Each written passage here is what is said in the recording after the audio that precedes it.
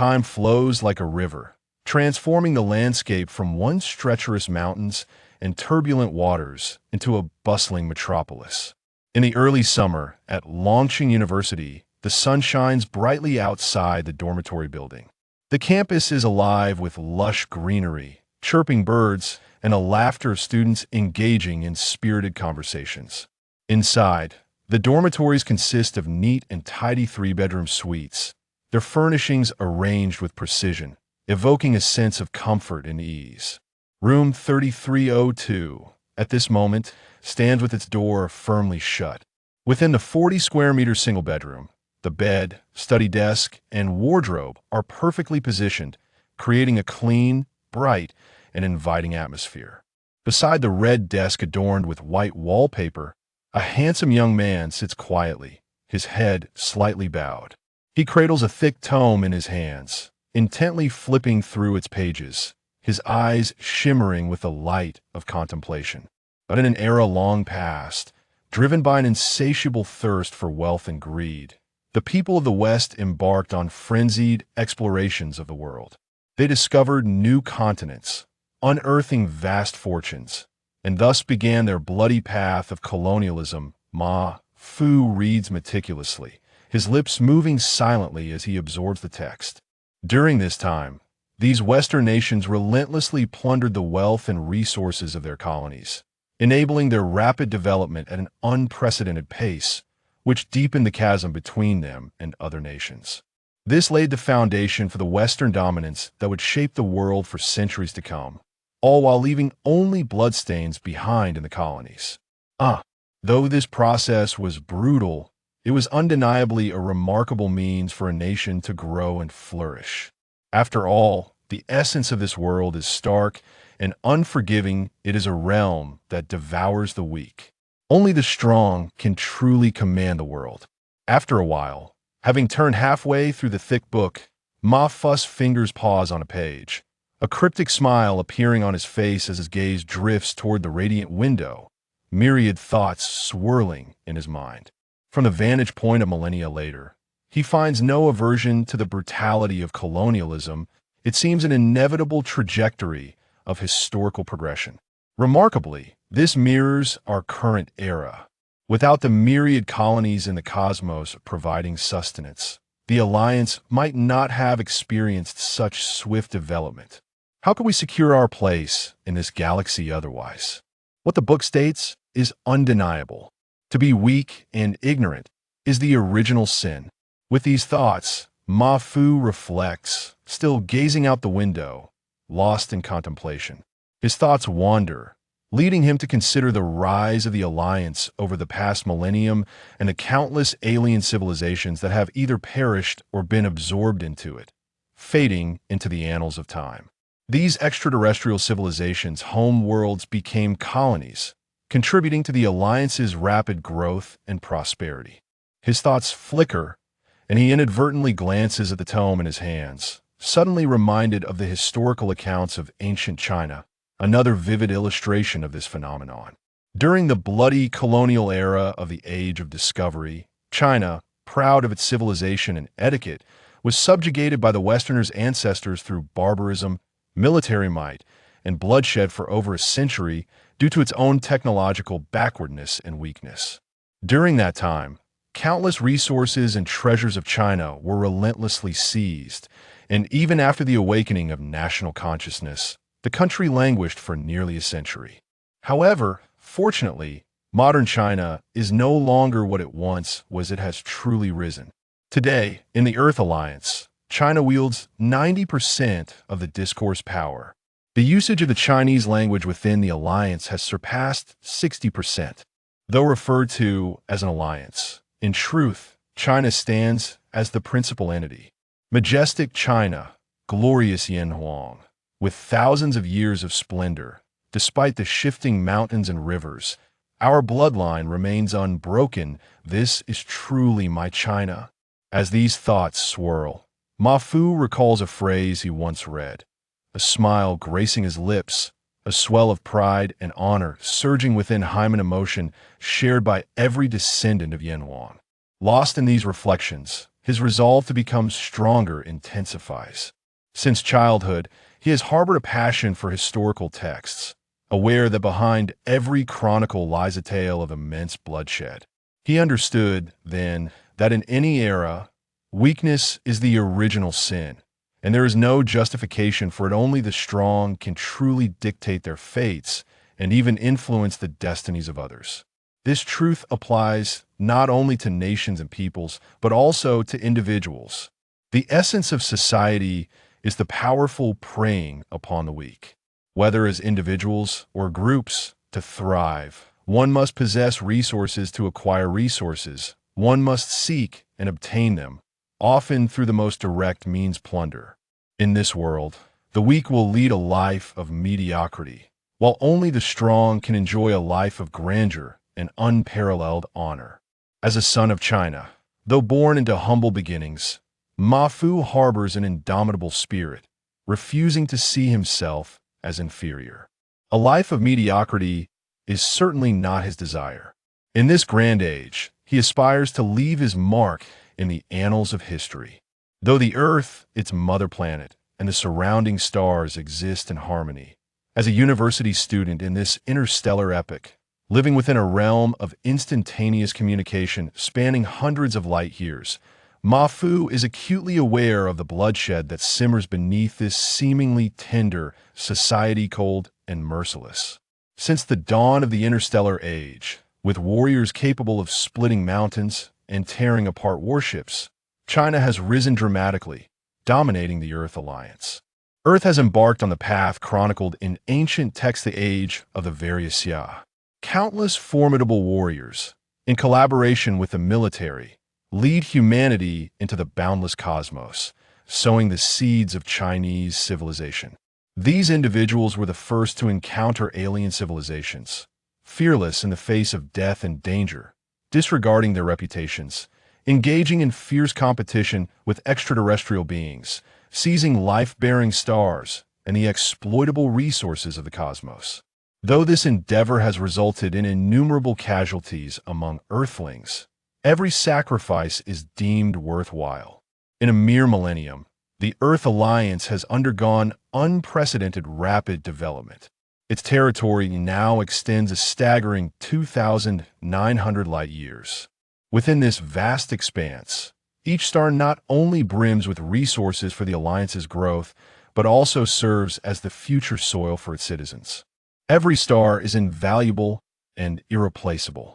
Thus, every inch of territory must be fiercely contested. Moreover, the Alliance now adopts a feudal system reminiscent of ancient times. Every individual who has rendered significant service to the Alliance is bestowed with the title of Lord. These lords are granted real territories, with a number of stars corresponding to their rank. In other words, the lords of the Alliance are essentially sovereigns of varying numbers of planets. Within the Alliance, they enjoy considerable autonomy and the privilege of exploration, basking in unparalleled glory. Imagine such an opportunity and honor. Who would not yearn for it? Who would not harbor such ambitions?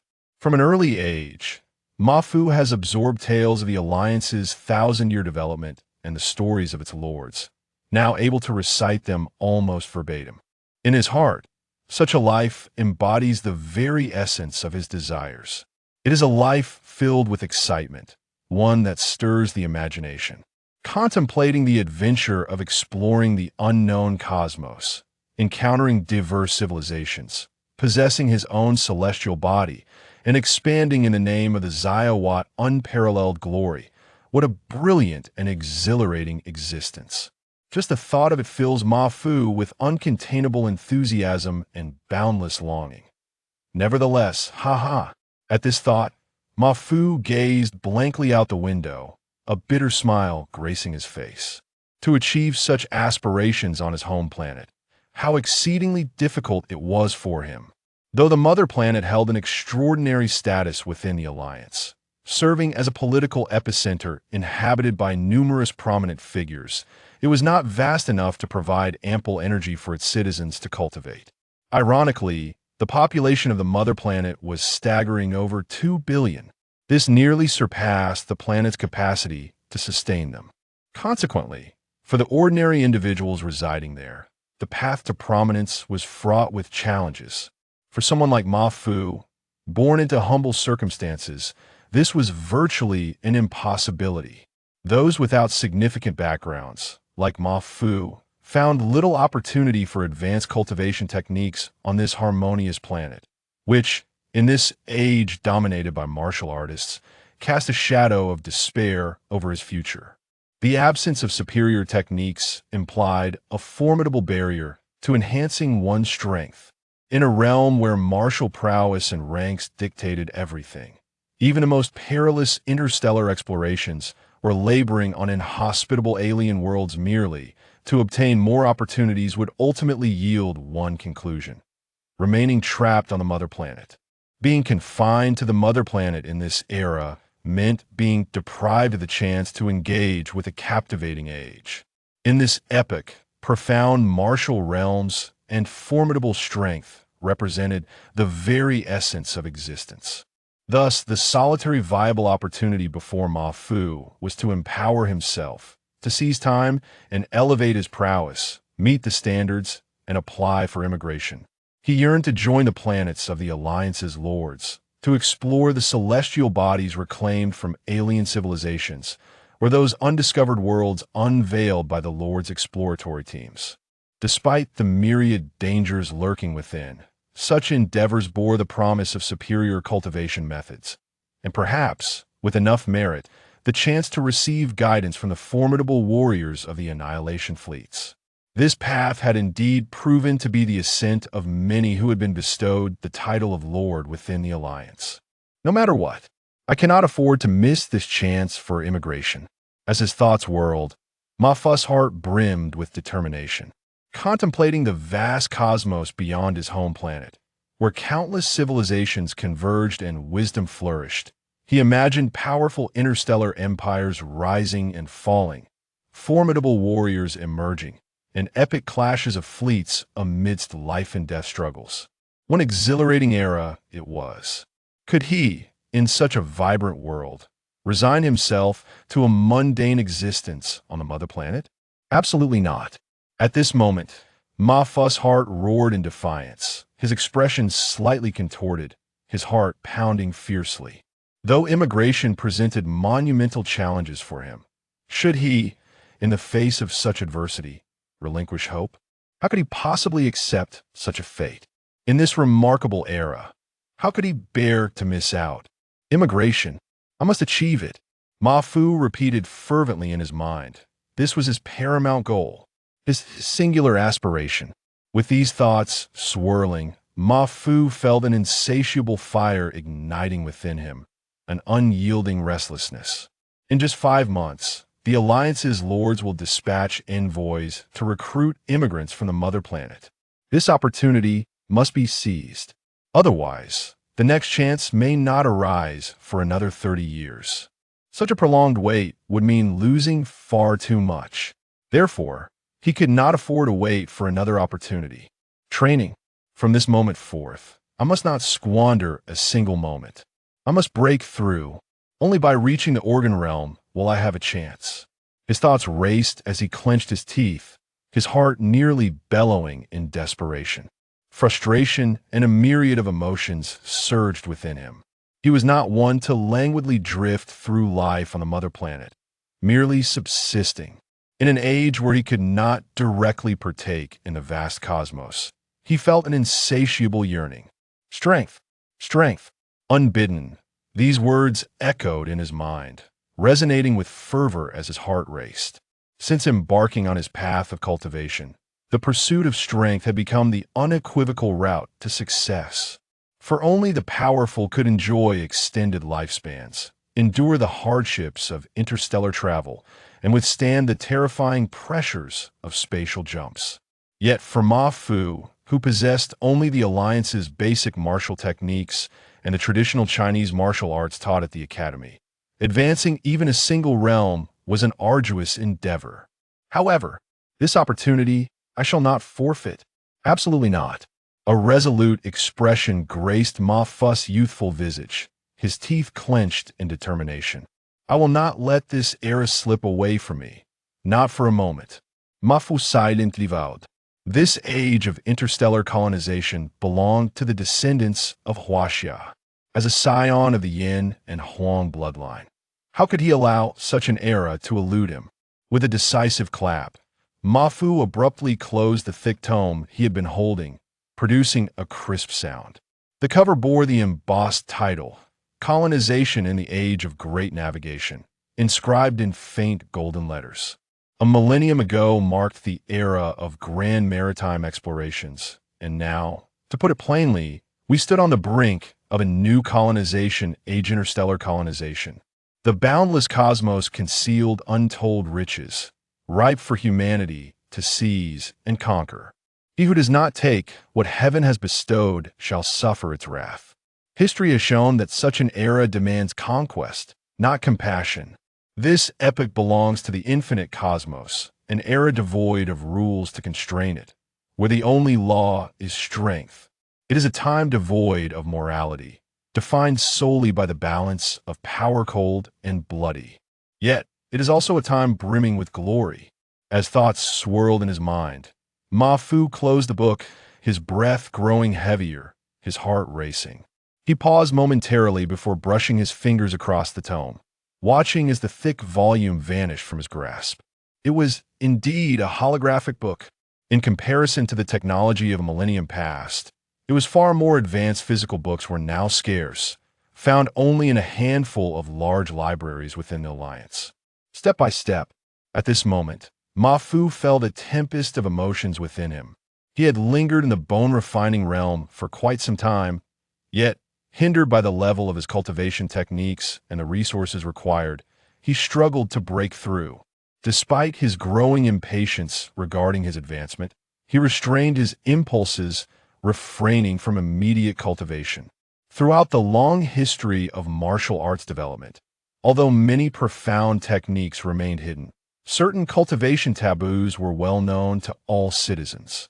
Among these, maintaining a tranquil state of mind was paramount, a principle that, even with his low realm, Mafu remembered vividly, despite his yearning for strength. In truth, this was one of his strengths, remaining calm in the face of adversity, able to restrain himself. Step by step, time slipped away, the sun gradually descending in the west. The restless, anxious footsteps within room 3302 persisted, but suddenly, the sound ceased abruptly. The bedroom fell silent. In the dimly lit room, Mafu stood motionless, his palm resting unknowingly on the back of the chair at his desk. In the next moment, with a crackle of bone, his arm trembled slightly, and the chair he had been leaning on soared into the air. With a gentle sound, the chair settled 2 meters beside him. However, Mafu seemed utterly oblivious to this noise.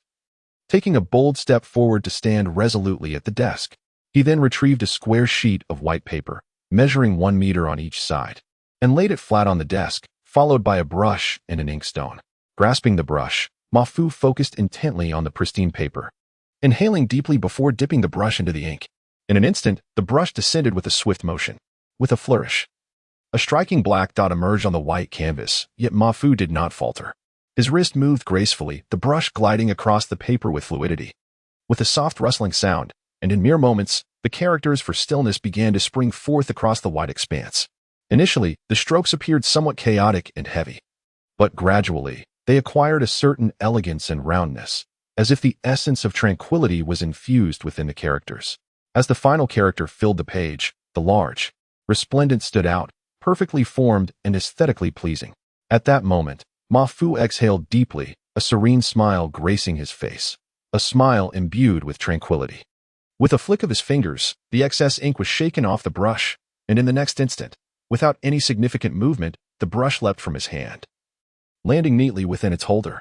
At this moment, Mafu's heart was enveloped in calmness, resembling a placid lake, undisturbed by ripples. He then strolled to the center of the bedroom, assuming a martial stance. With a series of crisp, resounding cracks of his joints, Mafu began to rotate slowly. Shadows of his fists dancing around him, the sound of rushing wind accompanying the gradual execution of a basic alliance boxing form. This state, true to its name, focused on refining one's skeletal structure, enabling it to endure pressures far beyond the ordinary, thus empowering martial practitioners to continually enhance themselves, laying a solid foundation for future innate transformations. In this realm, each punch resonated with the sound of cracking bones. Inside the bedroom, the sounds were incessant as he practiced the most rudimentary boxing techniques of the Alliance, the bones cracking under the strain of refinement. Gradually, Ma-Fu began to feel a tingling sensation within his organs, a phenomenon indicative of the beginning stages of internal training in martial arts. This was the next realm he sought to breach, the organ realm, where each punch would be delivered subtly, yet with immense power. Moreover, the organ realm represented the minimum requirement for immigration. In this state, a martial artist's organs were fortified, rendering their body capable of withstanding the pressures of traversing wormholes. In truth, Ma-Fu was not far from achieving this realm, but due to his origins, lack of superior techniques, and insufficient resources for cultivation, he found himself unable to make the leap. It is vital to understand that martial arts cultivation necessitates the absorption of external energies to strengthen oneself, and the process demands substantial nutritional support. To pursue martial prowess without adequate resources can be detrimental to one's health. Fortunately, the Alliance offered commendable benefits, providing martial citizens with monthly allocations of resources such as nutritional agents to aid in their training. However, no matter how generous the Alliance's provisions, they merely sufficed for basic cultivation. To achieve more, or to support Ma-Fu in breaking into the organ realm as swiftly as those prodigies, was unattainable. Yet, regardless of these limitations, within the confines of room 3302, Ma-Fu's mind was devoid of thought, his focus solely on delivering punch after punch. Gradually, he entered a remarkable state, his consciousness seeming to merge with the boxing techniques, intertwining with his very being. In this hazy awareness, he could almost glimpse the internal world within himself. It is worth noting that the Alliance's fundamental boxing technique is essentially a universal practice, not particularly profound. Even at its pinnacle, it culminates merely at the blood realm, incapable of producing warriors who could obliterate star fleets with a single strike. Nonetheless, this boxing form was originally a benefit provided by the Alliance to its citizens, as martial artists in the organ realm enjoy significantly extended lifespans, up to 200 years. Upon reaching the blood realm, their longevity could stretch into the extraordinary span of 1,000 years. Thus, for an ordinary citizen, what more could one desire? To seek greater aspirations, one must strive independently, applying for immigration to engage in battles among the stars, where opportunities abound. However, failing to seize such opportunities would inevitably consign one to a life of mediocrity. In this era, while the Alliance appears to bestow generous benefits upon its citizens, numerous opportunities to become formidable warriors remain elusive for many. This age, seemingly imbued with warmth, boasts an average citizen lifespan exceeding 200 years. Yet beneath the surface lies a harsh reality. Nonetheless, it must be acknowledged that this era is truly radiant, igniting the imagination. Powerful warriors can embark on interstellar adventures, ascend to the ranks of Alliance lords, possess their own celestial bodies, and carve out their territories, sowing the seeds of prosperity. In this epoch, the leadership of the Alliance in Huaxia exhibits remarkable rationality. Each citizen of the Alliance understands that in this era, stagnation equates to regression. For a civilization in this interstellar age, regression signifies annihilation. In this era, notions of justice and mercy are but illusions. Only strength prevails. Only the raw power of the spirit remains. After a lengthy duration as night descended, Ma-Fu gradually drew his hands together, ceasing his practice.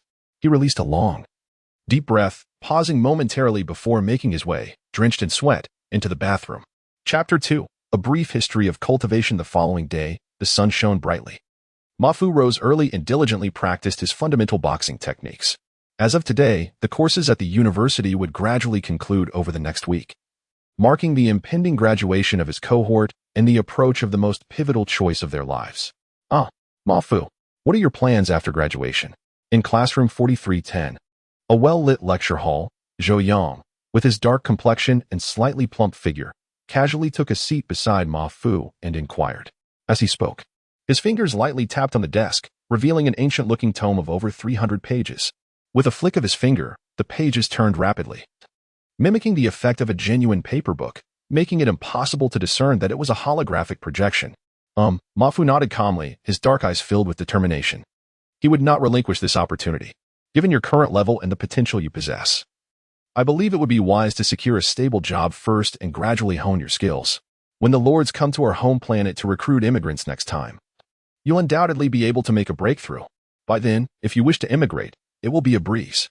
After all, we have several hundred years of lifespan ahead of us. There's no rush, Zhou Yang advised, well aware of Ma Fu's martial arts aptitude, which he knew was not inferior to that of the so-called geniuses. The only reason Ma Fu had not yet advanced to the visceral realm like those prodigies was the lack of training resources. In Zhou Yang's mind, Ma Fu was simply too impatient. He did not concur with this haste, knowing that for ordinary individuals like them, rushing to succeed could be detrimental to one's health. There were indeed precedents for such reckless ambition leading to ruin, as frequently reported in the news from both their home planet and other administrative planets within the Alliance. As a friend, he certainly did not wish to witness Ma Fu suffer such a fate. Haha, Zhou Yang, rest assured. I am not foolish enough to harm my body in pursuit of a breakthrough. Ma Fu gently shook his head in response to Zhou Yang's well-meaning counsel. He understood these principles all too well. It was not that he could not, but rather that he did not wish to. His past experiences had forged a resilient character, instilling in him a profound understanding of the nature of this world and this era. He would not forfeit even the slightest opportunity, no matter how elusive it might seem. He was determined to give his all. This was an opportunity, and only by seizing it could it be transformed into possibility. Nevertheless, thank you. A fleeting thought crossed his mind, and after a brief pause, Ma Fu murmured, his gaze drifting towards the window, lost in contemplation. Zhou Yang, unfazed, understood Ma Fu's character well. Immersed in martial arts, he was exceedingly diligent and often appeared somewhat taciturn. Perhaps this was why he had managed to enter the bone-refining realm so early, despite the limited resources available to him. Zhou Yang mused quietly. However, he soon shook his head with a wry smile. To be honest, he lacked Ma Fu's aptitude, had no aspirations to immigrate, and was content with a stable life on their home planet. His family had helped him establish connections, and as long as he performed well, he would secure a position as a minor clerk in the Alliance's bank after graduation, a perfectly satisfactory outcome for a stable life. Contemplating, Zhou Yang glanced at the introspective Ma Fu, shook his head, and decided not to interfere further. Each had their own ambitions, and although Ma Fu's martial talent was commendable, his current approach seemed rather aggressive. Yet, perhaps success was indeed within reach. As his thoughts meandered, Zhou Yang slightly rose, leaning over the desk to engage in idle chatter with a few students in the front row. That guy. But soon, Ma Fu abruptly turned, furrowing his brow as he observed Zhou Yang's slightly perplexed expression. Why do I feel like you appear much more handsome today? Zhou Yang exclaimed, his curiosity getting the better of him. Ah, Ma Fu, have you noticed how all those girls are glancing your way? After a while, unable to contain his intrigue, Zhou Yang turned to pat Ma Fu on the back, his face alight with curiosity and a hint of scrutiny. Though Ma Fu was momentarily distracted from his thoughts, he merely smiled faintly. Zhou Yang, however, stroked his chin, regarding Ma Fu with a mix of seriousness and playful amusement. Ma Fu, I can't shake the feeling that you look particularly dashing today. He then turned to Yang Quan in the front row. Hey, did you notice that Ma Fu seems even more handsome? Ah, it does seem that way. Yang Quan readily concurred, having felt something was amiss earlier. Now, with Zhou Yang's prompting, he realized where that peculiar sensation had stemmed from. Ma Fu, it appears that opportunity has come knocking. That stunning beauty, Su Xiao, has been glancing your way. Laughter erupted among several boys from nearby dormitories. Ma Fu, overhearing their banter, chuckled softly, dismissing it as mere teasing from Zhou Yang and his friends. He waved them off and returned to contemplating the challenges he faced in his martial arts training. He intended to consult some senior instructors at the Martial Arts Academy during his upcoming retreat regarding the issues he had encountered in his practice. In truth, while Ma Fu possessed a certain charm, his dark complexion typically did not garner the attention of the girls in class. However, following the emotional tumult stirred by the previous day's reading of The Age of Exploration and Colonization, he now exuded an inexplicable allure, lending him an air of greater composure than his peers. Unbeknownst to him, this subtle transformation enhanced his appeal. Yet, amid his reflections, he remained oblivious to these changes. Moreover, matters of romance were far from his current considerations. As time slipped by, the class period drew near, yet classroom 4310 buzzed with chatter, with only Ma Fu and a handful of others immersed in their thoughts. After all, their university days were about to conclude, and soon they would be faced with the choices that would shape their futures, stepping into society in parting ways. This juncture often yielded a plethora of topics for discussion. In classroom 4310, however, the chatter was frequently punctuated by sighs.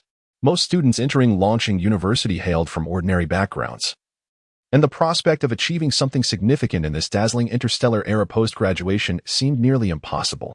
In this age, powerful warriors were the true protagonists of the cosmos. While being born into commonality implied a lack of adequate training resources and formidable techniques, decreasing the likelihood of becoming a strong warrior. For the weak, aspirations for a remarkable and illustrious life appeared exceedingly difficult, if not outright impossible. In this context, one could not overlook Ma Fu's extraordinary talent for martial arts. Despite the scarcity of resources and advanced techniques, he had already touched upon the visceral realm by the time of graduation, a feat that rivaled that of the Alliance's prodigies. Suddenly, a sharp cough broke the noise in the classroom. It was not loud or forceful, but carried a gentle timbre. Yet it held immense power, resonating clearly in the bustling classroom. Even Ma Fu, lost in thought, felt as though his heart had been struck, jolting him back to awareness the moment the sound echoed. In an instant, almost instinctively, Ma Fu turned his gaze toward the source of the sound. There, at the entrance of the classroom, stood an elderly man with white hair, yet remarkably erect, his complexion vibrant, the esteemed Professor Tang. A thought flashed through Ma Fu's mind. At that moment, with Professor Tang's dry cough, the classroom fell into a profound silence, as if the professor possessed an extraordinary aura of intimidation. In the face of such a presence, the white-haired Professor Tang calmly surveyed the students with a gentle smile. At that instant, when Ma Fu met the professor's tranquil, smiling gaze, he felt as though he had been struck by lightning, hastily averting his eyes and unconsciously sitting up straighter. In fact, all the students in the classroom had unwittingly assumed a serious posture, their expressions solemn. The classroom was so quiet that one could hear a pin drop, rendering the earlier noise an illusion. However, the previous clamor had indeed been genuine. The current stillness stemmed solely from a deep-seated fear that Ma Fu and his peers harbored toward Professor Tang. After a semester, they understood all too well that, despite the professor's kind demeanor, he was a formidable warrior at the organ realm, a true powerhouse. For students like them, who hailed from ordinary backgrounds and had no connections, to act recklessly in front of Professor Tang would be akin to courting disaster. Even Ma Fu, the most skilled among them in martial arts, was no match for the decades of experience that Professor Tang had amassed. In this era, corporal punishment was not unheard of. The truth was, Ma Fu and the others felt a deep respect for their professors, fearing even a hint of disrespect. To challenge a teacher's authority in today's universities, or in any school, would prepare one for a thorough thrashing. In these times, even the most elementary educators possessed considerable martial prowess, many having faced the brutalities of interstellar conflicts or skirmishes with indigenous peoples on colonized planets. The notion of causing trouble was utterly impractical for students of their background. No matter how talented they were, without ample training resources or advanced martial techniques, it was inconceivable that they could stand against such teachers, having experienced much since their youth. Ma Fu and his peers now held their educators in high regard. "Ah, these little ones are quite perceptive," Professor Tang remarked with a smile, his gaze softening as he nodded in satisfaction. Without further ado, he stepped forward and approached the podium. Although nearing 200 years of age, Professor Tang remained remarkably vigorous, having stood at the organ realm for nearly a century, even nearing the marrow refining stage. He strode with impressive agility, emanating a powerful presence. And in just a few steps, he reached the podium. Pausing briefly, he scanned the silent students below, and without further preamble, he began his lecture. Haha. His laughter was rich and warm, yet Ma Fu and his classmates instinctively straightened up. The course on the history of martial cultivation was typically an informal narrative by professors. However, it was a compulsory subject in every university of the Alliance, aimed at providing students with a profound understanding of martial practice. Is this merely due to human intelligence? Professor Tang continued, his voice unwavering. Why, after billions of years, have those colossal creatures vanished? And why do the beasts we see today appear smaller than their ancestors? Why do legends exist of humans battling dragons and tearing apart tigers? Is it simply ignorance passed down through generations? Moreover, why have many animals on Earth undergone gigantism over the millennia? Why have humans grown taller and stronger than 1,000 years ago? What accounts for the existence of ancient creatures on some remote planets?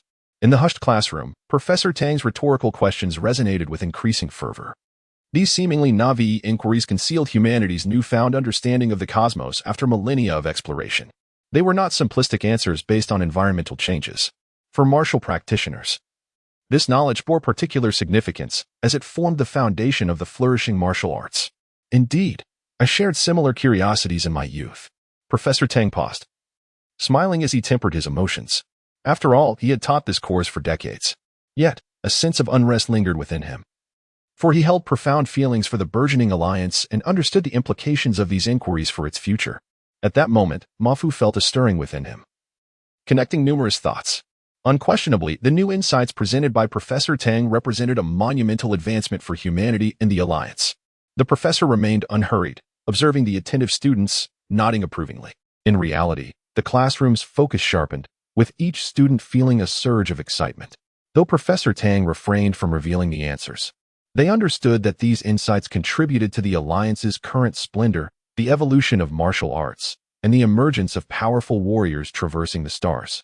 Despite their humble origins limiting their future martial achievements, the exhilaration of grasping such epic-defining knowledge filled their hearts.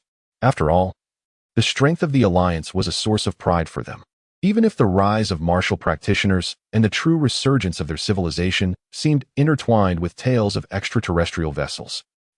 Those previous questions, surely you, as university students, have pondered them, Professor Tang continued, undeterred by their reactions.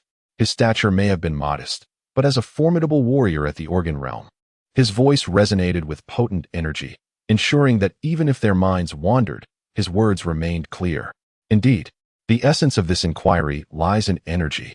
On our home planet, it pertains to the energy activity present there, which fundamentally determines the differences among species throughout history. Energy, as you all know, is the very source that empowers us martial practitioners, forming the foundation of our cultivation. We absorb energy through our bodies, transforming it into our strength and the cornerstone of our martial breakthroughs. Truthfully, this new understanding of energy usage is the key to the alliance's rise. Professor Tang continued, emphasizing the dual perspectives of martial cultivation, absorbing energy to enhance oneself and utilizing that energy effectively. Of course, from a contemporary viewpoint, these two perspectives are not contradictory, but do not be misled into thinking they are simple, he cautioned, his words imbued with depth. Indeed, the principles are straightforward, but simplicity does not guarantee comprehension. As you approach graduation, allow me to offer you a piece of advice. Should you grasp the underlying principles, it will greatly benefit your future martial endeavors. As he spoke, Professor Tang's lips curled into a subtle smile, revealing a hint of enigmatic amusement. In the back row, Ma Fu felt a stirring in his heart, his eyes sparkling with contemplation. Well, I shall not indulge in superfluous chatter. What I am about to recount is a past experiment led by Dean Xin Tian. He chuckled, and without regard for whether Ma Fu and the others were familiar with this experiment, he seamlessly transitioned to the next topic. At that time, martial arts were not particularly flourishing on our home planet. A trace of derision flickered across Professor Tang's face, clearly reflecting his disdain for the erstwhile perceptions held by Westerners. Ironically, it was precisely due to these perceptions that the current state of the alliance emerged, with Huaxia rising to prominence, now boasting 13 among the most potent and esteemed 16 noble titles. With a shift in thought, the disdain dissipated, and Professor Tang continued. During that era, the head of the Alliance Academy of Sciences, the great explorer Xin Tian, along with thousands of researchers, conducted a nearly century-long experiment on 2 of Huaxia's colonial planets. Throughout this period, they measured energy activity levels and combined this data with the cultivation progress of the settlers and the biological forms present on these celestial bodies. Ultimately, they concluded that the more abundant the energy on a planet, the larger and more formidable the life forms it harbored. Some even developed extraordinary abilities that surpassed contemporary understanding. The root cause of these phenomena was the influence of energy activity levels within the stars. This principle was pivotal to the practice of martial arts. By utilizing the human body as a vessel, one could actively absorb energy, fortifying oneself while harnessing this energy as one's own. Undoubtedly, this understanding of energy was monumental. For the nascent field of martial arts, it provided a significant foundation. Under such enlightenment, cultivation truly manifested before the eyes of the world. It was not merely a figment of imagination, but a tangible and feasible reality. Much like the accounts found in novels from a millennium ago that spoke of the resurgence of spiritual energy in the realm of cultivation, we can now perceive such phenomena through a scientific lens. However, we no longer refer to it as spiritual energy. Scientifically, we now denote this occurrence as energy revival. The enhancement of energy activity levels, essentially. The variation in energy activity within specific celestial bodies bears a profound relationship with the evolution of life forms on those planets and our own human cultivation practices. On a given planet, the more vibrant the energy, the easier our cultivation becomes, thereby increasing the likelihood of attaining higher realms of martial prowess. Today, we are born with physiques far superior to those of the past, capable of cultivation on our home planet, even becoming formidable innate warriors. This is largely due to the Alliance's deployment of advanced technologies that stimulate the planet's core, rendering it more dynamic and releasing greater quantities of energy. Chapter 3. The Adventurous Tide of the Past. Perhaps I have digressed a bit. Well, time is drawing near, so let me remind you once more. On the podium, Professor Tang's smile faded, and his expression turned solemn as he surveyed the crowd before he slowly spoke. Perhaps you come from humble beginnings and believe that you will achieve little in the realm of martial arts. However, I implore you to remember that after graduation, regardless of your chosen path, your foundation still lies in martial arts. In this universe, the law of the jungle prevails, and martial arts will ultimately be your most steadfast support. In the back row of the classroom, Ma Fu felt a shiver at the professor's words. Yet, around him, including Zhou Yang, most of his classmates displayed a barely perceptible air of skepticism. In truth, the citizens of the mother planet today regard cultivation with far less fervor than they did a millennium ago at the rise of the Alliance, or even a century ago. They are somewhat enchanted by the harmonious atmosphere of the present, and many, especially those of ordinary descent, believe that living a stable life is perfectly fine. There seems to be no need to toil for cultivation or engage in battles among the stars. Moreover, given their qualifications, how much achievement could they possibly attain in martial arts? Rather than pursue such unrealistic aspirations, many would prefer to live a mundane existence. This is not to say that they lack devotion to the Alliance and Huaxia. It is just that many now hold a mindset that the burden of the world can be borne by those who are taller. After all, the current era is not one of the Alliance's rise when the situation was dire. There were times when the mother planet teetered on the brink of annihilation, necessitating the collective effort of humanity. However, the battles in the cosmos to expand the Alliance's territory now seem distant to them. In their perception, the presence of powerful lords and the fortified nations on the outskirts of the Alliance suffice. These youngsters truly seem to have lost the fire of the past. Professor Tang could not help but sigh inwardly upon realizing this. He refrained from offering further admonitions, recognizing that the prevailing ethos on the mother planet had rendered him powerless. Alas, these youngsters genuinely believe that harmony reigns supreme on the mother planet. They have indeed become dulled by prolonged peace. As someone who once served in the Alliance's military and fought in the stars, I have a profound understanding of this sentiment. I wonder how the fleets under those lords will fare in their quest to recruit migrants this time? I hope they do not become a subject of ridicule. Well, you are about to graduate, and I shall say no more. Dear students, may the mountains remain green and the waters flow forever, until we meet again by fate. With thoughts swirling, Professor Tang suppressed the tumultuous emotions in his mind, chuckled lightly, and then turned to stride confidently out of the classroom, exhibiting a remarkable decisiveness. Having become accustomed to life and death, many things have faded into insignificance for him. Boom. As Professor Tang's figure vanished into the hallway, the once quiet classroom 3310 erupted into a cacophony, with most students immediately rising to gather their belongings and head for the exit. They paid little heed to the professor's counsel. In the back row, however, Ma Fu remained seated, motionless, while a flurry of thoughts occupied his mind. Upon reflection, he sensed a connection between Professor Tang's inquiries and the tale of King Qin's experiment. From these, he discerned the formidable challenges of martial arts cultivation in that bygone era, which stemmed from cognitive barriers. A millennium ago, martial arts was arduous, yet today, it is accessible to all. This shift can be attributed in part to the more abundant and dynamic energies available, but perhaps it also reflects a change in perception. After all, if one believes that the human body cannot absorb energy, how can martial arts cultivation proceed smoothly? Perhaps this very recognition is what Professor Tang sought to convey and emphasize. Contemplating this, Ma Fu experienced a moment of enlightenment. Although he was unsure whether this insight was correct, he felt a deeper understanding of martial arts cultivation stirring within him. It was as if he had undergone a fundamental baptism. Even without practicing, is not the body's biological field an expression of energy? In essence, cultivation serves to strengthen this biological field, allowing a martial artist to harness this energy. Yet, Such seemingly self-evident understanding would have been dismissed as ludicrous a millennium ago. Nevertheless, it is precisely this perspective that has contributed to the rise of Huaxia today. Ma Fu silently mused, having perused numerous historical texts. He was acutely aware that this was fundamentally a reflection of the cultural divergence between the East and West. The West is more rational, believing that everything must be formulated, while the East is more intuitive, more willing to embrace the ethereal and the mystical. Wait. Perhaps I am overthinking this. As various thoughts danced in his mind, Ma Fu suddenly chuckled, feeling a bittersweet sense of regret. Alas, my current realm is still too low. Otherwise, I would not have to worry about resources for cultivation.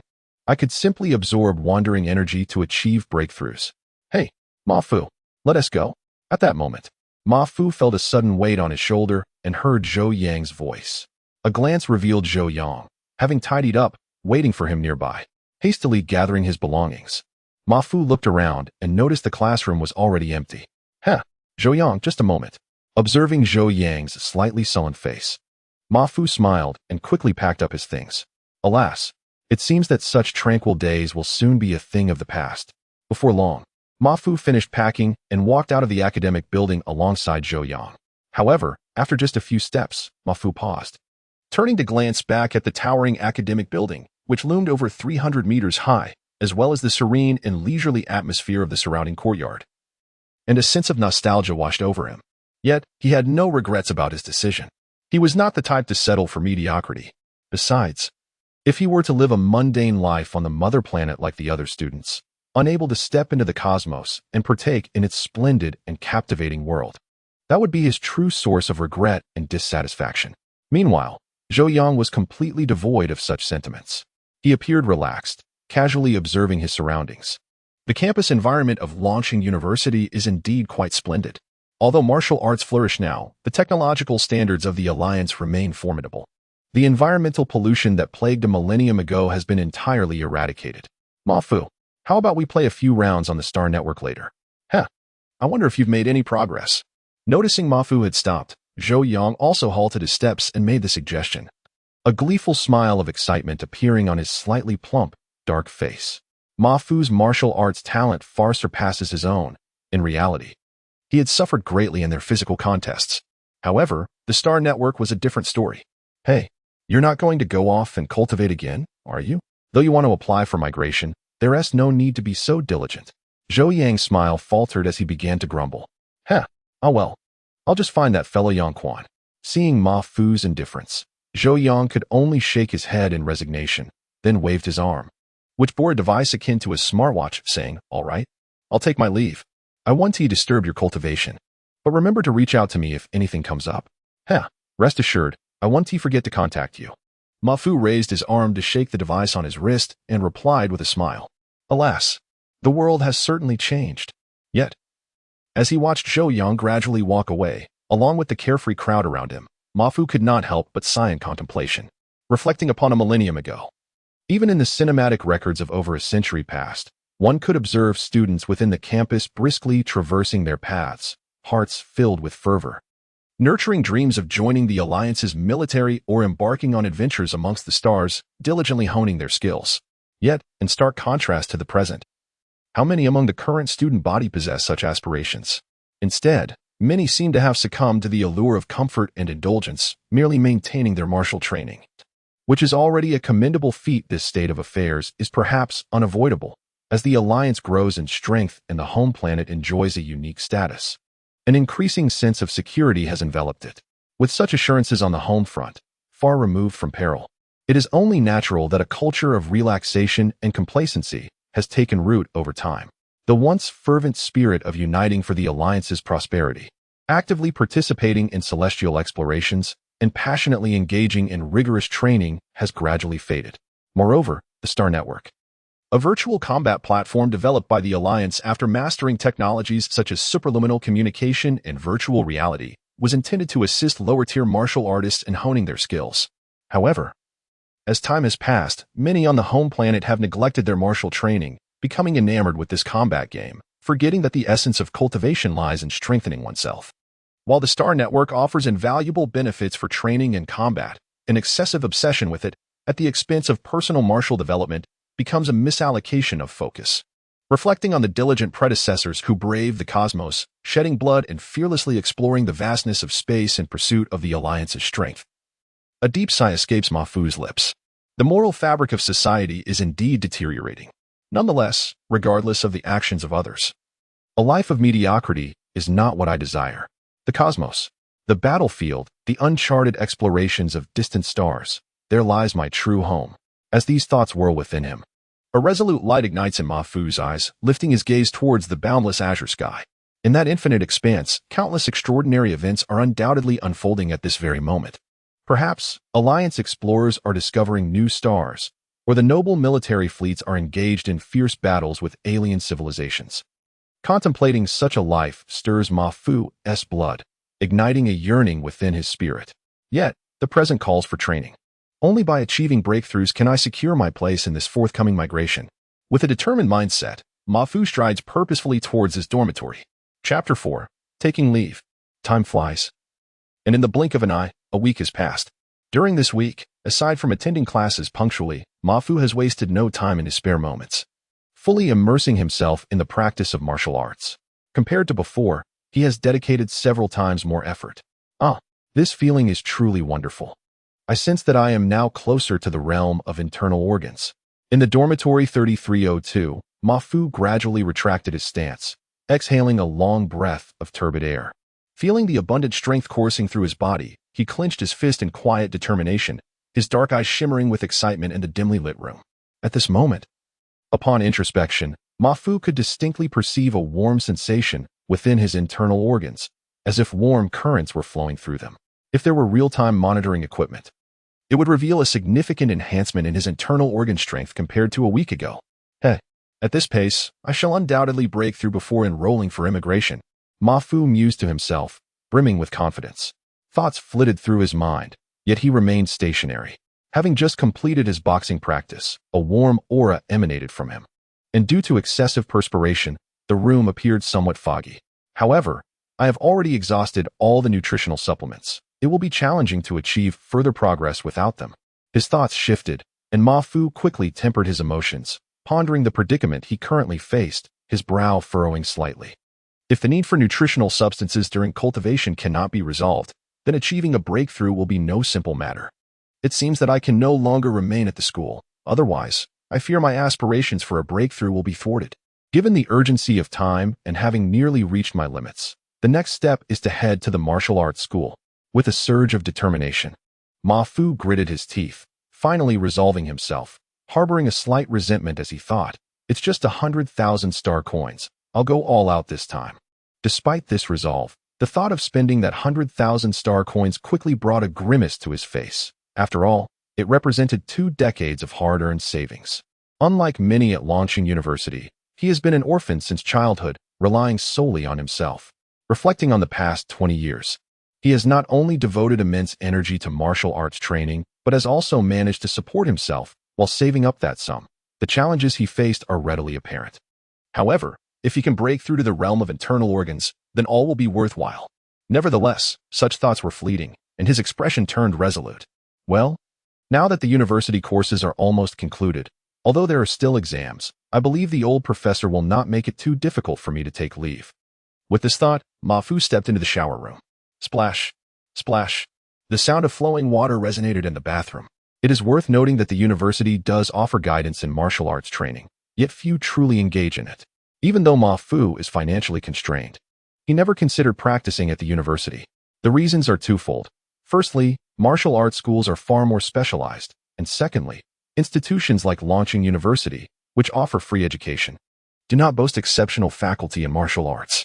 Moreover, in recent decades, the trend of indulgence and comfort has led to a decline in martial arts education quality at universities. In contrast, martial arts schools are entirely different. They serve as the breeding grounds for warriors across the Alliance, comprising the largest community of martial arts practitioners. Many schools even have formidable innate warriors at their helm. There, as long as one can afford the fees, not only can they receive guidance from powerful practitioners, but they can also acquire various essential nutritional substances for martial arts training. Some techniques for enhancing physical prowess even grant access to invaluable breathing methods. Furthermore, Martial arts schools offer specialized training rooms designed to help practitioners break through their limits. It can be said that if not for his financial constraints, Ma Fu would not hesitate to pursue long-term study at a martial arts school had he possessed such resources. He might have already broken through to the realm of internal organs. In that case, his expenditures would have significantly diminished.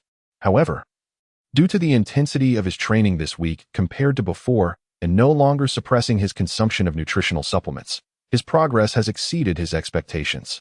He is now on the verge of reaching the pinnacle of bone refining. Yet, correspondingly, such rigorous training has exponentially increased resource consumption, and the public resources provided by the Alliance have already been completely depleted. Nonetheless, in pursuit of a breakthrough, he has no choice but to resolutely alter his plans and invest all 100,000 star coins. Hey, Ma Fu, have you truly made up your mind?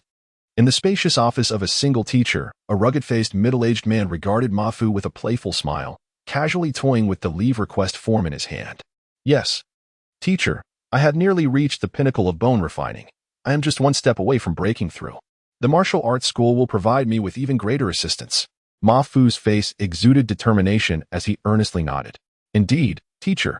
Ma Fu's expression was resolute, openly acknowledging his choice without feeling the need for concealment.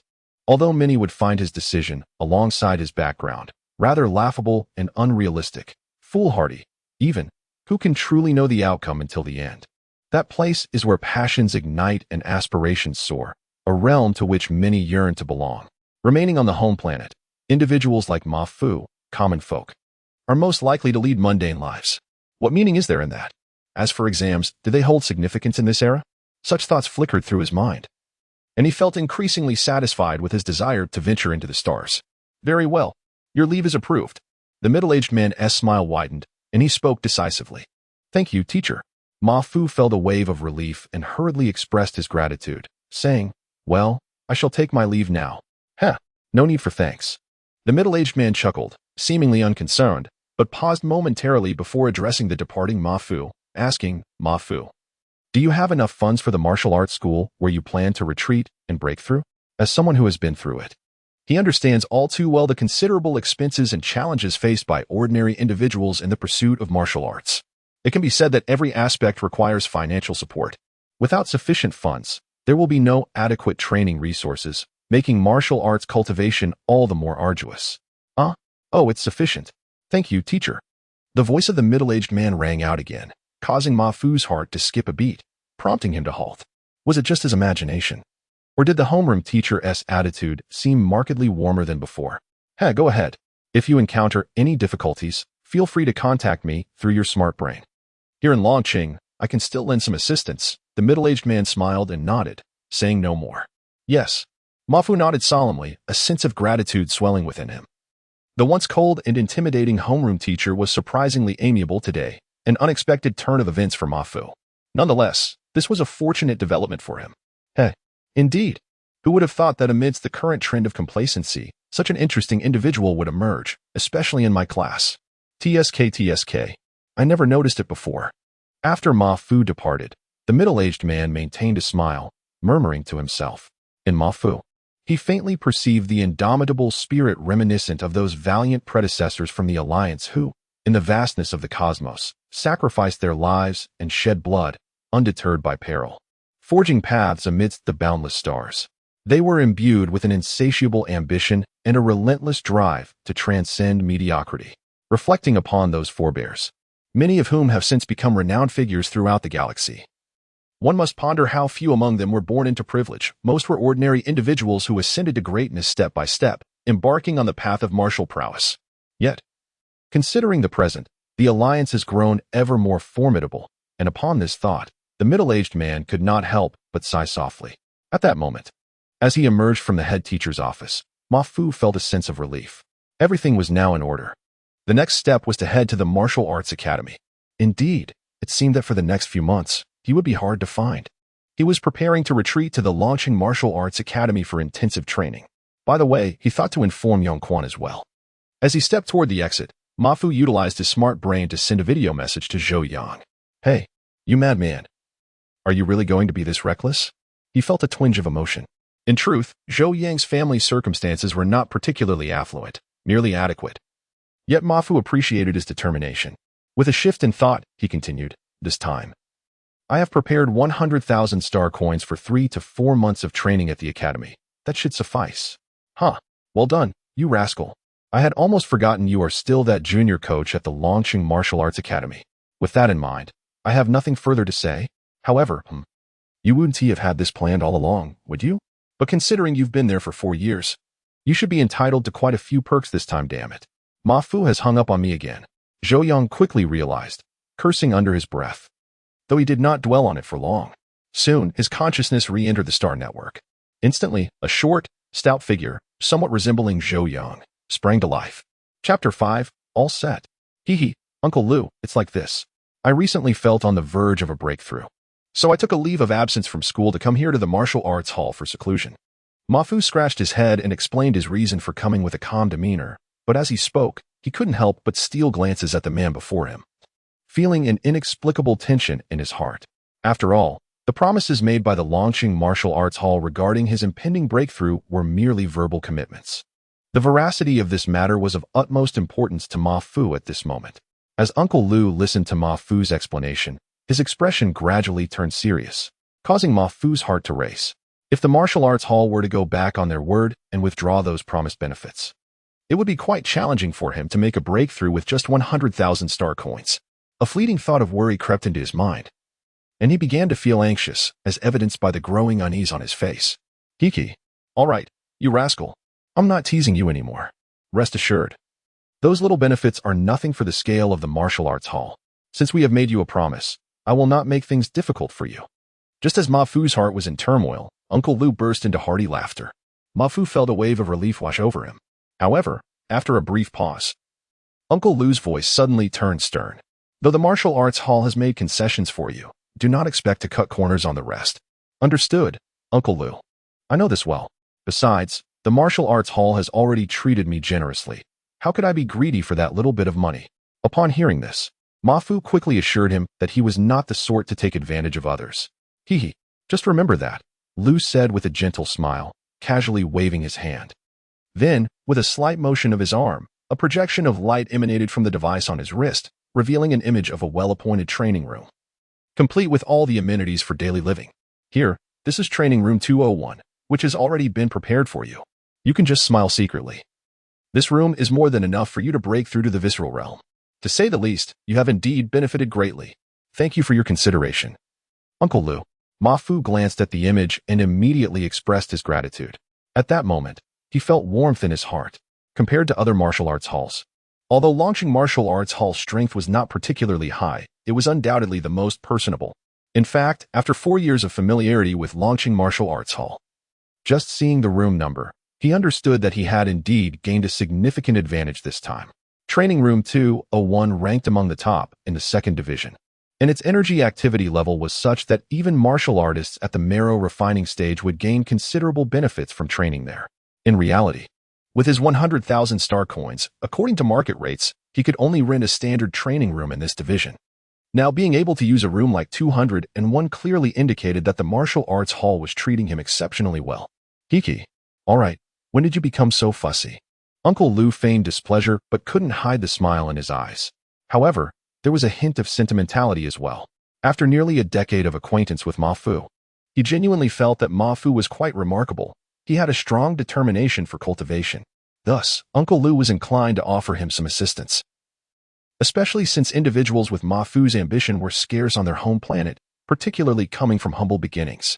He was well aware of how arduous it was for ordinary citizens of the Alliance to pursue martial arts training in the current era. Moreover, given his current status, these efforts were not particularly burdensome. "Let's go. I'll take you to deliver your belongings to your training room." With his thoughts now clear, Uncle Lu stood up slowly. Suddenly, it felt as though a torrent surged from within Uncle Lu, causing Ma Fu's heart to sink, as he sensed a formidable pressure emanating from him, making it somewhat difficult to breathe. The marrow refining stage was indeed powerful. However, this commotion resembled the descriptions of the blood refining stage from books. It seemed that in just a few years, Uncle Lu would surely advance further. Ma Fu adjusted to the feeling, reflecting on the situation, yet his eyes sparkled with determination. Such realms were ultimately within my reach. His heart brimmed with confidence, As someone who had never settled for mediocrity, he saw no reason to consider such aspirations as unrealistic. After all, to truly dominate the cosmos, one must first attain a primal state. However, discussions of such matters were premature, for now. His primary focus was on breaking through to the visceral realm and the subsequent immigration process. Mafu was acutely aware that, regardless of the circumstances, martial arts training was the fundamental essence, and it required steady progress to ascend to the pinnacle of power. This little rascal. Noticing the gleam in Mafu's eyes, Uncle Lu chuckled and inquired, Mafu, how much have you prepared this time? Uncle Lu, you know this breakthrough is crucial for me. I have prepared a full 100,000. This is all my savings. Clearing his mind, Mafu spoke with familiarity, though a hint of complaint seemed to creep into his tone towards the end. All right, you should be content. Uncle Lu smirked, pausing briefly before expressing his thoughts. However, wow, 100,000 star coins, based on the agreement between the Martial Arts Hall and you, is ample for 3 months of training here. It seems your determination is quite substantial. You are resolved not to give up until you achieve your breakthrough, am I right? Mafu laughed sheepishly, scratching his head, his dark eyes brimming with confidence. Listen closely. According to the agreement with the Martial Arts Hall, here are 200 ordinary reagents. However, since you plan to train for 3 months, you still need 100 more. I'll arrange for someone to bring them to you shortly. Uncle Lu pointed to the open wall compartment, introducing the contents of Training Room 201.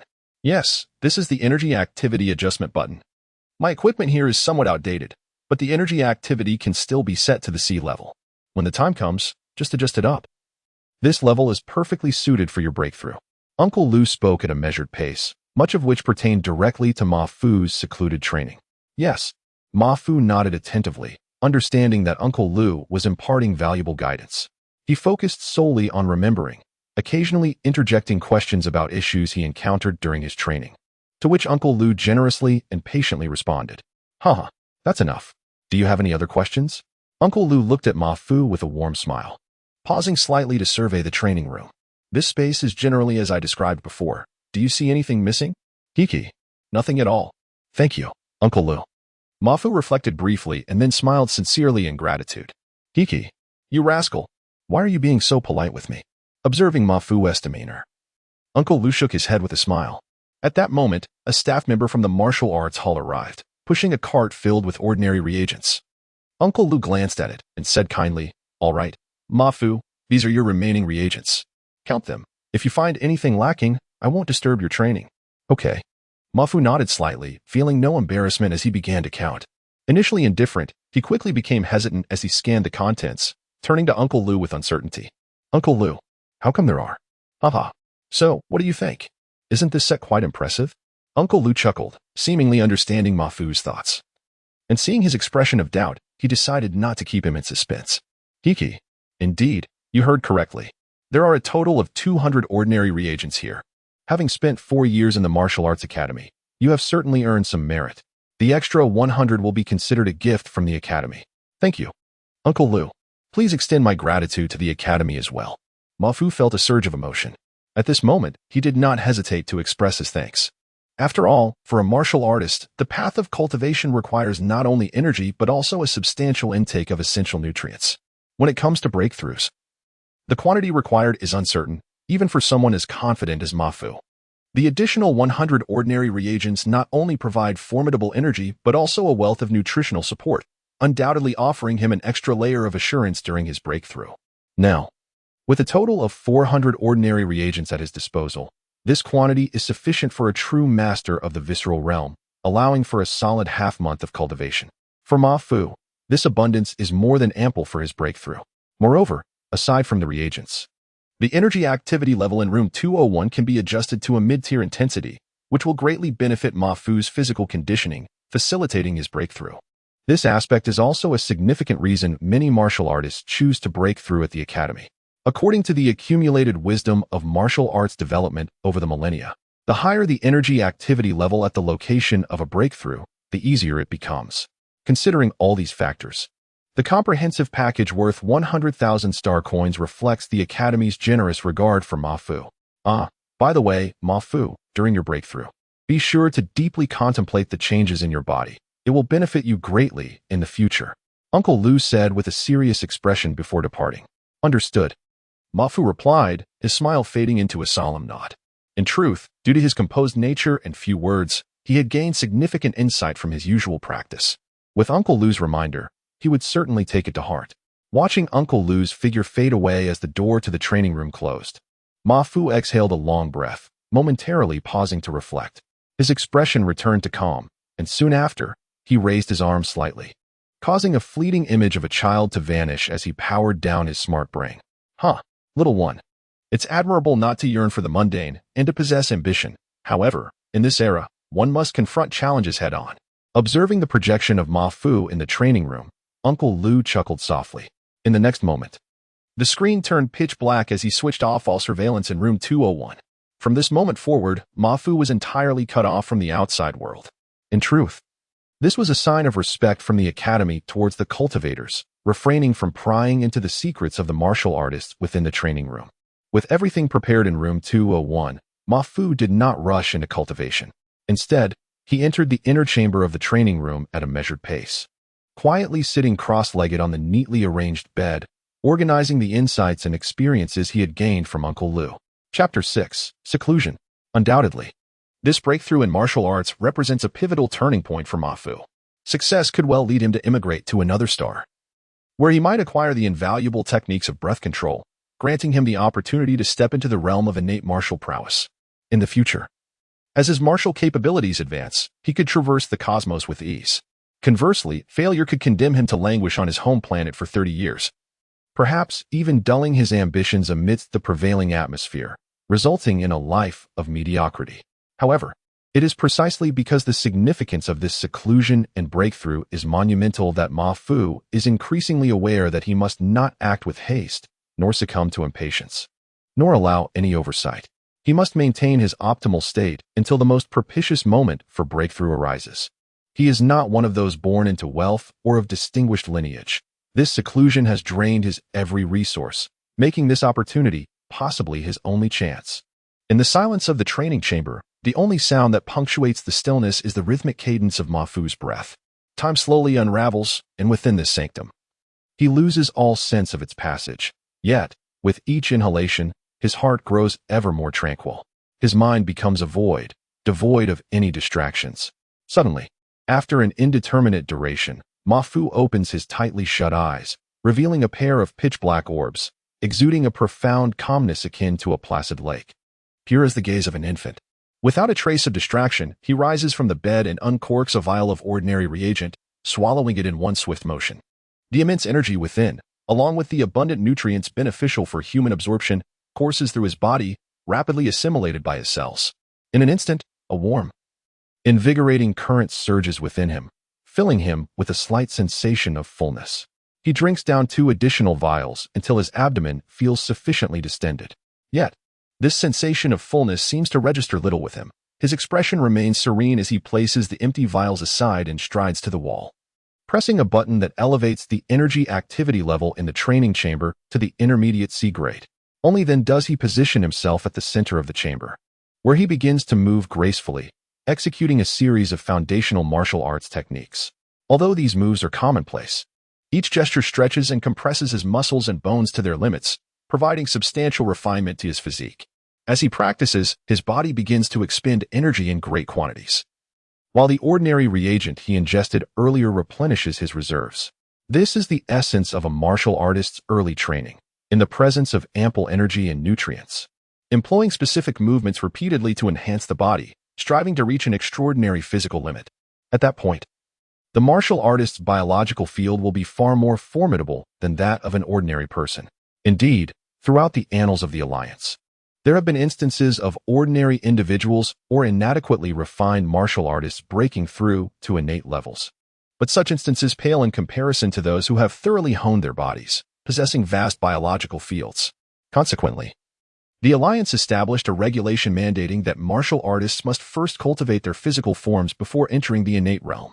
In subsequent years, the classification of stages prior to the innate level was further refined, delineating them into 7 realms: skin, tendons, bones, organs, marrow refinement, chi, and blood, culminating in awakening. As Ma Fu engages in his martial arts, The sound of his bones cracking and refining resonates through the training chamber.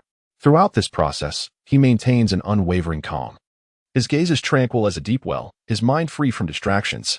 All his focus is devoted to the intricacies of the techniques and the physical transformations occurring within his muscles and bones. Days turn into weeks, 3, 7, 10. 20 times slips away unnoticed as Mafu tirelessly repeats the movements of the foundational martial arts manual, only pausing to rest when utterly fatigued. Yet, upon awakening, he consumes another ordinary reagent and resumes his training, scarcely allowing himself any respite. This relentless exertion yields remarkable results.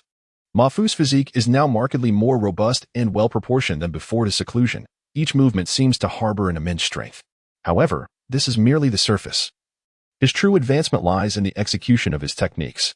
Previously, the sound of cracking bones accompanied his movements, yet now, they are nearly silent.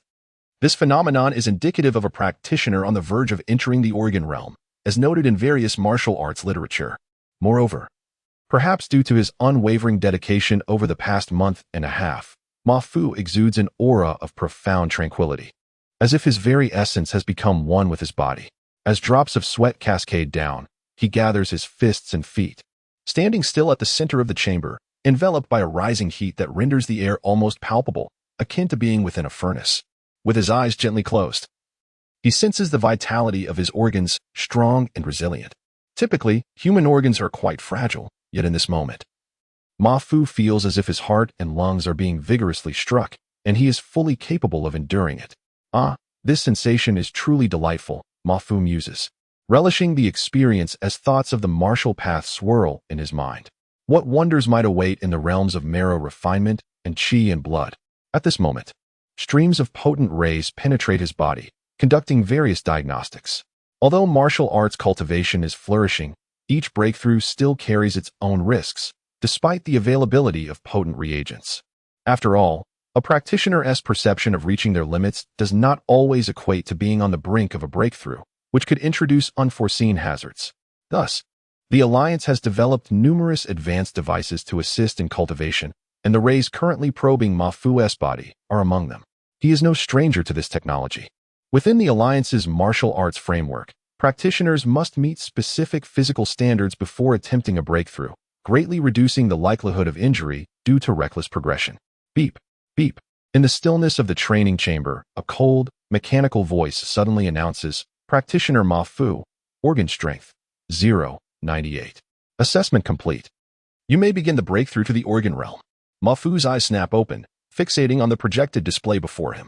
Organ strength, 0.98, he murmurs, satisfied. Indeed. My instincts were correct. I have achieved a slight enhancement. However, he muses, this time, my organ strength has likely reached its threshold.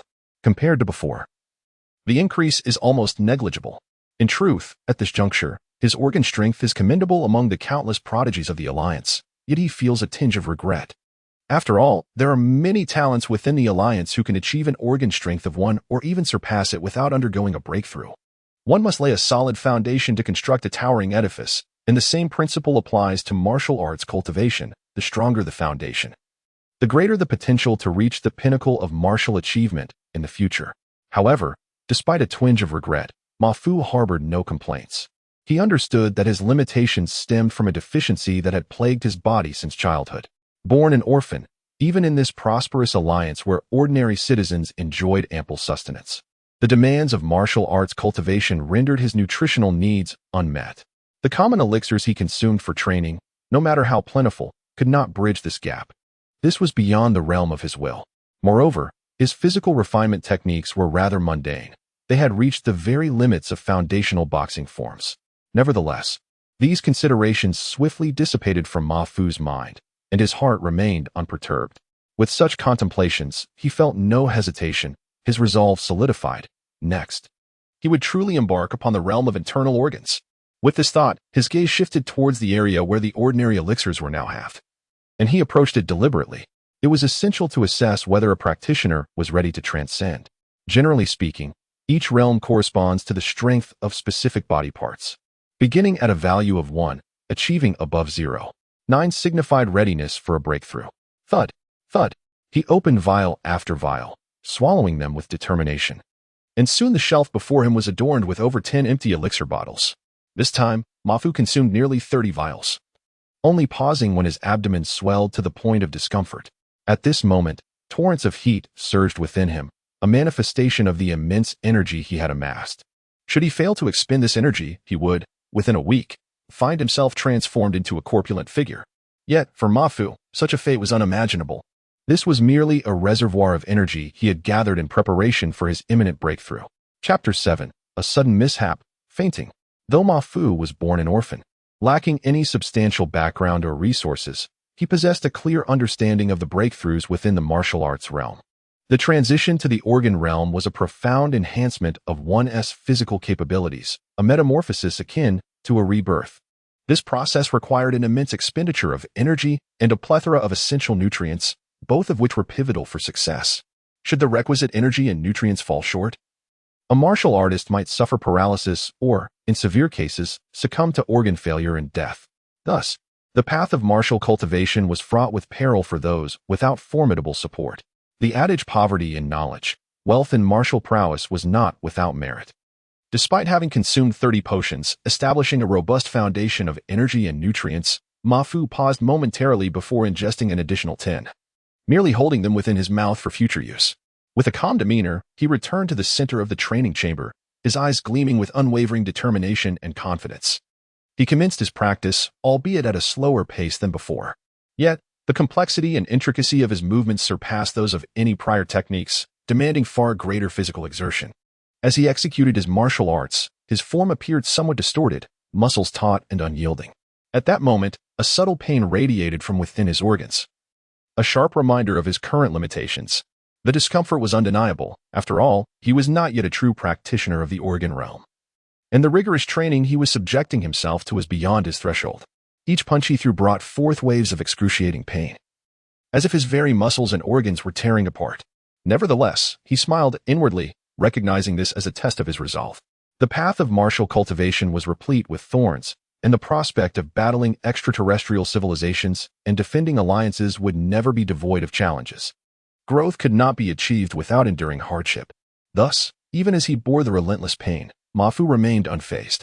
This method of training provided a greater stimulus to his organs, enhancing the effectiveness of his practice.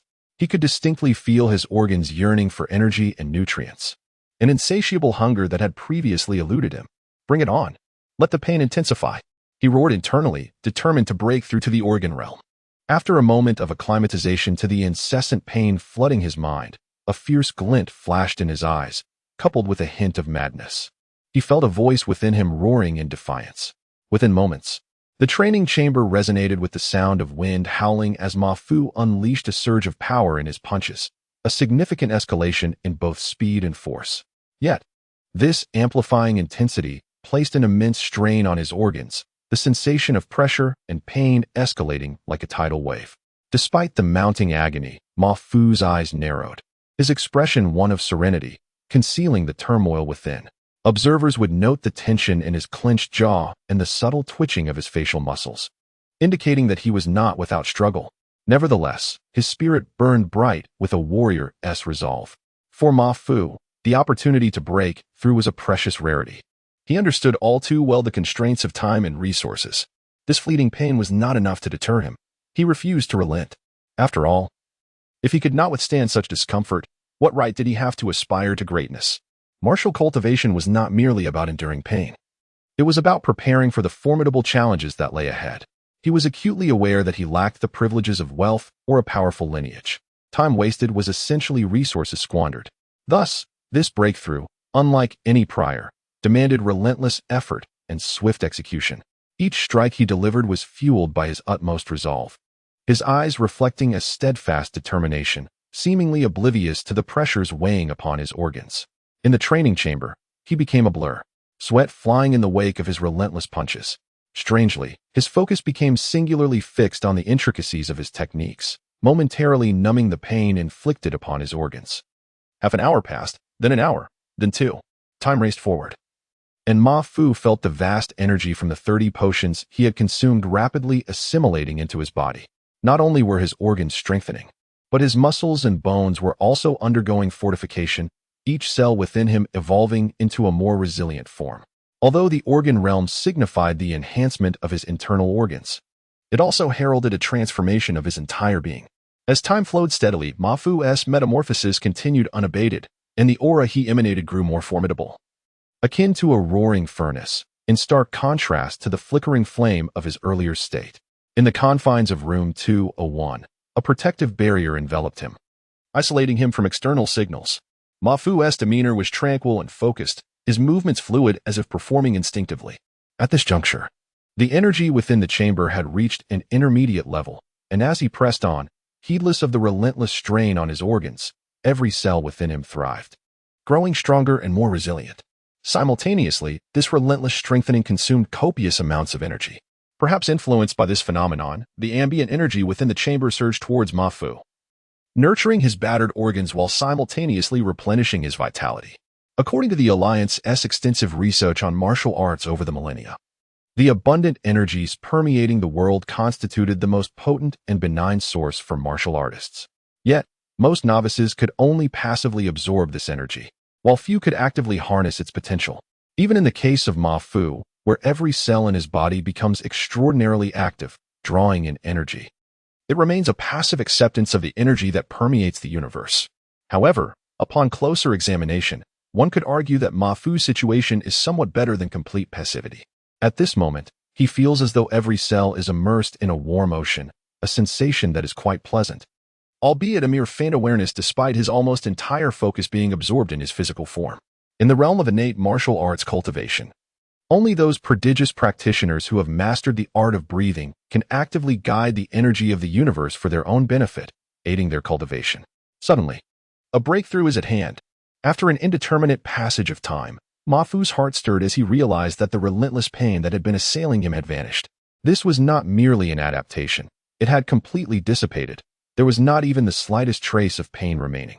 In fact, as he executed his martial techniques, he felt a robust and comfortable sensation. A thought surged through his mind. Yet, Ma Fu did not halt his practice. Instead, he bit down on a vial of reagent he had been holding in his mouth and swallowed it whole. A breakthrough signifies a transformation of the internal organs, which necessitates a substantial supply of energy and nutrients. Moreover, if his intuition was correct, he was merely a thin layer of membrane away from a breakthrough. Boom! A resounding echo reverberated within Ma Fu's mind, and he immediately felt an incredible lightness throughout his body. At that moment, he sensed that his internal organs were as formidable as steel, remarkably powerful. This sensation was strikingly clear. It felt as if he were indeed made of iron. Finally, a breakthrough had been achieved. Elation surged within him, but just then, an overwhelming hunger struck him unexpectedly. Although he had anticipated this sensation, its intensity was quite sudden and extreme.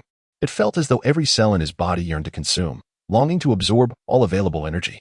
At this moment, Ma Fu felt he could devour an entire cow if he wished. As for the reagent he had swallowed earlier, he merely felt a warmth in his abdomen, and then nothing more. However, it might have been an illusion, as he sensed warm currents from the outside world flowing into his body from all directions. In reality, this was the vibrant energy within the cultivation chamber flooding into him, serving as the essential energy source for his cellular transformation. This phenomenon elucidates why martial artists require a high level of energy activity during breakthroughs, as it significantly alleviates the body's demands for energy at the critical moment, allowing practitioners to react promptly. The thought flitted through his mind, and without hesitation, Ma Fu bit down on the remaining 9 vials of reagent in his mouth, swallowing them in one go. Now was not the time for contemplation. After all, he was not yet an innate martial artist. While the energy of the universe could provide a portion of his needs, the breakthrough of the internal organs was a transformation of physical quality, implying that every cell was becoming stronger, which required a considerable amount of nutrients and energy still contained within the reagents. Taking a moment to pause, Ma Fu gradually retracted his fists. This was not due to a lack of desire to continue refining his internal organ strength, but rather, his current state forbade it. His body had already reached the realm of the internal organs, which also meant that he would require more energy and nutrients in his daily life. Continuing his practice at this juncture would only exacerbate his consumption, yet he did not possess enough ordinary reagents to squander. In fact, he had yet to replenish the energy he had expended during his breakthrough. His body was still in dire need of energy and nutrients. The single reagent he had just consumed merely bought him a moment's respite. After a brief pause and feeling slightly better, Ma Fu stepped towards the shelf containing the ordinary reagents. With a gulp, he swallowed 100 vials in one go, feeling significantly more at ease. However, he did not stop there. Only after consuming another 30 vials did he finally cease his actions. In the next instant, he stood beside the shelf, his eyes gently closed, indifferent to the heat radiating from his body and the beads of sweat cascading down. He simply focused intently on sensing the changes within himself. Inside his abdomen, the ingested reagents were rapidly digested in his stomach, transforming into warm currents that flowed throughout his being, his heart beating with vigor. Compared to before, his internal organs now felt as if they were forged from steel. Slowly, without realizing it, Ma Fu's breathing began to steady. Time drifted by, and in a trance, he sensed his internal organs seemingly breathing, swiftly absorbing all the energy and nutrients they required, quietly strengthening without his awareness. This sensation filled Ma Fu's heart with exhilaration. Immersed in this experience, his tranquil mind and focused attention melded with his physical form. Unbeknownst to him, he suddenly entered a peculiar state of transcendence. In this haze, countless waves of differing rhythms danced around him. Although each rhythmic wave he perceived was entirely distinct, inexplicably, Ma Fu felt that these elements were somehow unified. Beneath these various rhythmic fluctuations, there appeared to be an unseen commonality. Suddenly, he sensed something pulling at him, a rhythm directly linking to him, which sent him into a state of disorientation once again. This sensation felt both fleeting and prolonged, and then Ma Fu found himself amidst a powerful, robust, and resilient wave. This wave, amidst the chaotic world of fluctuations, seemed to stand tall, overwhelmingly immense. Moreover, as this rhythmic wave resonated, it began to influence the surrounding rhythms, encroaching upon the lower-tier waves. This sensation led Ma Fu to believe he was undergoing a process of assimilation. However, unbeknownst to him, as he entered this extraordinary state, the flush in his face rapidly faded, and his skin began to dry out, with layers of skin cells quickly deteriorating. This scenario unfolded in an instant, consuming an enormous amount of energy and nutrients, resulting in cellular necrosis. Furthermore, as his consciousness merged with the most substantial wave, an invisible, subtle yet resilient rhythmic wave silently emanated from his body, creating concentric ripples that spread into the surrounding space, even permeating the walls, furniture, and floor of the cultivation chamber. As these rippling waves expanded, they brushed against a brick, seemingly affecting a wave contained within, causing it to tremble. This wave appeared to harbor something more substantial than Ma Fu's, yet its intensity was weaker. However, this was of little consequence. Remarkably, this wave aligned almost perfectly with the one emanating from Ma Fu's body, as if they were intrinsically connected. In the next moment, without any sense of repulsion, this slightly more substantial wave seamlessly merged with Ma Fu's rhythmic wave. Following this, it transmitted into Ma Fu's mind. As the waves intertwined with the essence of Ma Fu, a sudden vision of an elderly man, his hair white as snow and his expression filled with reluctance, emerged within his mind. A thought flickered through Ma Fu's consciousness, awakening him from that extraordinary state. Yet, he vaguely retained the memory of that powerful and profound rhythmic wave. What, indeed? Ma Fu's brow furrowed involuntarily, and the image of the old man resurfaced in his mind. Unbeknownst to him, he resembled a desiccated corpse, emaciated and devoid of any muscle. At that moment, an indescribable dizziness overwhelmed him, rendering him incapable of thought. With a thud, he collapsed, losing consciousness entirely. Now, Ma Fu appeared withered, his clothes seemingly having shrunk. As if in just a fleeting moment, he had diminished several inches. Regardless of the circumstances, Ma Fu's current condition was dire. Moreover, certain cells within his body were in a state of extreme hunger, voraciously consuming any available energy and nutrients. If this situation continued without intervention, it was certain that Ma Fu would meet his demise. Before long, he might very well become a cautionary tale within the annals of literature, a testament to the folly of hastening the path of martial cultivation. Chapter 8. Awakening. Beep. Beep. Alarm. Alarm. Anomalies detected in the physical condition of the practitioner. Alarm. Practitioner Ma Fu has encountered an unforeseen accident during cultivation. His body is expending an immense amount of energy. Further diagnosis in progress. Preliminary diagnosis indicates that the energy consumption during the breakthrough process is extraordinarily high. The process is ongoing and unpredictable, with Ma Fu currently in a state perilously close to death. Upon detecting Ma Fu's condition, the auxiliary intelligence system in the isolated and closed-off cultivation room issued a timely warning, entering a state of alert and unlocking the chamber with the highest authority. Information was swiftly compiled and transmitted to all senior intelligence systems within the Martial Arts Academy. Buzz. Swipe. The wrist device vibrated slightly and simultaneously. The circumstances within Cultivation Room number 201 appeared before all the high-ranking officials of the Academy. After all, the Academy is not a charitable institution. It must develop. And this situation is closely tied to its reputation, influencing the number of practitioners seeking to join. This little fellow. How? After a slight vibration, the projected image revealed Uncle Lou casually seated in the lounge, his expression darkening as he swiftly dismissed the image with a wave of his hand and vanished from sight in an instant. At this moment, upon seeing the projection of the cultivation room, the other high-ranking officials reacted simultaneously, rising from their seats. Although most of them were not particularly acquainted with Ma Fu, the gravity of the situation compelled their concern. Should an accident occur and Ma Fu perish within the academy, it would undoubtedly cast a negative light on the institution, potentially hindering its growth. Thus, with a flash of determination, they wasted no time and swiftly made their way to Cultivation Room number 201. Whoosh, whoosh, whoosh. Shadows darted from various levels of the academy toward the secluded chamber where Ma Fu was cultivating. At this juncture, they opted for the stairs for them.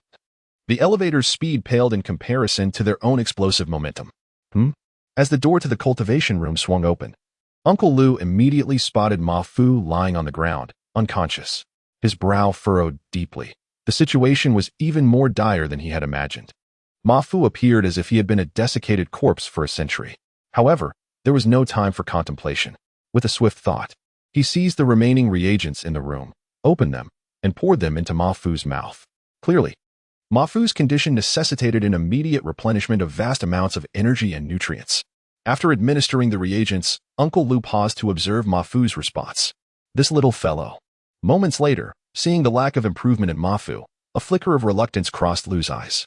He hesitated, but quickly succumbed to a wry smile, shaking his head in resignation. Truly a fortunate turn for you, my dear boy. Without further ado, a crystal no larger than a fingernail appeared in his hand. And if one could measure it, the energy surrounding Lou's palm was surging with unprecedented intensity. With a touch of regret, he placed the precious crystal upon Ma Fu's chest. This minuscule object was exceedingly rare and valuable, essential for the cultivation of innate martial artists, capable of accelerating their training speed. Generally, even innate martial artists possess a limited supply of such crystals, making them precious commodities that are not easily acquired, regardless of wealth. This particular crystal was a reward bestowed upon him by the Academy's master for his significant contributions over the years. Boss, what has happened to Ma Fu? Just as thoughts swirled in Lou's mind, a powerful figure resembling an iron tower appeared, landing heavily at the entrance, causing the ground to tremble slightly. Upon seeing Ma Fu, he furrowed his brow, astonished. Although he had already seen Ma Fu's troubling condition in the projection, witnessing it firsthand was an entirely different experience. Instances of practitioners fainting due to excessive energy demands during breakthroughs were not uncommon, but transforming oneself into a state resembling a desiccated corpse was exceedingly rare. Such occurrences were often documented in martial arts notes and tales of wonder, yet in the history of the Dragon City Academy, such a situation had never been encountered in its several hundred years of existence. Let us not dwell on that. Xiao Pan, take this little fellow Ma Fu to the care center immediately. Uncle Lou interjected, his tone firm and commanding. Understood, boss. The iron tower-like man replied readily, vanishing from sight in a flash, only to return moments later, bending down to lift Ma Fu effortlessly. However, how did this happen to Ma Fu? He usually appeared quite rational. Now, after a mere breakthrough in cultivation, he is on the verge of demise. The muscular man could not help but shake his head, speaking to himself. Ma Fu's current state was indeed tragic. He seemed to have withered, nearly unrecognizable as a human. Truth be told, the man's mind was still clouded with confusion, for he was well aware of the extensive resources the Academy had allocated to Ma Fu. Logically, those provisions should have sufficed for a successful breakthrough. Yet, despite his perplexity, he quickly dismissed such thoughts and continued his determined course, prioritizing Ma Fu's urgent transport to the care center. It is worth mentioning that while the energy and nutritional demands for breakthroughs like Ma Fu's are perilous, there exist records indicating that such practitioners, provided they survive, often emerge stronger and with greater potential than their peers. This is due to the substantial energy and nutrients required during their breakthroughs, which, from another perspective, signifies a significant enhancement in their internal organ strength, resulting in each cell being more robust than the ordinary, thus necessitating more energy and nutrients. Consequently, such practitioners possess superior physical qualities compared to most of their contemporaries. As he hastily carried Ma Fu, the Iron Tower-like man encountered several senior instructors from the academy. Exchanging brief greetings while ignoring their astonished and bewildered expressions, racing toward the care center with unrelenting speed. Oh dear, Ma Fu, this little fellow has truly suffered. His cultivation has led him to such a state. Many instructors pondered among themselves. Boss, what is going on with Ma Fu? Wasn't he supposed to be breaking through? Why does it seem like he is on the verge of death? Soon, as numerous figures arrived at cultivation room number 201, a chorus of astonished and bewildered voices arose. As senior officials of the academy, they were well aware of Ma Fu's resource package, which only deepened their confusion. Some instructors scanned the room, and upon noticing the 40 empty reagent bottles, their bewilderment only intensified. I'm not entirely sure. However, since everyone is here, let us see if we can uncover any clues. Uncle Lu shook his head, his brow furrowed deeply as he surveyed the surroundings. His own eyes mirrored the confusion. Logically, the 400 ordinary reagents should have been sufficient, yet now, all had been utilized, and Ma Fu's demands for energy seemed insatiable. As if he were a bottomless pit, he appeared on the verge of being desiccated to nothingness. This scenario struck him as increasingly peculiar. Indeed, the senior instructors responded, their expressions clouded with uncertainty as they began to investigate the area. However, they were destined to find no answers amid such circumstances. For a considerable time, the numerous esteemed instructors of the Martial Arts Academy searched in vain, ultimately departing with a sense of bewilderment. In his heart, there was a hint of astonishment. He could perceive that the energy within the crystal had been significantly depleted, to the extent that it nearly equated to his own daily training consumption. It is noteworthy that he possessed a realm of cultivation at least one tier above that of Ma Fu. Yet Ma Fu's absorption of the energy emanating from the crystal surpassed his own. Such a disparity was indeed shocking. What kind of deficit could lead to such an immense consumption? Holding the energy crystal, he pondered briefly, yet Uncle Lu found himself in a state of indecision. Frankly speaking, even though he held a favorable relationship with Ma Fu and appreciated him greatly, he hesitated to part with a crystal the size of a fingernail. Alas, it seems you struck fortunate. He sighed. However, upon observing the steadily ascending feedback curve of physical quality testing nearby, he couldn't help but exhale softly. He then placed the energy crystal back into Ma Fu's chest. Watching the oblivious Ma Fu, a smile crept across Uncle Lu's face, and he chuckled inwardly, hoping this young lad would venture far in the future. Perhaps he could glimpse the boundless starry sky on behalf of this old man and bring glory to our mother star. Otherwise, I would truly suffer a great loss this time. Although he was unaware of the specifics of Ma Fu's situation, this time indeed marked a stroke of luck for him. Surprisingly, he had not anticipated that Ma Fu would prove to be such a prodigy. Even the foundational boxing techniques had refined his body to this extent. TSK. The consumption of ordinary reagents this time might well rival that of the talents from affluent clans and noble families. After a moment of silence, Uncle Lu reflected.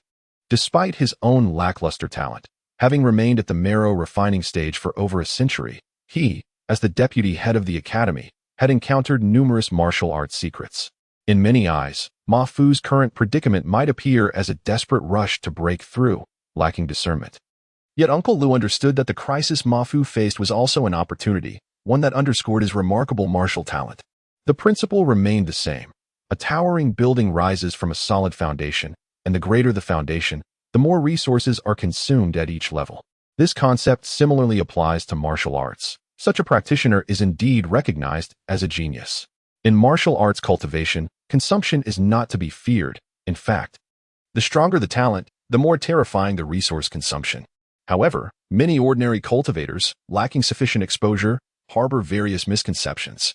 The testing results indicated that Ma Fu's cells were now densely arranged, with resilience and strength reaching the recognized levels of the organ realm.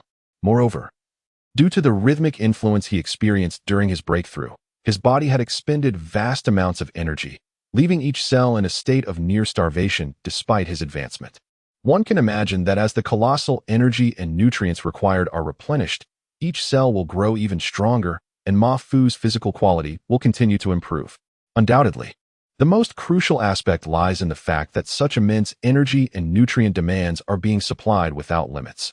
This constitutes Ma Fu's true fortune. It is important to note that this breakthrough had effectively depleted Ma Fu's savings, and prior to obtaining immigration qualifications, he bore no excess financial burden, not to mention the continued physical training. However, due to unforeseen circumstances, a fortunate coincidence provided Ma Fu with abundant nutrients from the care center. Along with the energy provided by Uncle Lu's crystal, his body absorbed them like a parched sponge, swiftly undergoing transformation, with his organs becoming increasingly resilient, aligning with the standards of the organ realm and his true physical strength. Although Uncle Lu was unaware of the internal changes within Ma Fu's body, the continuous rise represented in the feedback images of Ma Fu's biological field was unmistakable. During this process, Ma Fu's physical quality experienced an uninterrupted enhancement. Even Uncle Lu felt a twinge of envy at such rapid progress. Furthermore, given Ma Fu's ordinary origins and previous lack of resources, he was, in many ways, an even greater genius with boundless potential. Once again, it is reiterated, in the face of true, formidable forces, one need not fear the consumption of cultivation resources. The greater the consumption, the more it signifies one's genius, thus rendering one more valuable to them. I truly underestimated you before. Uncle Lu mused, his thoughts racing. Having undergone this experience, if Ma Fu were to secure immigration qualifications, he would undoubtedly garner greater attention. After all, those Star Lords are not ignorant fools. They are the ones battling on the front lines, possessing the most foresight and understanding the value of genius. However, at this moment, Ma Fu remained entirely oblivious. His consciousness was enveloped in a state of chaos, akin to that of a vegetative state. Externally, he appeared much improved. His skin and muscles had regained some fullness, no longer resembling a desiccated corpse, yet he still exuded an aura of sickly pallor. After a lengthy period, Uncle Lu quietly exited Ma Fu's room, leaving the care center in silence. That evening, at the top floor of the second branch of the Dragon City Martial Arts Academy, in the conference hall, Uncle Lu respectfully regarded the void, where a virtual projection of an elderly man with white hair and a slender frame narrated in detail the events concerning Ma Fu that had transpired in training room 201 that day. Headmaster, that is the situation. Soon, Uncle Lu finished his report, lowering his head slightly, his demeanor respectful. Before him stood an elderly figure who, despite resembling a kindly neighbor, was indeed a formidable innate warrior, not only possessing extraordinary strength capable of defying gravity, but also holding the title of Baron over a star beyond the mother star. Lu Yunlong, an innate martial artist and founder of the Dragon City Martial Arts Academy. Upon hearing Uncle Lu's account, the virtual projection of the towering elder, standing at nearly 3 meters, flickered with thoughtfulness in his eyes. I understand the situation now. The young lad seems quite promising. He can remain at your care center. However, Xiao Lu, while the expenses are negligible for the academy, there is no free lunch in this world, and I cannot overlook this matter. But how to handle it, I leave to your discretion. Yes, Headmaster. Uncle Lu responded respectfully, feeling a slight relief, knowing that his handling of the situation had been appropriate. Young lad Ma, it appears the headmaster still holds you in regard. With this thought, Uncle Lu's mind began to formulate a plan. At this moment, he felt a sense of gratification and joy regarding Ma Fu. The headmaster's favorable attitude towards an innate martial artist signified that his judgment was sound. If Ma Fu were to become a powerful warrior traversing the galaxies in the future, Uncle Lu would have forged a beneficial connection. However, since the headmaster had entrusted him with this matter, there was room for negotiation. Noticing Uncle Lu deep in thought, the headmaster Lu Yunlong's aged face broke into a smile as he nodded slightly. In the next instant, his projection vanished. Ma Fu. Who would have thought that the once ordinary boy would break through so swiftly, and even face death due to energy deficiency during the process? TSK. What remarkable talent indeed. Meanwhile, within a luxurious and spacious courtyard on the Mother Star, imbued with a tranquil ambience, Headmaster Lu Yunlong sat casually, a gentle smile gracing his face. It seems that talent does exist on the Mother Star. Despite its prevailing atmosphere, there are indeed some remarkable youngsters. As the time approaches, it seems that young Master Phone will be recruiting immigrants. It might be prudent to remind that little rascal Ma Fu. However, The opportunity lies in whether one can seize it. An idea flickered in Lu Yunlong's mind, and he swiftly dispatched a communication, prominently featuring Ma Fu's name on the list. Logically speaking, each individual who passes the immigration qualification review is entitled to a breathing method. Yet, within the alliance, the lords, both great and small, possess varying degrees of power. The more formidable lords, such as those from the 16 royal families, naturally have access to superior breathing methods. Thus, the choice made during immigration is indeed critical. Upon exiting the upper echelon, Uncle Lu swiftly received a message from the pavilion master, Lu Yunlong, which left him with a look of astonishment. It appears that the master holds a favorable impression of Ma Fu and considers him of significant value. Upon awakening, it would be wise to offer a reminder. He contemplated silently.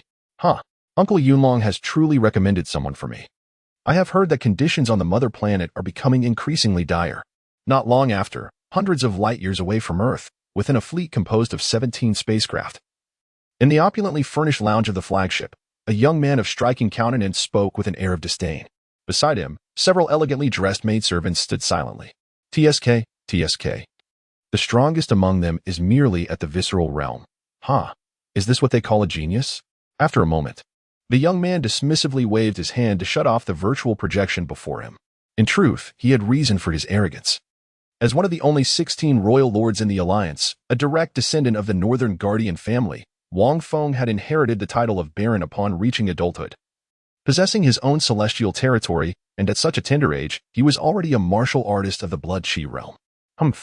If it weren't for the regulations of the alliance, I wouldn't even consider recruiting immigrants from the mother planet. Perhaps it was once glorious, but now, he scoffed.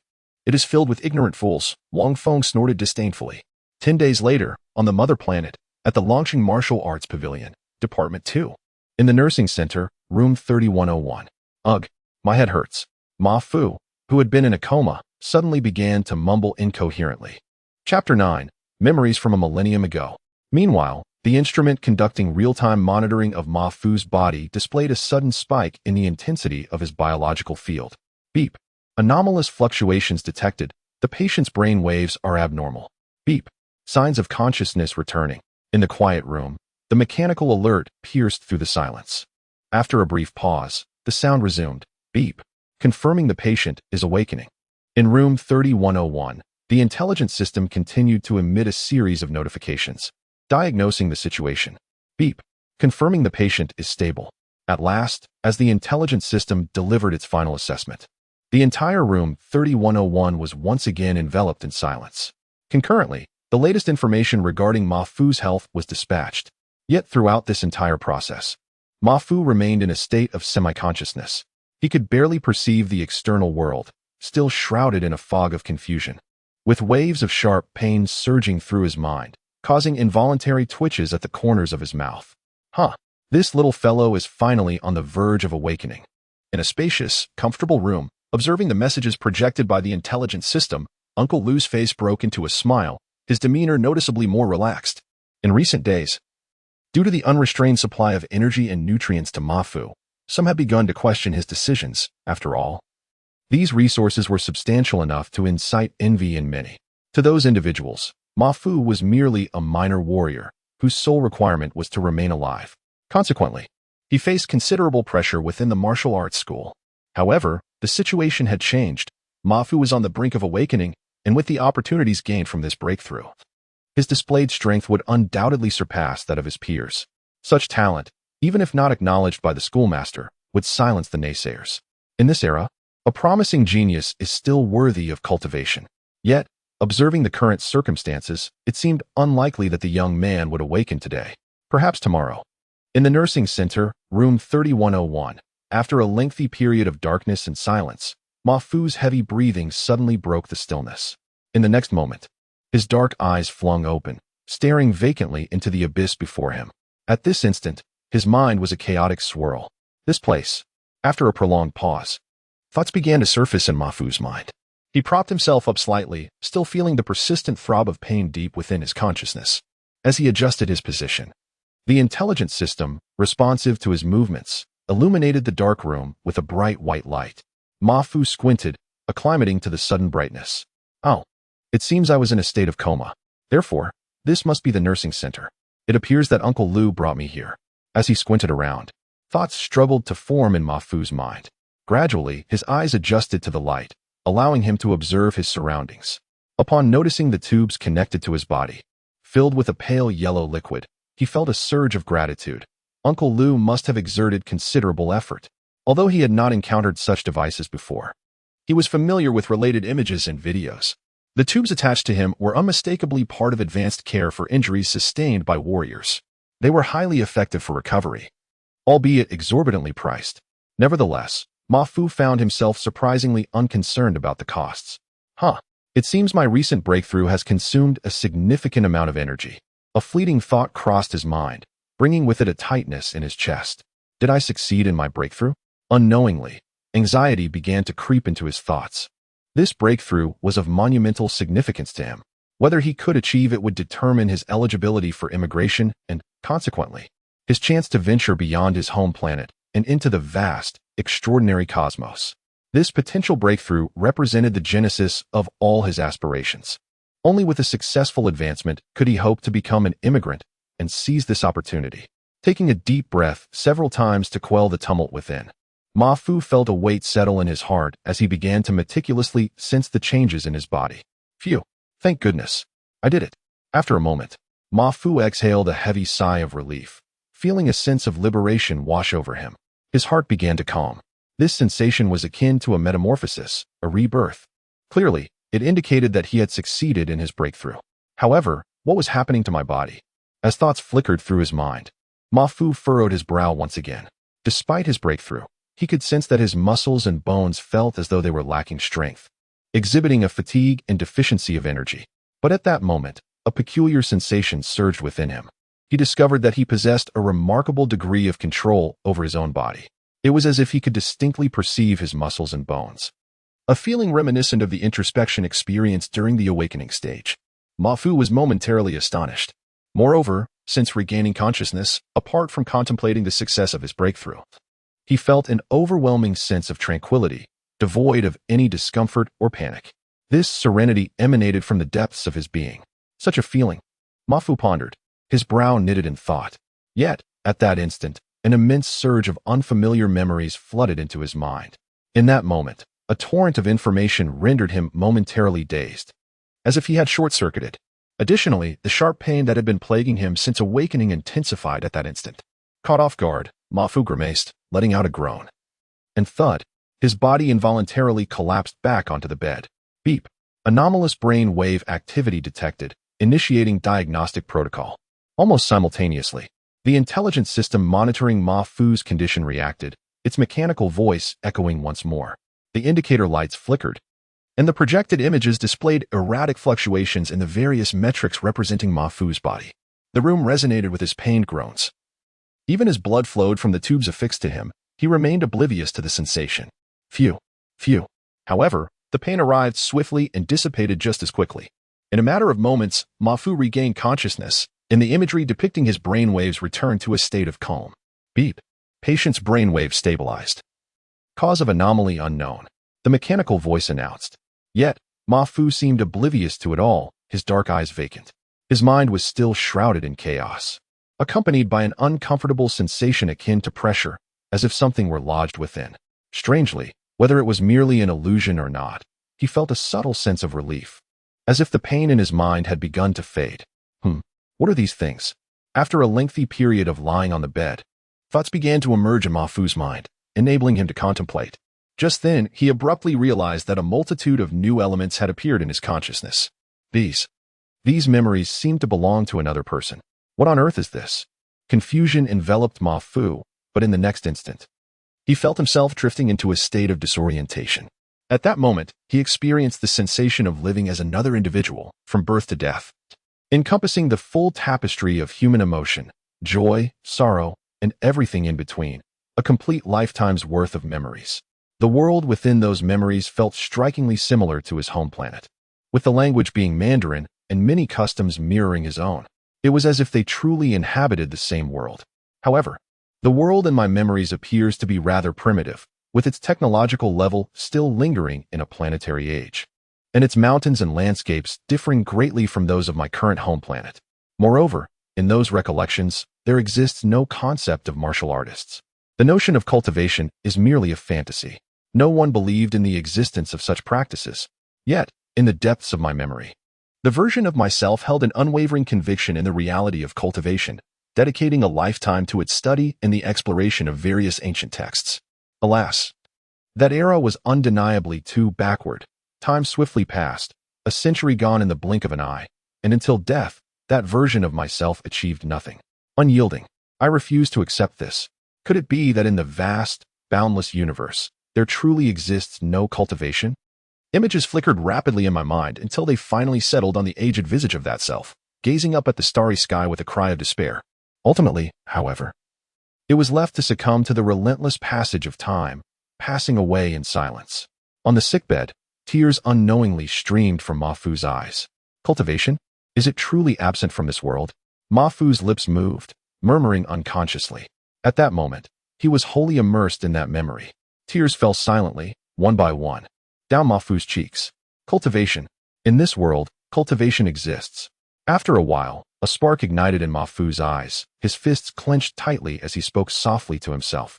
His tone resolute. In truth, after the memory of that self passed away, Ma Fu gradually regained his own consciousness. However, this recovery was merely superficial. To claim that he was entirely unaffected would be implausible, especially given his current martial arts level. After all, those were the memories of a lifetime, encompassing a century of experiences, joys, sorrows, and emotions that were far beyond what Ma Fu could have encountered at his age. At this moment, a peculiar heaviness settled upon his tranquil heart. Lying in bed, Ma Fu remained silent, weighed down by the influence of those memories. Additionally, fleeting images from another memory occasionally flashed through his mind. Perhaps due to the merging of memories, Ma Fu felt as though he were that person, vividly experiencing the profound longing and determination for cultivation that resided in that memory.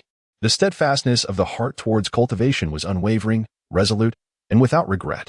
From Ma Fu's current perspective, the understanding and insights regarding cultivation in those memories did not significantly differ from the martial arts theories of today. Some concepts even appeared refreshingly novel and undeniably rational. In comparison to contemporary martial arts cultivation, Ma Fu sensed that the individual from his memories was not far from genuinely engaging in cultivation, perhaps even achieving innate mastery in a single leap.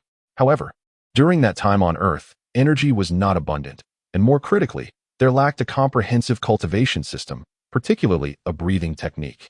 This was the tragedy of that era, as well as the tragedy of that individual.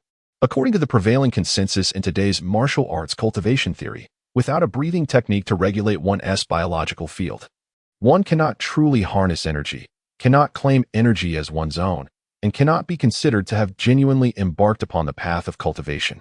Chapter 10: Awakening? Introspection? The cultivation of martial arts, or simply the practice of breathing techniques, is fundamental. However, in this current era, although martial arts flourish, breathing techniques remain elusive. Yet, I am determined to obtain the breathing method. Thoughts swirling, Ma Fu silently shouted within, as a fierce and unwavering light flickered in his pitch-black eyes. He was resolute in securing his immigration qualification, for only then could he access the breathing techniques, paving the way for his entry into the innate realm, and thus embracing a broader future. Nevertheless, he mused, how fortunate I am to be born in this era. After a moment of silence, as his emotions settled, thoughts began to surge in Ma Fu's mind. Reflecting on the memories of a time when cultivation seemed hopeless, a wave of sentiment washed over him. In this age, cultivation is not a dead end. Within the Alliance, martial arts thrive, and anyone can practice. Humanity has even ventured into the starry rivers, where formidable warriors can unleash their prowess across the cosmos, claiming territories among the stars. This era is extraordinarily brilliant and exhilarating. To live in such a time and not cherish it would indeed be a regret. With clenched fists, Ma Fu firmly resolved in his heart. Yet he understood that in this age, martial arts are the very foundation of everything. To avoid a mundane life, one must achieve something in martial arts. In this resplendent era of starry rivers, if one cannot succeed in martial arts, cannot traverse the cosmos and leave a legacy, then what is the meaning of existence? If that were the case, it would be akin to having traversed this world in vain. In an instant, a flurry of thoughts raced through Ma Fu's mind. His emotional state had shifted. The pursuit of martial arts was not merely to escape mediocrity in this era, but more importantly, He was genuinely relishing the experience of cultivation. Perhaps this enjoyment stemmed from the influence of those memories. If he did not truly love cultivation, the self from those memories would not have been so resolute in its dedication. Yet, Mafu was unaware of this. After all, he was merely a practitioner at the visceral stage, and he could not fathom the extent of a memory's influence. As thoughts rapidly flickered in his mind, Mafu's expression turned pensive. After a long while, lying on the hospital bed, his mind was devoid of distractions, leaving only a peculiar obsession with martial arts. However, it seemed that this memory might indeed be the cause of my recent fainting spell. After an unknown duration, such a thought suddenly emerged in Mafu's mind, and he murmured in wonder at its strangeness. Yet, how did this memory even enter my mind? He furrowed his brow in contemplation. If he inferred correctly from the images in that memory, it was at least a millennium old. If it merely persisted, it would be quite easy to explain. After all, in the vast expanse of the Alliance, spanning nearly 2,900 light-years, one encounters myriad peculiar occurrences. And there are numerous posts in the StarNet forum regarding similar memory preservation. But now, Mafu's situation was somewhat unique. A memory from a millennium ago that not only survived for 1,000 years, but also managed to enter the mind of a modern individual a millennium later was indeed astonishing. Wait, that doesn't seem right. It appears there might be some possibility. As he contemplated, Mafu suddenly recalled some reports he had seen in StarNet. It seemed to relate to how memories can enter another's mind. Some long-fallen powerful warriors, who retained remnants of their memories, had their essence enter the minds of certain practitioners. Those practitioners subsequently experienced meteoric rises in their cultivation, being hailed as geniuses of the Alliance. However, these practitioners soon exhibited behaviors markedly different from their previous selves and were quickly taken away by the Alliance military. Afterward, reports concerning them ceased. Yet words such as possession circulated throughout the Alliance. Possession? I should still be myself, right? At this thought, Mafu's heart tightened as an inexplicable notion surfaced in his mind. But soon, he reaffirmed his resolve. He is still himself, Mafu.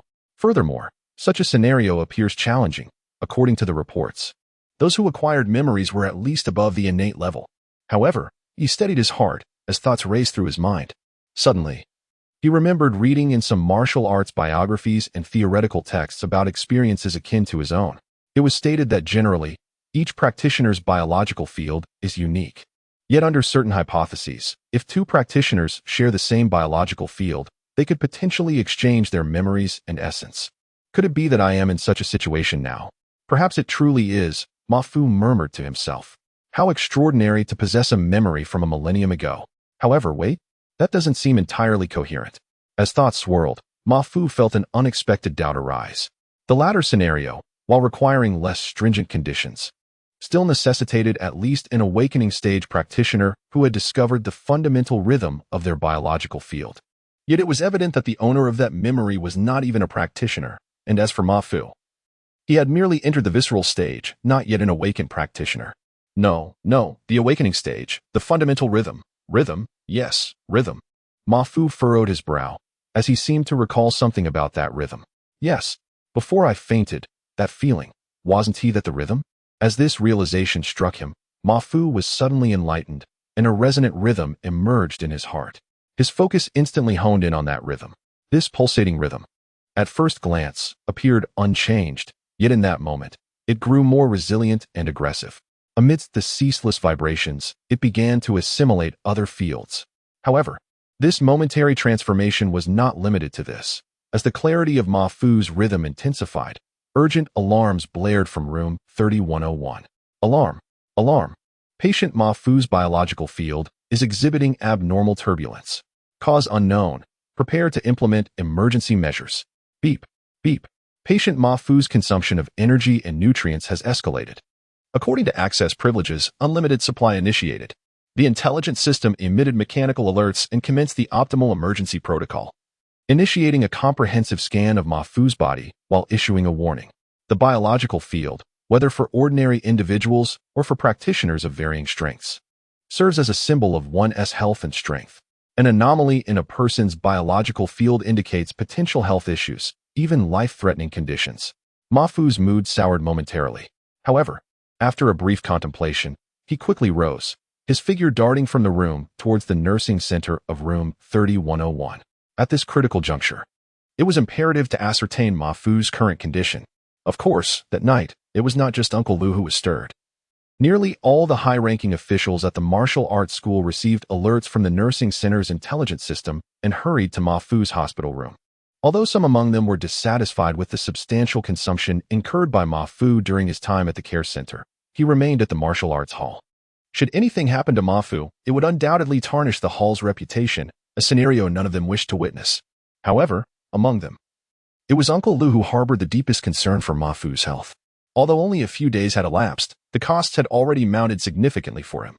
If it were not for the attention of the hall master, Lu Yunlong, toward Ma Fu, their relationship notwithstanding, the energy crystal he had previously provided would have been the extent of his generosity, rather than utilizing his maximum authority to supply Ma Fu's needs now.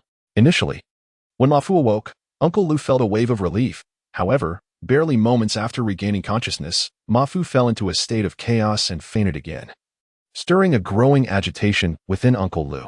With a resounding thud, Uncle Lu slammed his hand against the door of room 3101, leaving an imprint on the alloy door. At that moment, the door began to open slowly under the control of the intelligence system. Without waiting for it to fully open, Uncle Lu deftly slipped through the narrow entrance. His expression was grim, and his sharp gaze quickly fell upon the pallid face of Ma Fu. Instantly, a weight settled in his heart. The situation was far worse than the last time he had seen Ma Fu. "How is Ma Fu?" Uncle Lu demanded, his voice low and commanding, though devoid of overt anger. He held the position of deputy hall master and was a practitioner of the refining marrow realm, exuding a natural authority. Hall master, Ma. The nursing staff, who were merely practitioners at the bone refining realm, became flustered and trembled under his scrutiny, lowering their heads in trepidation. Their voices were barely audible, laced with fear. Not everyone could claim familiarity with a figure of Uncle Lu's caliber. With great effort, Ma Fu managed to prop himself up, though the residual weakness from his earlier terrifying consumption rendered even this action challenging.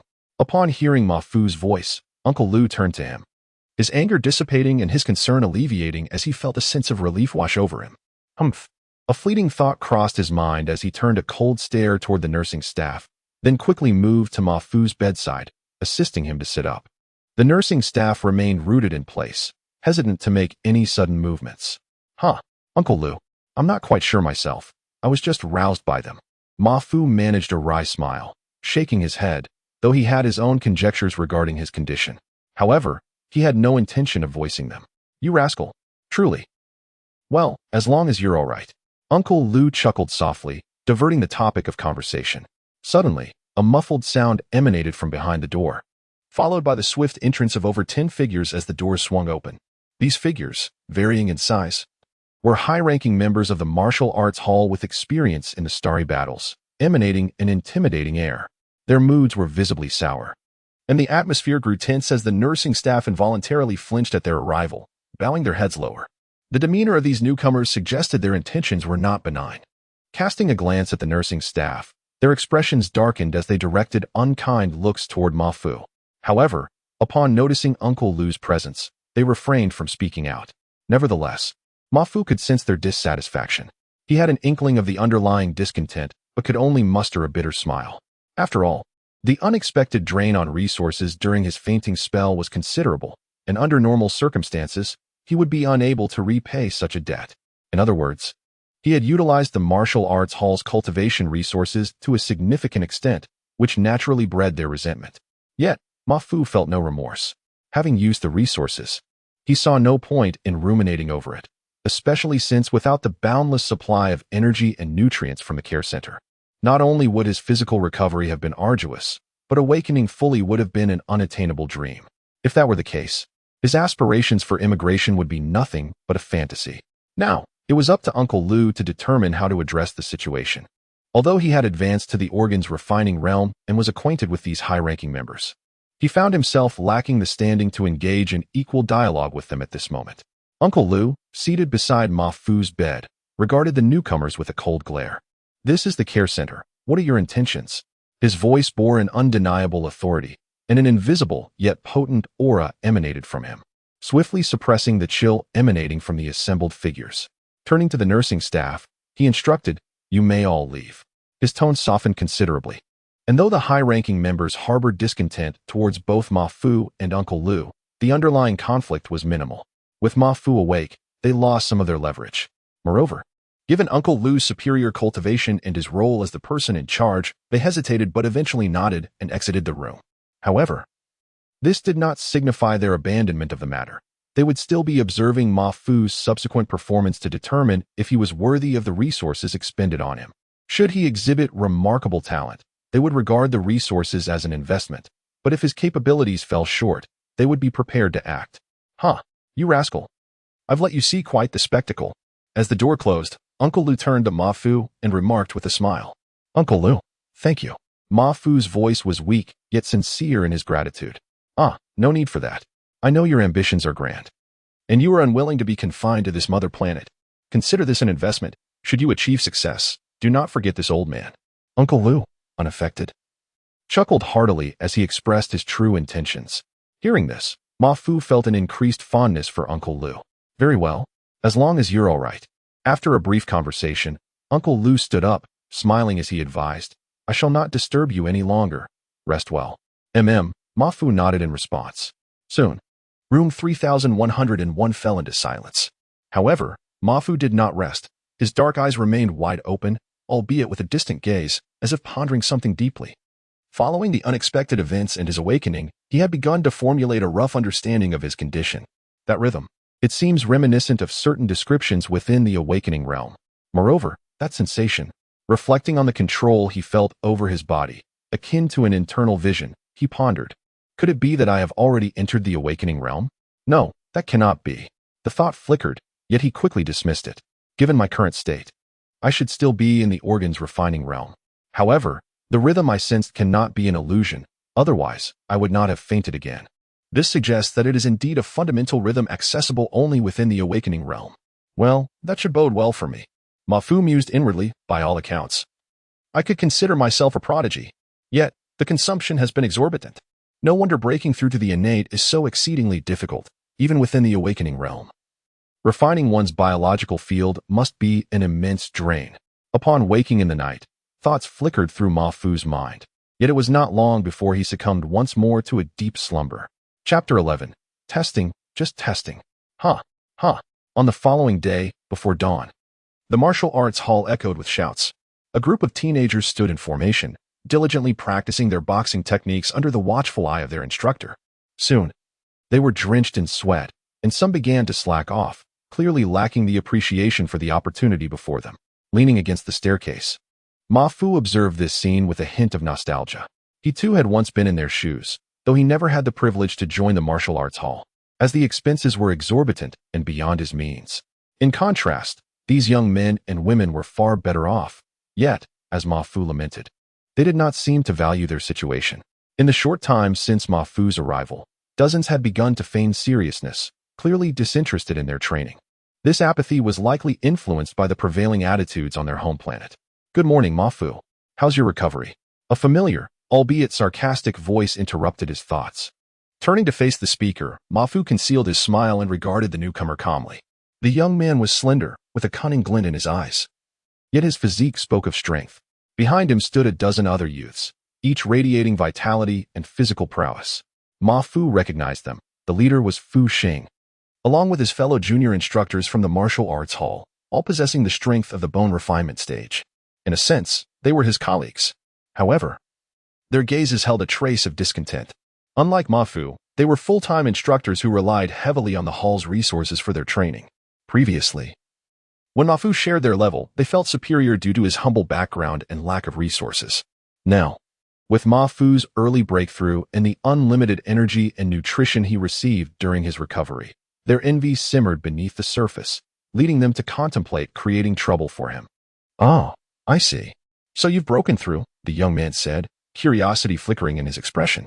"How about testing your strength in the martial arts hall? We haven't seen the power of a newly advanced practitioner before." His smile seemed genuine, yet the others shared glances that betrayed their malicious intentions.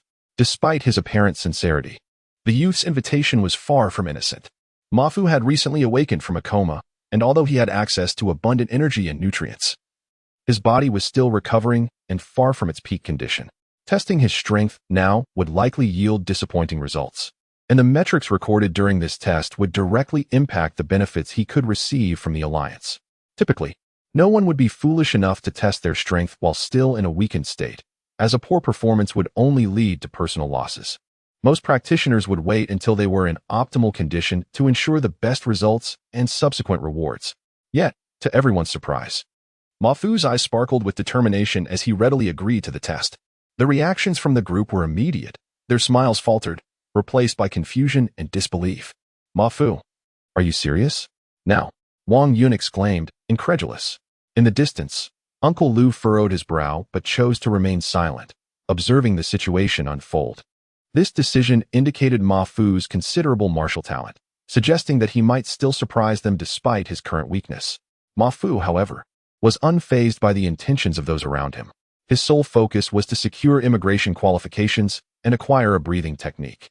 He cared little for the opinions of others, knowing that advancing in martial arts required unwavering resolve. Despite still recuperating, he felt confident about the upcoming test. Strength was not solely dependent on physical condition. It also relied on how effectively one could harness their power. For instance, while a practitioner at the same stage might typically exert around 34,000 pounds of force without employing techniques, some could unleash a staggering 40,000 pounds under similar conditions.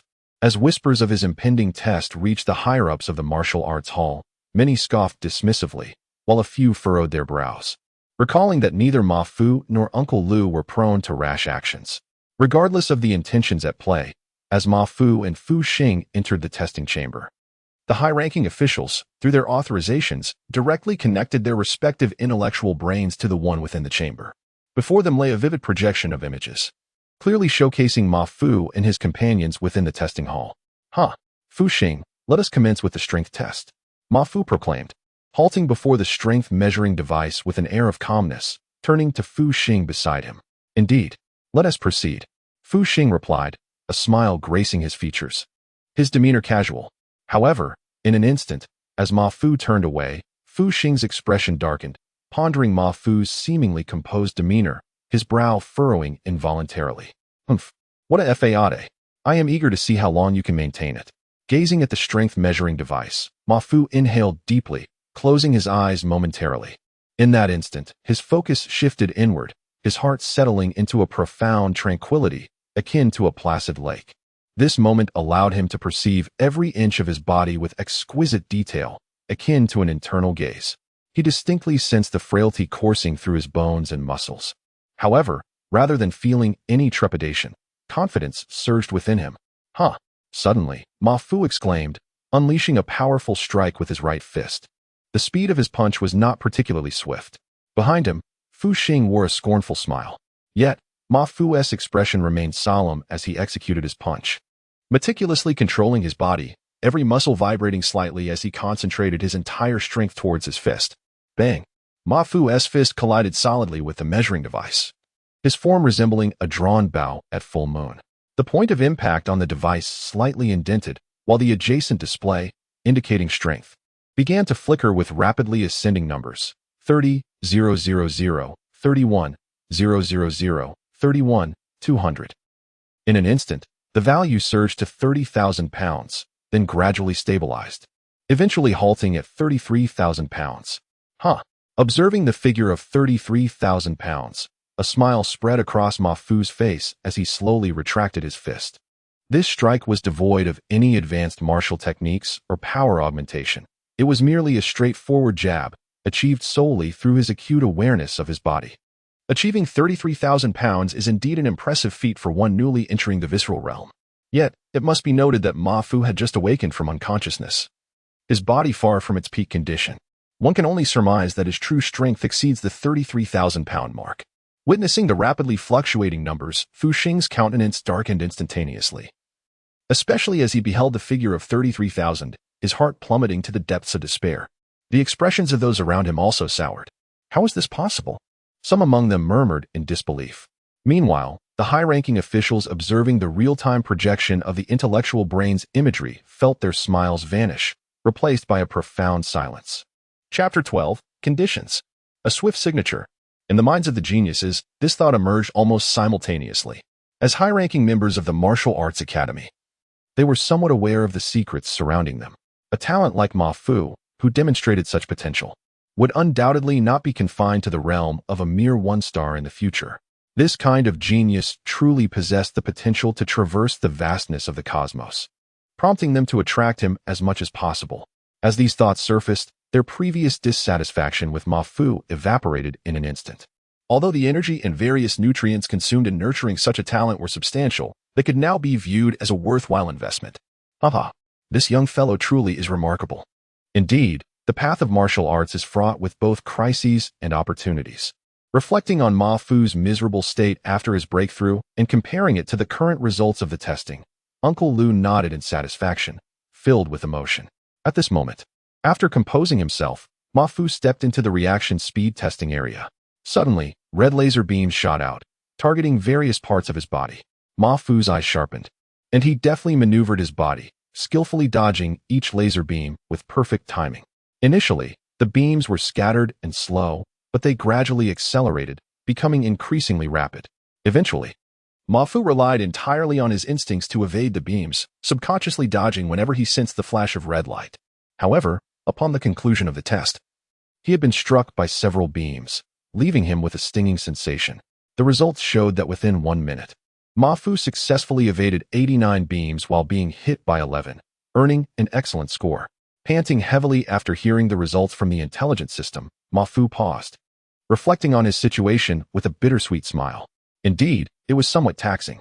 Although his body absorbed a great deal of energy and nutrients during his coma, he was still far from complete recovery. Just from these 2 tests, he realized he was nearing his limits. Nevertheless, he thought the upcoming speed test should pose no issues. The speed test merely assessed the instantaneous explosive power within 100 meters. With these thoughts in mind, Ma Fu exited the reaction speed testing area. Although he was still breathing heavily, no one dared to underestimate him now. Even Fu Xing and the others had abandoned any lingering thoughts of causing trouble for him. They were no fools. Ma Fu's undeniable genius and recent breakthrough clearly indicated his intention to apply for immigration. Though their own conditions were better than Ma Fu's, they knew that achieving a breakthrough would likely take them another decade. Ma Fu, here is the list of expenses incurred during your coma. Uncle Lu led Ma Fu into a meeting room and gestured for him to sit down. He touched his wrist device, projecting an image into the air. The projection displayed a detailed list, outlining the quantity and prices of the energy and various nutrients consumed. After a moment, once Ma Fu's breathing had steadied, he was taken aback by the final total amount displayed in the projection. The sum was indeed substantial. 54,300,000 star coins. This was the total expenditure during his unconsciousness. With Ma Fu's normal circumstances, he could never repay such an amount. However, he did not panic. His earlier tests were precisely for this purpose, and Uncle Lu had summoned him here for a reason. As thoughts raced through his mind, he glanced at Uncle Lu, awaiting further elaboration. You have quite the temperament. Much stronger than this old man. Uncle Lu chuckled, shaking his head with a smile. He gestured on the projection, causing the contents to shift. Ma Fu, this is essentially a contract. Seeing Ma Fu's gaze fixated on the projection, Uncle Lu's expression turned serious. It's not that I'm stingy, but the amount is considerable. The academy is not a charity. Ma Fu nodded in agreement. According to this contract, you are required to repay the 54,300,000 over the next 10 years. The annual repayment amount is up to you, as long as you settle the debt within the decade, Uncle Lu explained, pausing briefly before shifting the conversation. However, your performance today was commendable. According to the League's classification, you are now considered a first-tier genius. To put it bluntly, in the history of our academy, you are the only one of your caliber, Uncle Lu continued, a smile returning to his face, albeit tinged with nostalgia. Individuals like you will never be confined to a single planet. Therefore, I, Uncle Lu, will take it upon myself to waive the excess. And you only need to repay 50 million star coins within 10 years. Uncle Lu, that seems inappropriate. Ma Fu exclaimed, taken aback and hesitant. Enough. Consider the remaining 3 million star coins an investment from the academy. If you truly become a remarkable figure in the future, do not forget the academy, and certainly, do not forget me, Uncle Lu. Uncle Lu declared, looking at Ma Fu and waving his hand decisively. He then modified the contract on the projection. By the way, I assume you do not have much money left on you now. As for the benefits provided by the League for those at the visceral level, they likely won't suffice for your expenditures, Uncle Lu remarked, eyeing Ma Fu. Upon hearing this, Ma Fu furrowed his brows slightly. Indeed, although his performance was commendable and rated as excellent, the benefits distributed by the Alliance were evidently insufficient to meet his expenditures. This would undoubtedly affect his cultivation until he secured a new source of income. In that case, I have a contract for you to consider, said Uncle Lu, as he subtly gestured, causing an image of a contract to appear. This time, Uncle Lu refrained from elaborating, patiently allowing Ma Fu to peruse the document. The contract was straightforward. In essence, it was a loan agreement allowing Ma Fu to borrow 100 million from the martial arts hall. These funds could be directly exchanged for corresponding cultivation resources or utilized for other purchases, with no restrictions. The repayment period was quite lenient, requiring settlement within 20 years. However, there was an additional stipulation. Should it be within Ma Fu's capacity, he was expected to assist the martial arts hall. The contract was brief, and soon Ma Fu had finished reading it. From its contents, he could discern the martial arts hall's optimistic view of his future. To put it plainly, the substantial loan was a testament to their belief in his potential and their willingness to invest in him. The thought of any ulterior motives made Ma Fu chuckle inwardly. He quickly dismissed such notions, aware of his current circumstances. Well, Ma Fu, what do you think? Are there any aspects that displease you? Are you able to accept the conditions set by the martial arts hall? If they do not suit you, we can negotiate, Uncle Lu inquired amiably. Taking a deep breath, Ma Fu suppressed the chaotic thoughts swirling in his mind and replied without hesitation, I accept the martial arts hall's terms, Uncle Lu. Oh, you are not going to think it over? Uncle Lu seemed somewhat puzzled. There's no need for that, Uncle Lu. Ma Fu shook his head. He was acutely aware of his situation, and the conditions presented by Uncle Lu were indeed quite favorable. They surpassed his earlier expectations significantly. This contract represented a belief in Ma Fu's future, allowing him to use his potential as collateral. However, he also understood that while opportunities abound in the cosmos, dangers lurked even more menacingly. There was no telling when he could fall, rendering that 100 million star coins utterly wasted. Thus, the martial arts hall was, in fact, shouldering a greater risk. Ma Fu felt no aversion towards the terms laid out by Uncle Lu. Rather, he felt a twinge of gratitude. After all, regardless of what the future held, he was presently a martial artist with almost nothing to his name, having just broken through to a stage of potential. Although he was confident about his chances of obtaining immigration qualifications, who would wish to live a stagnant life, dragging his frail body to the assessment? However, with the infusion of 100 million star coins, everything would change. Not only could he restore his physical health, but he could also immerse himself in cultivation, further elevating his abilities. Of course, this did not account for the rhythm of his own being. That kind of consumption, Ma Fu estimated, would require even more than another 100 million star coins to sustain. After all, if the martial arts hall bore no concern, why should he worry about borrowing money? Indeed, borrowing money makes one the master. A phrase from his memory surfaced, resonating with him. Very well, let us proceed to sign the agreement, Uncle Lu remarked. Casting a glance at Ma Fu, his eyes filled with admiration as he gestured towards the empty space on the projection. Without hesitation, Ma Fu raised his right hand and swiftly inscribed his name in the designated area. Chapter 13. Recovery and Return to School Indeed. Ma Fu, you have activated your intelligent brain. Shortly, a copy of the contract will be sent to you, along with 100 million star coins, which will also be directly credited to your account. Keep an eye on it. Ma Fu nodded, suddenly recalling that he had forgotten to turn on his intelligent brain since it was shut down. All right, Ma Fu, I won't disturb you any longer. Feel free to do as you wish here. I have to attend to other matters. With that, Uncle Lu closed the projection and swiftly exited the reception room. Buzz. Moments later, Ma Fu felt a gentle vibration from his arm where the intelligent brain resided, astonished by the speed of the notification. 100 million star coins in borrowed funds. What an unexpected delight. Within the reception room, Ma Fu examined the messages on his intelligent brain, contemplating silently. With such a substantial sum, the predicaments he might face had dissipated. Thus, it was time to focus entirely on recovery. A gleam of determination shone in his eyes as he envisioned his plans for the days to come. With a sudden burst of resolve, Ma Fu rose and, after just a few steps, exited the reception room, his figure vanishing swiftly from the first floor. 10,000 ordinary reagents, 1,000 B-grade reagents, room 201 for cultivation. Yes. Let us book it for another half-month. Ah, and the B-grade nutritional package, 1 serving daily. As he scanned the various items projected by his intelligent brain, Ma Fu quickly placed his orders. The recently credited 100 million star coins flowed out effortlessly in a mere moment. His bank account had already diminished by 2,000 star coins. This should be sufficient to replenish my physical expenditures, Ma Fu mused, feeling no reluctance about the expenditure. In truth, such investments are standard for martial arts cultivation. After all, to be wealthy in martial arts is paramount. A practitioner cannot solely rely on physical training to strengthen their body. Without ample nutritional support, the more rigorous the training, the greater the potential depletion of one's physical resources. Without sufficient energy and nutrients, the body cannot sustain its transformation. Furthermore, excessive training could lead to injuries, thereby severing the path of cultivation. Thus, to embark on the journey of martial arts, one must possess both perseverance and adequate resources. Otherwise, it remains but a mere fantasy.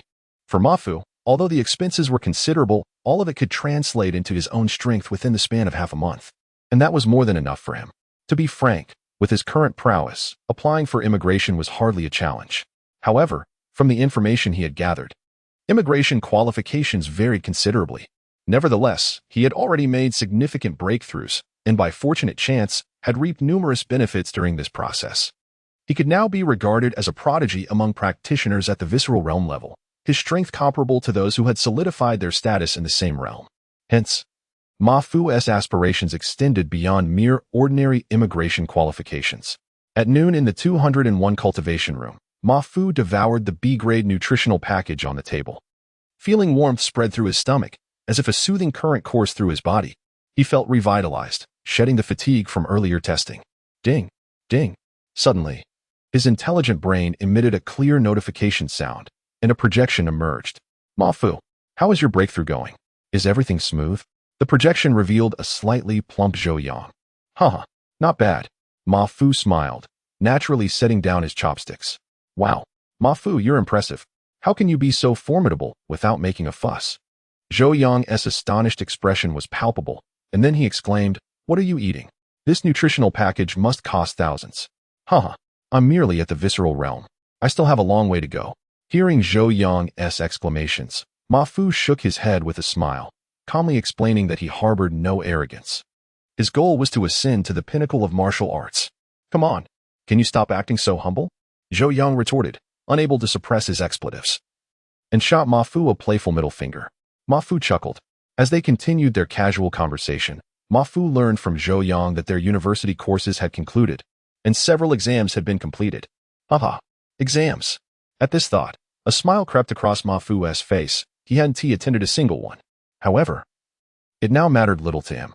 He was already a practitioner at the visceral realm, eligible for immigration to other planets. What significance did exam results hold? In this era, martial prowess was paramount. Of course, it was that Ma Fu had poor academic performance. In fact, he had excelled in every subject. Haha, Ma Fu, you sly one. Finally caught a break. Zhou Yang mused with satisfaction as he glanced at his intelligent brain, but soon, his consciousness returned to the star network. In the cultivation room, Ma Fu smiled and shook his head, not overly concerned. He finished the remaining food, had the room tidied, and in the center of the cultivation room, he began to practice his punches. Now, he lacked neither nutritional substances nor the energy his body required, yet it was not enough to merely possess these. He must also absorb and utilize them effectively, transforming them into his own strength. Practicing punches was a process of facilitation. This time, Ma Fu's movements were neither vigorous nor rapid. In fact, they were relatively slow. Yet, in just a short while, he felt an unprecedented sense of comfort. He was like a parched sponge, desperately soaking in what was around him. In his perception, every tissue and cell in his body was being invigorated, absorbing nutrients both directly and indirectly, becoming increasingly vibrant and resilient. The sensation of weakness and unused power faded away. However, Ma Fu understood that even as the feeling of weakness dissipated, complete recovery would not occur overnight. The breakthrough in martial arts was a transformation, an evolution of the body. And according to the most advanced instruments of the Alliance, the structure of the body would undergo changes post-transformation. These changes were novel, necessitating a substantial influx of energy and nutrients. This was also the reason for the existence of a recovery period following breakthroughs in martial arts. For Ma Fu, his situation was somewhat unique, not to mention the recovery phase. The previous 2 instances of comprehending the fundamental rhythms had taken a toll on his body. What he required was gradual recuperation and restoration. Time passed swiftly, and half a month later, in the 201 cultivation room, Ma Fu stood calmly, his mind serene, simply absorbing the present state of his body. To be honest, he felt an overwhelming sense of joy and satisfaction regarding his current condition. Compared to the frailty he experienced half a month prior upon awakening, he could now distinctly feel the power coursing through every inch of his body. This power felt boundless, seemingly inexhaustible. Should he undergo testing again, he would certainly not tire after just a few attempts. This is my pinnacle state, Ma Fu whispered to himself. Throughout this half-month, he had expended nearly 50 million star coins. While this expenditure appeared substantial, it was entirely justified. After all, he had the backing of 100 million star coins. He felt no trepidation regarding the consumption of various resources. Now, his visceral strength was nearing an astonishing one. Suddenly, without warning, Ma Fu swung a punch forward. The movement was simple, seemingly casual, yet the impact revealed a deep dent on the force measurement device. Beep, beep. As Ma Fu's punch struck the device, the numbers on the adjacent display began to flicker rapidly, ultimately stabilizing at 35,000 pounds. 35,000 pounds of strength. Impressive. Observing the displayed number, Ma Fu wore a smile on his lips. This punch, executed with merely a casual motion, did not invoke any specific martial technique. Thus it could be said that he now possessed an astounding strength of 35,000 pounds with every gesture. Such power signified that Ma Fu could effortlessly send a small car weighing 2 to 3 tons flying with a single punch. This time in seclusion was indeed a resounding success. Immigration qualification. Surely, I will secure my place this time.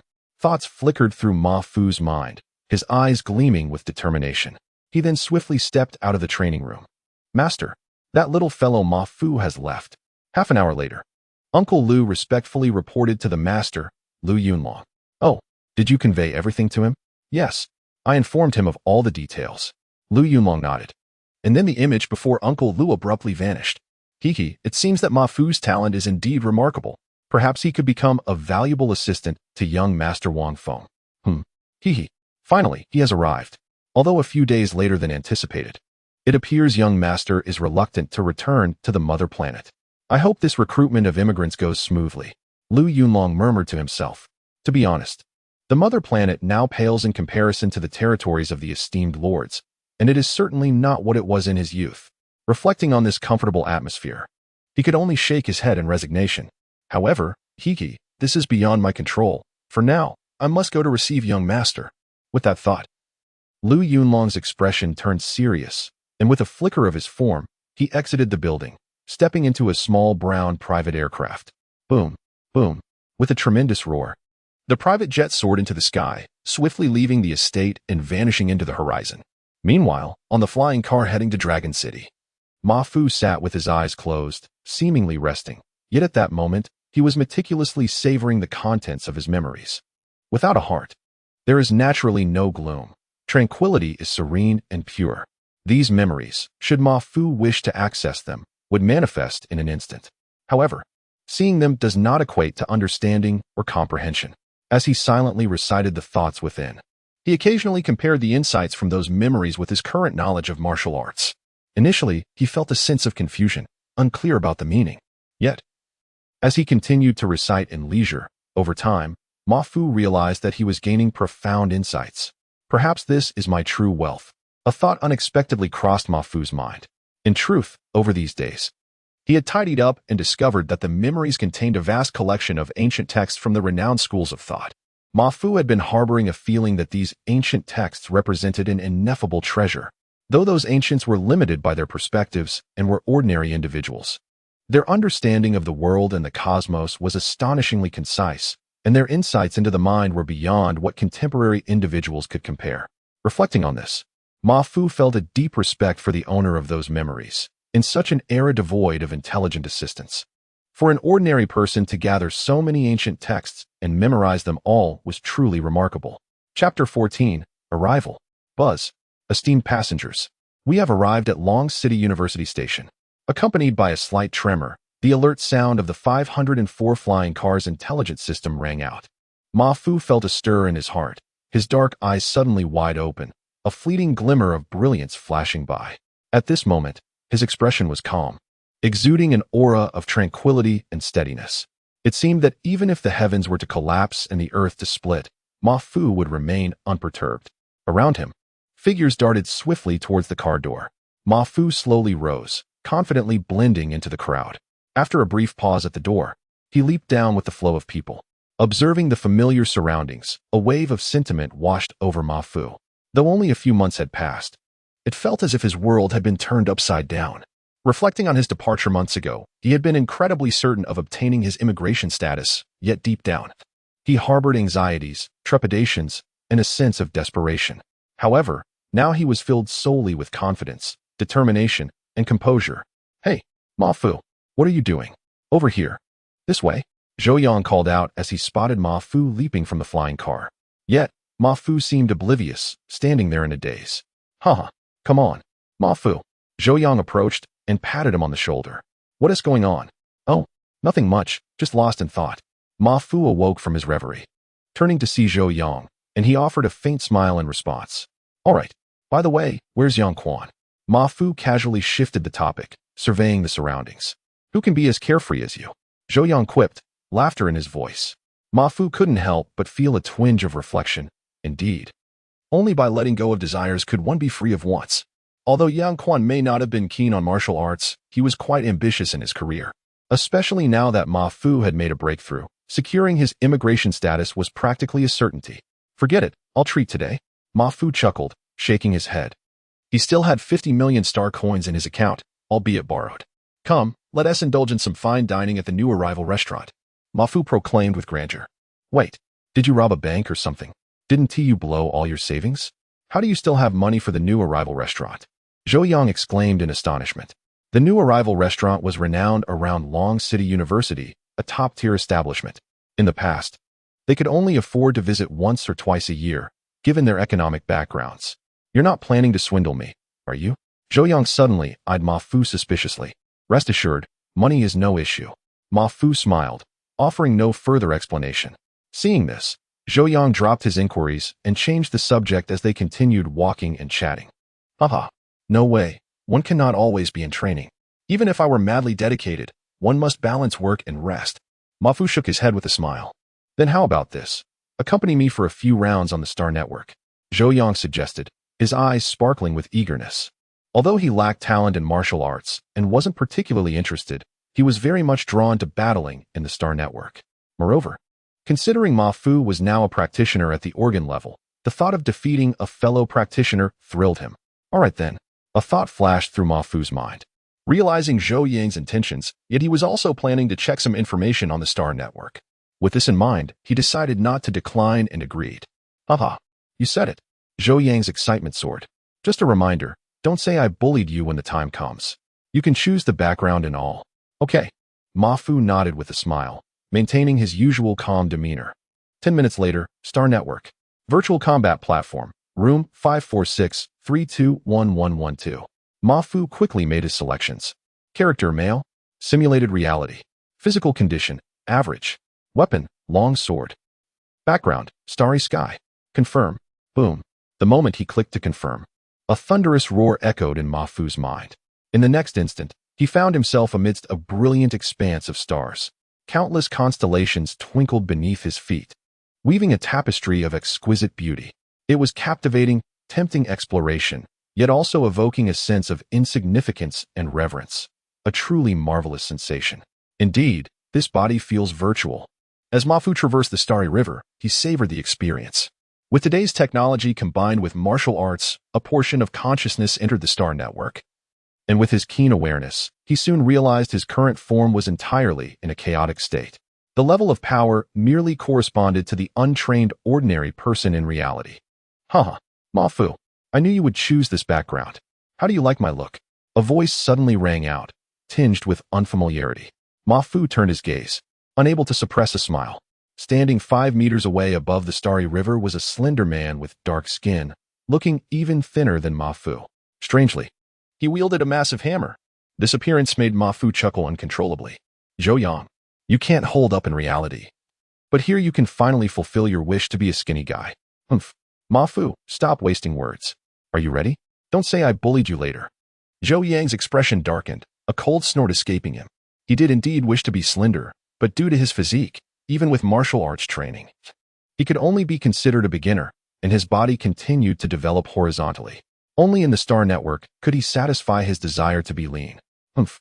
Ma Fu, just enjoy yourself. Your old friend has been in the Star Network for years, Zhou Yang said, grinning mischievously as he swung the hammer and charged at Ma Fu. Ma Fu smiled, remaining calm and collected. As the massive hammer approached, he met it with his sword. Clang! A light sound echoed as he nimbly evaded. The long sword raised protectively before him. Huh, this strength. Zhou Yang, you haven't wasted your time in the Star Network. Feeling the slight tingling in his arm, Ma Fu praised, you've managed to unleash martial techniques in the Star Network. Haha, of course. Ma Fu, today prepare to enjoy yourself. Zhou Yang laughed wildly, exuding confidence. His footwork shifting as he pressed the attack once more. Clang, clang, clang. Before long, Ma Fu could no longer withstand the onslaught and ultimately collapsed, defeated by Zhou Yang's hammer strike. Haha, Ma Fu, how about another round? Zhou Yang asked, beaming with pride as he looked at Ma Fu in the rest area outside the battle platform. Sure. Without hesitation, Ma Fu agreed. Haha, great. Let us take a short break before we dive back in. Yes, that sensation from before, the shift in power, the contrast between weakness and strength. Ma Fu responded casually, yet his mind was deeply contemplating the feelings from the previous battle. He sensed something peculiar. It was as if he could vividly perceive the fluctuations of power transmitted through the giant hammer. How intriguing, Ma Fu mused. Hee. Don't think just because you are at the organ level that you stand a chance here. Not long after, the second round commenced. Once again under the boundless starry sky, Zhou Yang's laughter echoing as he charged in with his hammer. Clang, clang, clang. The sharp metallic clashes resonated continuously. Ma Fu meticulously absorbed the sensations, feeling his sword arm tremble subtly with each collision against the giant hammer, skillfully dissipating the force in a clever, secretive manner. This was a technique born from his exceptional sensitivity, uniquely his own.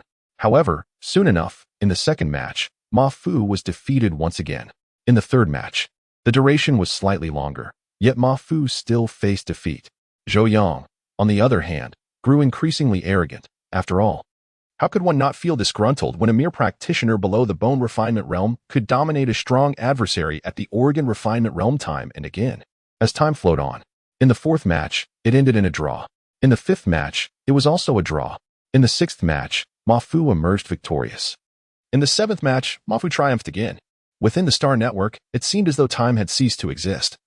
Ma Fu was entirely absorbed in his battles with Zhou Yang, rapidly absorbing combat experience through his keen perception. After a considerable duration, amidst the resplendent galaxy, Zhou Yang was gasping like a bull, bearing multiple injuries, while Ma Fu stood effortlessly in the vastness of space, breathing lightly, without a single scratch. Damn, this guy Fu is truly monstrous. Zhou Yang grumbled inwardly, yet outwardly he maintained a triumphant laugh. Fu, what a thrill. We must practice together again sometime. Haha, certainly. We shall play again soon. Ma Fu replied with a relaxed demeanor and a broad smile. Damn. Almost imperceptibly, Ma Fu seemed to catch Zhou Yang cursing under his breath. Damn. This Ma Fu fellow is rather abnormal. This is his first time entering the Star Network in a year, and yet he has progressed so swiftly. On the other hand, Ma Fu gazed at the intelligent brain, feeling a sense of injustice. I have toiled for years, and yet this guy surpasses me in less than a day, damn. In reality, by the final few matches, Ma Fu had mastered the techniques. Even without employing martial skills, using only his physical prowess at the same level, he could effortlessly handle Zhou Yang, without expending much effort at all. Haha. Exiting the Star Network, Ma Fu looked at the intelligent brain, a smile lingering on his lips, for he could genuinely empathize with Zhou Yang's current sentiments. However, that feeling, haha, is quite delightful. It should be applicable in reality, and if combined with martial skills, then. Upon reaching this thought, a spark of brilliance flickered in Ma Fu's eyes.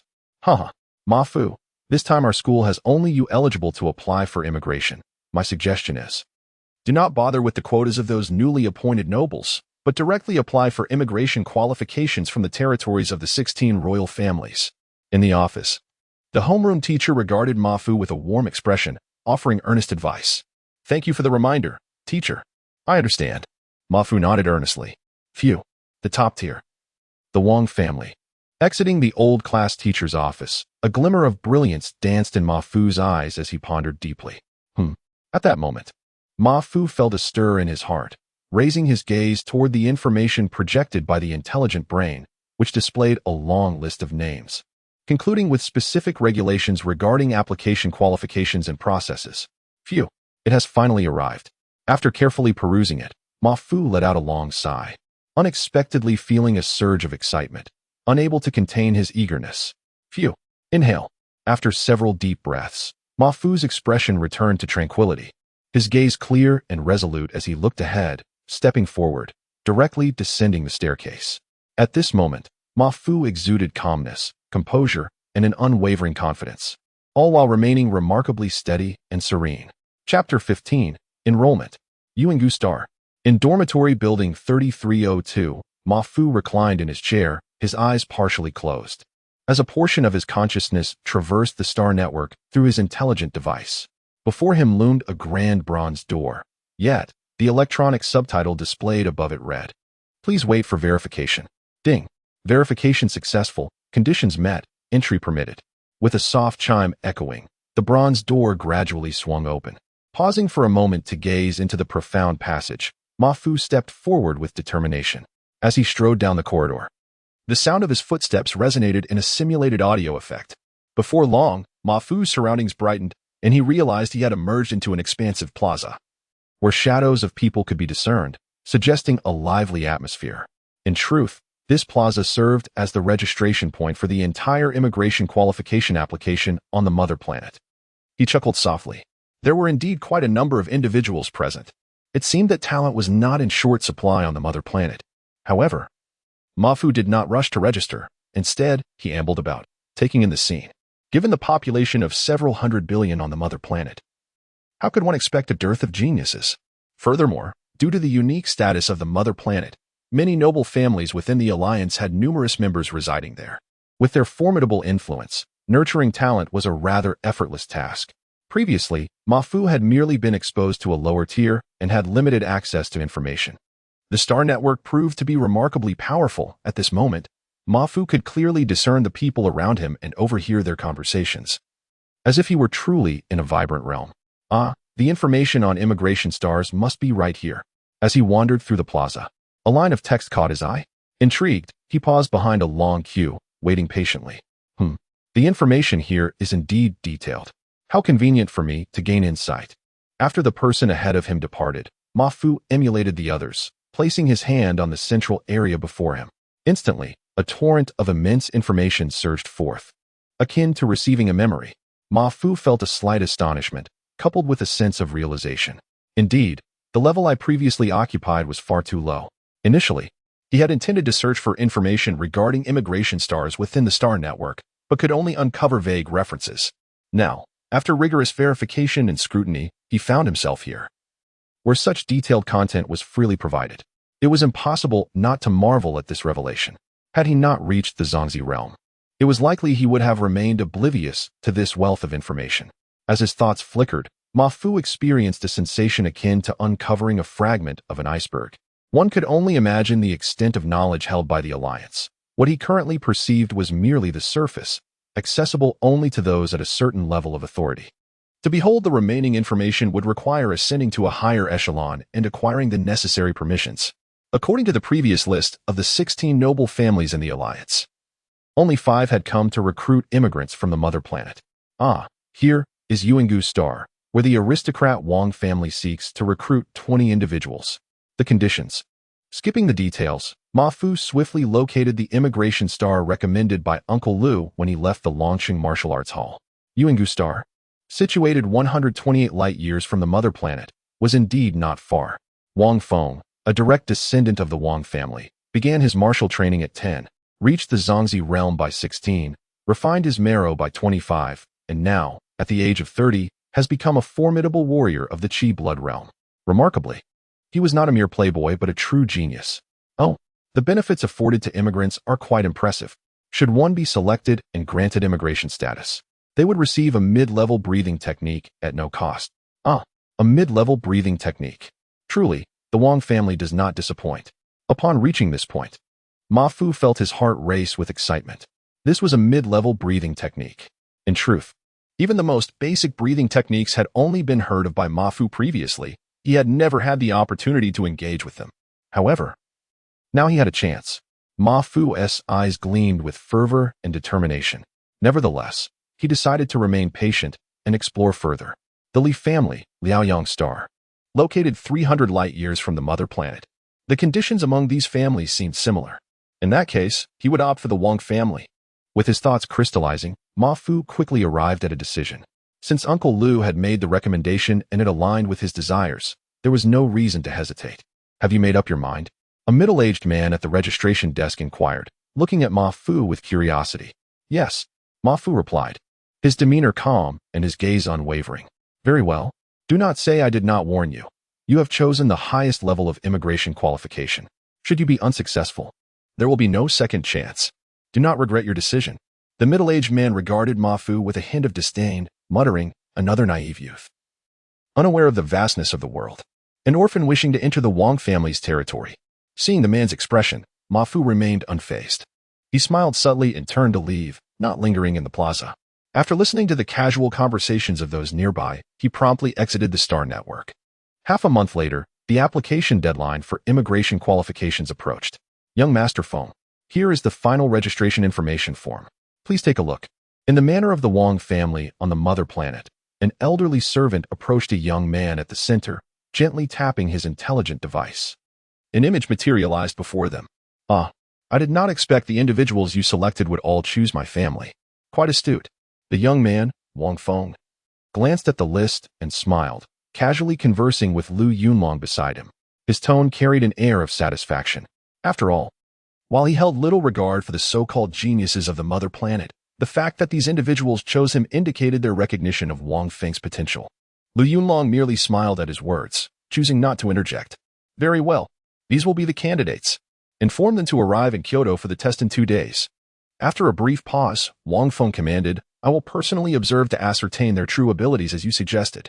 Rest assured, young Master Feng, those young individuals will undoubtedly meet your expectations. Lu Yunlong replied with a chuckle.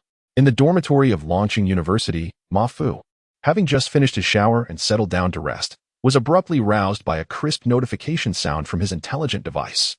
His dark eyes sprang open as the device detected his status and projected an image. Preliminary selection passed. Please arrive in Kyoto for the practical test in 2 days.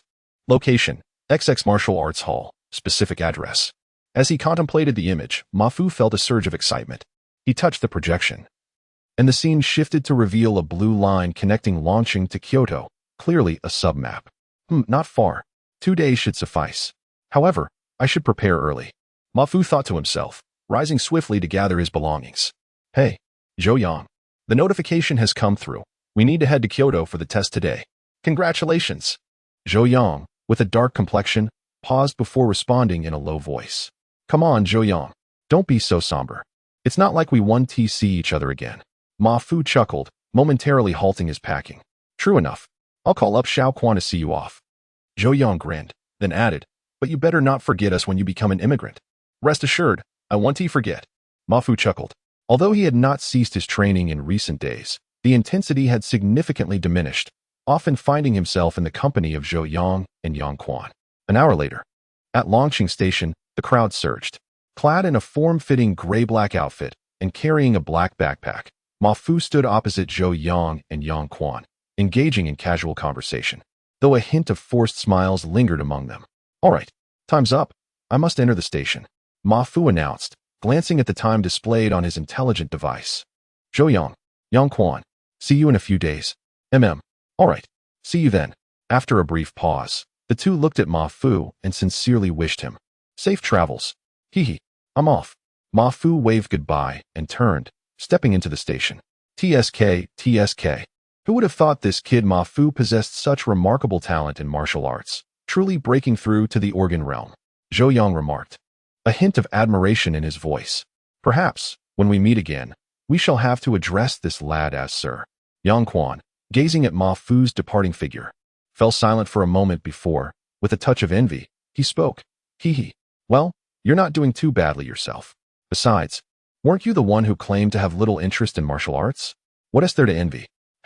I may have been indifferent towards martial arts, but now witnessing Ma Fu's current state, I suddenly feel as though martial arts holds a brighter future. Yang Quan sighed. Zhou Yang. That's the Wang family we're talking about. Little Quan. Isn't the pursuit of martial arts inherently a pathway to a promising future? Zhou Yang replied quite bluntly. Damn, can't you let me have my moment of reflection? Yang Quan playfully punched Zhou Yang, and the two shared laughter as they moved along with the crowd, swiftly departing launching station. Buzz. Inside the station. The sleek body of the flying vehicle bound for Kyoto suddenly quivered, and in the next instant, Ma Fu felt an overwhelming sensation of propulsion as the streamlined light blue vehicle roared into the sky. 2 days later, in Kyoto, on a crisp morning, at the Xianlong Martial Arts Hall under the auspices of the Wang family. In the testing chamber, Ma Fu stood quietly among several hundred selected individuals, awaiting their turn. Interactions were scarce, with many casting wary glances at those around them. The Wang family. Indeed, they are affluent and formidable. The scale of this martial arts hall is beyond that of launching S. Ma Fu mused, disregarding the surrounding atmosphere as he observed the familiar yet strange equipment, feelings of nostalgia washing over him. It dawned on him that this was his first departure from launching. Amidst his thoughts, the sound of footsteps suddenly broke his reverie. Ma Fu glanced sideways and felt a jolt of recognition. The figure of an elderly man appeared increasingly familiar. That elder? Yes, it was none other than Master Lu Yunlong. He chuckled inwardly, realization dawning upon him. Ah, so that's it. No wonder Uncle Lu recommended I apply for immigration to Yuangu Star. Chapter 16. Astonishing. Quite a number of individuals have been selected this time. However, regrettably, only 20 immigrants will be admitted to Yuangu Star. Therefore, I urge everyone to exert their utmost effort in the forthcoming tests. Henceforth, we shall select 20 candidates solely from those exhibiting the greatest strength and potential. With a slight smile, Lu Yunlong addressed the crowd directly while beside him. A young man named Wang Feng coldly surveyed the assembly, disdain flickering in the depths of his eyes. In his perspective, despite their upright and imposing postures, Ma Fu and his companions could not disguise their inherent lack of fortitude, utterly devoid of the indomitable spirit of true martial artists. They paled in comparison to the martial warriors he had previously encountered. After a brief pause, the elder-looking Lu Yunlong cast a glance at Wang Feng before continuing. The rules are quite straightforward. Let the test commence. The test will be conducted in groups of 5, by Bin, Wu Mingming, Zhang Zhan, Li Chang, and Pan Chang. He announced, and immediately, names were called within the testing hall. With purposeful strides, 5 robust figures, each towering over 6 feet, emerged, their expressions solemn as they approached the testing area. The martial arts facility here was not only expansive, but also far superior in equipment compared to that of Long City, allowing simultaneous assessments for 5 individuals. The internal organ strength was reported as follows: by Bin 1, 3, Wu Mingming 1, 4, Zhang Zhan 1, 2, Li Chang 1, 2, and Pan Chang 1, 3. Swiftly, the intelligence system announced the organ strength of the 5 individuals, eliciting a silent gasp from Ma Fu. Indeed, the competition here was fierce. Even this random selection of 5 boasted strengths superior to his own. Nevertheless, he remained unfazed, confident in his capabilities. Bang, bang, bang. Just then, a series of dull thuds resonated, and the mechanical voice of the system broke the silence once more. Strength test, by Bin 37, 299 gene, Wu Mingming 41, 893 gene. Zhang Zhan 37, 321 gene, Li Chang 34, 662 gene, Pan Chang 36, 231 gene. The final test must be the gravity test mentioned in the rumors. It seems it truly is as formidable as the Star Network suggests. Ma Fu mused, observing the 5 participants as they appeared utterly exhausted, nearly collapsing to the ground. The gravity test revealed, by Bin 1. 1 times gravity, Wu Mingming 1. 3 times gravity, Zhang Zhan 1. 2 times gravity, Li Chang 1. 1 times gravity, and Pan Chang 1. 1 times gravity. The tests concluded after a duration of 9 minutes and 12 seconds, with comprehensive evaluations yielding, by Bin 130, Wu Mingming 170, Zhang Zhan 161, Li Chang 142, Pan Chang 146. Before the mechanical voice could cease, a projection showcasing rankings emerged, prominently displaying the name Wu Mingming at the top. Remarkable. Wu Mingming truly excels. Ma Fu silently marveled, noting that each of his scores surpassed that of the average martial artist by a significant margin. In an instant, he couldn't help but wonder what level he might achieve. He had yet to undergo such a thorough assessment since his full recovery. Nonetheless, he was confident that his prowess was not significantly inferior to that of the others. Even if there were disparities, he was certain he could bridge the gap. His thoughts whirled as he redirected his attention to the 5 individuals. Though Wu Mingming was still catching his breath, his demeanor remained calm and composed, while Zhang Zhen appeared slightly exhilarated. The other 3, however, were still gasping for air, their expressions somber. Currently, having completed merely one group of tests, there were over 200 individuals present, leading Ma Fu to surmise that those 3 stood little chance of advancing. Suddenly, Ma Fu's brows furrowed slightly as he noticed the young man beside Lu Yunlong casting a glance filled with disdain. Who might this individual be? Given Wu Mingming's performance, he could be considered a genius within the alliance. How could he look down upon him? No, this young man, could he be Wang Feng, the Lord of Yuan-Gu Star? A thought struck Ma Fu's mind. At that moment, he observed that this young man stood confidently alongside the master of the hall, seemingly unfazed by the proceedings. In fact, Ma Fu sensed that the atmosphere revolved around this young man. Indeed, it appeared that this youth was none other than Wang Feng. In that case, his disdain seemed entirely justified, for Wang Feng had ascended to the realm of qi and blood at a remarkably young age, a true prodigy. Now it seemed that the rumors circulating on the Star Network might hold some truth. Martial artists from other territories appeared to harbor a certain disdain for those from the Mother Star. A myriad of thoughts raced through Ma Fu's mind, and his brow knitted in contemplation. Were the martial artists from other territories truly so formidable? He felt perplexed.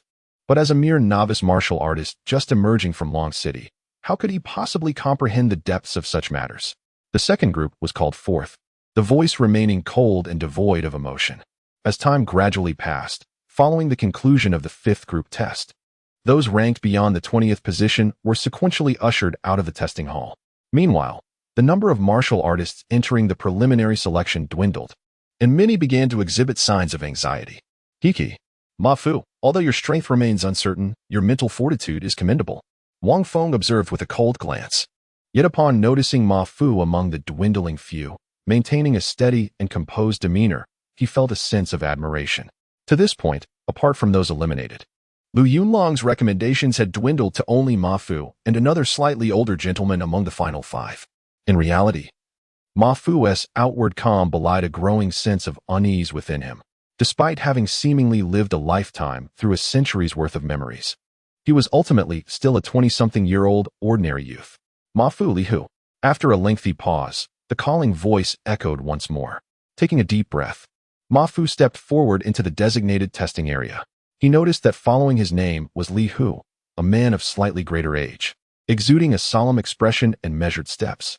As the last group, they had observed one another, except for Ma Fu and Li Hu.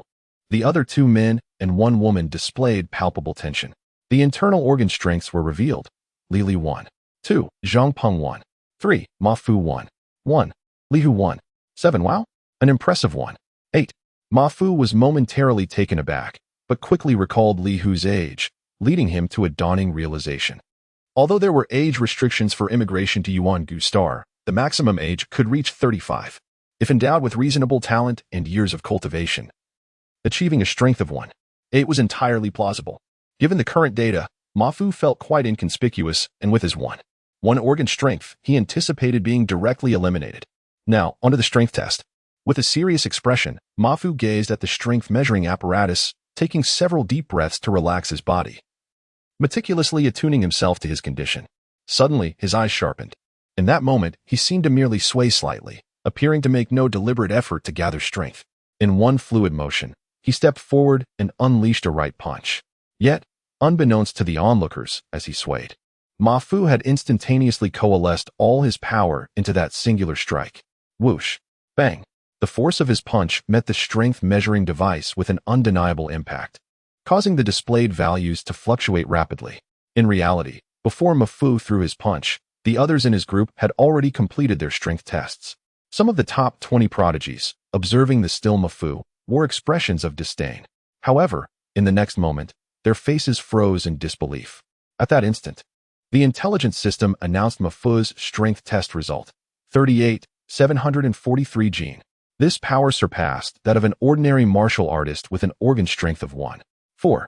Notably, Mafu's organ strength was only 1.1, and that punch he just delivered was merely the most basic form of the collapsing fist technique. Phew. Finally, he didn't underperform. Mafu felt a wave of relief wash over him. This time, the voice of the intelligence system sounded remarkably pleasant. He had given his all, applying the technique of the collapsing fist, combined with his acute awareness of his own body, unleashing a terrifying force that far exceeded his own capabilities in an instant. Haha. Excellent. After such a long time, there's finally someone worth noticing. Upon hearing the data reported by the intelligence system, Wang Feng's eyes brightened, a smile gracing his lips. He had clearly observed that Mafu's punch was merely the most ordinary execution of the collapsing fist. TSK. Such mastery over strength is likely approaching an exquisite level. Wang Feng marveled. This exquisite level is the realm where one can fully harness their physical power. He himself had only just begun to touch upon this level. Uncle Yunlong. This Mafu is quite a remarkable talent. Haha, indeed. Lu Yunlong smiled slightly. Mafu's performance today was commendable, even somewhat beyond his expectations. However, he remained unperturbed. The more potential one displays, the more attention they attract. The resources one can acquire multiply, and thus, martial arts training can progress at a rapid pace. This is the reality of our era. If you wish to grow stronger, obtain more training resources, gain titles, and secure territories, you must showcase your true potential. In this age, it is not feared that you show your abilities, but rather that you conceal them. Below, amidst the astonishment of the crowd, Mafu remained composed, promptly commencing the third test with the other four, speed. Phew. The final test, gravitational assessment. I wonder what it feels like. In just a few minutes, Mafu and his companions had completed all prior tests and arrived at the last one, the gravitational test. Suppressing the swirling thoughts in his mind, he stepped directly into the testing area. The next moment, Mafu felt a sudden heaviness, as if he were shouldering tens of thousands of gene in that instant. And this oppressive sensation resonated throughout his entire being. Gravity. Is this the feeling of multiple gravities? It's truly no small feat. Mafu gritted his teeth, struggling to straighten his body while attempting to move his arms. Though born ordinary, he understood the significance of this gravitational test. In the Alliance's territories, the gravity on many planets varies greatly. For a person wishing to immigrate, adapting to gravity is crucial. Different gravitational forces impact a martial artist's ability to exert their strength to varying degrees. Only those who can swiftly adapt to gravity can survive on various immigrant and colonial planets. Phew. This is indeed challenging. I wonder how well I will fare in the gravitational test. Before long, Mafu was drenched in sweat, yet he found it difficult to move, his body feeling extraordinarily fatigued.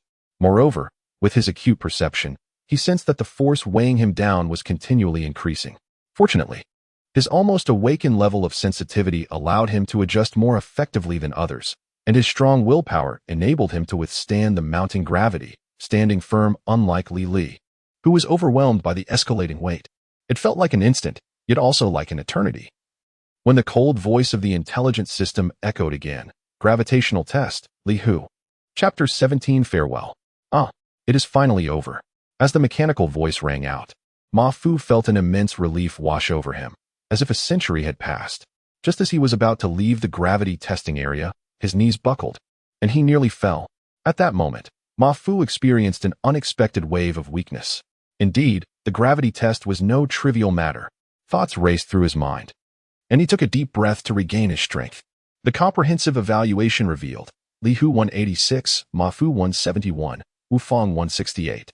As the voice of the intellect resonated, names and corresponding ranks swiftly changed in the projected ranking image above.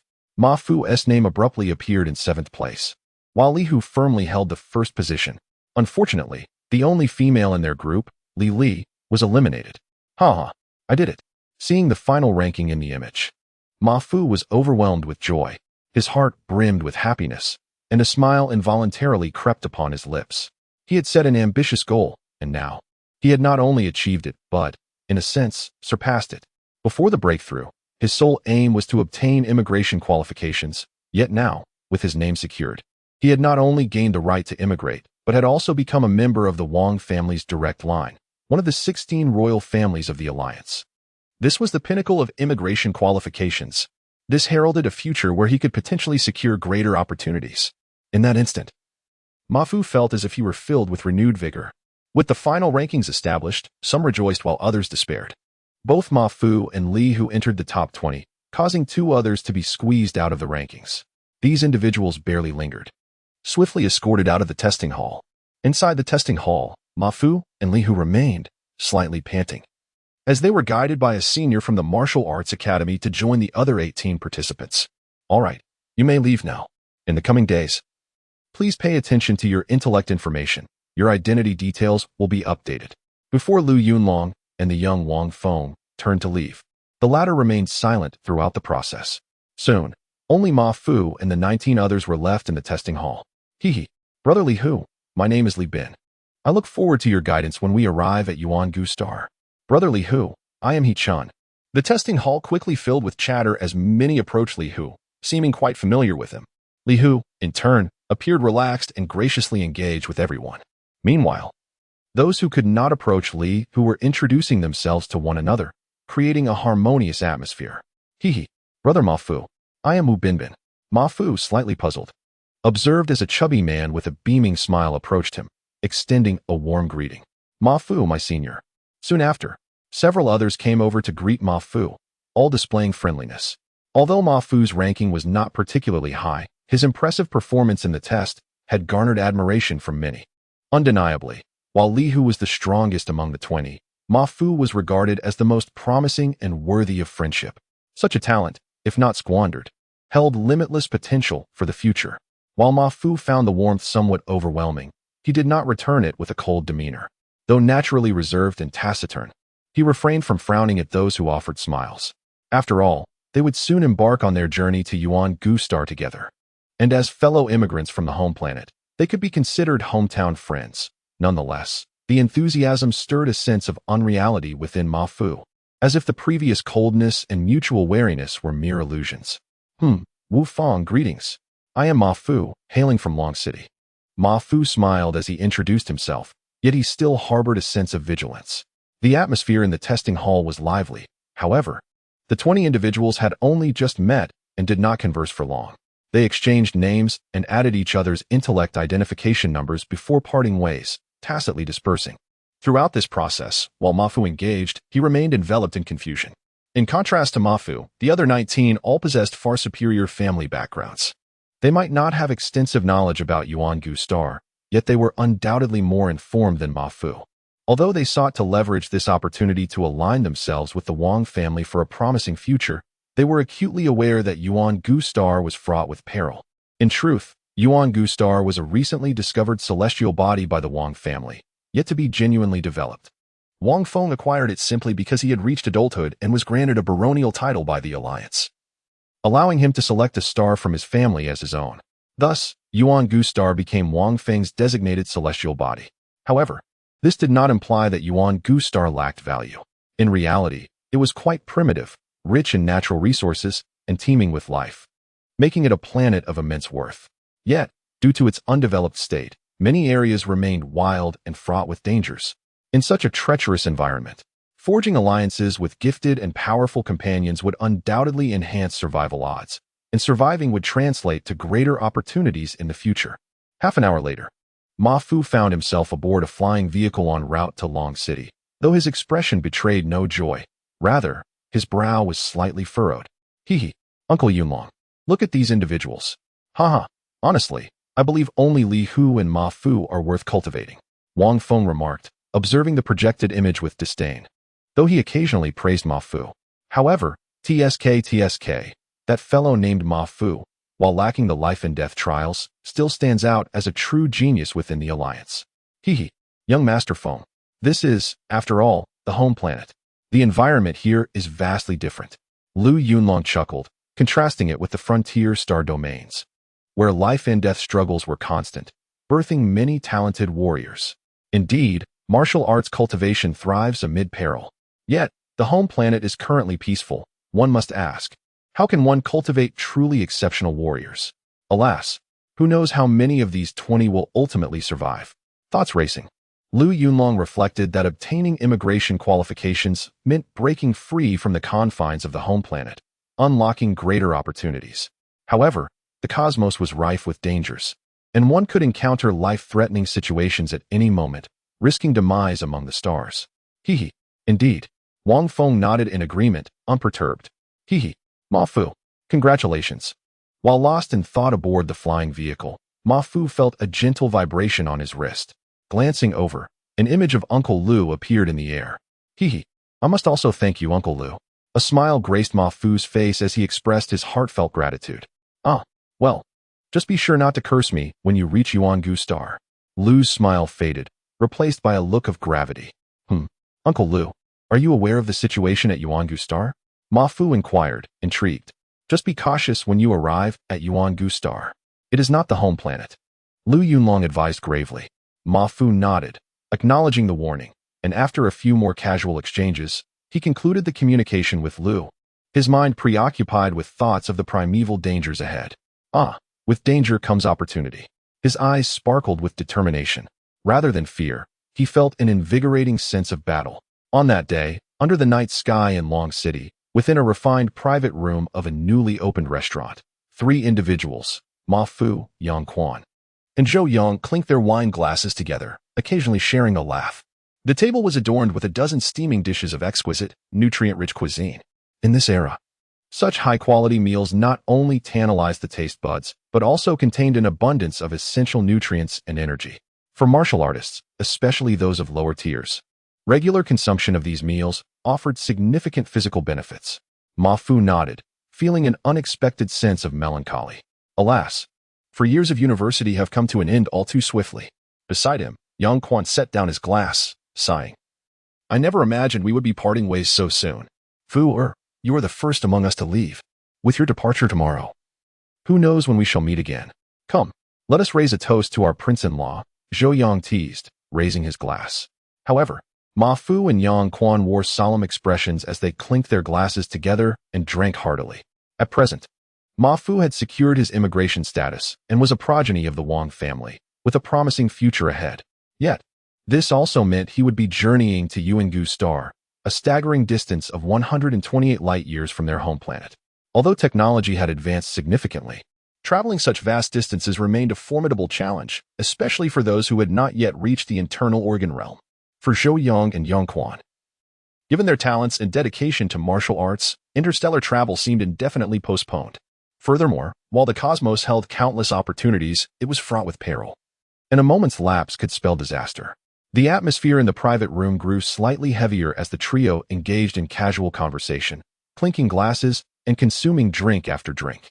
Regardless of the moment, farewells always carried a hint of sorrow. Their friendship, forged over 2 decades from elementary school to university, was undeniably profound. Parting ways now evoked a sense of reluctance. The fleeting years of youth. Suddenly, Ma Fu chuckled softly. Although times had changed, the current sentiment bore an uncanny resemblance to the feelings he had experienced during his graduation. Yet, the emotions he felt now were distinctly different. What are you laughing at, Ma Fu? Zhou Yang, feeling a bit tipsy from the evening's indulgence, swayed slightly and inquired. I was merely reminiscing about our youthful days, Ma Fu replied. Reflecting on the moment, among the 3, he held the highest martial arts mastery and, consequently, the greatest immunity to alcohol, leaving him the most composed. Indeed, how true. Zhou Yang and Yang Quan echoed, laughter filling the air. Youth was indeed the most cherished memory. Unbeknownst to them, the atmosphere of impending separation had somewhat lessened. The following day, after tidying up his dormitory and completing various tasks, Ma Fu departed the campus. As an orphan, aside from friends like Zhou Yang and Yang Quan, he had little attachment to his home planet. Campus life, he mused, glancing back at the school nestled among the trees. He then turned to join Zhou Yang and Yang Quan as they boarded the hovercar.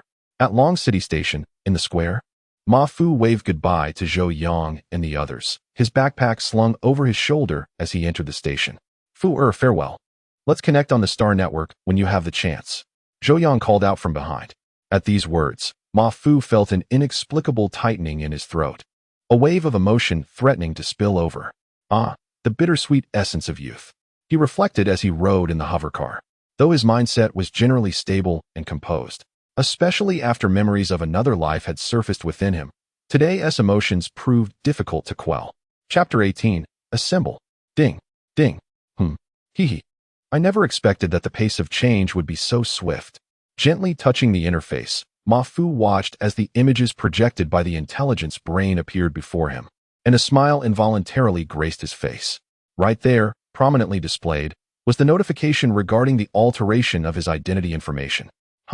From this day forth, I can consider myself an immigrant. He reflected on the efforts he had invested over the years. At long last, they had borne fruit. The vast starry sky. Indeed. He felt a flicker of anticipation. As he thought about it, the gloom that had settled in his heart began to dissipate, replaced by eager expectation. Ding ding. Ding ding. At that moment, a series of notification sounds erupted once more. This time, there was no need for Ma Fu to touch anything. The projections emanated directly from the intelligence brain, manifesting before him in a cascade of ethereal pop-ups. These, a casual glance, made his heart skip a beat. In that instant, Ma Fu's attention was immediately drawn to a notification from his bank account among the more than 10 messages. The information was brief, only a few lines. Yet once he noticed it, his gaze remained riveted. Ma Fu felt as if his eyes were filled with swirling gold. Whoosh. 30 billion. Indeed, it was 30 billion star coins. He marveled, recalling how just recently he had been elated by the 100 million star coins loaned to him by the launching martial arts school. Who could have imagined that so little time later, his account would swell by 30 billion star coins? 30 billion. This was a sum he had never encountered before. One he had never dared to envision. Such wealth, even a fraction of it, would suffice to repay the daunting debts he owed to the martial arts school. The Wang family truly possesses immense financial resources. After a long silence, Ma Fu could only sigh in admiration. In reality, this 30 billion was trivial not only to the Wang family, but also to Wang Feng and any martial artist navigating the vastness of the stars. Opportunities to amass wealth abound in the cosmos. In truth, within the entire alliance and the galaxy, star coins hold little value. Their purchasing power is limited.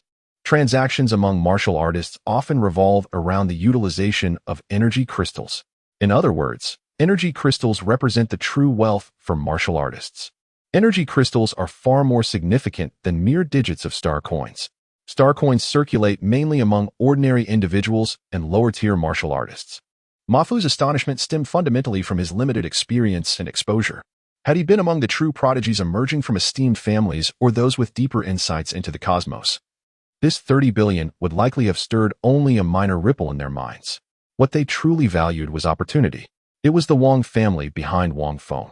In fact, this 30 billion star coins was merely the standard relocation allowance granted to new immigrants under the immigration recruitment process.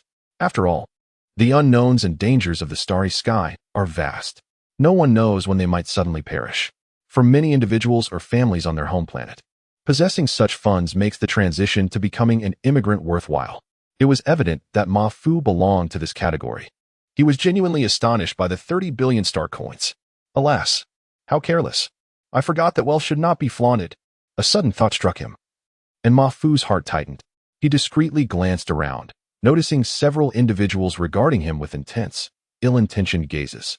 It was the first time he had experienced such a situation, and his heart raced uncontrollably.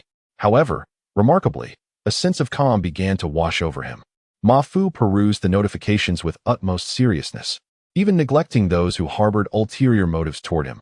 The notifications primarily consisted of rewards for becoming an immigrant, including a basic martial technique, the mountain opening fist, and an intermediate martial technique, the mountain splitting palm, alongside various cultivation resources.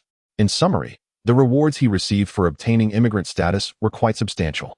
This further fueled Ma Fu's anticipation for the life that awaited him on Yuangu Star. No wonder. There are always those who proclaim that the starry sky is the true home of martial artists. Only within the cosmos can martial artists achieve their own brilliance. However, it is a pity that the breathing technique can only be acquired upon arriving at Yuangu Star. Upon contemplating this, Ma Fu couldn't help but sigh, though he felt little disappointment. Although he had not encountered the breathing technique before, he understood its immense value. He had not harbored high hopes of receiving the breathing technique immediately upon acquiring immigrant status. Nevertheless, this realization deepened his awareness of just how precious the breathing technique truly is.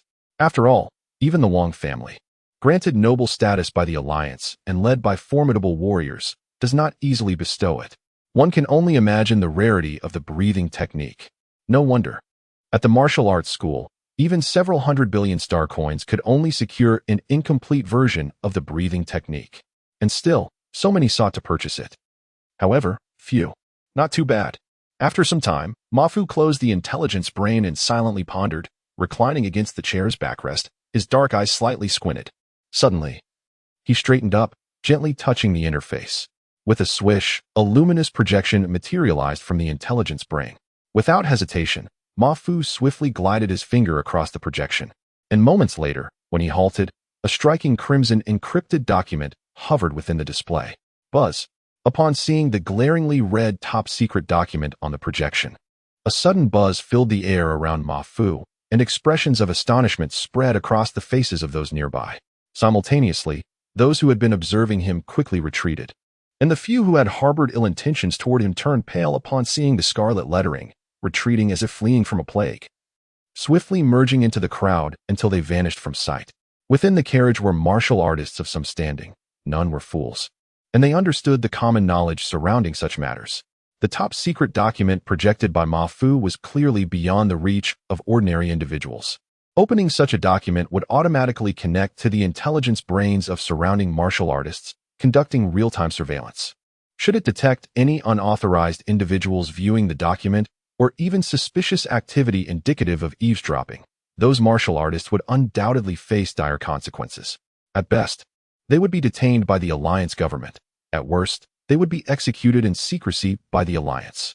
In current times, while the entire Alliance enjoys an extraordinarily high standard of living, verging on paradise, the reality is that the Alliance's regulations are stringent. Many pieces of information, especially those concerning martial arts training, are compartmentalized according to hierarchy and designated only for specific tiers of martial artists. Only those who have achieved a certain level of strength or possess particular credentials qualify for access to such confidential information. This era is, in fact, quite harsh. Although the Alliance is powerful, it constantly faces threats from other formidable civilizations. In this age, the notion that everyone can be as mighty as a dragon is unrealistic. Only martial artists with sufficient strength can genuinely leverage the Alliance's top-secret information to enhance their martial arts training and grow stronger. In this age, to avoid a mundane existence and to witness the broader, more mysterious expanse of the cosmos, one must become a martial artist and seize every opportunity to continually strengthen oneself. Opportunities often translate, in essence, to the resources possessed by the lords and nobles of the Alliance's borders. In this era, the relationship between the Alliance and martial artists is mutually beneficial. As martial artists grow stronger, so too does the Alliance. With a robust alliance, martial artists gain access to more resources, increasing their chances of breakthroughs and further strengthening themselves. Consequently, these formidable martial artists become the backbone of the Alliance, fortifying its might. In this era, the Alliance does not fear the emergence of geniuses, and within the vast expanse of the starry sky, one can always witness the rise of legendary warriors, stirring the winds of change and influencing the tides of fate. Mafu, in his heart, has begun to harbor vague suspicions regarding these matters. Yet he does not reject them. In fact, he feels a subtle excitement brewing within him, to follow the current and to join this extraordinary age, rather than leading a mundane existence, is precisely what he seeks. Indeed, he is gradually approaching that goal. As an immigrant, he has already acquired the qualifications to engage with the entire framework of the Alliance. He possesses the genuine potential for ascension. With thoughts swirling in his mind, Mafu observed the reactions of those around him, a smile gracing his lips, and any potential for a bloody incident following their descent was effortlessly alleviated. Assessing the surrounding environment, satisfactory. No suspicious individuals, identities verified. Permission granted to view. The small text on the red document shimmered, and in an instant, it unfurled. The projection displayed text, images, and even footage, presenting a detailed introduction to Yuingu's star. Within the confines of the flying vehicle, Mafu found himself alone. As everyone kept their distance, their gazes towards him tinged with a hint of reverence. Once again, it was evident that possessing the authorization to view such documents was beyond the reach of ordinary individuals like them. The two parties had clearly transcended different realms. Such individuals are destined to navigate the boundless starry sky above, while others remain confined within the cage of their home planet, living lives of mediocrity. Beep. Identity verification. Access granted. Shortly thereafter, in Kyoto, outside one of the top 10 martial arts academies on the mother planet, the Xianlong Martial Arts Academy, Ma Fu stepped forward with confidence and composure, directly entering the grand doors of the academy. Following the guidance of a staff member, he settled into the guest quarters. 3 days later, in the testing hall, Brother Hu, good morning. Upon entering, Ma Fu spotted Li Hu, who was intently honing his strength, and felt a surge of warmth. Greeting him with a smile. Haha, good morning. Ma Fu, when did you arrive? Li Hu replied, his serious demeanor fading as he turned to Ma Fu with a friendly inquiry. I've been here for 3 days. Ma Fu casually responded before asking, Brother Hu, do you know what the next arrangements will be? Are we heading directly to Yuangu Star? Haha, that's probably unlikely. Li Hu shook his head and paused briefly before continuing. However, I am not privy to the specifics of the arrangements.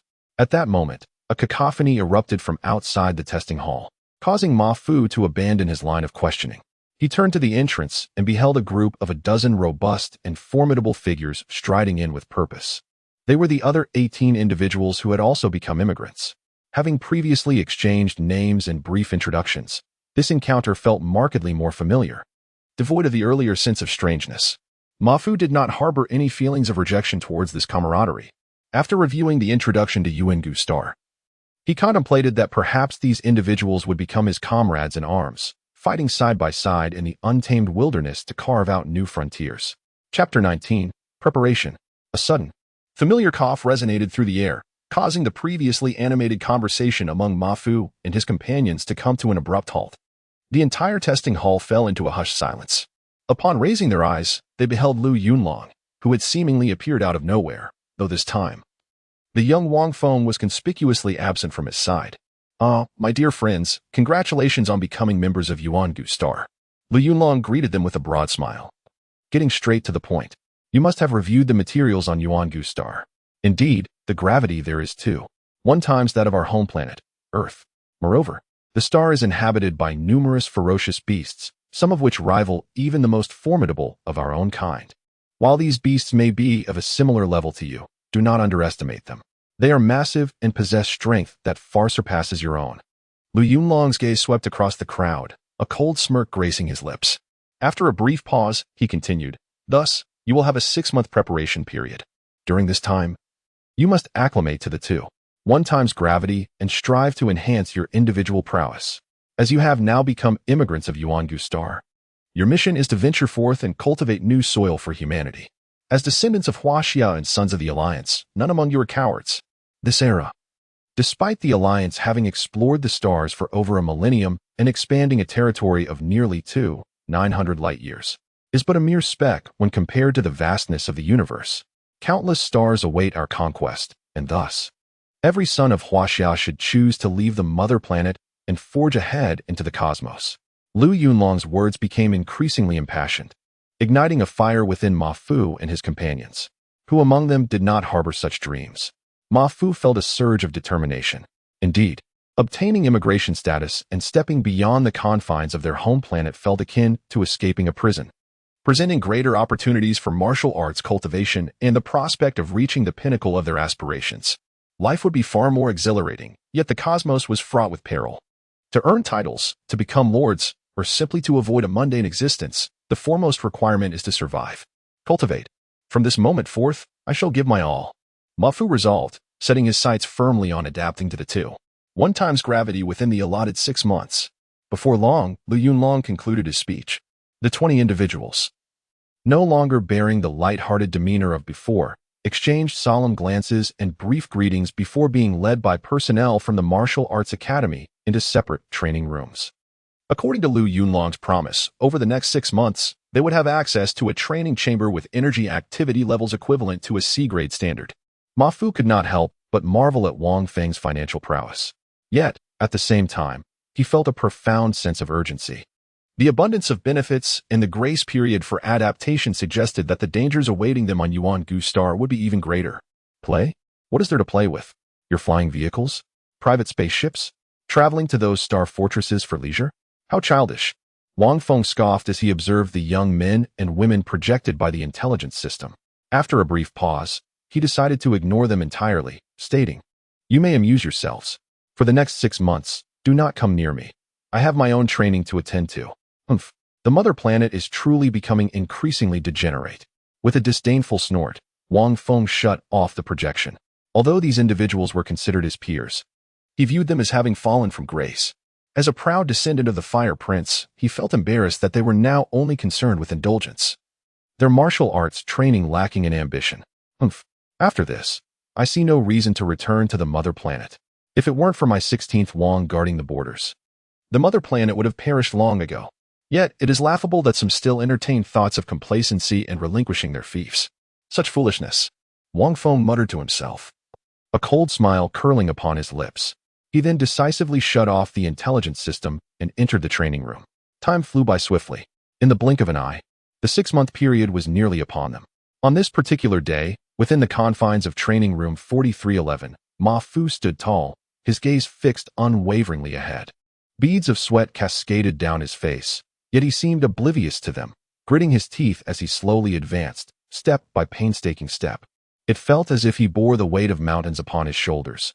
Each stride was arduous, and the simplest of movements was fraught with difficulty. A closer look revealed the subtle trembling of his body and a weariness etched upon his determined visage. Huff, huff. Before long, Ma Fu's breath grew labored, reaching the brink of exhaustion both mentally and physically. Nevertheless, he exhibited no intention of surrendering, resolutely continuing to push forward, counting silently in his mind. 12,000, 12001, 12002, 14,000, 14001. In truth, he was engaged in gravity adaptation training. This rigorous regimen had become his daily routine over the past 6 months, each session leaving him utterly drained before he would finally allow himself to rest. However, today was somewhat different. It marked the final day of their 6-month period. Today, he aimed to shatter his limits under the 1 times gravity. 15,000, 15001, 15002, 15,500 steps. Suddenly, with a soft thud, Ma Fu collapsed onto the ground. Almost simultaneously, the training room's intelligence system ceased its maintenance of the 1 times gravity, restoring normal conditions throughout the chamber. Huff, huff. Ma Fu lay sprawled on the floor, utterly spent, gasping for air. Yet, a smile adorned his face, and he could not help but let out bursts of triumphant laughter. Although he had not fully adapted to the 1 times gravity, he had successfully pushed beyond his previous limits, covering an additional 500 steps compared to his last attempt. To comprehend the magnitude of this achievement, one must realize that under 1 times gravity, Ma Fu was akin to carrying a mountain with every step. Each movement posed a formidable challenge for someone accustomed to life on the mother planet. Thus, this progress was truly remarkable. After a while, the heavy gasps within the training room gradually subsided. Ma Fu propped himself against the wall and slowly rose to his feet, making his way to the internal organ strength testing device. Beep. Warrior Ma Fu, Organ Realm, Organ Strength 1. 3. The mechanical voice of the intelligence system bore no emotion. Yet to Ma Fu, it was music to his ears. He could hardly believe it. In just 6 short months, his bodily strength had surged by 2 levels. Although he felt a profound fatigue coursing through him, a satisfied smile graced his face.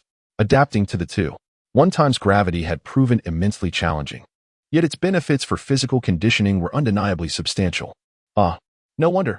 The application of multiple gravities is exceedingly costly, Ma Fu mused, recalling Lu Shu's expression of longing. The efficacy of multiple gravities for physical training is simply unparalleled. In his heart, he now viewed gravity adaptation not merely as a goal to be achieved, but as an exceptional means of enhancing his cultivation. He felt no aversion to the process. On the contrary, he found himself quite enamored with it. Alas, the application of multiple gravities cannot remain active indefinitely. It is said that many of the most brilliant geniuses possess the ability to manipulate gravity at will. With a fleeting thought, Ma Fu approached the reagent rack and promptly consumed several vials of Type B reagents. Soon, as the substances rapidly dissolved within his stomach, he felt a comforting warmth enveloping his body, accompanied by a fine sheen of perspiration emerging on his skin.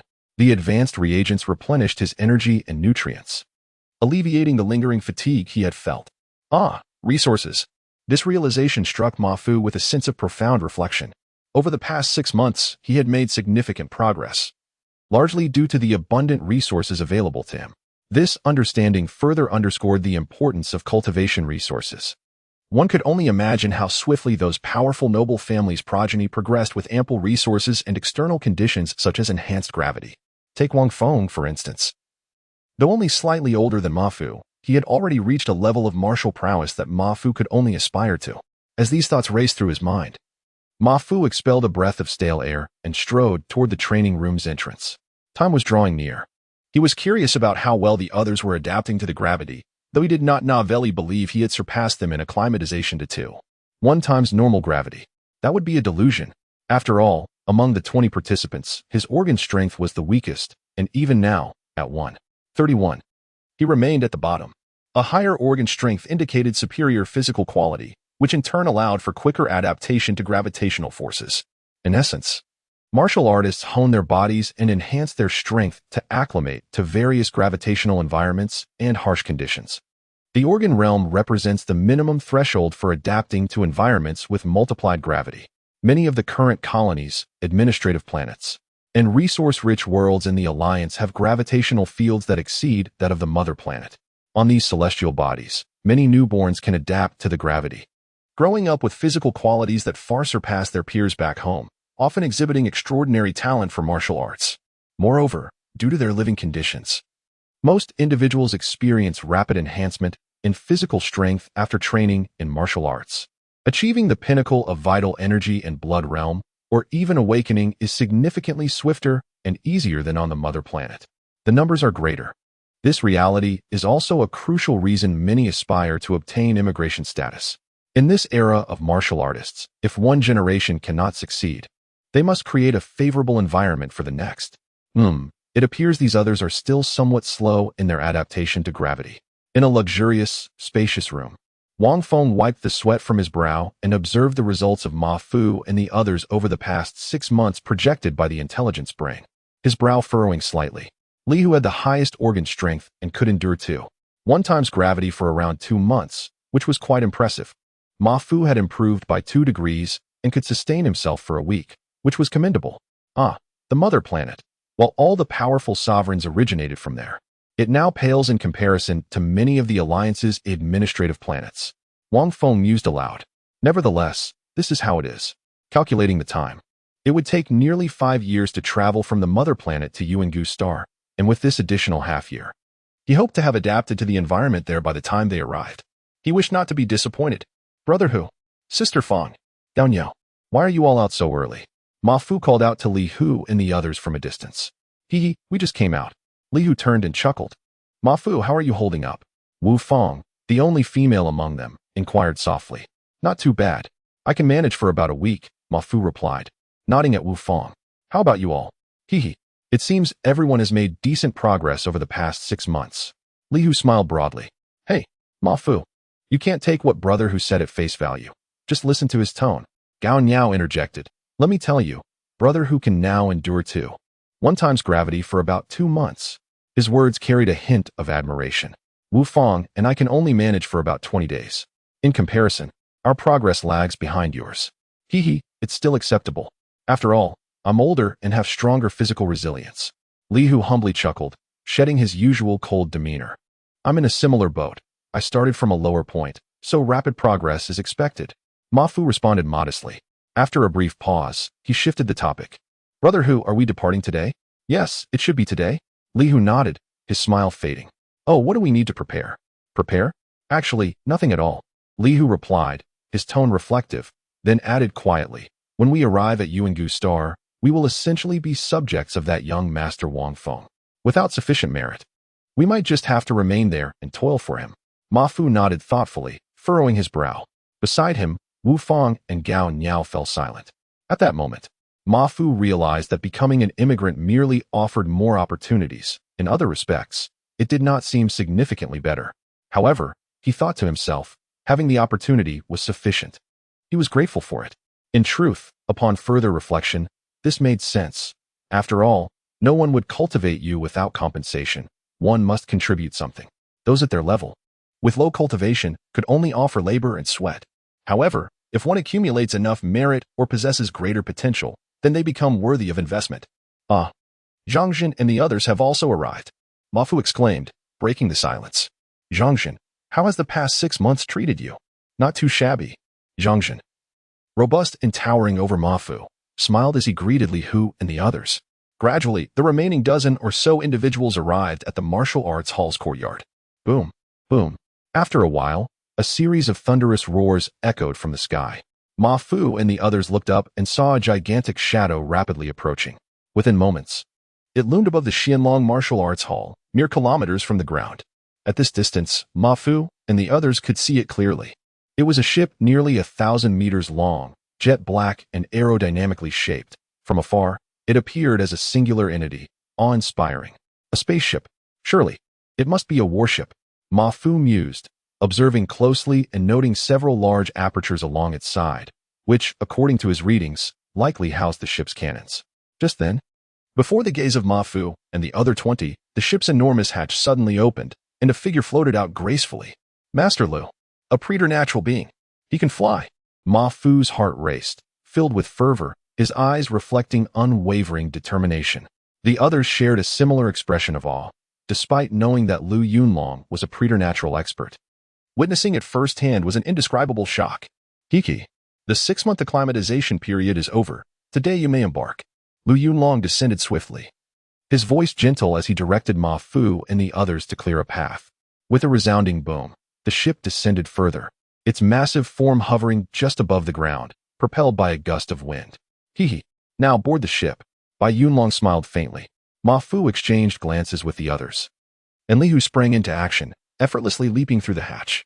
Chapter 20, Fortress in the Starry Sky. Taking a deep breath, Ma Fu gazed up at the hatch above, his body crouching slightly as he endeavored to calm his racing heart. He focused intently on the tautness of his leg muscles, sensing the power building in his knees and ankles. Suddenly, a spark ignited within him. His legs sprang straight like coiled springs, unleashing an explosive force that propelled him into the air like a cheetah. With a rush, the wind howled past his ears, and in an instant, the heavy, broad hatch and the dark deck came into view. Feeling the solid ground beneath him, he paused momentarily to dissipate his momentum, stabilizing himself on the deck within the hatch. As he straightened up, he noticed Li Hu and the others who had entered earlier, now gathered together, their curious eyes surveying their surroundings. Flanking the hatch were 2 guards, their postures rigid and their gazes icy, seemingly oblivious to the movements of Li Hu and his companions. Intrigued, Ma Fu stepped toward them, his own curiosity peaking as he scanned the area with wide eyes. In this era, it was rare for private individuals to possess warships, especially on the home planet.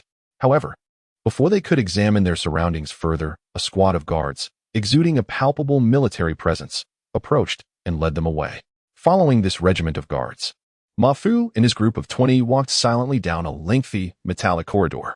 They exchanged no words, yet the glances they cast around spoke volumes of their shared intrigue.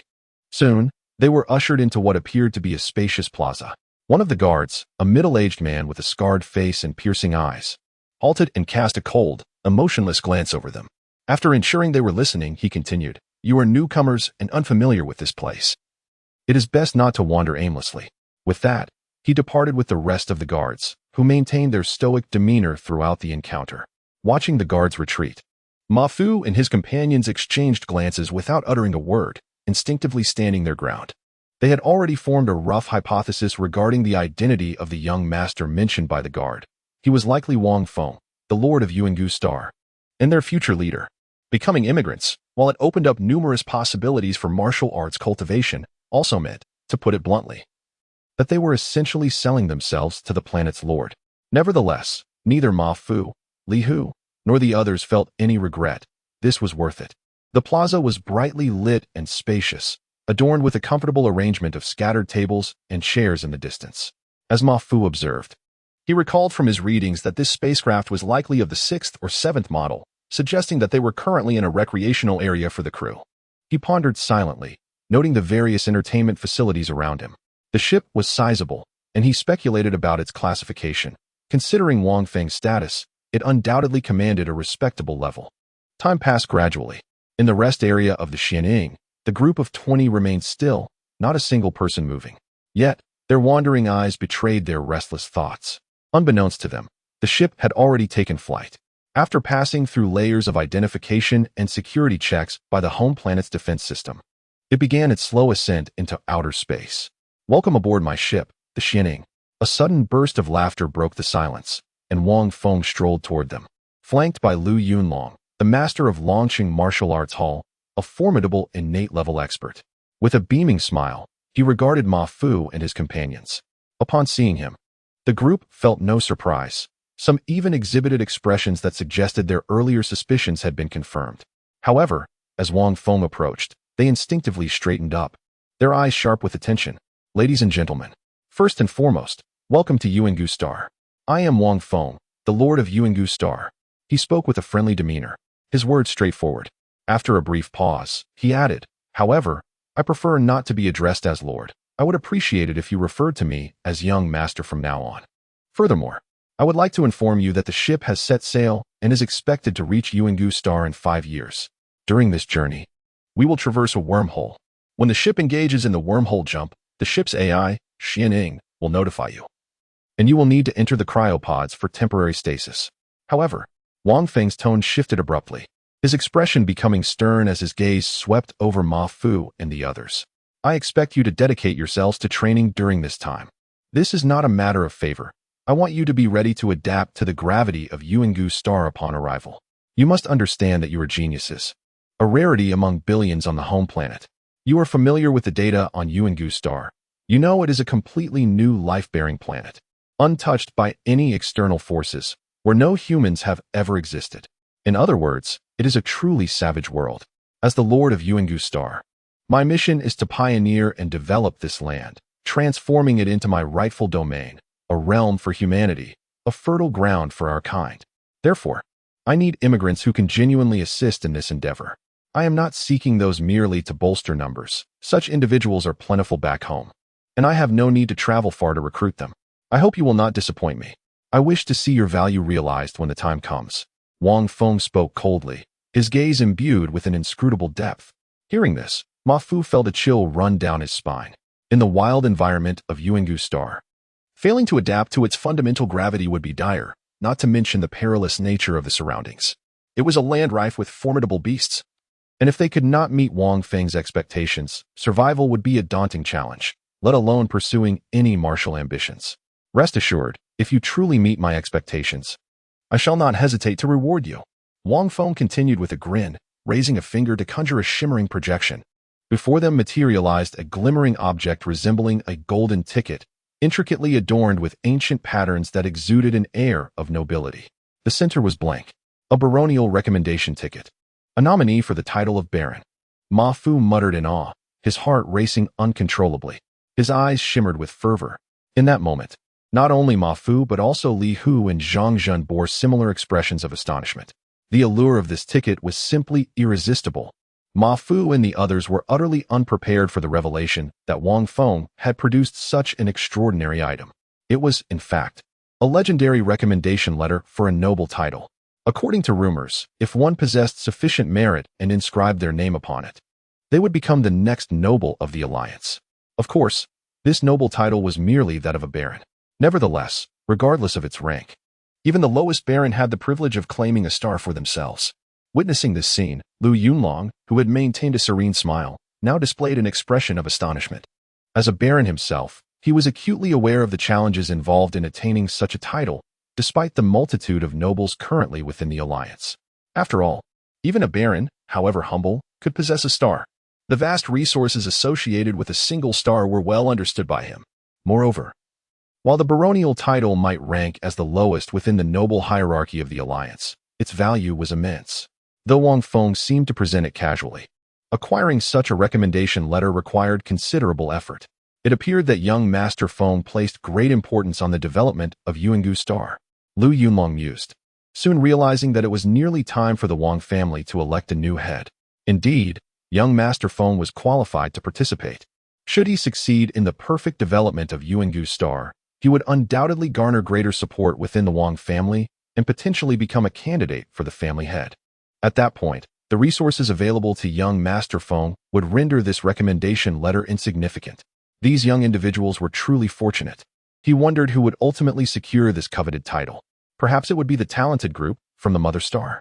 As these thoughts flitted through his mind, Lu Yunlong felt a twinge of reflection. He understood that, despite Wang Feng's seemingly pleasant words, he held little regard for the talented immigrants from the mother star. In fact, Wang Feng was preparing to recruit other prodigies from different administrative planets to Yuangu Star. Indeed, you heard it correctly. This was a recommendation letter for a baron. If you perform admirably and possess sufficient merit, I would not hesitate to endorse you, and you might just become a baron. Wang Feng's smile grew ever more pronounced as he spoke. Ma Fu furrowed his brow. While the opportunity was enticing, it was by no means easily attained. A glance revealed that Li Hu and the others were gazing fervently at the floating blank recommendation letter. Ma Fu could not help but smile wryly. It was not that Li Hu and the others were imprudent. Rather, the allure was simply too great. Becoming a baron of the Alliance meant that, upon discovering an unclaimed star or another celestial body, one could become its lord if they possessed the capability to assert initial control. Furthermore, they would receive assistance from the Alliance and surrounding lords who had already established their territories. Once successful in development, the resources from a star, save for the necessary taxes owed to the Alliance, would largely be theirs to enjoy, an exhilarating prospect indeed. As a star lord, even the most humble baron would be a genuine member of the Alliance's aristocracy and a true figure of the upper echelon. They could be commemorated in the annals of the Alliance's development history, achieving a form of immortality. Moreover, the knowledge and resources available to them would far surpass anything they currently experienced. Very well, that is all I shall say. I hope you will not squander your time moving forward. I will provide the simulated gravity environment of Yuangu Star for your training, along with the resources you will consume during your practice. My only requirement is that, within 5 years, you must adapt to the gravity of Yuangu Star. As for the location of your training facilities, you will receive information on your neural interface shortly. Wang Feng's demeanor returned to its previous indifference as he spoke unhurriedly. Though in his heart, he remained unconcerned. He did not regard these prodigies from the mother star as particularly exceptional. He doubted that these inexperienced and fragile individuals could truly warrant his endorsement on that recommendation letter. However, should there be any among them worthy of such merit, he would not object. For him, it was merely a matter of signing a few names, a trivial task, as his primary focus remained on the successful development of Yuangu Star and the upcoming election of the family head over the coming centuries. Observing Wang Feng depart, Bai Yunlong silently nodded before glancing at the still fervent expressions of Li Hu and the others. He shook his head discreetly and retreated quietly. Suddenly, Ma Fu, who had been furrowing his brow, noticed the scenery around him shift dramatically. The ship's deck remained beneath his feet, yet the surrounding ship walls appeared almost transparent, revealing a breathtaking vista of the starry sky. Stars twinkled in the vastness of space, a truly magnificent sight. This was the external scenery simulation? How wondrous! Ma Fu was the first to regain his composure, marveling at the expansive sky above him. As the starry landscape unfolded, the others, too, calmed from their fervor, gazing up with curiosity. This experience was entirely different from the ordinary views seen through the star network. Wait, is that Earth? Suddenly, an exclamation rang out. Ma Fu turned to see a stunningly beautiful blue planet slowly rotating against the backdrop of the inky black sky. Alongside it loomed an enormous star fortress, comparable in size to smaller asteroids. Ma Fu could clearly discern the various cannons of differing sizes adorning its surface, evoking a chilling yet awe-inspiring sensation. Such fortresses were plentiful. As the Xianing spacecraft sped away, more and more of these imposing structures came into view, creating a densely packed panorama that was truly staggering. In the rest area, Ma Fu and his companions found themselves momentarily speechless. These were the guardians of the mother star. Each Cold War fortress was equipped with planetary annihilation cannons, ion cannons, and other conventional weaponry, even possessing the capability to obliterate entire celestial bodies. While they had previously encountered descriptions of such fortresses scattered throughout the solar system, witnessing them in person was overwhelmingly impressive. This level of defense seemed infallible, almost impervious to any threats against the mother star. Yet, such security had also dulled the sense of urgency among its citizens, leaving them devoid of any ambition. What a curious predicament. Ma Fu sighed inwardly. Chapter 21. Traversing through the wormhole as time flowed gently. The rest area of the Xianing spacecraft displayed the ever-changing images of the starry sky surrounding the ship through external simulation. However, the spacious plaza was entirely deserted. Inside the Xianing, in the Class A training room 421, the environment resembled the stasis pod seen in cinematic footage. Indeed, it appeared to be a stasis pod. To his astonishment, this was the latest and most advanced WL-243312 testing device of the Alliance. He wondered what the experience would be like. This was merely a training room within a spaceship, yet the auxiliary training facilities were remarkably.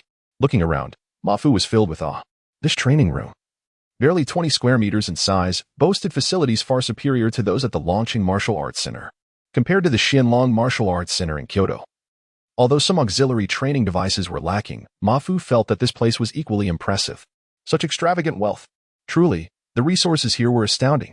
Ma Fu marveled. He had genuinely broadened his horizons. With access to the most advanced auxiliary instruments the Alliance had to offer, along with the training resources promised by Wang Feng, Ma Fu was confident that his training would progress at an unprecedented pace. These external training aids were undeniably essential. He reflected, however, that choosing the path of immigration away from his home planet was undoubtedly the right decision. The cosmos offered a plethora of opportunities.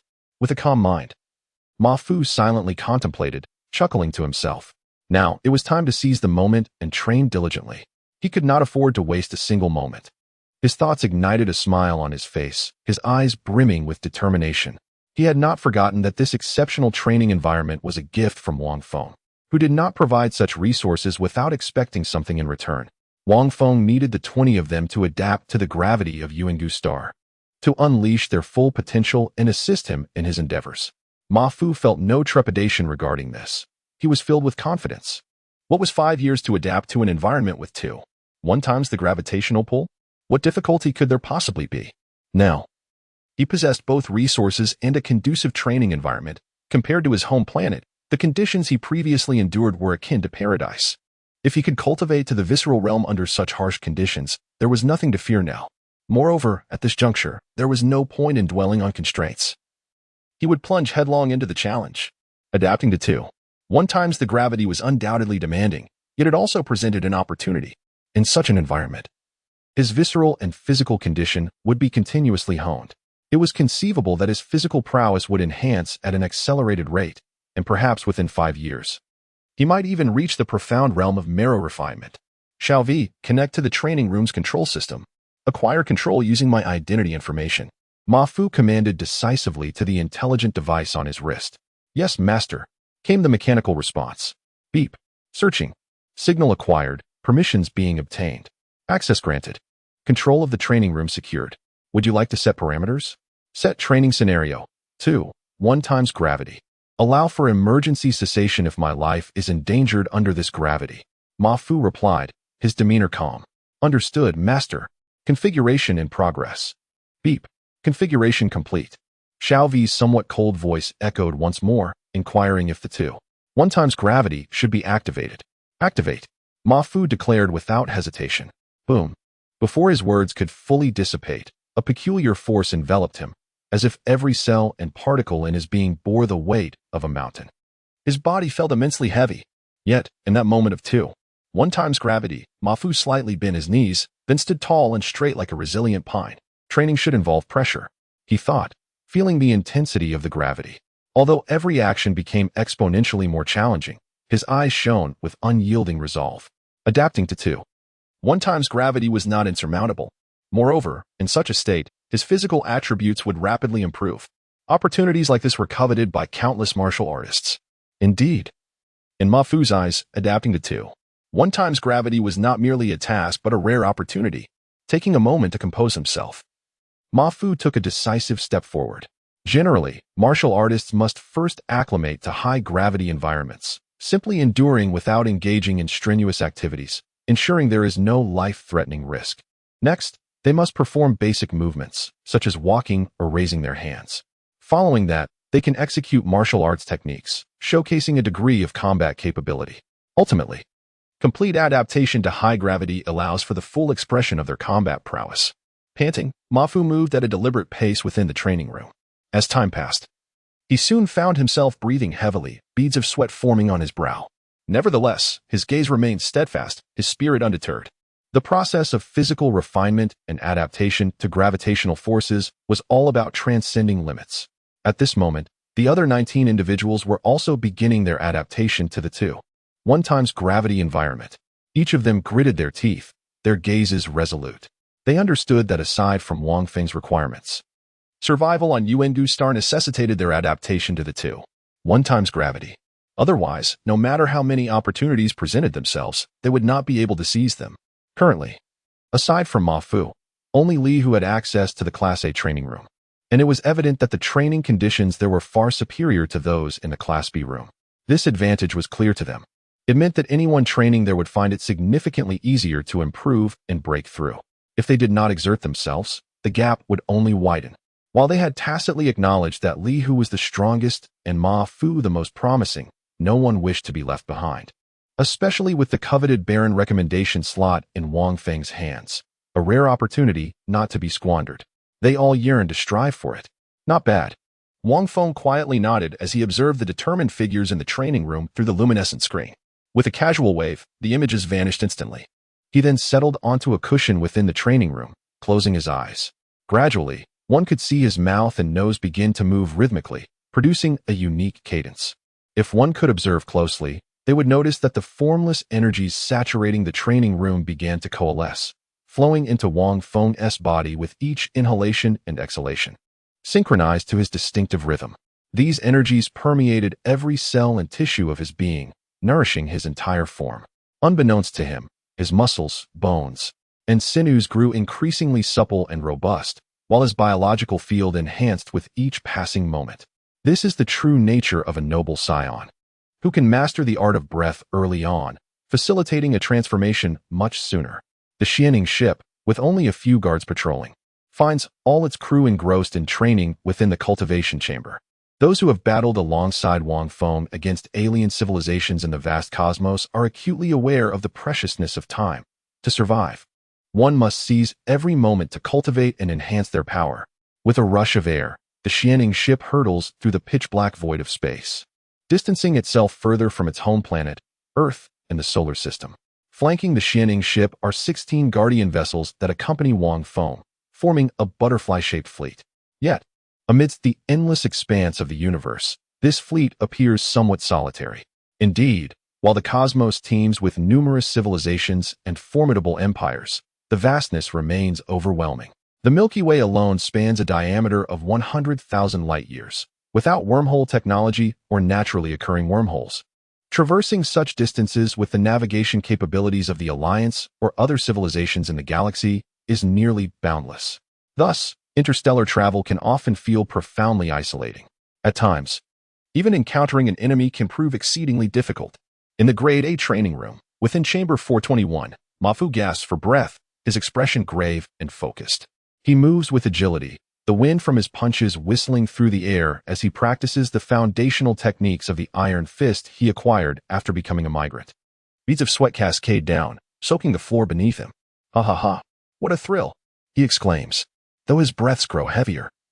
He revels in the state of his body, which teeters on the brink of exhaustion. It is precisely this state of extremity that serves as the finest forge for his physique. With clenched jaws, his punches may be slowing, yet their power remains undiminished. Each strike lands with precision, aligning perfectly with the images from the training manual. He relishes this sensation of extreme training and thoroughly enjoys his current state. Presently, he has lost track of how long he has been aboard the ship, indifferent to the timer displayed by the intelligence system. After all, he has fainted numerous times under the 2-1 gravity conditions. If all goes as expected, he may soon faint once more. Attention all members, emergency announcement. The Xianing ship has arrived at Alliance wormhole number 23 and is about to enter the wormhole for transition. All warriors below the innate level, please enter the sleep chamber to ensure your safety. At that moment, the ship's intelligence system suddenly interrupts, causing Ma Fu to pause in his movements. The ship is awaiting inspection, expected to take half an hour before officially passing through the wormhole. Alas, it seems this will be the end of my training for now. Ma Fu thinks regretfully. In the 2-1 gravity environment, he has managed to demonstrate a certain level of combat prowess. Furthermore, with ample high-quality cultivation resources at his disposal, his physical condition has improved significantly.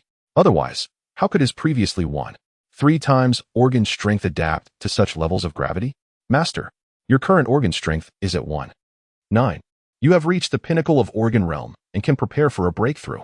At this moment, Xiaovi reports upon detecting Ma Fu's cessation of training. Under the control of the entire training room, Xiaovi synchronizes data from advanced instruments monitoring the warrior's physical strength. Whenever Ma Fu halts his training, it automatically reports his status. Well, that's quite good. A smile spreads across Ma Fu's face. However, he chuckles softly. A breakthrough is not necessarily better if achieved prematurely. He senses that his current physical strength has not yet reached the threshold demanding an urgent breakthrough. Thus, his next course of action remains the accumulation of strength to solidify his foundation. For him, a gradual breakthrough over the next 5 years would allow him to fully adapt to the 2.1 gravity. Moreover, upon reaching Yuangu's star, he might even attempt a breakthrough. By then, perhaps he will have access to even more resources. Ma Fu muses, feeling no aversion towards pioneering efforts on Yuangu's star. Nevertheless, as they are about to enter the wormhole, he decides to utilize the remaining time to freshen up. Otherwise, entering the sleep chamber in a disheveled state would be uncomfortable. Quickly suppressing his distractions, he turns to the washroom. The sound of running water fills the air, and shortly, Ma Fu emerges, feeling refreshed. What will it be like inside that coffin-like sleep chamber? He wonders, hesitating momentarily. Emergency notice. 20 minutes remaining until the ship enters the wormhole. Personnel not yet in the sleep chamber, please enter swiftly. The intelligence system's alert echoes once more. Sighing, Ma Fu shakes his head, deciding not to overthink it. In the next moment, he opens the sleep chamber door and lies down inside. However, the position leaves him somewhat speechless. He can only lie on his back, resembling a corpse. As Ma Fu reclines, the sleep chamber slowly closes under Xiaovi's control. He can still perceive the outside world, but as time drifts on, his mind becomes foggy. And even the simplest thoughts seem arduous. Soon enough, he slips into a deep slumber. He finds himself in a peculiar state, his metabolism drastically slowed, akin to a hibernating creature, which is, in essence, the nature of sleep. Meanwhile, while Ma Fu rests in the sleep chamber, Li Hu and the other 19 members sequentially enter their own sleep states. Uncle Yunlong, thank you for your assistance. Wang Feng expresses his gratitude with a smile as he appears on the intelligence system's projected image. Not at all. Lu Yunlong replies with a chuckle, young Master Feng. You should enter as well. Time is running short. All right. Wang Feng nods slightly, and with a swift motion, the image vanishes as he too enters the sleep chamber. How quickly this has progressed. I am the last one left. Lu Yunlong observes the empty ship, devoid of movement, and cannot help but smile ruefully. Among the crew, he is the only innate level warrior capable of enduring the formidable gravitational forces of the wormhole. Nevertheless, this time, the little ones from the mother planet have performed admirably. Aside from the rapidly advancing Ma Fu, the strongest among them is Li Hu, and the others will likely adapt to the gravity of Yuangu's star as well. As his thoughts meander, a look of satisfaction crosses his face. Having emerged from the mother planet, the struggles faced over the years among the stars have been considerable. After all, over the millennia, the Alliance has expanded beyond the mother planet to encompass thousands of administrative stars and tens of thousands, or even more colonial worlds. On these celestial bodies, the number of Alliance citizens far exceeds that of the mother planet, and were it not for the special status of the mother planet, it might not even measure up to an ordinary administrative star today. To speak candidly, Lu Yunlong harbors profound sentiments towards the mother planet. He yearns to witness its resurgence in martial prosperity. Regrettably, contemplating the current state of the mother planet fills him with silent lament. With just 3 minutes remaining, the ship is set to enter the wormhole. In the ensuing silence, the intelligence system of the Xian-Ing ship announces once more. Now conducting the final inspection, all is in order. As an old fellow, it's time for me to enter the sleep chamber. Lu Yunlong muses aloud as he initiates the ship's self-check. Being a powerful innate warrior nearing the next realm, he can withstand the wormhole's gravity. But the experience is far from pleasant. Rather than endure discomfort, he opts for the comfort of sleep in the sleep chamber. Though traversing through wormholes is not particularly mysterious for the entire Alliance today, it is not devoid of peril. Numerous secret documents within the Alliance reveal that several spacecraft have succumbed to the terrifying gravitational forces of wormholes due to damage or other unforeseen circumstances. Hence, ensuring safety ultimately falls upon him for verification. As the countdown commenced, 10, 9, 1, 0, The ship's AI resonated with the finality of time. Ah, at last. It is ready. Almost concurrently with the countdown, Lu Yunlong chuckled and comfortably reclined into the cryogenic chamber. In the pitch-black expanse of the cosmos, where the very fabric of time and space seems to warp, the entrance of the wormhole exudes an unsettling distortion. With the Alliance's Guardian stationed nearby granting passage, the Xian'ing and other escort vessels smoothly embarked into the wormhole. Within the spacecraft, all personnel had entered their cryogenic chambers, rendering the vessel eerily vacant, enveloped in an unsettling silence, as though no living soul inhabited it at all. As the ship breached the wormhole, an overwhelming gravitational pull instantaneously descended upon them. Despite the vessel being equipped with numerous countermeasures, the formidable force exerted its influence upon every inch of the craft, twisting it as if it were a mere plaything. However, the individuals, including Ma Fu, who had already succumbed to slumber, remained blissfully unaware of the chaos unfolding. Inside the wormhole, the ship was devoid of any semblance of speed or direction, merely adrift in the turbulent currents of the unknown. Chapter 22. Arrival. Inhale. Exhale. It felt like an instant, yet also like an eternity had passed. Suddenly, Ma Fu sensed a tightness in his chest, struggling to catch his breath, instinctively gasping for air. In the next moment, he was overwhelmed by a rush of refreshing air filling his lungs. This sensation was akin to a drowning person finally breaking the surface for breath, immensely gratifying. However, in the blink of an eye, Ma Fu was jolted awake, staring around in a daze. He recalled entering the cryogenic chamber, and then, here he was. The sight before him was somewhat familiar, the cramped training room. Attention all crew members. The spacecraft has safely exited the Alliance number 23 wormhole. The journey will continue for 3 months and 5 days, after which we will arrive at the territory of Viscount Wang Yunxiu, on the planet Baiyu. A brief pause is anticipated, with an estimated stay of 5 days. Following this, the Xian'ing will proceed at full speed to Yuangu Star, with an expected travel time of 11 months and 13 days. This announcement echoed in his ears, but to Ma Fu, it sounded like a swarm of bees buzzing incessantly, the specifics barely registering. With a sense of indifference, he disregarded the noise, stepping out of the cryogenic chamber. Ma Fu stretched, and his joints creaked like popping beans. Yet this also brought him considerable relief. Master, your bodily strength is currently at 1.9. Weakness in your muscles and bones has been detected. Exercise is recommended for enhancement. The voice of the AI, Xiao Vi, chimed in just as Ma Fu exited the chamber. Advanced monitoring equipment in the training room had scanned his bodily data and synchronized it with Xiao Vi. Ah, this must be the side effect of the cryogenic chamber. Not too alarming, though. As he tidied himself up, he contemplated, not at all surprised. After all, the chamber merely slowed metabolism. It did not cease it entirely. Furthermore, during the period of dormancy, adequate nutrients and energy were unattainable. Almost simultaneously, as Ma Fu awakened, all the warriors in the Xian'ing spacecraft, who had been in cryogenic sleep, abruptly opened their eyes as the chambers unlocked. Without exception, they all exhibited varying degrees of weakness compared to before their slumber. Yet, not a single one displayed any sign of concern.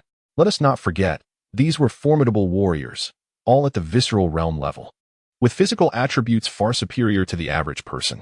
Their physiques had already met the minimum standards for interstellar travel, and barring extreme conditions, they would quickly adapt to various environments. After completing his personal care, Ma Fu felt a sense of calm, quietly assessing his condition. He estimated that with a hearty meal, a few doses of grade B reagents, and a round of foundational training, he would digest what he had consumed and recover sufficiently. Though Ma Fu, Li Hu, and other immigrants from their home planet awakened almost simultaneously, their moods varied considerably after regaining their composure, with most displaying signs of urgency. This initial replenishment of energy and nutrients post-dormancy was hastily executed. Their concern was not for the degradation of their physical condition. This was a non-issue. They came from well-off backgrounds and were well aware of interstellar travel. Such post-sleep bodily weakness was entirely normal. Given their physical resilience, they would soon recover. What truly troubled them was the limited time they had left. Yet, they had not fully acclimatized to the 2.1 gravity environment. Additionally, they were still preoccupied with the blank barren recommendation slot held by Wang Feng. It was easy to surmise that if they could not adapt to the 2.1 gravity by the time they reached Yuangu Star, what right would they have? They understood that among them, some were capable of adapting to this gravity. At the very least, Li Hu was one of them. Despite being the strongest, it was inconceivable for him to willingly relinquish such an opportunity. Thus, it was no wonder their hearts were aflame with urgency. Roars akin to beasts echoed from the grade B training rooms, as the likes of Zhang Wei, and others, though recently awakened from slumber, bore expressions filled with fervor. Under the 2-1 gravity, they were fervently training. In the grade A training room, number 485, Li Hu stood resolutely at the center, his demeanor calm, yet his eyes sparkled with intensity. As a Yuangu star immigrant, his visceral strength had already reached 1-8, placing him at the forefront among Ma Fu and the others. In truth, he was merely less than a decade older than Ma Fu, and his family background was not particularly affluent, only marginally better than Ma Fu's. As for the training resources he could access, they were only slightly more abundant than Ma Fu's. In this environment, within just over 30 years, reaching a visceral strength of 1-8 was indicative of his exceptional martial talent. Now, having attained Yuangu star immigration status, with an abundance of resources and the formidable advantage of increased gravity to aid in physical training, his progress was remarkably swift. Indeed, his advancement could be described as rapid and steady. He had even broken through to the bone refinement realm. He had fully adapted to the 2-1 gravity environment. Such progress was nearly on par with Ma Fu's accomplishments. The grade A training room was highly energized, exceptionally suitable for training. And with the ability to adjust the gravity, it was a tool he would not forego. The stronger he became, the better his performance would be on Yuangu star, potentially leaving a more favorable impression on the Lord, Wang Feng. This would, in turn, enhance his chances of securing that recommendation slot. In truth, he had already set his sights on that elusive blank, barren recommendation. Not too shabby. Time to seize the moment. Wang Feng observed the projected images with a beaming smile, realizing that perhaps these individuals from their home planet were not as ineffectual as he previously thought. At that moment, his perception of Ma Fu and the others shifted slightly. In reality, aside from Ma Fu, while the others came from better circumstances, training resources on their home planet were no match for those available amidst the stars. In this nearly mythical training environment, whether it was Ma Fu, Li Hu, or any of the others, they all cherished it immensely. Inside the Xianing spacecraft, in grade A training room number 421, Ma Fu's expression grew solemn as he suddenly let out a sharp exclamation. Taking a step forward, he unleashed a powerful punch. Within the training room, the wind from his punch howled as he momentarily resembled a powerful bow-drawn taut. His entire body was tense, utilizing the force techniques from the foundational training, alongside his acute awareness of his body, channeling all his strength into his fist. With each strike, Ma Fu executed over 20 techniques from the foundational training, his movements seamless. As soon as the power coalesced in one strike, he swiftly transitioned to another, with keen awareness akin to a warrior in the awakening realm. Despite having only recently engaged with the foundational techniques, he had quickly become proficient, mastering the balance of strength and finesse. This was a profound level of mastery, achievable only through a refined understanding of one's own power. Now, with each punch he delivers, the force he exerts rivals the explosive power he would achieve under the gravitational conditions of his home planet. In a gravity environment of 2-1 times, his punch strength measures at 64, 321 gene, 64, 500 gene, 63, 900 gene. In a standard gravity environment, his punch strength registers at 65, 100 gene, 65, 328 gene, 64, 200 gene. As Ma Fu continues to unleash his punches, the intelligent assistant, Xiao Vi, juxtaposes the power of his techniques in both environments, projecting a luminous display of comparative curves. Although these curves fluctuate continuously, they remain astonishingly close in value. Ma Fu, listening to the relentless rhythm of his strikes, wears a broad smile. He has fully acclimated to the 2-1 times gravity environment. With a shift in focus, Ma Fu adopts a solemn demeanor, centering his mind and disregarding the changing comparative curves. His heart becomes profoundly tranquil and pure as he immerses himself entirely in the practice of the mountain-splitting fist.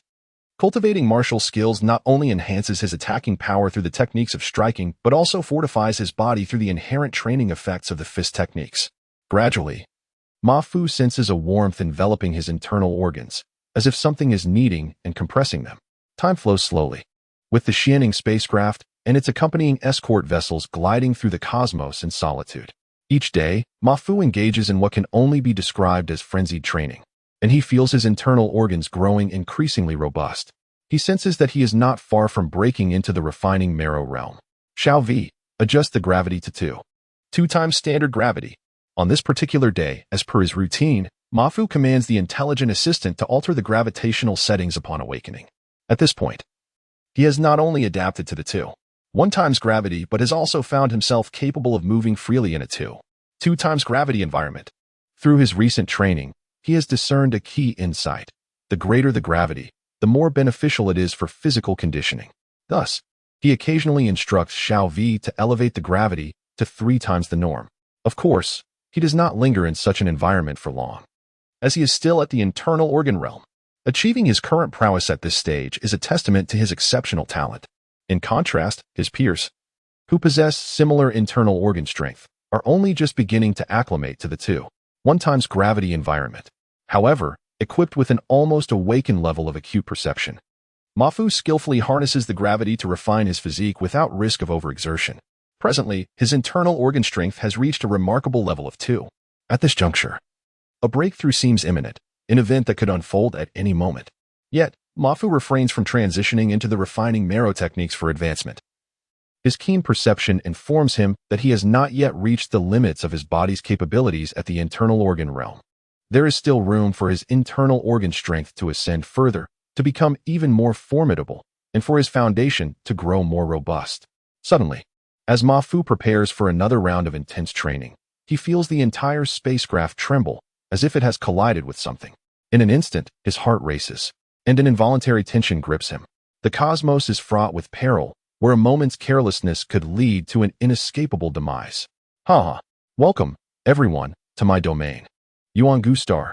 Just then, a hearty, enthusiastic, and somewhat proud voice resonates throughout the spacecraft. This Yuan Star is a reward he has earned through years of combat in the stars, exchanged with his family for his hard-won merits. In the training chamber, upon hearing Wang Feng's voice, Ma Fu feels a wave of relief wash over him, coupled with a sense of realization. Indeed, such a significant tremor is only to be expected. Chapter 23, Yuan Star. Upon hearing Wang Feng announce their arrival at Yuan Star, Ma Fu not only felt a wave of relaxation wash over him, but an expression of relief also crept onto his face. Interstellar travel is truly a burden that only a select few can bear, Ma Fu lamented inwardly. The tedium and solitude of the starry expanse had taken a toll on him over the years, proving to be quite the torment.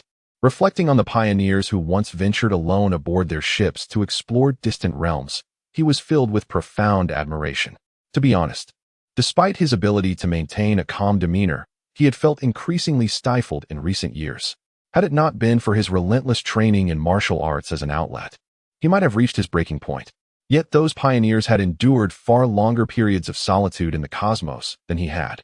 In their time, there were no comprehensive star maps, and spaceships lacked the advanced technology of today, leaving them to navigate blindly. One can only imagine how much more perilous and agonizing those expeditions must have been. Such predecessors were indeed remarkable. At this moment, all that remained in his heart was a deep sense of reflection. Suddenly, within the Xianing spaceship, apart from Wang Feng, Bai Yunlong, and the battle-hardened guards who had endured numerous interstellar journeys, the group that included Li Hu from the mother planet erupted into cheers.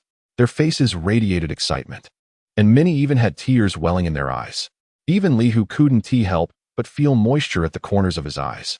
They were far less composed than Ma Fu, having reached their limits in the preceding months. Although they had made rapid advancements in their cultivation, the isolation of interstellar travel had been excruciatingly tormenting. However, at this moment, they were finally liberated. Their destination, Yuan Star, had finally been reached. Truly a bunch of novices. Wang Feng observed Ma Fu and the others, feeling a sense of disdain, though he acknowledged that Ma Fu's calmness was somewhat commendable. Nevertheless, without a hint of bloodlust, they lacked the necessary refinement. As he shifted his gaze to another screen displaying images, his previously furrowed brow relaxed, and he nodded in approval. The images revealed training rooms filled with young talents, similar in age to Ma Fu and his companions. These individuals, however, bore expressions of cold indifference, seemingly unaffected by their surroundings. In truth, they were also genius immigrants handpicked by Wang Feng, but they hailed from Bayou Star. Suddenly, in every chamber of the Xianing spaceship, the originally sharp-edged walls and ceilings vanished, replaced by a vibrant and refreshing hue that made one feel invigorated at first glance. An external scene simulation. Is this Yuangu Star? Ma Fu murmured, captivated by the sudden appearance of the landscape. Before him, or rather before everyone aboard the spaceship, lay an exquisitely beautiful vista. It seemed as if Ma Fu and his companions were suspended high above the world, gazing down at the vast expanse of blue skies and white clouds. The view revealed an endless sea of forests, interspersed with towering peaks and tiny black specks dotting the landscape. This sight was truly breathtaking, particularly for Ma Fu and the others, who were accustomed to towering skyscrapers on the mother planet. Before them lay a pristine and untouched world, a scene he had only ever seen in recorded footage. At this moment, it felt as if he had stepped into an entirely new realm. Everything here seemed to teem with vitality, a stark contrast to the lifeless structures he was used to on the mother planet. Suddenly, Ma Fu's heart skipped a beat as a small that rapidly grew larger in his vision. In an instant, it loomed nearer, a massive eagle-like beast, nearly 100 meters in size. This magnificent creature was adorned with golden plumage and bore a fiery crown upon its head, exuding an air of nobility.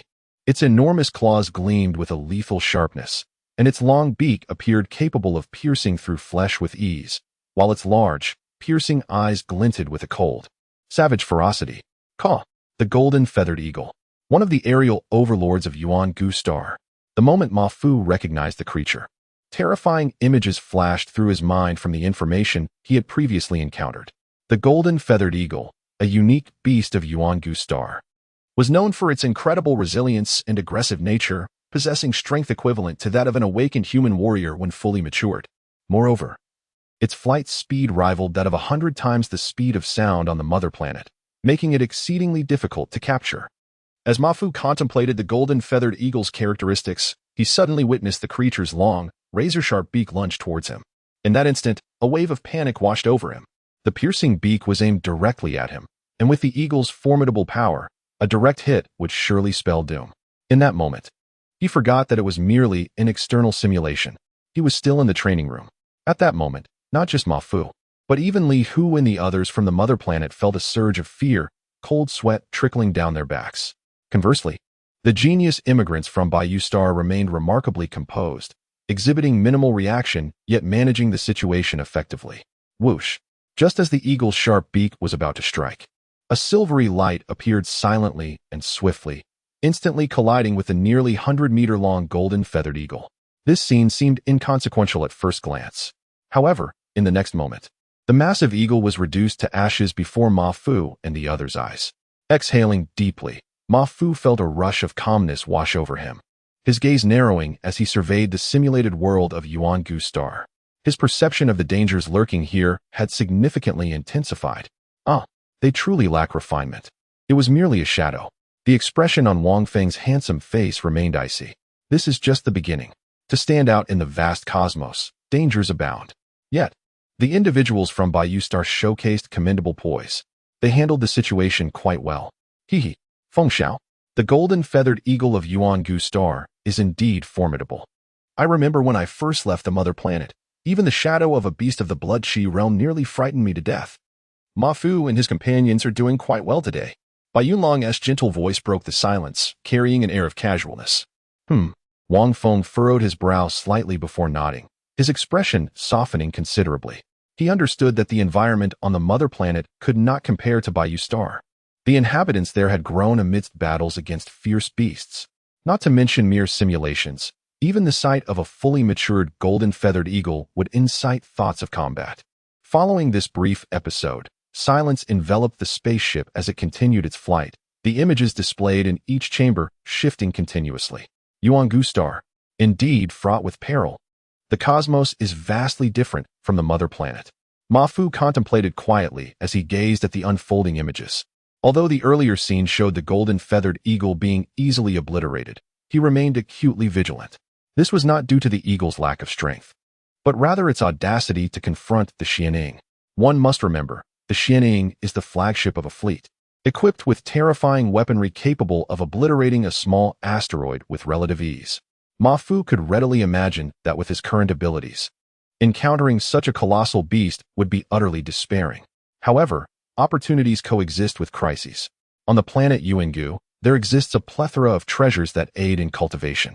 As thoughts flickered, Ma Fu quickly regained his composure, his gaze fixed upon the simulated imagery of the jungles and mountains outside, his heart brimming with a fervent fighting spirit. He had undergone rigorous training and overcome countless hardships to obtain his immigration qualification, driven by the desire to grow stronger and carve out his own path. This journey was merely at its inception. He was still far from his aspirations, and how could he allow fear to take root so easily? This world is truly exhilarating. Ma Fu smiled, his eyes sparkling with determination, devoid of any trepidation. While the harmonious environment of his home planet was pleasant, it was far too tranquil, akin to a stagnant pool of water, not at all what he desired. In contrast, this world, filled with the unknown and rife with danger, necessitated struggle and combat. Though perilous, it ignited a passionate fervor within one's soul. It instilled a sense of purpose, affirming that arriving in this realm, in this flourishing era of martial arts among the stars, was not in vain. That must be the colossal creatures of Yuangu. My, how immense they are! These trees must tower hundreds of meters high. Perhaps only on such an uncharted planet as Yuangu could one encounter such wonders. Observing the scene, Ma Fu maintained a tranquil demeanor, his thoughts effortlessly flitting about. This world is replete with extraordinarily large beings. It felt as though he had traversed time, arriving in the Triassic period of Earth, where the entire planet was dominated by titanic creatures. Nevertheless, there were distinctions, compared to Earth. The beasts of Yuangu were even more formidable and colossal. Regardless, Yuangu presently resembled an untamed wilderness, enveloped in sprawling jungles, devoid of any sign of human presence. That must be the first settlement established by Feng Xiao. He chuckled, noting its somewhat rudimentary construction. It seems that pioneering and establishing a human city is indeed a challenging endeavor. Before long, Ma Fu's eyes narrowed slightly, drawn to a target on the ground, his heart resonating with reflection. There lay a relatively open area, encircled by the trunks of gigantic trees, where shadows of figures flitted indistinctly. Further in, there were colossal carcasses of ferocious beasts, alongside objects gleaming with metallic luster. In the center, a vast expanse was visible, flanked by numerous buildings. These structures exhibited a classical style reminiscent of ancient China, arranged in neat rows. Of course, one could also discern many exceedingly advanced artifacts. After all, those who came to cultivate this land were ultra-modern humans, possessing not only formidable strength, but also mastery over advanced technologies. It is worth mentioning that this settlement was established by Wang Feng, a direct descendant of the Fire King, who commanded considerable resources, even if somewhat limited. Thus, one can only imagine the challenges encountered in the endeavor of establishing a settlement on Yuangu. However, regardless of how rudimentary this settlement may appear, it symbolizes the light of civilization. It signifies that humanity has begun to take root on Yuangu. Boom, boom. Above the humble city, thunderous roars reverberated, as figures darted rapidly along the outer city walls, some connecting with their intelligence systems. Within the rudimentary walls, numerous individuals soon emerged from simple dwellings. Among them were faces of Easterners from the Summer Kingdom, Westerners, and a fair share of mixed heritage. Boom. In an instant, the booming sounds intensified, and at that moment, 17 enormous shadows suddenly descended. The surroundings fell silent for a brief moment, only to be followed by thunderous cheers. They recognized that these vessels belonged to their lord. Indeed, establishing a settlement in a wilderness was immensely challenging, especially on Yuangu, a planet teeming with powerful and ferocious beasts. Wang Feng had departed to recruit immigrants, taking with him a significant portion of their military strength, leaving the defenses here somewhat vulnerable. Fortunately, their lord had finally returned. High above, the shinnying ship and other vessels did not land directly, but instead activated their anti-gravity mode, hovering in the air. This is the first settlement I have established on Yuangu. Although it may appear rudimentary now, in the future, it will undoubtedly become the most prosperous city in the entire Mongsong star system. Inside the shinnying ship, Wang Feng gazed at the simulated imagery outside, speaking excitedly, his words brimming with pride. It is difficult for those who have not experienced it to comprehend the arduous, yet fulfilling journey of building a city from scratch in the wilderness. This feeling, for Wang Feng, was unprecedented, and he now understood the sentiments often expressed by his father and others. to spread the brilliance of Chinese civilization. An unparalleled honor. Chapter 24. Thoughts beside him. Ma Fu, Li Hu, and 20 other martial artists from their home planet stood silently, listening to Wang Feng's soliloquy, their expressions tinged with solemnity. It is natural for individuals to feel discomfort upon entering a new environment, but for them, the transition was far more profound. They had journeyed from a planet they had inhabited for 2 to 3 decades to an entirely foreign and perilous world. Unbeknownst to them, Ma Fu and the others gradually huddled together, forming an indistinct small group. Not far from them stood nearly 50 figures, erect and imposing. These individuals were not mere guards from the spacecraft. Rather, they exuded an aura of fierce intimidation that instilled a sense of trepidation in onlookers. They, too, were prodigious immigrants of the visceral realm, of similar age to Ma Fu and his companions, yet they hailed from the White Jade Star. Wang Feng had personally recruited them while the Xianing spacecraft was stationed there. Indeed, Wang Feng had initially planned to recruit talented immigrants from White Jade Star, with no intentions of seeking out immigrants from their home planet. After all, what he truly required were geniuses capable of assisting him in the development of Yuan-Gu Star. Wang Feng was well acquainted with White Jade Star. Its environment closely resembled that of Yuan-Gu Star, although the human forces had nearly dominated the entire planet. A vast number of savage beasts still roamed the land. Every citizen of White Jade Star grew up battling these beasts from the moment of their birth. Thus, the martial artists nurtured in such an environment ranked among the most formidable in the Alliance. As for Earth, although he was not a native, Wang Feng was a direct descendant of the Wang family, possessing ample channels to gather information about the home planet. Frankly speaking, there was little of interest to him on Earth at present. However, the Alliance had established rules, and the Wang family adhered to them, rules that he could not disregard. Consequently, he made a trip to Earth, albeit reducing the number of immigration slots significantly, leaving the majority for White Jade Star. The stipulation that newly appointed nobles must travel to Earth to recruit immigrants was ultimately intended to uphold the status of the home planet and maintain the unity of the Alliance. Despite the shortcomings of Earth, each new noble was required to have immigrants from the Alliance under their command. While many of these immigrants might be mediocre, the sheer volume over successive generations, coupled with the harsh realities of interstellar existence, would inevitably yield some exceptionally gifted individuals, thereby enhancing the influence of the home planet. In truth, with the resources at his disposal as a direct descendant of the Wang family, he could easily develop a star like Yuan-Gu Star. However, the Alliance government and various nobles imposed strict classifications and limitations on the military power that could be exerted on newly developed stars. Although Yuan-Gu Star was dangerous, it was classified as a level 2 hazardous star, as no innate level savage beasts had yet been discovered there. Thus, according to regulations, the most formidable force Wang Feng could command was limited to the innate virtual core level.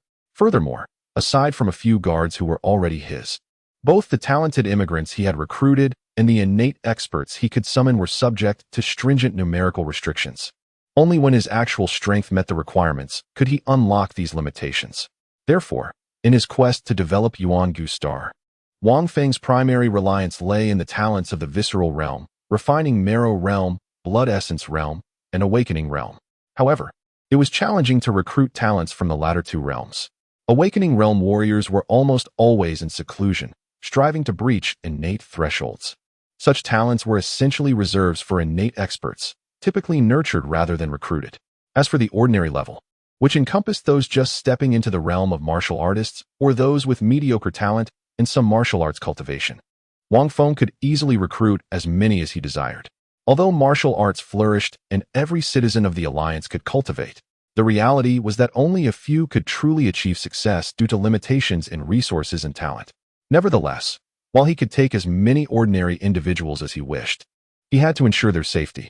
These individuals were the backbone of the pioneering efforts and the foundation of the Alliance's governance. Their survival was crucial for the Alliance's rise and expansion. Hence, if ordinary civilians suffered significant casualties, even if the development succeeded, the resulting accolades would be diminished. In summary, the resources Wang Feng could currently mobilize were limited. To put it plainly, Ma Fu and his companions were his primary force in the exploration of Yuan-Gu Star. The imposition of these restrictions served as a test for the younger generation and newly appointed nobles by the Alliance and its established aristocracy. The Alliance was still in its ascendant phase, with many powerful figures capable of influencing its fate. They understood that the alliance remained weak and faced numerous adversaries. What the alliance truly needed were more formidable geniuses who could surpass the older generation of strong individuals, ensuring the continued prosperity of the alliance. This arduous pioneering model, though often resulting in significant losses, genuinely tempered the martial artists, forging true geniuses and powerful warriors. Wang Feng was well aware of the thoughts of both groups. In fact, he hoped that among these individuals, one might emerge worthy of signing off on that vacant title of nobility. If such were the case, the development of Yuan Gu Star could proceed at an accelerated pace, to his advantage. However, he chuckled to himself. Pioneering was a different matter altogether, one that would impart a valuable lesson to them. A fleeting thought crossed his mind as he glanced at the immigrants from White Jade Star, a cold smile forming on his lips. Presently, he harbored some dissatisfaction with these immigrants. Although they were of higher quality than those from Earth, neither Ma Fu nor the White Jade Star talents grasped the implications of developing a savage star. While competition in a new star's development is necessary, it must be conducted with consideration and strategy. Yet, Ma Fu and his companions remained oblivious to this reality. Even with Ma Fu's exceptional composure, he felt a twinge of aversion towards the newcomers from White Jade Star, let alone the others fervently vying for the vacant baronial title. Conversely, the talented individuals from White Jade Star shared similar sentiments. Though they had only just met, they instinctively regarded those from their own planet as allies. Regardless of internal competition, the vacant baronial title must fall to their side. This somewhat narrow perspective was influenced by the levels each individual had encountered. He chuckled softly. Observing the distinct divide at the spacecraft's hatch, Bai Yunlong shook his head, reminiscing about his own past. In those days, driven by the promises of rewards from their lord, the newly arrived immigrants had been wary of one another. These young ones would soon come to understand that they were not merely rivals, but comrades and allies, bound together in life and death. Regardless of their origins or the star systems they hailed from, they were all human, all citizens of the Alliance. With these thoughts swirling in his mind, Bai Yunlong sighed deeply. In groups of 10, you have 1 minute to board these small spacecraft, Wang Feng coldly instructed, merely gesturing towards the small vessels that ascended from the deck. In that moment, he exuded an air of formidable authority. Although still youthful, as a direct descendant of the Wang family, he possessed considerable experience in leadership.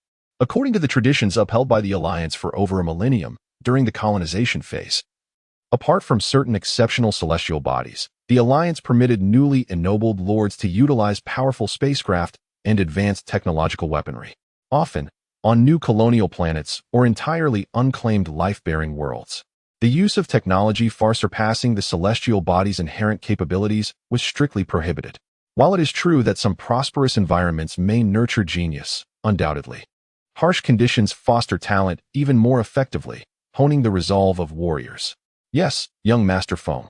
The 50 immigrants from Bayou Star responded in unison, their voices crisp and decisive. Almost immediately, they organized themselves into groups based on their respective strengths. Hailing from a region of Bayou Star known for its harsh natural environment, they held a deep-seated respect for power, recognizing that survival against ferocious beasts often necessitated teamwork, which in turn required a capable leader. In such settings, a more powerful leader significantly elevated the team's chances of survival. Hence, the strongest among them naturally assumed leadership roles. Through prior interactions, they had discerned each other's capabilities. So upon receiving Wang Feng's command, they swiftly formed their teams accordingly. Yes, young Master Feng. Ma Fu and his companions echoed, their voices unified yet lacking the same vigor. The subsequent grouping was a bit chaotic, as many subconsciously aspired to team up with Li Hu, a recognized powerhouse. After all, Yuan Gu Star was still relatively perilous, and having a strong ally like Li Hu undoubtedly provided a sense of security. Fortunately, despite the confusion, they managed to finalize their groupings and board the small spacecraft within the allotted minute. Ma Fu's group included Li Hu, Wu Feng, and Zhang Zhen, individuals with whom he was familiar and could converse easily. This also reflected their subconscious preferences. Disregarding their unspoken thoughts, he knew that even if he addressed them, it might not yield any effect. Yet, it was clear that Yuan Gu Star would soon reveal the harsh realities to Ma Fu and his companions. Well then, I will shamelessly remain on young Master Feng's planet for a few more days, Lu Yunlong remarked, smiling and nodding in agreement, though inwardly he sighed, hoping that these youngsters would survive. At this stage, despite his enduring affection for his home planet, his perspective had evolved, transcending the notion of geographical divisions based on different celestial bodies and star systems. Coincidentally encountering the immigrants, he was knowledgeable about the Fire King's domain and aware that Wang Feng was recruiting settlers, which prompted him to offer some suggestions. Thus, he still harbored hopes that his home planet might yield an extraordinary talent. As colossal spacecraft floated above the rudimentary settlement formed by rudely assembled logs, a brief tranquility ensued. However, only for a moment, before a series of swift whooshing sounds erupted, revealing numerous pale blue spacecraft darting from the massive ships above, resembling delicate blue threads in the sky. Upon closer inspection, the number of these vessels was quite substantial. During his time on Bayou Star, Wang Feng not only recruited 50 exceptional individuals, but also several thousand ordinary citizens. Nonetheless, he refrained from articulating this openly, as the environment would quickly enlighten Ma Fu and his companions. Such an experience would undoubtedly be etched in their memories. In an instant, the pale blue spacecraft approached the ground, decelerating slightly before landing steadily amidst the swirling dust. Meanwhile, high above, the Xianing and 16 other escort ships, controlled by their onboard intelligence, suddenly ascended with a deafening roar, swiftly soaring into the depths of outer space, establishing an orbit around Yuangu Star. In the subsequent endeavors of exploration and settlement on Yuangu Star, these ships would generally remain absent.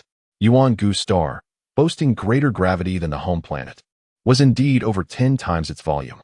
Such a celestial body was considered significant within the Alliance's framework and stood as a precious resource-rich planet, teeming with life. This scenario distinctly illustrated Wang Feng's notable standing within the Wang family, a status undoubtedly bolstered by his exceptional talents. Otherwise, even as a direct descendant reaching adulthood and being granted nobility, he would not have acquired such a coveted celestial body. Chapter 25. The Spirit of the Alliance. Moments later, the dust settled, and figures began to emerge from the spacecraft one after another.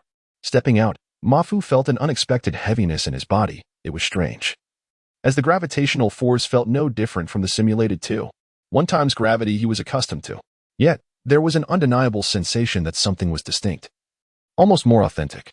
However, this thought quickly dissipated, and he paid it little mind. This gravitational environment posed no strain on him anymore. As he moved about, taking in deep breaths, he suddenly paused, feeling invigorated by the air he inhaled. In that instant, as he breathed in the atmosphere of Yuangu Star, it felt as if every cell in his body had come alive. Standing still, he squinted slightly, savoring the sensation, which was utterly intoxicating.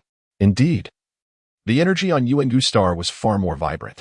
This place was entirely different from his home planet, he mused silently. At this moment, ordinary citizens from Bayou Star, guided by the security team, began to disembark from their small vessels. The crowd gradually coalesced into long lines of people. Among them were both men and women, many of whom were quite young, some even accompanied by children. Having grown up on Bayou Star, where gravity was only slightly weaker than that of Yuangu Star, their physiques had been honed under the constant influence of formidable gravitational forces. Even though their martial arts realms were modest, they found themselves completely unencumbered by protective gear in the 2.1 times gravity of Yuangu Star. The result of this was merely a slight slowing of their pace. As these immigrants walked, they occasionally glanced at their unfamiliar surroundings, their expressions not betraying fear, but rather curiosity and hope. Although Bayou Star boasted high energy levels and significant gravity, not everyone could become a powerful warrior. Indeed, while many born on Bayou Star developed remarkably strong physiques under the influence of gravity, martial arts cultivation demanded high innate talent. This talent was not solely dependent on physical strength. Comprehension of martial techniques and methods was far more crucial. This was the key factor determining the speed of a warrior's cultivation under equal conditions. Warriors who progressed slowly, trapped in lower realms for extended periods, were often considered ordinary citizens within the Alliance, even if their physiques rivaled those of seasoned practitioners. It was evident that many such individuals existed on Bayou Star. Moreover, due to their lower aptitude, they found it difficult to break through, with many living on the fringes of society. Consequently, a significant number chose to emigrate. Despite the dangers associated with pioneering new lands, the rewards and subsequent benefits of being among the first settlers on a new, untamed planet were exceedingly generous. Most importantly, their status would be elevated. Those with aspirations in martial arts could accelerate their cultivation with the abundant support available, while those who had little hope for martial prowess could pass on these valuable resources to future generations. In fact, emigration had become a commonplace occurrence for the citizens of the Alliance's administrative planets in this era, regarded as an opportunity by many in the lower strata of society. Simply put, pioneering represented a new distribution of wealth. What was once deemed impossible could potentially be realized through immigration. The footsteps of ordinary immigrants were soft, slow, and heavy as they continued forward. When they caught sight of figures clad in uniform martial attire not far away, awe flickered in their eyes.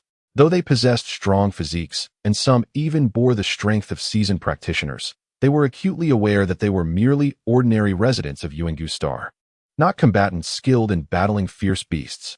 As ordinary immigrants, their task was to settle in relatively safe locations, cultivate the land, or hunt, establishing routes and ensuring they could acquire resources from their surroundings to meet prescribed quotas. However, they remained unaware that Ma Fu and his companions were not significantly stronger than they were. Wang Feng stepped down from the spacecraft, surveying his surroundings with a broad smile. Though the area was still quite rudimentary, it had taken on the preliminary shape of a large settlement, a foundation he had established with his own hands. In the distance, numerous figures moved about, and his guards soared above on tamed birds, all under his command. At that moment, he felt immense pride. Turning to look at the solemn-faced Ma Fu and the others, he chuckled inwardly. They were still somewhat lacking and would require time to hone their skills. Yet, that time would not be prolonged. The harsh environment here would undoubtedly expedite their growth. While Ma Fu and his companions may not be the best suited for pioneering a planet like Yuangu Star, they were certainly the most appropriate. Furthermore, Wang Feng was confident that with the cultivation resources and superior techniques he provided, these gifted immigrants would rapidly evolve into his most steadfast allies in developing Yuangu Star, capable of fulfilling the responsibilities of establishing settlements. Perhaps those from the home planet would be weaker, but when the time came for further expansion, they would serve as valuable support. Wang Feng dismissed the thought. At that moment, on the expansive area where the spacecraft were stationed, some of the approaching guards and ordinary citizens came into clearer view. A gentle smile adorned Wang Feng's face as he waved casually. This was his domain. Indeed, the energy here was markedly more vibrant, truly deserving of its B-level classification. Just by breathing normally, he could feel the benefits to his body, compared to his home planet. Cultivating in such an environment yielded far superior results. Ma Fu's mind raced with reflections, overwhelmed by emotion. Moreover, the heightened energy levels were clearly emanating from the laws of Yuangu Star. Slowly opening his slightly closed eyes, he scanned the sleek small spacecraft nearby. The towering mechas resembling iron giants in the distance, the rudimentary walls surrounding them, the ancient towering trees further away, and the colossal mountains barely visible, alongside the fierce birds of prey circling in the sky, punctuated by the distant roars of wild beasts in the forest. Everything here was utterly distinct from Earth. Compared to his home planet, this place was undoubtedly more primal and perilous. Yet, it was equally saturated with countless opportunities. Not to mention the rich cultivation resources Wang Feng would later provide. The boundless forest held unimaginable treasures for enhancing cultivation.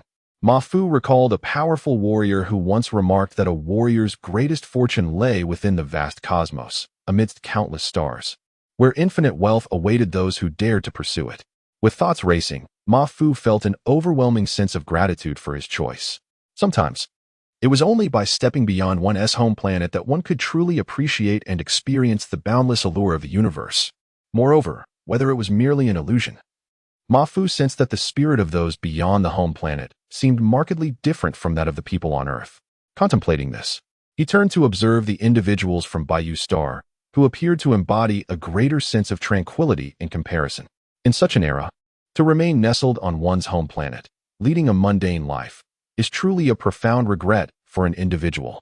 To exist in this flourishing age of martial arts across the stars is indeed my fortune. Unbeknownst to me, memories began to surface in my mind, prompting Ma Fu to exclaim in wonder, lost in contemplation. He instinctively clenched his fist, for in this extraordinary era, martial arts is fundamental. He would not slacken his training, nor would he squander his life in mediocrity. His dedication to martial arts would never waver. One day, if he could command the skies, Witnessing the sons of Huaxiao thriving amongst the stars, that would be the true fulfillment of his life. These individuals appear to be ordinary. Yet their physiques are remarkably robust, as they venture forth without any protective gear. Soon, Ma Fu's attention was captured by the staggering immigrants. His eyes gleamed with astonishment. A planet under multiple gravitational forces indeed possesses unique advantages. Yet, in a fleeting moment, understanding dawned upon him, and he could not suppress a sense of awe. Although these people seem unremarkable, lacking martial accomplishments, one can only imagine how exceptional the martial geniuses must be on such a planet, enduring the pressures of enhanced gravity. They were inherently stronger than those born on their home planet, perhaps effortlessly ascending to the marrow refinement stage. As he pondered, Ma Fu glanced at the inhabitants of Bayou Star, imagining that most of them had likely attained the marrow refinement realm by now. However, despite this thought, he felt no trace of discouragement. Rather, he was filled with an invigorated spirit. He had confidence in himself. He believed he was not inferior to others, though currently lagging. It did not signify he would always be so. Given the nearly identical conditions, he was confident he could catch up. Moreover, the awakening realm truly challenges a martial artist. Strength of body alone does not confer an advantage in that realm. The awakening realm requires a profound understanding of the self, a reconceptualization of one's body through the mind and spirit. It necessitates an acute sensitivity. At this moment, Ma Fu had already begun to cultivate such awareness. The awakening realm, which posed significant challenges for other martial artists, presented little obstacle for him. Just then, Li Hu and the others emerged from their shock, curiously surveying their surroundings. Although they had witnessed Yuangu Star in the simulation aboard the spacecraft, seeing it in person was an entirely different experience. This was a world utterly distinct from their home planet. At this moment, their group wore expressions of novelty, resembling country bumpkins visiting the city. Not far away, among the immigrants from Bayou Star, a youth with a Western visage wore an expression of disdain. Uncle Yunlong, that Ma Fu is quite impressive, Wang Feng remarked to Lu Yunlong with a smile. To be honest, among those from the home planet, he found Ma Fu to be the most commendable. As for Li Hu, he was also quite capable. Now, he too had reached the marrow refinement realm and was not inferior to the talents he had recruited from Bayou Star. However, in terms of combat prowess, they were indeed lacking. That little fellow is quite remarkable, especially his temperament. He is very composed. Lu Yunlong nodded with a slight smile, offering his appraisal. Many qualities can be honed over time, but temperament is something that, once formed, is difficult to alter. For a martial artist, a calm demeanor becomes increasingly significant as one ascends the ranks. Uncle Yunlong, shall we go over there to take a look? After a brief pause, Wang Feng suddenly pointed to a throng of figures at the edge and proposed. Certainly. Lu Yunlong responded with a smile after glancing at the crowd. Let the newcomers follow along. Wang Feng instructed his guards. Soon, Ma Fu and his companions followed Wang Feng to the edge of the open space. Throughout this journey, they maintained a clear distinction between themselves and the martial artists from Bayou Star, with no one expressing any objections. At the edge of the open space, a considerable number of individuals had already gathered. These people were clad in tight, modern attire, exuding vitality. They all appeared strong and robust, yet at first glance, they seemed somewhat out of place in the environment of Yuangu Star. However, this was entirely reasonable, for they were here to explore and conquer this planet. Marking them as outsiders, these individuals comprised the first wave of immigrants who arrived on Yuangu Star when Wang Feng established the current stronghold. It has been nearly a decade since they first set foot on this planet. However, for most of that time, they had remained near this settlement. Due to the lack of military strength after Wang Feng's departure, they had not ventured even a step beyond this area. Fortunately, Wang Feng had finally returned. At this moment, Wang Feng was engaging in amicable conversations with these immigrants, devoid of any airs of superiority. He was well aware of their sentiments, having traveled alongside them during the initial migration. Behind him, Ma Fu observed silently, noticing that these individuals frequently cast glances in his direction, their eyes ablaze with enthusiasm. It gave him the impression that they were exceedingly excited. Young Master Feng, you have the people's hearts here. Lu Yunlong chuckled, conveying a message to Wang Feng. Indeed. Wang Feng nodded with a smile in response. In truth, apart from the home planet and other territories of the Alliance, whether as genuine administrative stars or colonial planets, the inhabitants showed no aversion to immigrants. Many even expressed considerable enthusiasm towards them. This sentiment stemmed not only from the numerous benefits and opportunities afforded to immigrants, but also from something even more significant. Over the past millennium, the Alliance's higher echelons had continuously propelled colonial wars, engaging in conflicts with other civilizations to seize resource-rich planets, relentlessly expanding into the starry seas and reaping enormous benefits.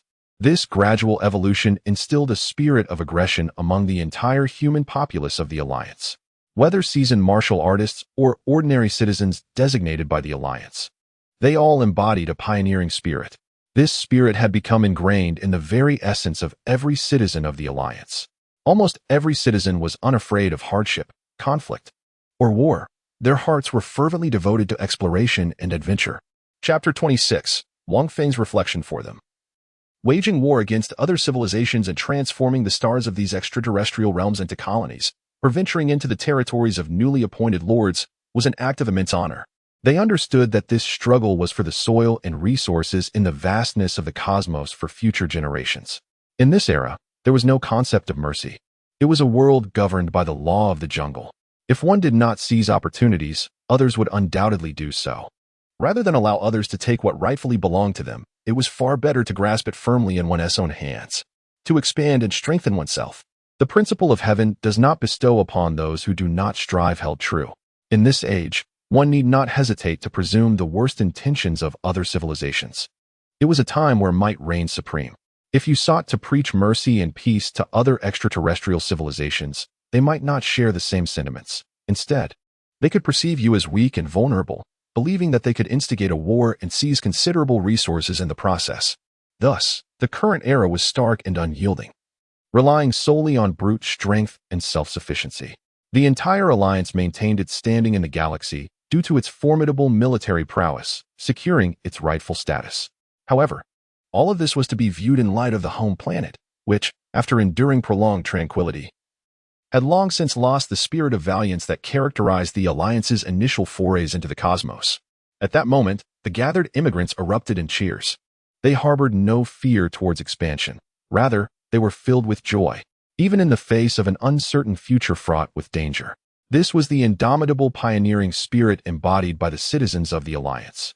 Whether warriors or ordinary folk, they believed that through this expansion, not only would they reap tremendous benefits, but it was a source of immense pride. Amidst the surrounding cheers, Ma Fu felt a stirring within. At that instant, he truly grasped the fearless and adventurous spirit of his ancestors that he had once read about in books. Without the courage of those predecessors, could the Alliance have achieved its present strength? In the vastness of space, countless ordinary individuals, unable to attain martial prowess, existed. Yet, these individuals were entirely different from the complacent spirits prevalent on their home planet. Nevertheless, Ma Fu did not reject this notion. Rather, his heart swelled with joy. This spirit of daring exploration and fearlessness resonated deeply with him. During his time on the home planet, he had always believed that this era was not one of peace, but one of relentless plunder, whether it be the resources of stars or otherwise.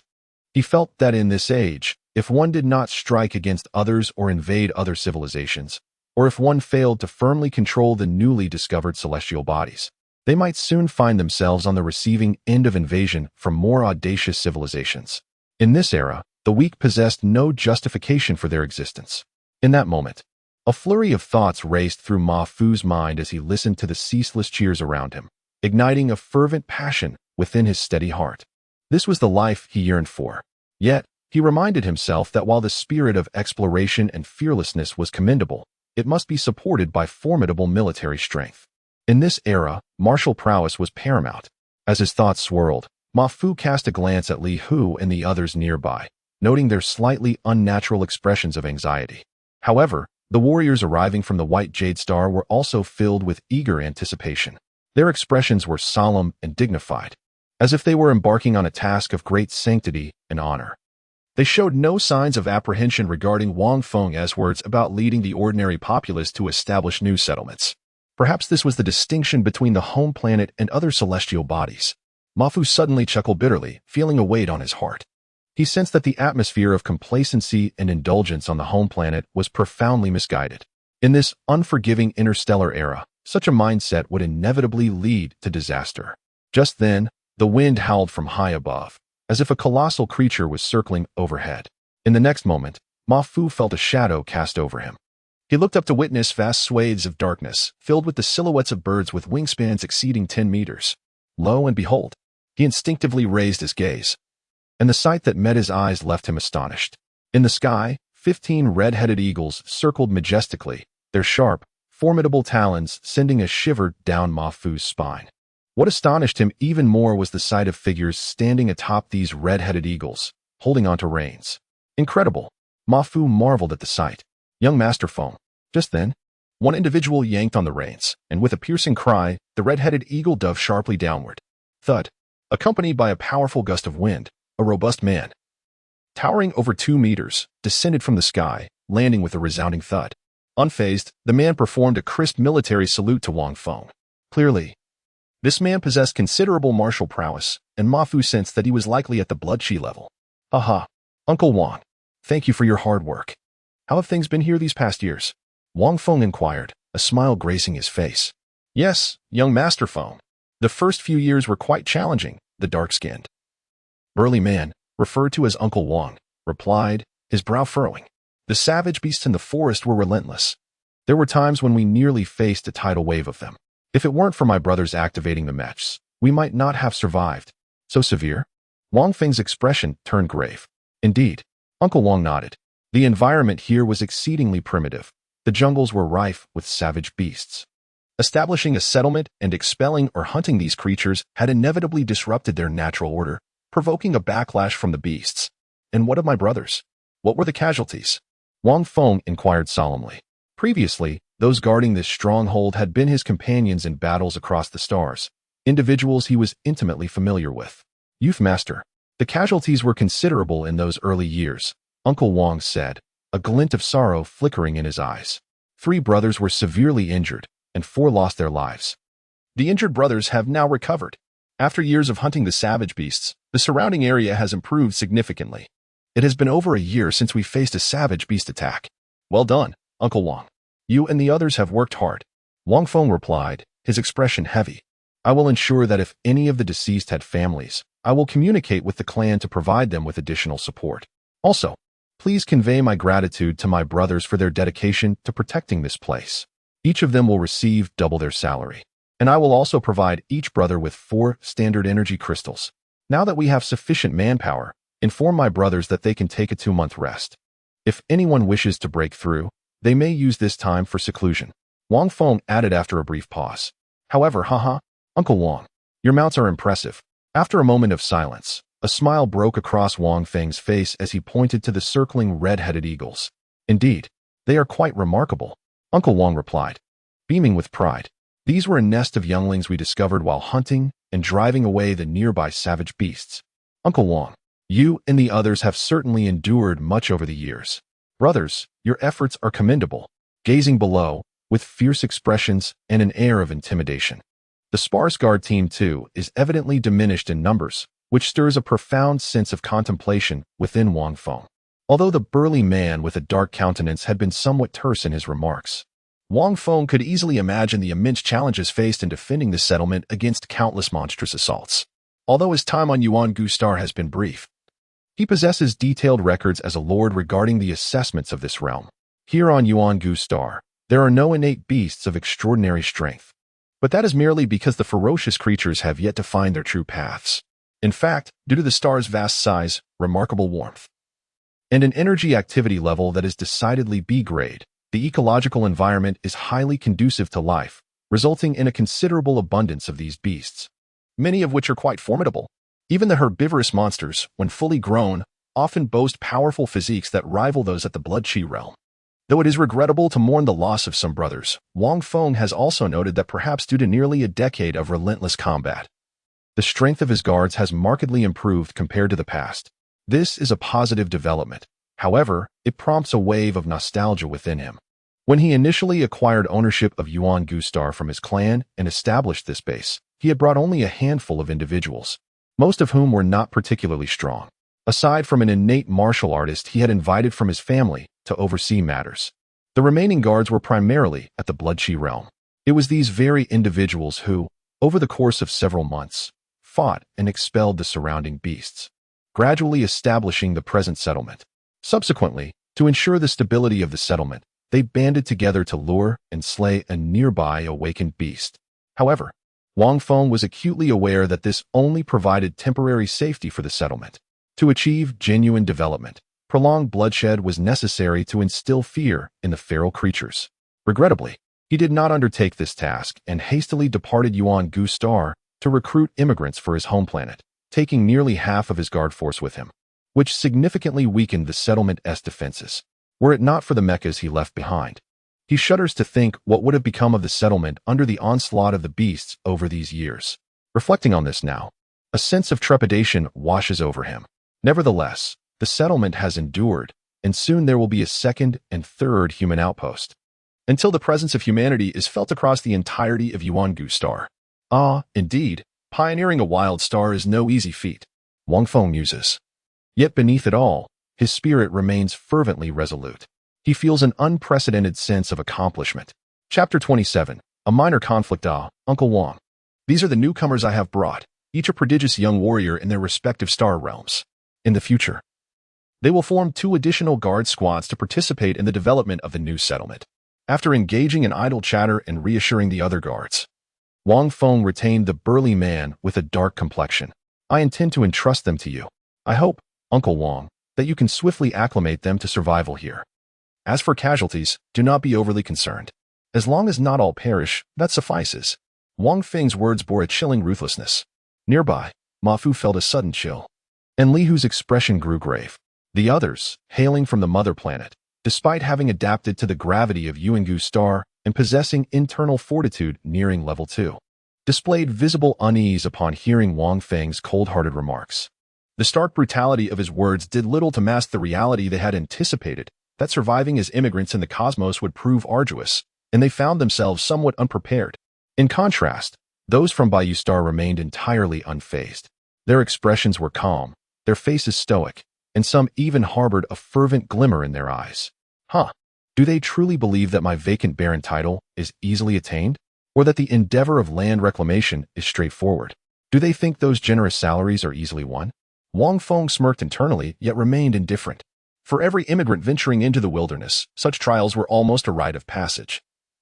Only through enduring these challenges could one swiftly mature. After a brief pause, Wang Feng continued, Uncle Wang, I have checked, and our supplies are still ample. I grant you 3 months. After this period, I intend to formally establish them as a pioneering team. They will first scout the designated settlement sites we previously selected, and thereafter, prepare to establish new ones. Upon hearing this, the burly man furrowed his brow slightly, his fierce gaze sweeping over the individuals from the mother planet. Observing their expressions, he hesitated, yet upon seeing Wang Feng's icy demeanor, he ultimately nodded. Although Wang Feng was relatively young, their time together had revealed his astuteness. The concerns he harbored had already been anticipated by Wang Feng, leaving him solely responsible for training. Wang Feng nodded and declared, All right, pay attention. This man will be your instructor for the next 3 months, during which he will teach you how to survive on Yuan-Gu Star. You have 1 day to rest. After this day, I will ensure you receive the additional rewards you are due. Tomorrow, training begins in earnest. I expect your utmost effort. Otherwise, should you perish, do not blame me. Remember, I require only those who can assist me in exploration. I have expended considerable resources, not to cultivating competence. Wang Feng's tone was frigid. At that moment, Ma Fu had regained his composure, his eyes reflecting calmness, yet exuding a burning fighting spirit. He felt no fear regarding the potential dangers ahead. His resolve was unwavering. In this era, he would not yield. He aspired to become a formidable warrior, leaving his mark upon the cosmos. However, the breathing techniques. How exhilarating. As thoughts flickered, anticipation arose within him for the breathing techniques that would be revealed the following day. Just then, several guards arrived to escort Ma Fu and his companions away. According to the immigration provisions, each of them received a commendable independent courtyard adorned with an antique charm, including a bedroom and a training room. While the training room was modest and lacked extensive equipment, one must not forget that the energy activity level on Yuan-Gu Star is classified as B grade. Training here is comparable to the top-tier training rooms on the mother planet, perhaps even superior. Although the settlement appeared quite rudimentary, devoid of any flourishing ambience, Wang Feng and his companions were modern individuals, having surpassed this savage era by millennia. Even though assistance during the reclamation process on Yuangu Star was limited, the courtyard still bore numerous marks of modernity. Ma Fu was certain that his current dwelling was impressive and sturdy, but the construction from start to finish would not exceed 10 days. Moreover, the workforce would consist of no more than 5 individuals. This exemplifies the power of contemporary technology in this era, although sometimes less potent than martial prowess. It is undeniably formidable. After tidying his bedroom, Li Hu and the others sought out Ma Fu. Upon hearing Li Hu's thoughts, Ma Fu did not decline and joined them in exiting the courtyard.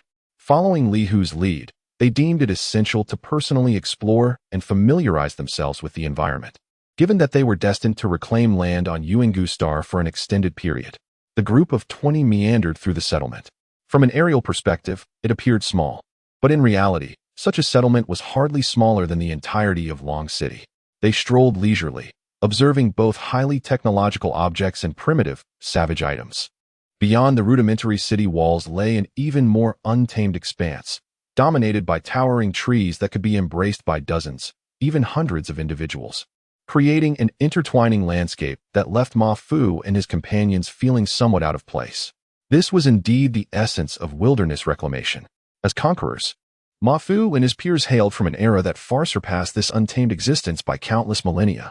As they traversed the streets, Ma Fu and his companions occasionally glimpsed ordinary citizens who were not idly lounging in courtyards but were diligently practicing with weapons such as swords, spears, and even moderately powerful laser guns. Although their objective was to venture into the perilous jungles for land reclamation, they were not inclined to recklessly face death. Even with warriors guarding them, they remained resolute in honing their skills and enhancing their defenses. Reclaiming the wilderness is not as simple as finding a place to settle and cultivating crops. The citizens of the Alliance in this era wield swords and forced to conquer and explore. Warriors have their own battlegrounds, and they too have theirs. None among them feared battle. There existed a spirit reminiscent of the Qin dynasty, the first unified dynasty of China, where the mere mention of war ignited a sense of joy. Observing these diligent practitioners, Li Hu and the others felt a weight upon their hearts, a surge of pressure. Even Ma Fu, possessing a mindset far beyond that of Li Hu and his companions, felt the heaviness in his heart. Reclamation. It was indeed no easy feat. How many times had Ma Fu silently lamented this reality? Suddenly, Ma Fu paused, sensing an unseen gaze upon him. Instinctively, he looked ahead to see 50 individuals approaching them. These individuals. Ma Fu scrutinized the Bayou Star warriors, a flicker of insight igniting in his mind. It was evident that they harbored similar intentions. The sound of footsteps echoed through the streets as both parties regarded one another, neither pausing nor yielding an inch, confronting each other directly. In that moment, an intangible tension surged between them, and at the forefront, Li Hu and Zhang Jin fixated on their opponents with fierce expressions. With Wang Feng's earlier mention of the vacant Baron title, both sides unconsciously regarded it as their rightful possession. Their encounter signified the emergence of rivals. Ma Fu, however, was unconcerned by such thoughts. In that instant, he noticed the leader of the Bayou Star warriors smiling, while the others wore expressions of disdain. And at that moment, Ma Fu's heart tightened as he observed the eyes of the approaching group narrowing slightly. He discovered that the group across from him seemed to possess something extra, an essence that emanated an aura of sharpness, ferocity, and danger, one that could genuinely influence their emotions. In that instant, he reflected upon his own side, sensing a palpable weakening of their morale. Moreover, a quick glance revealed that many around him were visibly trembling, their movements stiff and awkward. Yet, a considerable number wore fierce expressions, seemingly determined not to yield. At that moment, a smirk threatened to break across his face. Their posturing lacked any real deterrent power. Observing the opponents, who appeared composed yet exuded an overwhelming pressure, he could not help but acknowledge the disparity between them. This was indeed a significant gap, he mused silently. Just then, the White Jade Star warriors abruptly halted, positioning themselves a few steps in front of Li Hu and Zhang Jin. The leaders among them also paused, glaring furiously at their adversaries.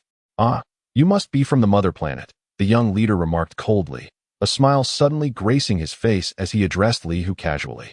So, you are the strongest among them, huh? Not too shabby. However, it's all mere show. Your intimidation is ineffective. Laughter erupted from the crowd behind him as his words hung in the air.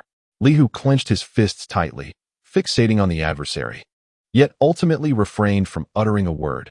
acutely aware of the chasm separating them from the white Jade Star warriors.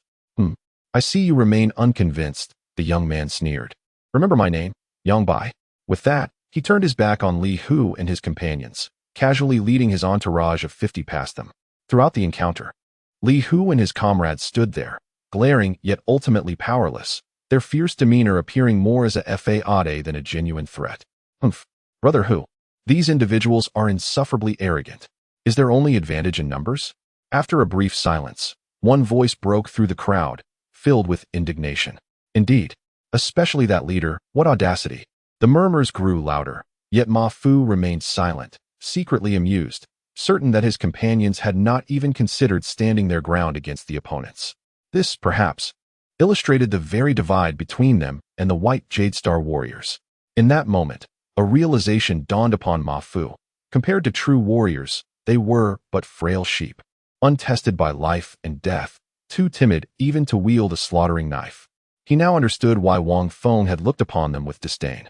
They possessed the rank of a visceral realm warrior, yet in the realm of actual life and death combat, they fell woefully short. Although the earlier encounter had involved no significant actions and appeared to be the opponents simply yielding space, Ma Fu knew in his heart that they had suffered a complete defeat. Alas, in comparison to true warriors, we still have a long way to go. Ma Fu thought bitterly, recognizing that the root of this disparity lay in the comforts of their mother planet. Such a gap, he feared, would be challenging to bridge in a short time. However, if Wang Feng's words held any truth, the days ahead for them would be fraught with hardship. And the specter of death loomed ominously. Ma Fu's thoughts returned to Wang Feng's earlier remarks, weighing heavily on his heart. It seemed that Wang Feng was acutely aware of the vulnerabilities that plagued them as warriors. I hope that, in the end, everyone remains safe, he mused, glancing at his emotionally charged companions, yet he chose not to voice his concerns. Those around him likely would not grasp the gravity of his thoughts. Perhaps only in the face of true adversity, on the brink of life and death, can they achieve true clarity, he pondered. It appears that some from the mother planet are quite astute. Wang Feng observed the unfolding dynamics with an unconcerned smile. Alas, pioneering is never an easy endeavor, sighed by Yunlong, wishing for fewer losses among the young warriors. At this, Wang Feng's gaze flickered before he deftly shifted the topic of conversation.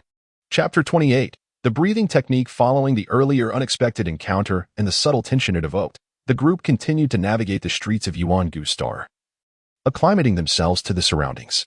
However, Ma Fu and his companions remained largely silent. Even those who had previously been vocally exuberant began to sense the weight of the atmosphere, ultimately ceasing their outbursts. As dusk approached, Ma Fu tidied up and retreated to his bedroom. Notably, according to Earth's standard time, it was merely 6 a.m. Despite the multitude of administrative and colonial planets within the Alliance, each with its own rotation and revolution periods, they all adhered to the standard time established by the mother planet. This convention had become ingrained over the millennia. It is worth mentioning that this standard extends beyond mere timekeeping. It encompasses the coordinates of celestial bodies in the universe, which the Alliance has consistently upheld for 1,000 years. Furthermore, as the Alliance grows in strength, it propagates its standards beyond its borders, influencing other civilizations and quietly expanding its reach. The ambition of the Alliance, particularly the high-ranking officials from Huaxia who once secured its leadership, is undeniably grand. In terms of celestial coordinates, it can be succinctly described as an infinite expansion from Earth, with the unit of measure being warp speed. A night passed in silence.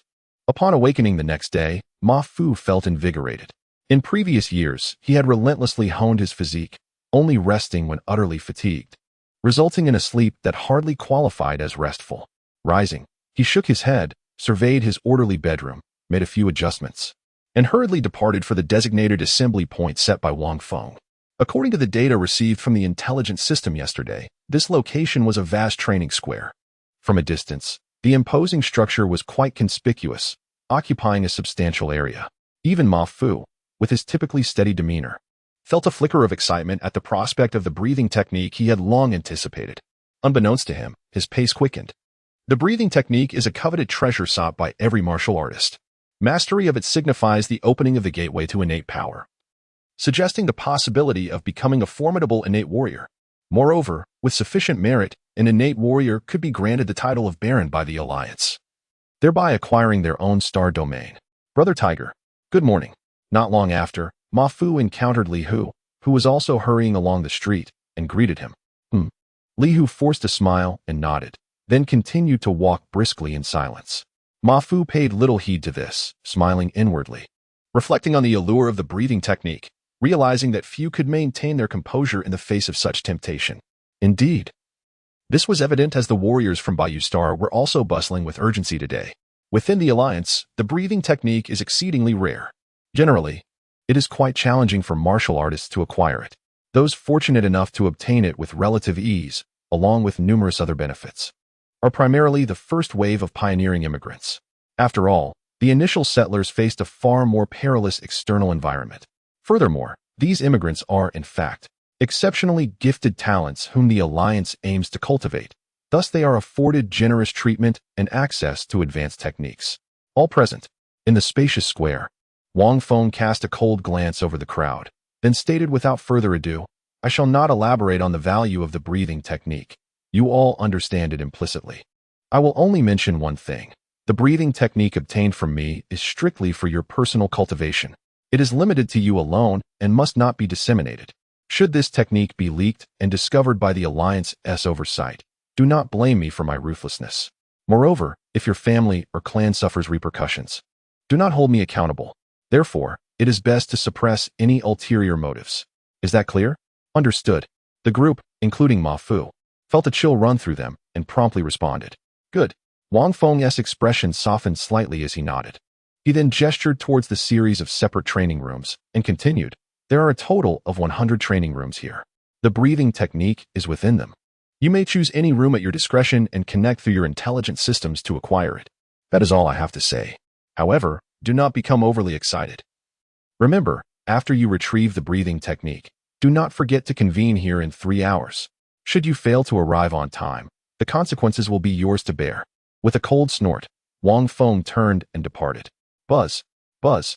As Wang Feng exited, the square erupted into a cacophony, the previously orderly crowd dispersing in an instant. Appearing quite frantic, figures darted towards the nearby training rooms. Despite Wang Feng's warning, every face was alight with excitement, and Ma Fu was no exception. Aside from those who could easily acquire the breathing technique, no one could maintain their composure in its presence. Within moments, the square stood empty. Breathing technique. I wonder which one I will ultimately obtain. Entering a training room and positioning himself at its center, Ma Fu took a deep breath, striving to quell his mounting excitement before urgently commanding, Little V, initiate the connection. At that moment, in the other 70 training rooms, both Li Hu and Yang Bai from Bayou Star displayed even greater urgency than Ma Fu, acutely aware of the breathing technique's significance given their perilous living conditions. Many rushed into their training rooms, barely steadying themselves before urgently instructing their intelligence systems. Beep. Initiating connection. Please wait patiently for the owner. Beep. Connection established. The mechanical voice of Little V echoed swiftly. Bang.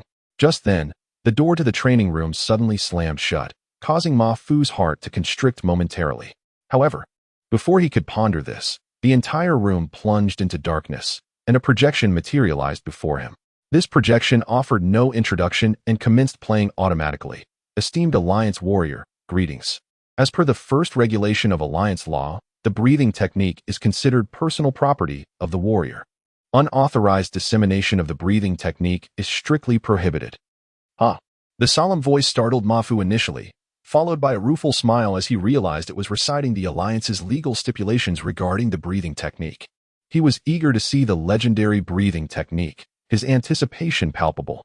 Yet, as he reached out to touch the screen, his fingers passed right through the projection, the authoritative narration continuing unaffected. It seems I must wait a bit longer. Ma Fu took several deep breaths, attempting to suppress his impatience. However, compared to his relative calmness, many warriors in the other training rooms wore expressions of anxiety, cursing under their breath. Even Li Hu and Yang Bai appeared troubled, brows furrowed in worry. In truth, none of the immigrants like Ma Fu harbored any intentions of leaking the breathing technique. For them, securing the opportunity to immigrate and gain access to previously unattainable resources, alongside the coveted breathing technique, was an extraordinary chance. Only a fool would entertain thoughts of betrayal. For them, these tedious formalities could be entirely disregarded. However, the acquisition of the breathing technique has now become a customary procedure. In this plaza, every training room possesses robust isolation capabilities. Once the door is closed, all signals are completely cut off, creating a localized network within the training room. Only after thorough verification of the martial artist's identity will they be permitted to receive the breathing technique and exit the training room. Otherwise, the consequences are uncertain. This process is indeed cumbersome. Nevertheless, it is finally complete. After 20 minutes, the stern voice finally faded, and Mafu gazed at the floating image before him, murmuring softly, his eyes gleaming with anticipation while his hands moved steadily. Selection confirmed, I agree, Mafu thought. Without hesitation, he raised his hand and gently touched the image before him. Suddenly, the image before Mafu transformed once more. This time, it was considerably simpler, merely an empty bookshelf. Beep. You have entered the default program, retrieving identity information. Please wait. Within the training room, a mechanical voice echoed, though it was not the familiar voice of Xiaovi. However, after a brief pause, Mafu understood that it was retrieving information about him from his intelligence brain, verifying his identity. It is said that in the Alliance, nearly every citizen receives an intelligence brain at birth, which accompanies them throughout their lives. Even if there are changes later, this intelligence brain will only undergo internal data upgrades, not replacement. While the intelligence brain greatly facilitates human existence, it also implies that Alliance citizens possess little privacy. The Alliance can effortlessly obtain any information it desires. Beep. Identity verification successful. Authorization granted. Martial artist Mafu, talent assessment excellent. Evaluation, immense potential. You may claim a medium-grade breathing technique. Will you accept it? Finally, it is done. Of course, I will accept. Mafu contained his excitement and made his selection. Beep. Confirming acceptance, retrieving randomly. Suddenly, the mechanical voice resonated again. And at that moment, Mafu felt a flash before his eyes as the image before him shifted once more. This time, he vaguely perceived that the empty bookshelf now held 9 books. However, in the next instant, as the image stabilized, what appeared before Mafu was not the carefully selected breathing technique, but a line of crimson warning text. The breathing technique is strictly for personal cultivation. Any dissemination will result in consequences borne solely by the practitioner. Below, 2 virtual buttons remained, agree and disagree. Agree. Huh. At this moment, what choice remains? Mafu chuckled bitterly to himself. Not hesitating, he directly tapped the screen. Instantly, the previously blurry image became clear. The towering bookshelf hovered in midair, and within the 9 previously empty slots, now lay a book each. To his astonishment, there were indeed 9 breathing techniques to choose from. Gazing at the bookshelf, Mafu's heart raced violently, and after several deep breaths, he managed to calm himself slightly. Yet, an uncontainable thrill still surged within him. No matter how composed he tried to be, the influence of another memory in his mind made it difficult to maintain his poise, for before him were the breathing techniques. If he possessed a breathing technique, perhaps he could have reached innate mastery long ago, avoiding the bitterness of regret that clung to him in death. Now, with a breathing technique in hand, the path ahead would be illuminated. After a while, Mafu raised his hand, his fingers trembling slightly from excitement. He gently touched the first breathing technique on the upper left of the bookshelf. Instantly, another luminous screen emerged, detailing a brief introduction to this breathing technique. The Great Sun Breathing Technique, inspired by the vastness of the Great Sun, grade, medium-high, for martial artists in the awakening realm.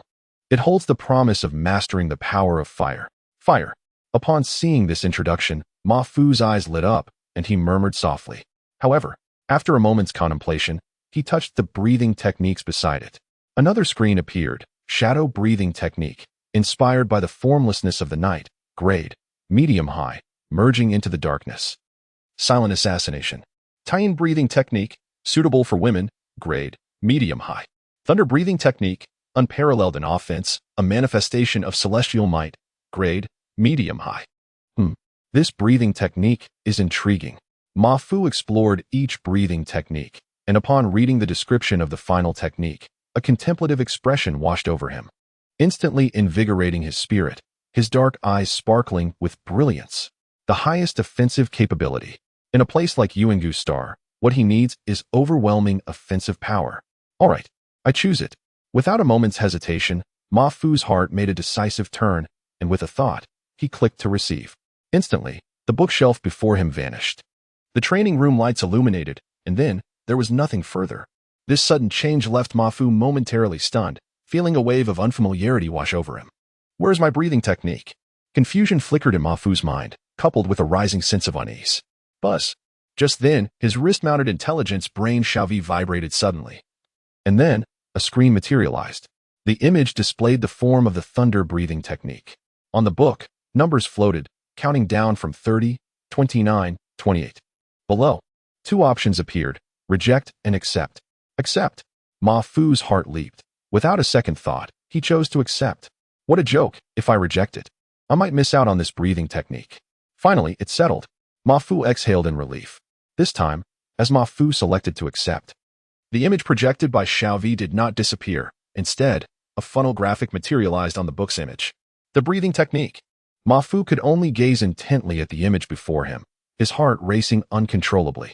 Although he was eager to see the form of the breathing technique, he could only strive to suppress his excitement and wait. Ma Fu was uncertain of others' mindsets, but at this moment, he was indeed far from calm. Anxious, hopeful, restless. He could not quite pinpoint what he felt. In fact, others exhibited less composure than Ma Fu as they approached the final selection of their breathing techniques. They could not help but pace anxiously within the training room. From time to time, they glanced up at the projected images from their intelligence brains. Chapter 29, The Thunder Breathing Technique. In the training chambers, anxious footsteps echoed. Suddenly, a crisp sound pierced the air, causing the pacing figures to halt abruptly. Their gazes drawn to the projection emanating from the intelligence brain. At that moment, Ma Fu's heart skipped a beat as he looked up to see several lines of text materializing above the image of the Thunder Breathing Technique book. Thunder Breathing Technique, download complete. Surrounding environment suitable for training. Would you like to view the breathing technique? Yes. Without a moment's hesitation, Ma Fu exclaimed. Instantly, the image projected by the small V in the air expanded, enveloping the entire training room in an entirely new vision. In that instant, Ma Fu felt as though he had stepped into a different realm. The expanse was vast, with a towering peak rising majestically in the distance. And the sky above was a clear, endless blue. Suddenly, the air resonated with the rumbling of thunder as silver lightning bolts appeared from nowhere, dancing wildly in the sky. The sound of thunder crashed repeatedly, and Ma Fu watched as the massive bolts of silver lightning plunged down, striking the towering peak without relent. To his astonishment, the colossal mountain began to shrink before his eyes, and within a single breath, it vanished completely from view. At that moment, the scene shifted again, revealing a figure enveloped in crackling lightning. This figure radiated an overwhelming aura, making it seem as if he stood alone in the universe. Anything that dared approach him would be obliterated by the surrounding thunder. Such a sight etched itself deeply into Ma Fu's mind in an instant. He remained entranced until the imposing figure cloaked in terrifying lightning faded from view, allowing him to exhale a breath he hadn't realized he was holding. Before him now stood a vividly animated faceless figure. Wow! Incredible! Ma Fu gasped, his heart racing and beads of sweat forming on his brow, silently praising the power of the technique. It is indeed no exaggeration. A sense of pride swelled within him. In this age of boundless starry skies, possessing immense strength was the foundation of everything. Otherwise, any attempt to achieve greatness could very well lead to disastrous consequences. Step 1 of the thunder breathing technique, visualization. His thoughts shifted, and Ma Fu's focus returned to the image before him. As he read the words, the figure surrounded by lightning sprang vividly to mind, as if it were etched in his memory. This must be the visualization diagram, he mused, suppressing his desire to visualize further and continuing to read. Visualization, in conjunction with the breathing techniques. However, just then, the textual description abruptly ceased, a bright red arrow pointing directly to the lively figure below. Without hesitation, Ma Fu's finger gently tapped the figure, and the image magnified, revealing another scene. Ma Fu's expression shifted to one of seriousness as he concentrated intently. The figure appeared to be seated in meditation, accompanied by some text, seemingly devoid of any motion. Yet upon closer inspection, he noticed the figure was indeed breathing, albeit with a barely perceptible rhythm. Had he not seen the annotations beside it, he might have overlooked it entirely. So this is the breathing technique. By coordinating specific breathing patterns with various movements, a unique rhythm is created, resulting in a certain elevating effect. Ma Fu observed intently, his mind swirling with thoughts. The breathing technique seemed simple, involving merely tips and rhythms of breathing. However, how to manipulate different breathing methods and tempos to achieve a particular rhythm and effect was far from straightforward. At present, he could hardly comprehend it. Perhaps the visualization diagram plays a role as well, he contemplated silently. Meanwhile, the figure within the image was now surrounded by a halo of lightning. With each breath, the aura of lightning pulsed rhythmically, as if each inhalation and exhalation stretched over an extended duration. Faintly, it appeared that other invisible energies swirled around the figure, flowing in rhythm with the breath and continuously entering the figure's body. In reality, these intangible energies were the very forces saturating the cosmos. Yet at this moment, Ma Fu found himself shifting his focus away from the figure. Truthfully, memorizing the nuances of the rhythmic changes held little utility for him at this stage, especially since he had yet to even enter the initial phase of practice. Observing further would be merely chasing after unattainable ambitions. Buzz.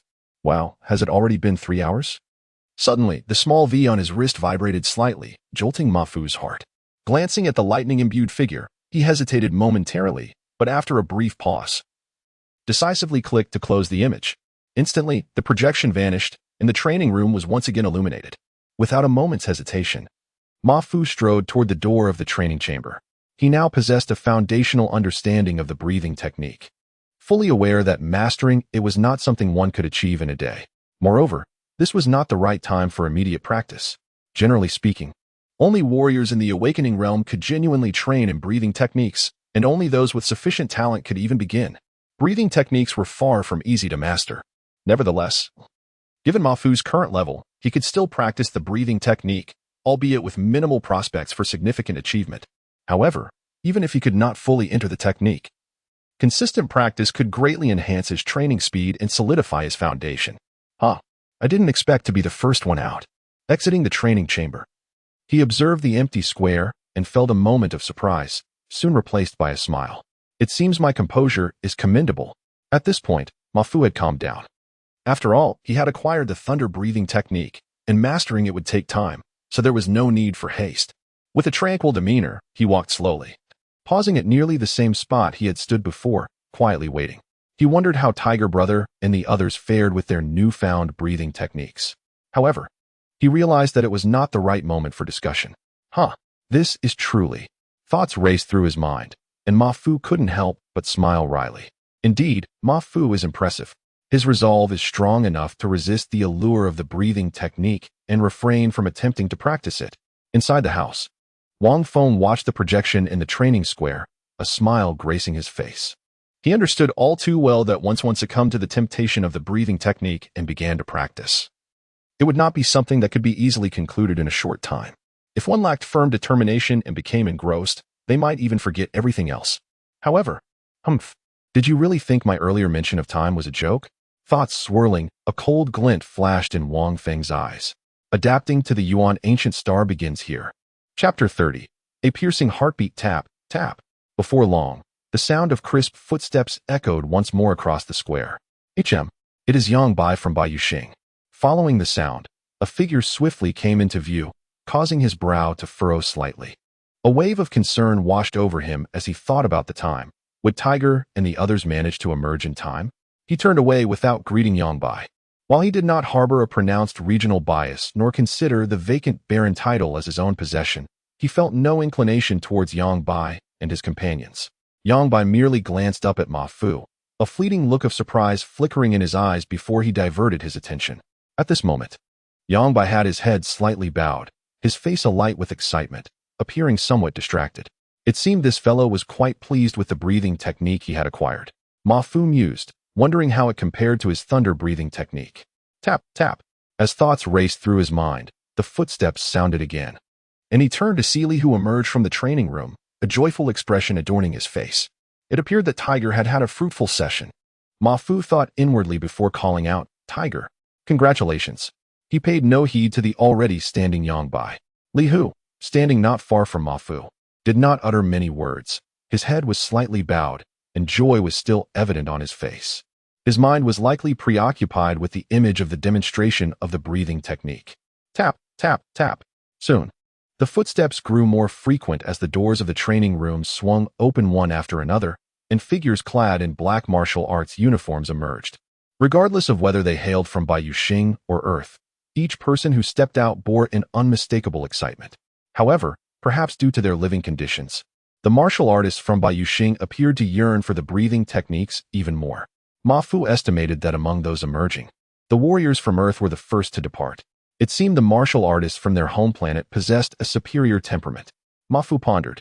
Yet, it must be said, at this moment, only Ma Fu had the leisure to reflect. The others were engrossed in their joy, their brows knitted in contemplation of the breathing techniques they had received. As the last person settled in, a profound silence enveloped the square. Ahem! Suddenly, a sharp cough pierced the air, resonating clearly in every ear within the square. Instantly, the meditative state of the crowd was shattered, and they abruptly looked toward the source, their expressions tinged with annoyance. They were irritated at being interrupted while grasping their newly acquired breathing techniques.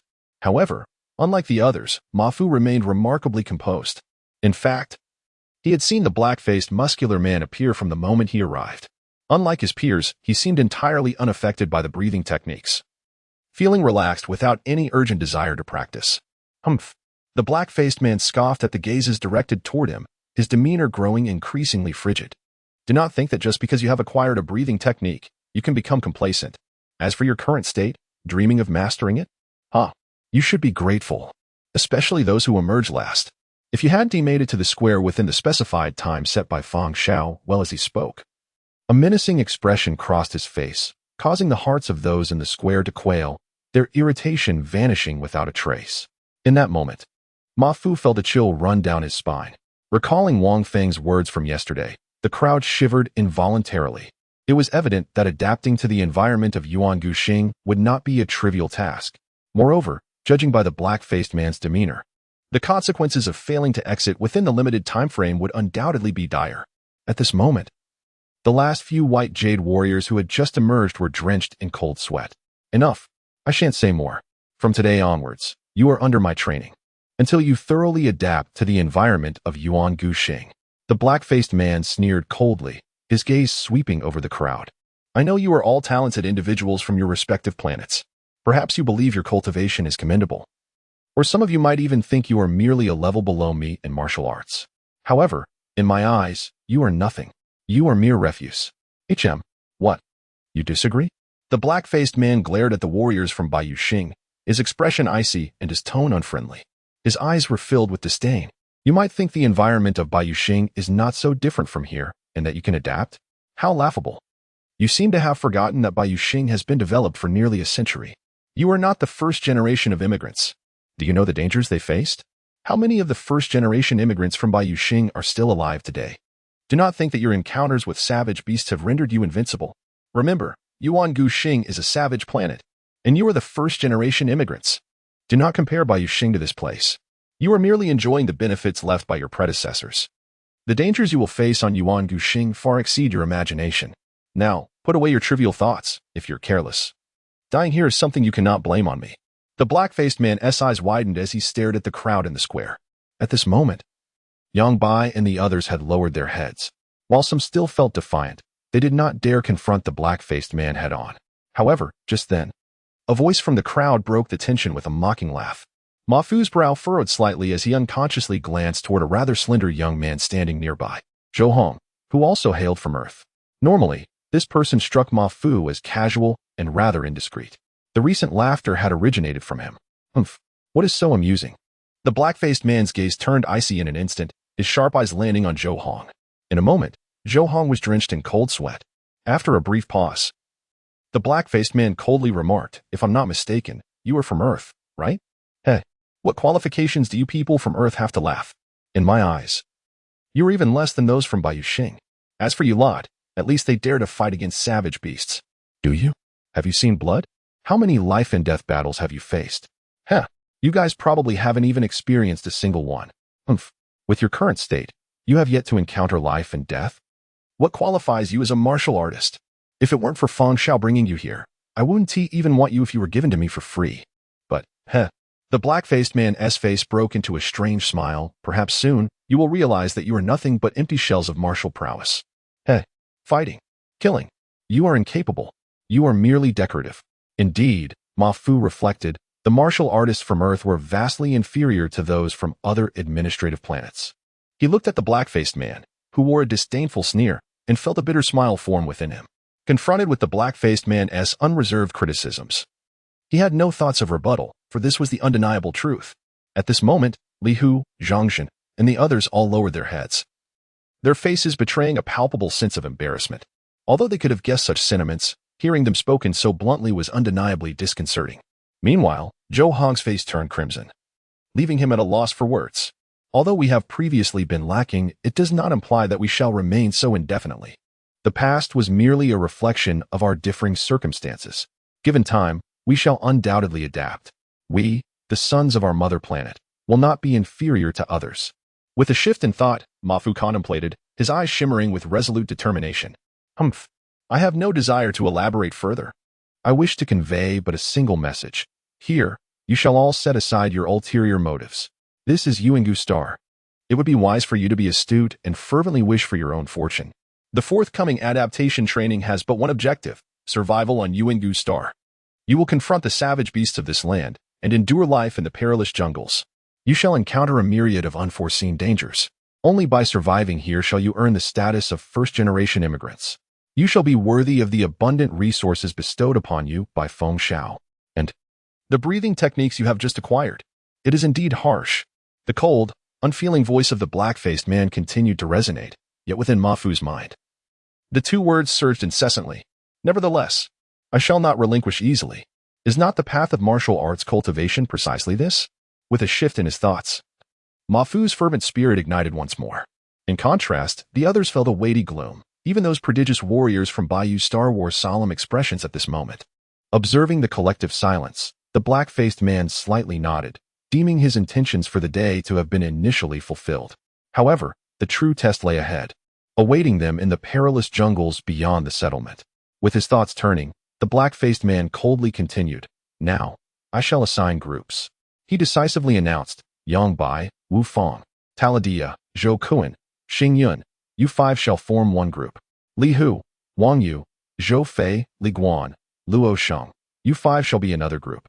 Caitlin, Ma Fu, Zhang Zhen, Long Fei, Yang Yun, you five shall constitute yet another group." "Very well. This is your grouping. Remember it well. Do you have any questions?"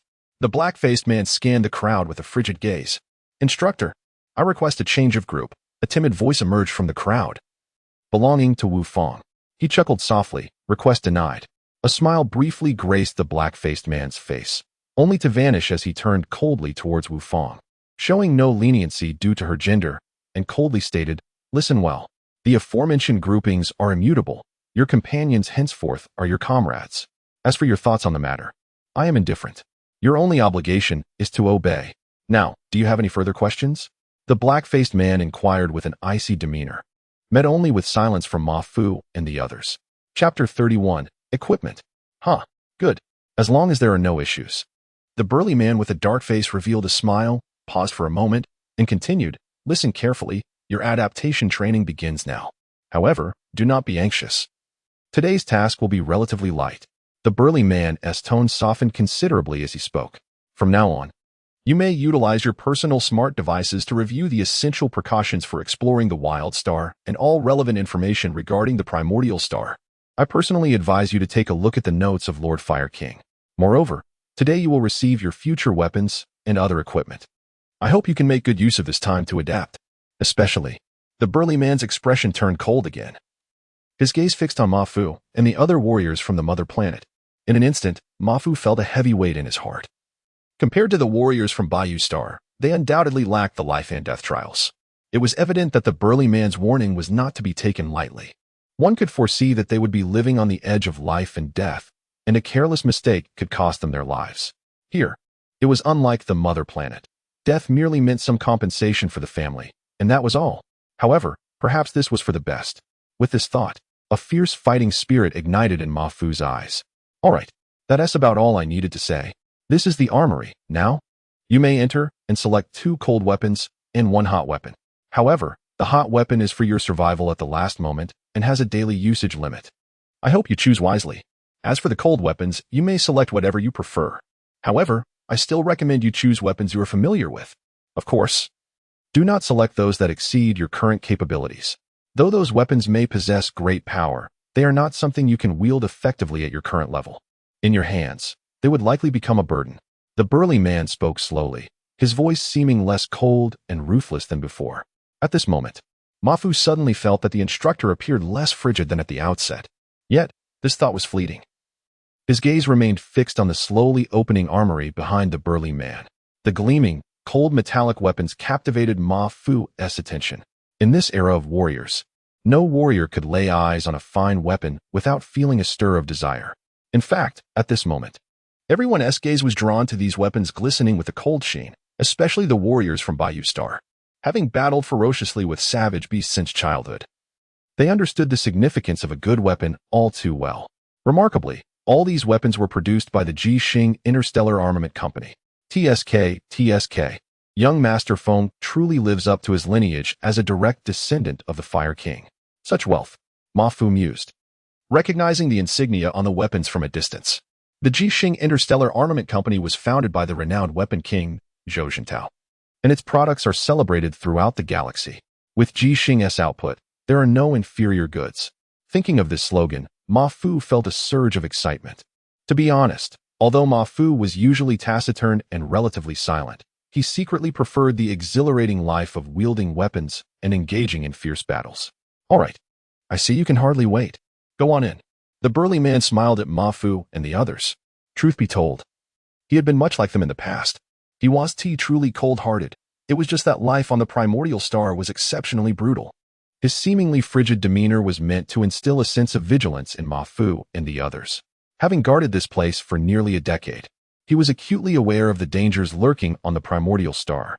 If it weren't for the mechas left by Wang Feng, they might not have survived to this day. This settlement could have been trampled by savage beasts. With hurried footsteps, figures swiftly approached the armory, some even breaking into a light jog. The armory, relocated from the spaceship by Wang Feng, spanned an impressive 1,000 square meters, with all weapons neatly arranged on shelves. This sword looks promising. As he stepped into the armory, Mafu walked slowly, scanning the surroundings, when suddenly his eyes brightened. He halted in his tracks. His gaze was fixated on a long knife not far away, its blade entirely black, thick yet not wide, roughly the width of a palm, with a curved shape. At first glance, Mafu felt a sense of weighty, chilling sharpness. The knife weighed 42,000 pounds. This knife will easily allow me to unleash my strength. Taking a few steps forward, Mafu grasped the black long knife and swung it casually, instantly feeling a comfortable sensation. It felt just right. The Ming standard knife, crafted from Alliance-class a hunter alloy, forged in one piece, capable of cleaving through the ordinary armor of awakened savage beasts. Perfect, this is the one. However, the weight could be slightly heavier. Quickly scanning the description on the blade, Mafu made his decision, placing the Ming knife back on the rack and stepping out, his gaze searching once more. As he walked, he noticed others pausing in front of various weapons, their faces alight with excitement. The weapons here were undoubtedly the finest among their peers. Soon, Mafu halted again, his gaze fixed ahead, a smile spreading across his face. With a swift motion, he picked up a knife and swung it, producing a sound akin to the slicing of air. This knife weighs 48,200 pounds. Nearly 50,000 pounds, just right. Taking a moment to savor the weight, Mafu thought, grasping the long knife firmly in his hand. Next, it was time to select a hot weapon. With that thought, Mafu's gaze began to roam once more. In truth, nearly every individual entering the armory sought cold weapons, though there were exceptions. While Mafu selected his long knife, Zhou wore a broad smile as he brandished a laser gun powerful enough to severely injure an awakened savage beast. Approximately an hour later, everyone exited the armory with satisfied smiles, and even upon seeing the cold expression of the burly man, their joy did not wane. They were immensely pleased with their haul. This is your combat uniform. One set for each of you. Come forth to collect. The burly man coldly scanned Mafu and the others, his eyes revealing no emotion. As he spoke in a chilling tone, the smiles faded from their faces, but upon seeing the black combat uniforms beside the burly man, their expressions brightened once more. It seemed young Master Feng was not merely sending them to risk their lives. In the line, Mafu gazed at the black combat uniform, pondering inwardly. He had never encountered such uniforms before, but he had seen descriptions of them on the Star Network. These uniforms were known as the Turtle God Combat Uniforms, the latest creation by the Alliance, specially designed for low-tier warriors. Their defensive capabilities were astonishing. In truth, it wasn't merely that Wang Feng was extravagantly wealthy. Each of them represented a valuable asset to him. Recruiting talented warriors among immigrants was not as simple as it seemed. The Alliance has always maintained strict verification and approval processes for immigrants.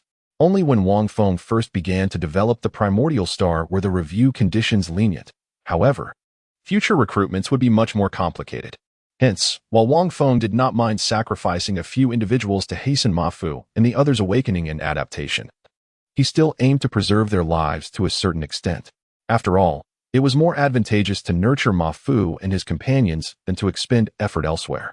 Alright, that concludes today's session. After a brief period of free activity, the imposing figure with a dark countenance surveyed the assembled individuals, each equipped with a set of gear. His expression remaining as frosty as ever. After a slight pause, he continued, "However, I advise you to familiarize yourselves with your teammates first. Tomorrow, you will officially venture into the jungle outside the settlement." A sinister and ruthless look graced his face. "Alright, now disperse." With that, the grim figure turned and walked away, offering no introduction or name, exuding an air of cold indifference. The groupings orchestrated by the dark-faced man were utterly chaotic, with nearly every team comprising warriors from both the White Jade Star and the Mother Star. Yet, at present, both factions regarded each other as adversaries, maintaining a vigilant distance. Shortly after the departure of the dark-faced man, both sides simultaneously let out cold scoffs. Led by Li Hu and Yang Bai, they left the square without engaging in the mutual familiarization suggested by the dark-faced man. Feng Xiao, these individuals are still on guard against one another. If this continues, we may suffer significant casualties when we enter the jungle tomorrow. Observing the behavior of the crowd, the dark-faced man turned to Wang Feng, his voice low and tinged with concern. Uncle Wang, this is an experience they must inevitably undergo, is it not? Wang Feng replied with a slight smile. Yet his words were laced with a chilling undertone. Moreover, such trials will undoubtedly deepen their understanding and expedite their adaptation to this place. Did we not endure the same? His demeanor turned solemn. As warriors, if one fears death, what accomplishments can one hope to achieve in this lifetime? With that, he departed. I hope these youngsters come to their senses sooner rather than later. Bai Yunlong remarked, though he refrained from interfering with Wang Feng's decision. In truth, Wang Feng's choice was not misguided. The cosmos is inherently merciless. Life and death are commonplace. The absence of death is, in fact, the anomaly. Only through the crucible of life and death can one truly forge a powerful warrior. To speak candidly, while they could project confidence before the warriors of the White Jade Star, the group harbored little faith in their own abilities, particularly after the dark-faced man's unabashed criticism. Their hearts were now heavy with trepidation. Sighing deeply, Li Hu halted, feeling a wave of uncertainty wash over him regarding the impending expedition into the jungle outside the settlement. In the harmonious environment of the Mother Star, they had been sorely deprived of the trials of life and death. As the dark-faced man had indicated, compared to the warriors of the White Jade Star, not only he but all warriors from the Mother Star fell significantly short. Would go. Do you think those from the White Jade Star will? Ji Bai voiced his concerns, anxiety etched across his face. Upon hearing this, the others cast worried glances at Li Hu. According to the dark-faced man's groupings, although they were clustered in small groups, each contained warriors from the White Jade Star. Given their own lack of confidence in confronting the savage beasts tomorrow, the prospect of potentially facing obstacles from the White Jade Star warriors only compounded their fears. Li Hu remained silent, contemplating the anxious faces surrounding him. A sense of regret began to creep into his heart as he pondered whether opposing the faction from the White Jade Star had been the right decision. However, he mused, perhaps they had not taken them seriously at all, viewing them as unworthy of consideration. Chapter 32. Understanding observing the almost defeated expressions of the crowd. Ma Fu furrowed his brow. With a resolute thought, he gazed at Li Hu and the surrounding individuals, declaring, Brother Hu, I wish to express that although we may not have undergone life and death trials and our combat abilities may be lacking, it does not imply that we are inferior to the martial artists of Bayou Star. We, the inhabitants of our mother planet, have never been weak. Ma Fu's voice resonated with conviction and strength. His thoughts were rooted in the truest depths of his heart, making his words even more compelling. He paused briefly before continuing. Consider this. among the 16 kings of the Alliance, who among them did not emerge from their mother star? In those days, even the 16 kings had not experienced significant life and death challenges, yet they ascended step by step to their lofty positions. Brothers, we from the mother star are not inferior to anyone. Tomorrow, I believe we can defend ourselves. Haha, Mafu, you speak wisely. At this moment, a smile broke through the heavy expression on Li Hu's face, and he laughed heartily. We from the mother star have never been weak. Rest assured, those fellows from Bayou Star will not dare to go too far. What is there to worry about? After all, tomorrow we face the savage beasts. Besides, we now have the equipment provided by Feng Xiao. What is there to fear? Li Hu confidently shook the long spear in his hand. Haha, indeed, we from the mother star are not weak. So what if the martial artists from Bayou Star are currently stronger than us? It does not mean the savage beasts are formidable. We can certainly protect ourselves tomorrow. At this moment, Zhang Zhen and the others also voiced their agreement, a surge of pride filling their hearts.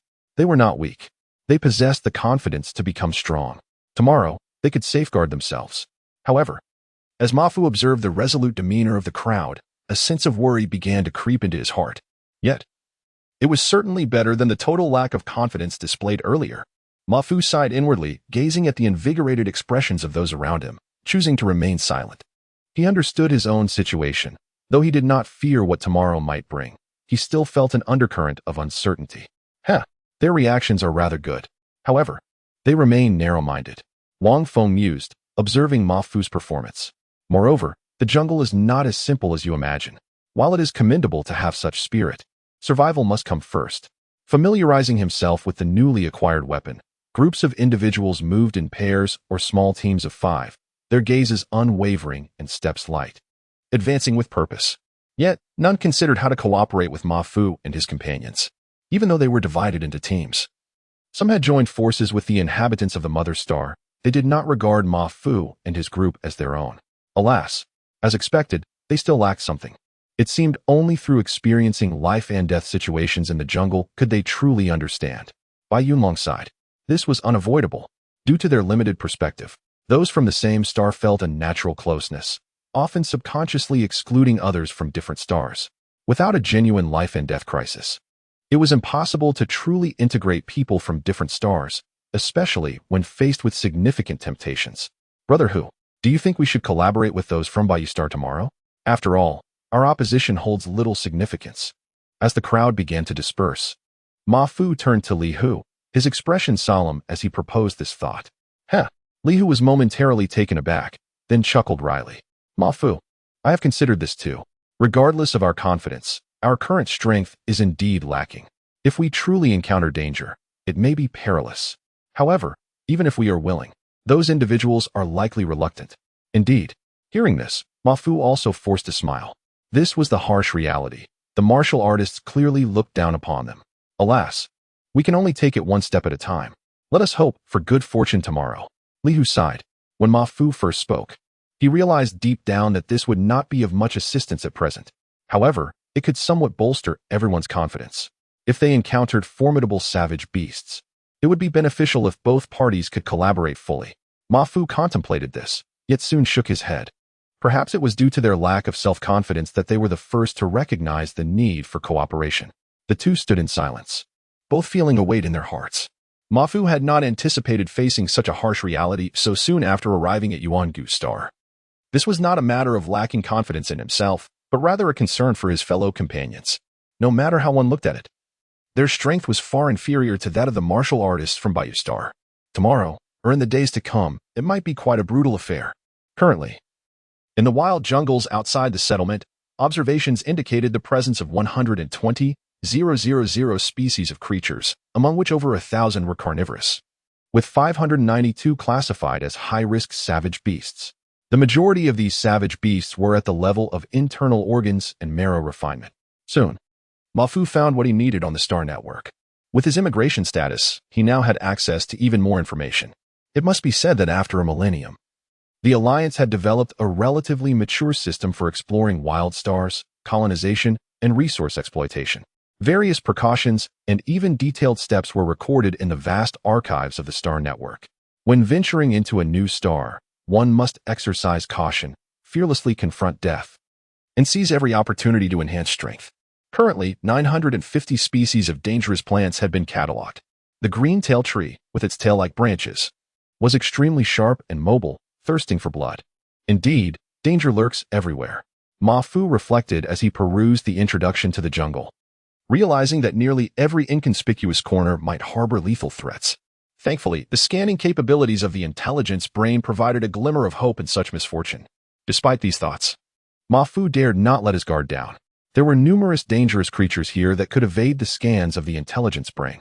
Thus, at critical moments, one had to rely on their keen observation skills. This required an ability to recognize threats. Rubbing his somewhat fatigued head, Ma Fu resumed his careful reading of the introduction to the jungle of Yuan-Gu Star. To be honest, Wang Feng and the others' understanding of Yuan-Gu Star was still only partial.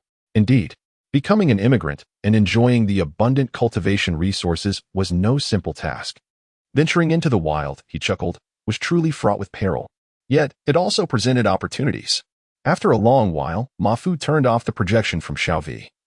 Lost in thought, within the documents, he had discovered numerous plant treasures that could assist low-level martial artists in their cultivation. Some could rapidly replenish energy, while others emitted fragrances that induced tranquility, with varying degrees of effectiveness. Regardless of their efficacy, they represented a valuable wealth. Though this land was perilously wild, it was also a vast treasure trove. Zhang Wei, how are things progressing? After a moment of contemplation, Ma Fu sent a video message to Zhang Zhen. What else can be done?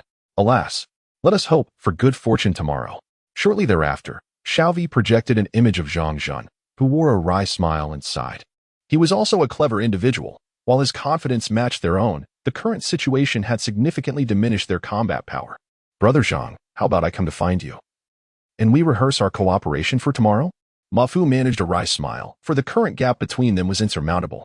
However, the thought of collaboration quickly flitted through his mind as he made the suggestion.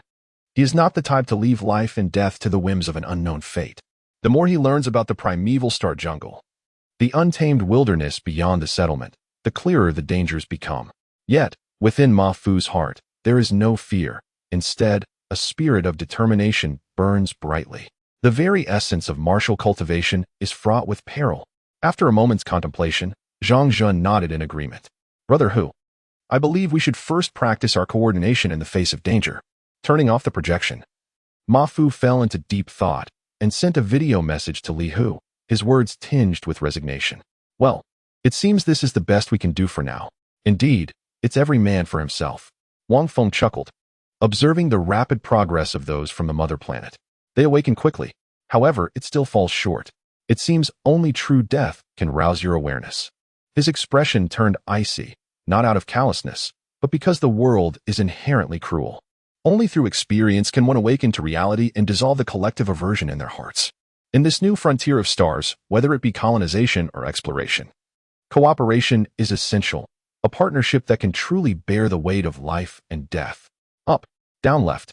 In the courtyard, two sharp commands rang out simultaneously, and two dark figures sliced through the air, the atmosphere seeming to tear apart with a sizzling sound. As Ma Fu and Zhang Zhen wielded their long knives, they executed precise arcs, positioning them defensively before themselves. Back to back, despite the sweat trickling down their brows and their heavy breaths, they remained vigilant, cautiously scanning their surroundings. After a productive afternoon of practice, both had become quite adept with their respective weapons. Though not yet as seamless as an extension of their own limbs, they could exert double the strength through their blades. However, this budding synergy was merely a preliminary achievement. They could maintain a safe distance of several meters around them. Yet, to reach a level where a mere glance or a casual movement could signal perfect coordination remained a distant goal. Moreover, their training had merely been hypothetical. The true test awaited them when faced with savage beasts. Zhang Wei, what do you think? Ma Fu inquired, panting. It's good enough, Zhang Zhen replied, catching his breath. Do you think our practice will prove useful tomorrow? But who can say for certain? At least we've prepared ourselves. Ma Fu, how about we practice in the star network? After a brief silence, Zhang Zhen suddenly suggested. Yes, that's an excellent idea. Ma Fu's eyes lit up.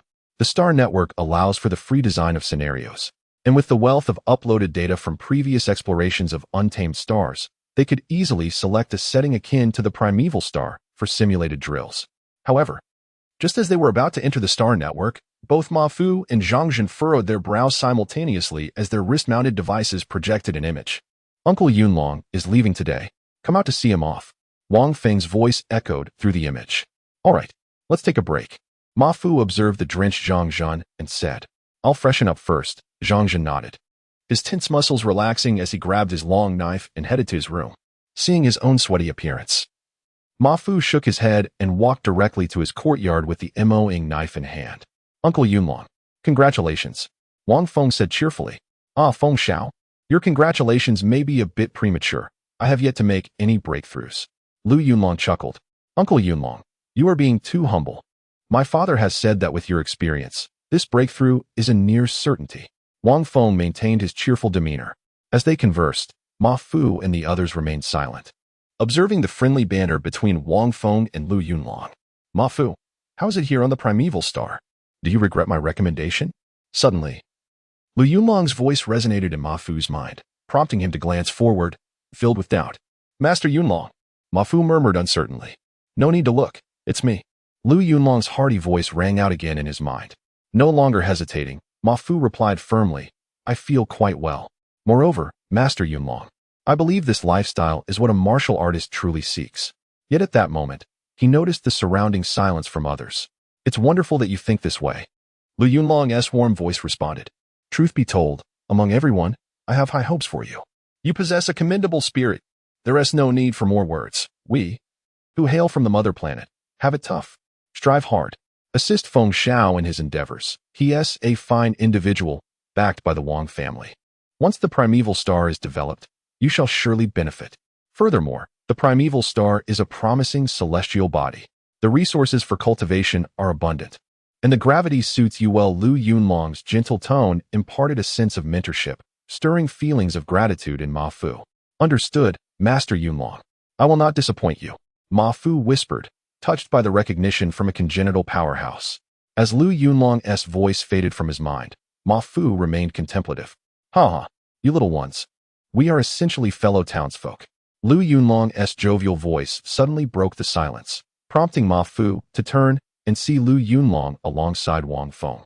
Gazing kindly at the group, as a senior, I'll offer a few words. The primeval star is indeed a great potential. However, it harbors numerous dangers, so be cautious. I hope each of you survives and becomes a renowned young genius in the Alliance. You little ones, I look forward to the day we fight side by side. Lu Yunlong declared, gradually ascending into the air.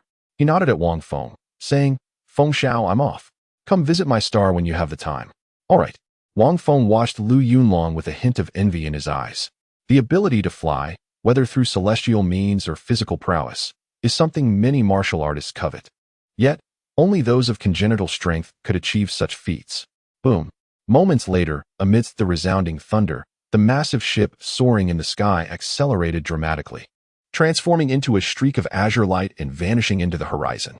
Alas, I wish those youngsters good fortune. Lu Yunlong sighed, gazing at the simulated primeval star outside.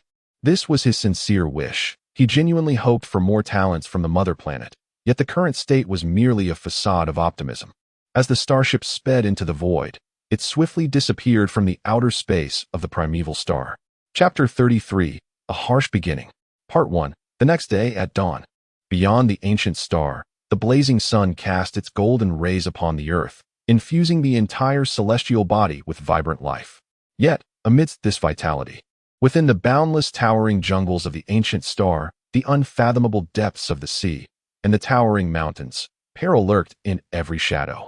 Upon the makeshift walls formed by colossal logs, over 70 figures stood tall, either filled with anticipation, anxiety, or dread, gazing towards the open space ahead, where a forest of towering trees, each hundreds of meters high, loomed ominously.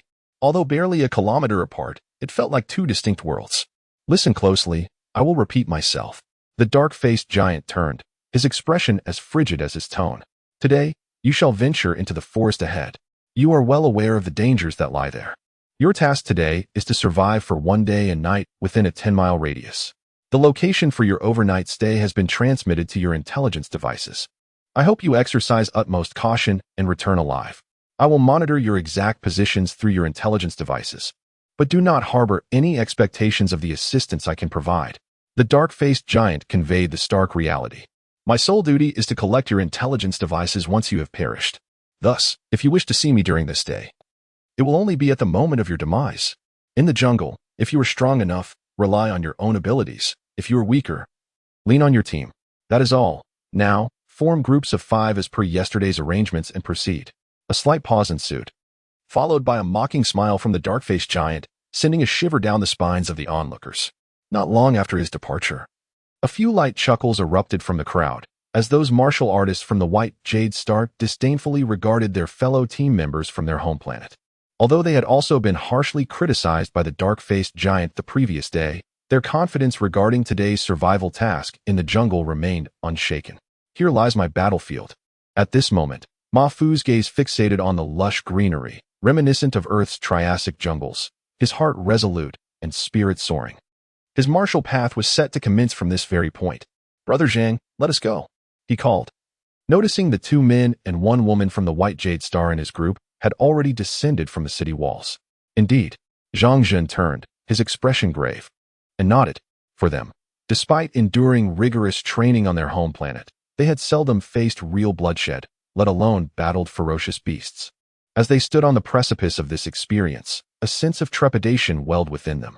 The distinction lay in the courage each harbored in their hearts. Quite commendable. Some bravery to step into the jungle. Wang Feng observed as Ma Fu and his team donned their turtle god battle gear, entering the forest one after another, disappearing from sight with a smile. "Young Master Feng," the dark-faced giant approached, slightly bowing. "Is there any unusual activity in the surveillance?" Wang Feng waved his hand, signaling for him to dispense with the formalities and speak directly. "No, young master. Currently, there are no beasts of the blood chi or awakening realms within a 50-mile radius," the dark-faced giant replied, his fingers gliding over the intelligence device, revealing an image dotted with blue and green points. "Remain vigilant at all times," Wang Feng instructed as he turned to leave the city walls. "If any unexpected events arise, you are permitted to deploy the mechs." Although he intended to push Ma Fu and his team to their limits, not minding a few casualties to hasten their awakening and solidify their combat capabilities, he understood that danger must be contained within certain limits to serve as a true test of their mettle. Should threats exceed those limits, encountering a swarm of beasts from the blood chi or awakening realms, not just Ma Fu, but even Wang Feng himself would need to flee. Such a scenario would not be a trial, but rather a death sentence, devoid of any merit. Nonetheless, while Wang Feng maintained control over the danger level, the risk of casualties remained ever present. For Wang Feng, the Lord of the Ancient Star, the vision of expanding and transforming this place into a paradise for humanity and a true territory of the Alliance required exceptionally talented individuals who were unafraid of death and could cooperate seamlessly. Such talents were invaluable to both him and the Alliance. After all, pioneering a new frontier was no solitary endeavor, and fostering the Alliance's strength was even less so. Therefore, sacrificing a few individuals to cultivate true talents was of little concern to either the Alliance or Wang Feng, for it was indeed worthwhile. It was precisely through this brutal methodology that over the centuries, countless talented martial artists from various administrative and colonial stars had been able to unite. Despite their individual conflicts and competition, they all shared a common belief. They were members of the Alliance, part of humanity, and each other's comrades. Regardless of the circumstances, they existed as a unified whole. This shared conviction continually fused generations of martial artists, enabling the Alliance's strength to grow ever more formidable, maintaining a robust state while consistently expanding outward. In the jungle, the sounds of branches being cleaved echoed persistently as the groups of 5 cautiously followed the routes indicated by their intelligence devices. Although the survival mission's path had been meticulously charted and the distances between groups were not too vast, the jungle's density was overwhelming, with enormous flora surrounding them. After a brief period of travel, Ma Fu and his companions could no longer discern each other's figures. The towering trees, each hundreds of meters tall, had roots as thick as barrels, sprawling across the ground, while rampant weeds filled the surroundings. Many of these plants were at least as thick as a human arm and stood 2 to 3 meters high. Navigating through such terrain posed considerable challenges. In this environment, Ma Fu felt as if he were adrift in a sea of vegetation, devoid of any discernible paths, surrounded by bizarre plant life that made each step arduous. Fortunately, their weapons, forged from grade A metal, were exceedingly sharp, allowing them to easily sever branches and foliage.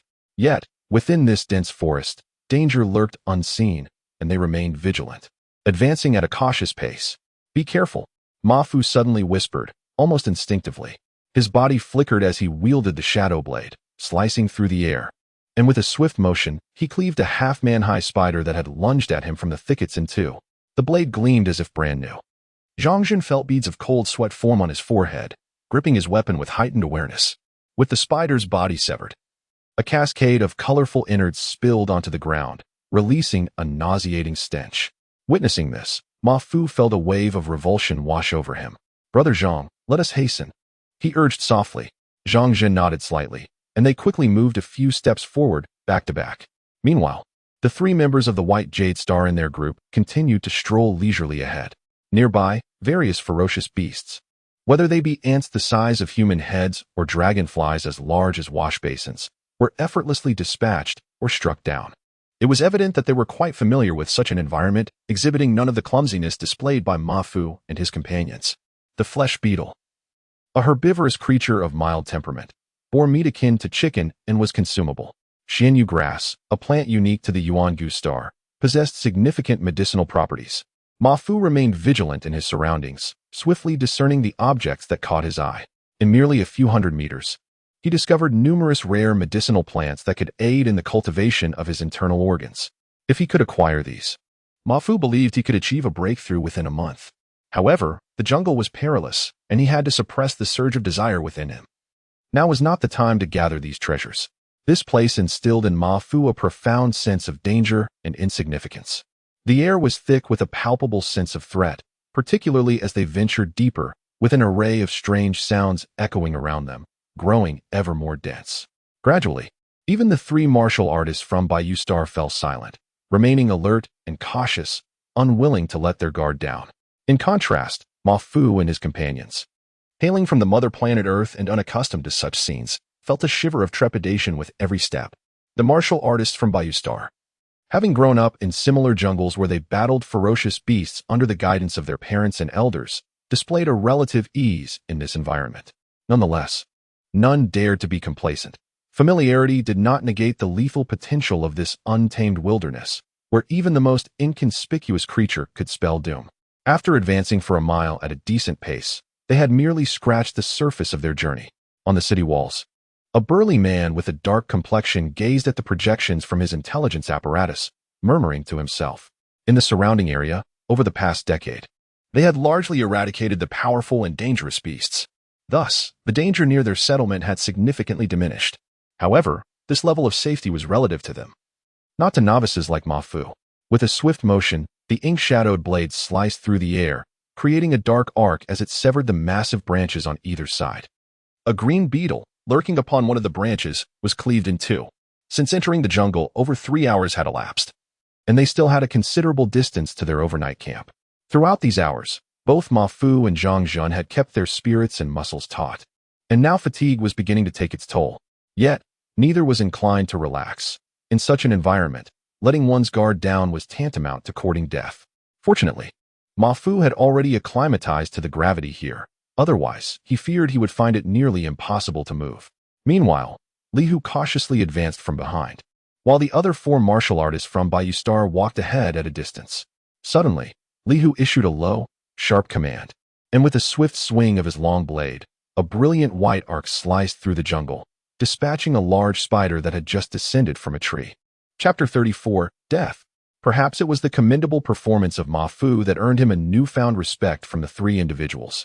Subsequently, Ma Fu sensed a notable improvement in their attitudes towards him and Zhang Zhen.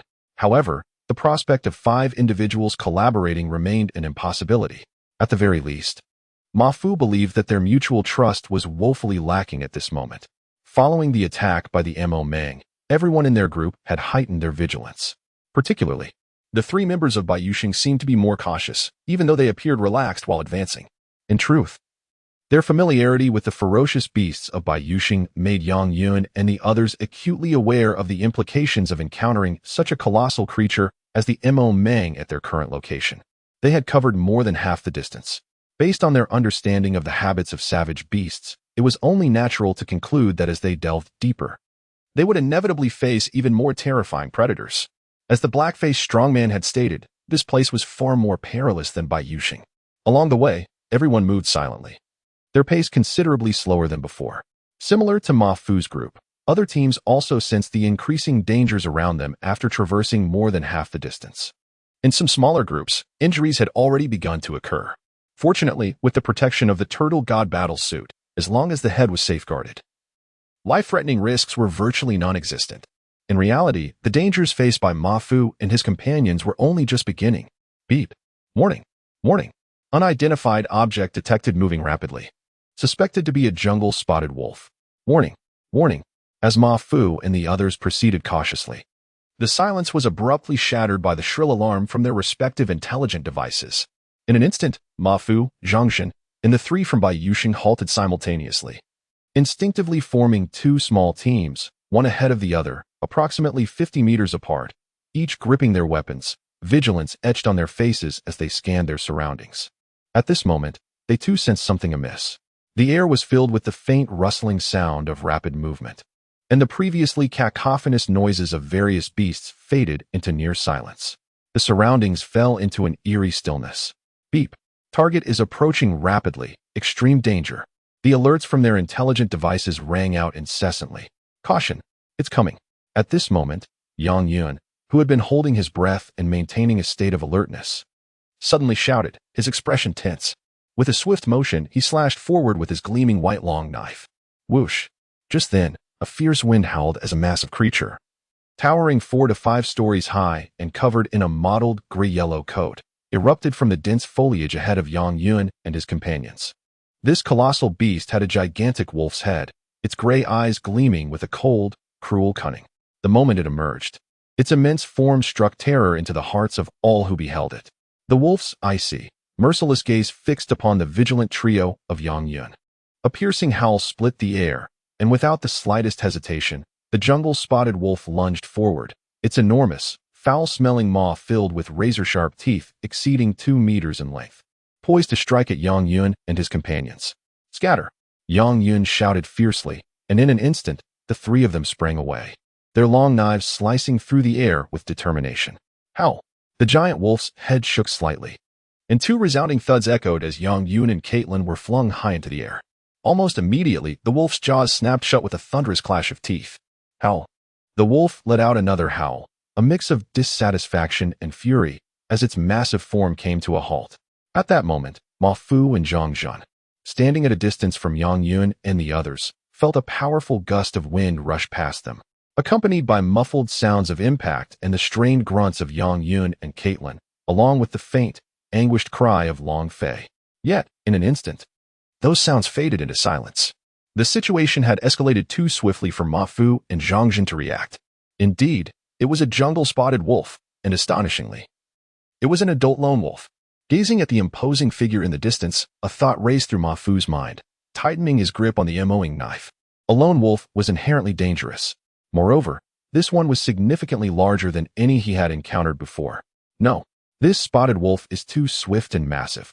Even if the emoing knife could strike, the threat it posed would be minimal. A serious realization dawned on Ma Fu. Laser gun. Yes. Zhang Ge, the laser gun. With this thought, Ma Fu hurriedly whispered, if that giant wolf approaches, we must coordinate. Zhang Zhen trembled slightly, but he suppressed his fear and nodded, slowly reaching for the laser gun he had acquired. Creak. Creak. Ma Fu and Zhang Zhen remained on high alert as they heard the sound of chewing emanating from the colossal form of the wolf. The massive creature began to move slowly, and Ma Fu could finally discern its front. As depicted in the data from the previous day about the dangerous creatures of the visceral realm, the jungle-spotted wolf resembled its namesake, closely resembling the wolves from their home planet. However, it was far larger and appeared even more ferocious. From Ma Fu's vantage point, he could see the wolf's enormous eyes gleaming with a cruel, cunning light. Just from a distance, he felt an overwhelming sense of pressure emanating from the jungle-spotted wolf. In comparison to the wolf's immense size, Ma Fu and his companions seemed like diminutive figures, rendering any thoughts of resistance nearly impossible. Standing back-to-back with Zhang Zhen, Ma Fu could feel the slight tremors of Zhang Zhen's body. In truth, his own heart was racing with unease. This time, they were facing a direct confrontation, unlike the previous encounter with the Mo Ming. Stay calm. Stay calm. with one hand gripping the MOing knife and the other poised over the laser gun's trigger. Ma Fu fixed his gaze on the spotted wolf, his tension palpable. There's a wound on that wolf's head. The thought struck him suddenly, and his gaze sharpened as he noticed a half-meter-long gash on the wolf's massive skull, continuously oozing blood. However, in comparison to the wolf's colossal head, the injury seemed trivial. It appeared that the MOing knife posed little threat to this beast. A sense of heaviness settled in Ma Fu's heart. Gag. At that moment, Ma Fu noticed the corners of the wolf's nearly 3-meter-long mouth stained with remnants of blood. With his current eyesight, he could even see that the wolf was still chewing. In an instant, the image of the missing Long Fei flashed through Ma Fu's mind, and he was overcome with a wave of nausea. Vomit. But just then, the wolf suddenly extended its tongue, ejecting a dark, repulsive mass, coated in the wolf's disgusting yellow saliva. On its grotesque, snarling face, a distinctly human expression of disgust emerged. This is the turtle god battlesuit. This is Long Fei. Gazing at the object expelled by the wolf, a multitude of thoughts raced through Ma Fu's mind, and he felt an overwhelming certainty. Yet, at that moment, while the turtle god battlesuit remained intact, Long Fei was already reduced to a headless corpse. Witnessing this scene, a wave of uncontrollable panic surged within Ma Fu. Just moments ago, Long Fei had been alive and well, but in the blink of an eye, he was left with nothing but a lifeless body. Slaying the savage beasts, although initially repulsive, Ma Fu quickly adapted. Yet, a life was extinguished just like that, devoured by the spotted wolf not far away, causing a tumult in Ma Fu's stomach. Moreover, this was his first time witnessing human mortality from such proximity. At this moment, it dawned on Ma Fu just how close he was to death. He also comprehended why those notes mentioned that in the unfamiliar wilderness of the stars, amidst the vast cosmos, unless one possesses overwhelming power that renders everything insignificant, life is exceedingly fragile. One could lose their life at any moment.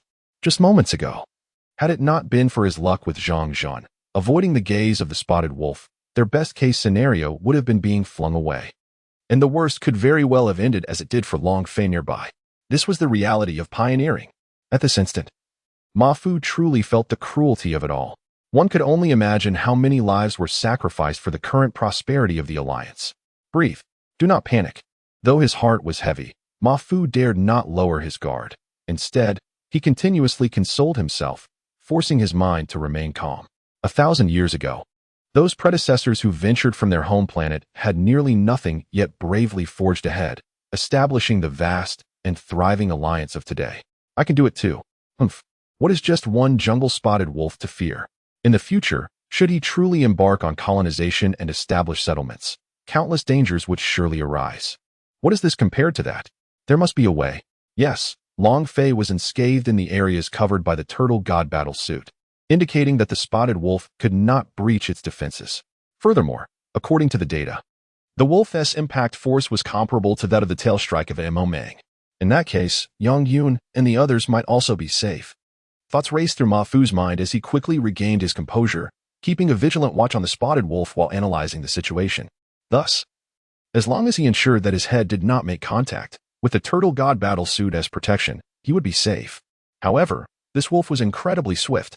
Its size was daunting, and at this moment, employing the MOing knife would undoubtedly fail to inflict a truly lethal blow. In that case, only a stronger weapon would suffice. Perhaps the laser gun could do the trick. Yet, the spotted wolf was too fast. Thoughts flashed rapidly in his mind, and Ma Fu furrowed his brow. His concern was not merely about the number of uses left for the laser gun, but rather his uncertainty about activating it effectively. If Yang Yun and the others could cooperate, firing several laser guns simultaneously would significantly increase their chances. Ma Fu pondered silently. Although he still lacked a concrete and feasible strategy for handling the spotted wolf nearby, his heart had finally settled, devoid of overwhelming panic. Upon reflection, this spotted wolf was, at most, on the same level as him. The fear he felt stemmed merely from its massive size, which instinctively instilled a sense of vulnerability within him. Chapter 35. Achievements only come from adversaries. Ma Fu. Find cover among the trees. Yang Yun's anxious voice suddenly rang out. 100 meters away. Yang Yun and Caitlin slowly shook their heads and stood up, their faces dark and foreboding. Howl. At that moment, the enormous zero-patterned wolf let out a chilling howl, its massive head turning towards Yang Yun and Caitlin. Its gaze, no longer casual or disdainful like before, was now filled with icy coldness, cruelty, and even a flicker of rage. It remembered the 2 painful wounds on its head, inflicted by these 2 little creatures. And the other one it had swallowed was tasteless and dreadful. "ZHANG WEI, now's the time, let's go." Seeing that the wolf's attention had shifted, Ma Fu disregarded Yang Yun's kind reminder and quickly shouted, his form darting out as he and Zhang Zhen swiftly moved behind the nearest giant tree, which had a diameter of over 10 meters. At that moment, he could no longer afford to be wary of other potential dangers around them. Feeling the immense shadow of the giant tree, a sense of safety surged within Ma Fu, but that thought was fleeting. He peeked out and saw Yang Yun and Caitlin dodging behind another colossal tree. Howl! The wolf roared in anger upon seeing this. These little creatures were supposed to tremble in fear and await their fate, yet they dared to evade. Its fury intensified as it leaped. A gray-yellow blur racing through the forest, the surrounding dense trunks and foliage offering no hindrance to its speed. The wolf moved through the jungle as effortlessly as a fish swims in water. Swish! The massive gray-yellow shadow lunged towards the giant tree where Yang Yun and Caitlin were.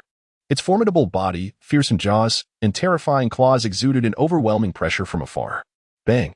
With a thunderous crash, the wolf's gigantic claws struck the tree trunk, sending wood chips flying and tearing away thick layers of bark, leaving behind a massive claw mark.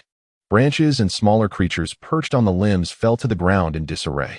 Seizing the moment when the wolf's paw was momentarily on the trunk, Yang Yun and Caitlin swiftly flashed forward, their white blades slicing towards the wolf's foreleg. Howl! The giant wolf let out a furious and mournful roar. Its sturdy foreleg, under the sharpness of their grade-A metal weapons, was deeply gashed, blood pouring out. Although the injury was insignificant compared to its massive size, being wounded once more by these 2 ant-like beings filled it with rage. Bang! The immense body quivered as it pursued Yang Yun and Caitlin, its paw swinging angrily at them. However, the 2 were not slow either. Ignoring the potential dangers lurking nearby, they executed their movements with utmost agility, dodging just in time to reappear on the opposite side of the giant tree trunk. Howl! The wolf continued to emit furious roars, each crashing sound of its strikes against the tree resonating through the air. Yet, it was utterly helpless against the slippery Yang Yun and Caitlin. As time passed, their relentless attacks resulted in more wounds on the wolf, each one expanding. Amidst the wolf's angry roars, there was a hint of pain now. However, the fierce gaze and the massive eyes of the wolf grew even more menacing. Ma Fu, this tactic is indeed effective. Look, the wolf's movements are less agile than before. Behind the tree, Zhang Zhen observed the chaos of flying wood chips and falling branches with excitement. He understood that such a level of assault was far from sufficient. If only Yang Yun and his companions had more allies, perhaps they could pose a threat to the wolf through sheer numbers. But at this moment, the injuries inflicted by Yang Yun and Caitlin seemed inadequate when compared to the wolf's colossal frame. Moreover, upon closer inspection, Ma Fu noticed that Yang Yun and Caitlin's attacks had already lost their previous ferocity. It appeared they could not hold out much longer.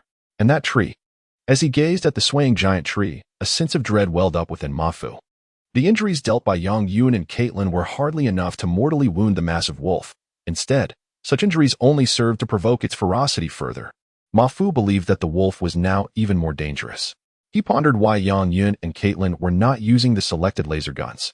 Huff, huff. Beside the main trunk, marked with enormous, terrifying claw prints, Yang Yun and Caitlin continued to evade, their breaths heavy and expressions grave.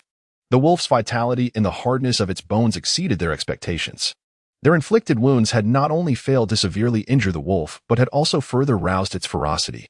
They had once again overestimated their capabilities. This was not Bayou Star.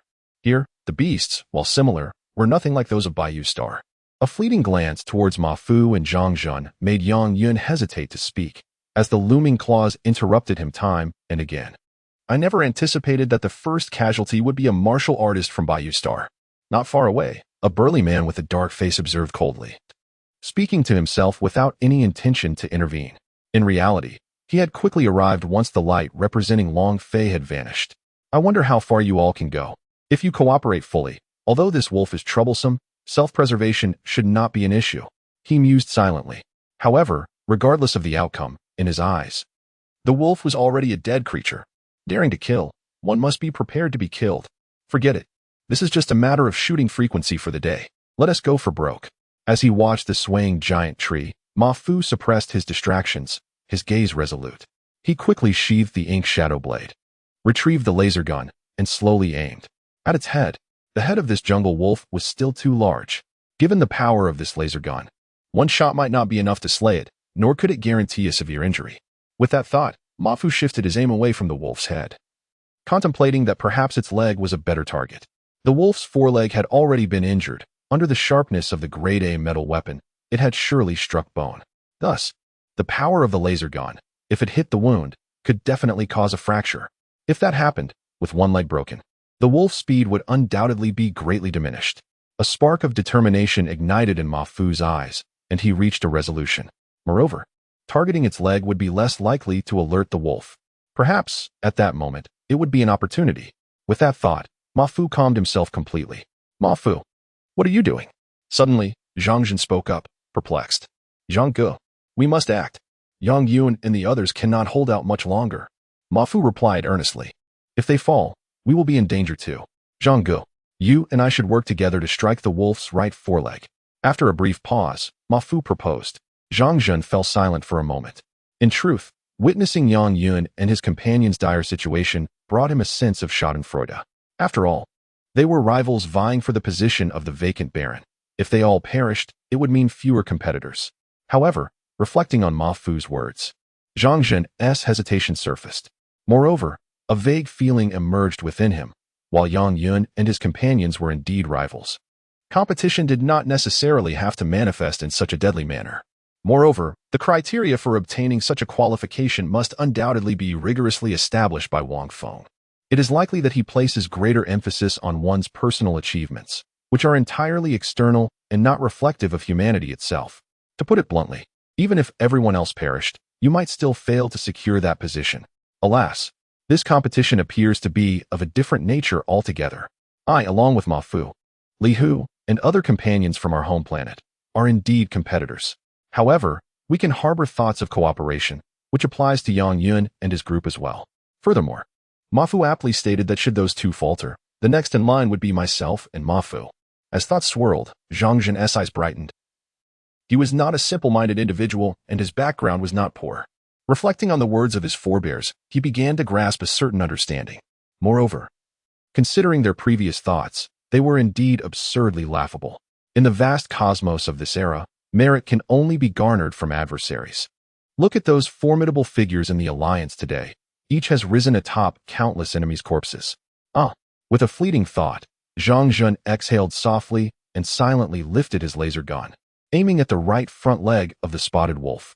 Unexpectedly, not far away, Ma Fu watched Zhang Jun's actions, a smile breaking across the face of the burly man. He was satisfied with their performance. Yet, perhaps he did not realize that Zhang Jun had already begun to comprehend their intentions. In truth, this is the purpose of the Alliance in nurturing warriors, guiding them to enlightenment.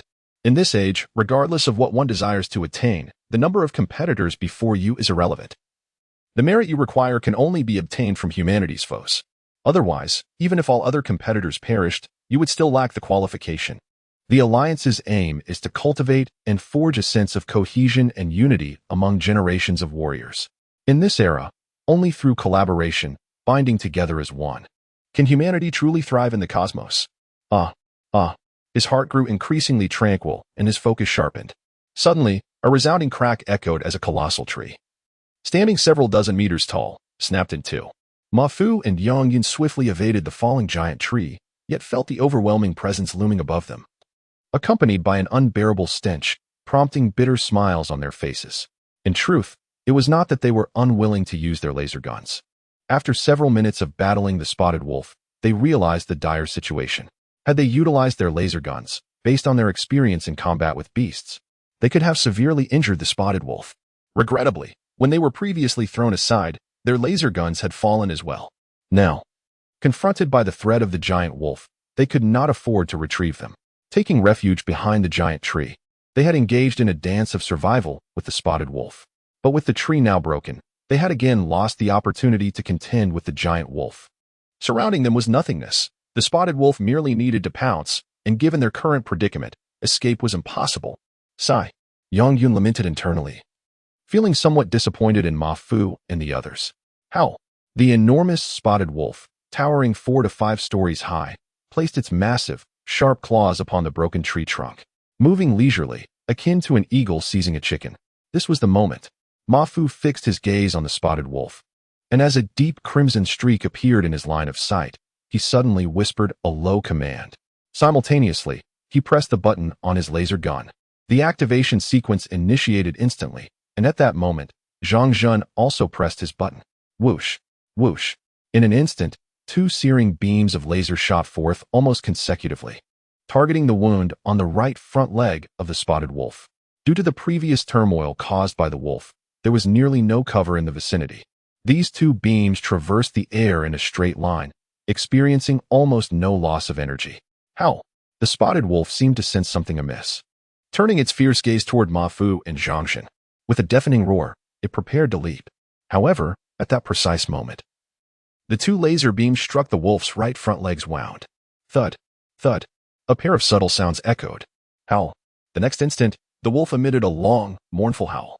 Its right front leg, directly severed at the previous wound, caused its massive body to stagger and nearly topple. At the side of the break, 2 thick, charred burn marks were visible. Chapter 36. Handling the situation. Observing the fleeting, searing beam of laser light, a fleeting joy flickered across Yang Yun's heart. Regardless of the outcome, this attack would undoubtedly draw the attention of the spotted wolf. It seemed the earlier caution had proven correct. In an instant, Yang Yun bellowed, seizing Caitlin, and propelled himself forward, swiftly increasing the distance between them and the spotted wolf. With a quick turn, they took refuge behind the nearest colossal tree. Howl. The spotted wolf let out a mournful wail, stabilizing itself, its enormous eyes devoid of fear, instead gleaming with ferocity. In a heartbeat, the massive gray-yellow figure leaped up, its heart brimming with rage. It had been wounded multiple times by these insignificant creatures today. Most notably, one of its legs had been shattered. At that moment, brutal thoughts flooded its vast mind, its crimson gaze wholly fixated on Ma Fu and Zhang Zhen, who were huddled beneath the giant tree.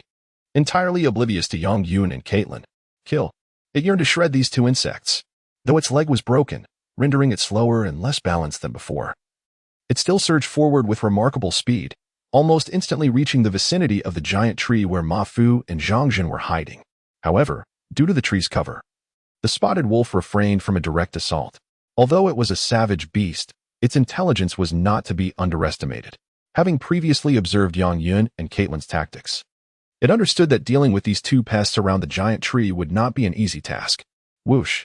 Perhaps in a moment of panic, Zhang Zhen activated his laser gun, and a searing beam shot forth. Howl. The spotted wolf emitted a pained howl. This time, however, the laser merely struck its massive body, leaving a charred hole that penetrated through to its other side. Yet, this injury was far from lethal to the beast. Zhang Go. Retreat. Change direction. Ma Fu quickly regained his composure, issuing a sharp command. Although they were now closer, allowing for more accurate shots with the laser gun, it also posed greater danger. Moreover, the wolf's immense size meant that if they missed the vital areas, as Zhang Zhen had previously, it would be almost as if they hadn't shot at all. There was even the risk of further provoking the wolf's ferocity. Before his words had fully escaped his lips, Ma Fu leaped backward, decisively stowing the laser gun and brandishing the tail stinger of a wild-back scorpion, his gaze locked onto the massive wolf. In this predicament, that stinger represented their opportunity. Whoosh. The wind howled as the spotted wolf, having adjusted its massive form, leaped once more, its remaining left front paw descending with force. Bang! The giant tree shook violently. At that moment, Ma Fu's eyes lit up. He swiftly dodged to the side of the tree, evading the bloody wind of the colossal paw, and then, with renewed vigor, he sprang forward, gripping the stinger tightly and plunging it into a wound. Howl!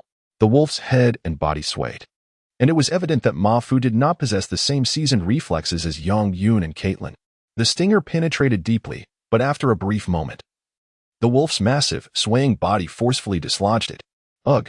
Ma Fu felt as if he had collided with a speeding vehicle. The impact was tremendous, though it was notably less severe than being flung away by Ma Mang's tail previously.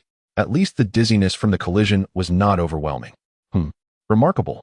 I hadn't anticipated there to be a wild-back scorpion stinger. The burly black-faced man nearby's eyes suddenly gleamed with interest. Bang! Ma Fu's body crashed heavily to the ground, nearby underbrush flattening in an instant. However, thanks to the cushioning of his armored battle suit, He quickly regained his footing and shouted towards Zhang Zhan. "Zhang Ge, I struck the spotted wolf with the wild-back scorpion stinger. Try to evade and conserve the laser gun." Having successfully embedded the stinger into the wolf's body, Ma Fu was confident that, barring any unforeseen circumstances, the beast would succumb to unconsciousness within the next few minutes. Beside the giant tree, Zhang Zhan hesitated briefly before decisively retracting his laser gun. Given the current circumstances, the weapon might not be lethal to the wolf after all. Furthermore, Ma Fu had claimed that the wolf was struck by the stinger. If that were indeed the case, then, pondering this, Zhang Zhan's eyes brightened as he regarded the massive wolf, feeling a wave of relief wash over him. For the time being, all he needed to do was avoid being bitten by the creature. Howl. Upon hearing Ma Fu's voice, the wolf's roar intensified, its fierce gaze swiftly turning towards Ma Fu, its massive body tautening as it leaped high once more. "Damn, it has set its sights on me." Ma Fu could not help but curse. His current position offered little cover. Whoosh. The gust of wind rushed towards him, carrying with it a putrid scent. The shadow dagger materialized in his hand as he dashed along the ground. Spotting the enormous shadow descending, he swung the dagger in a swift motion, contorting his body to evade the wolf's massive claw. Thud.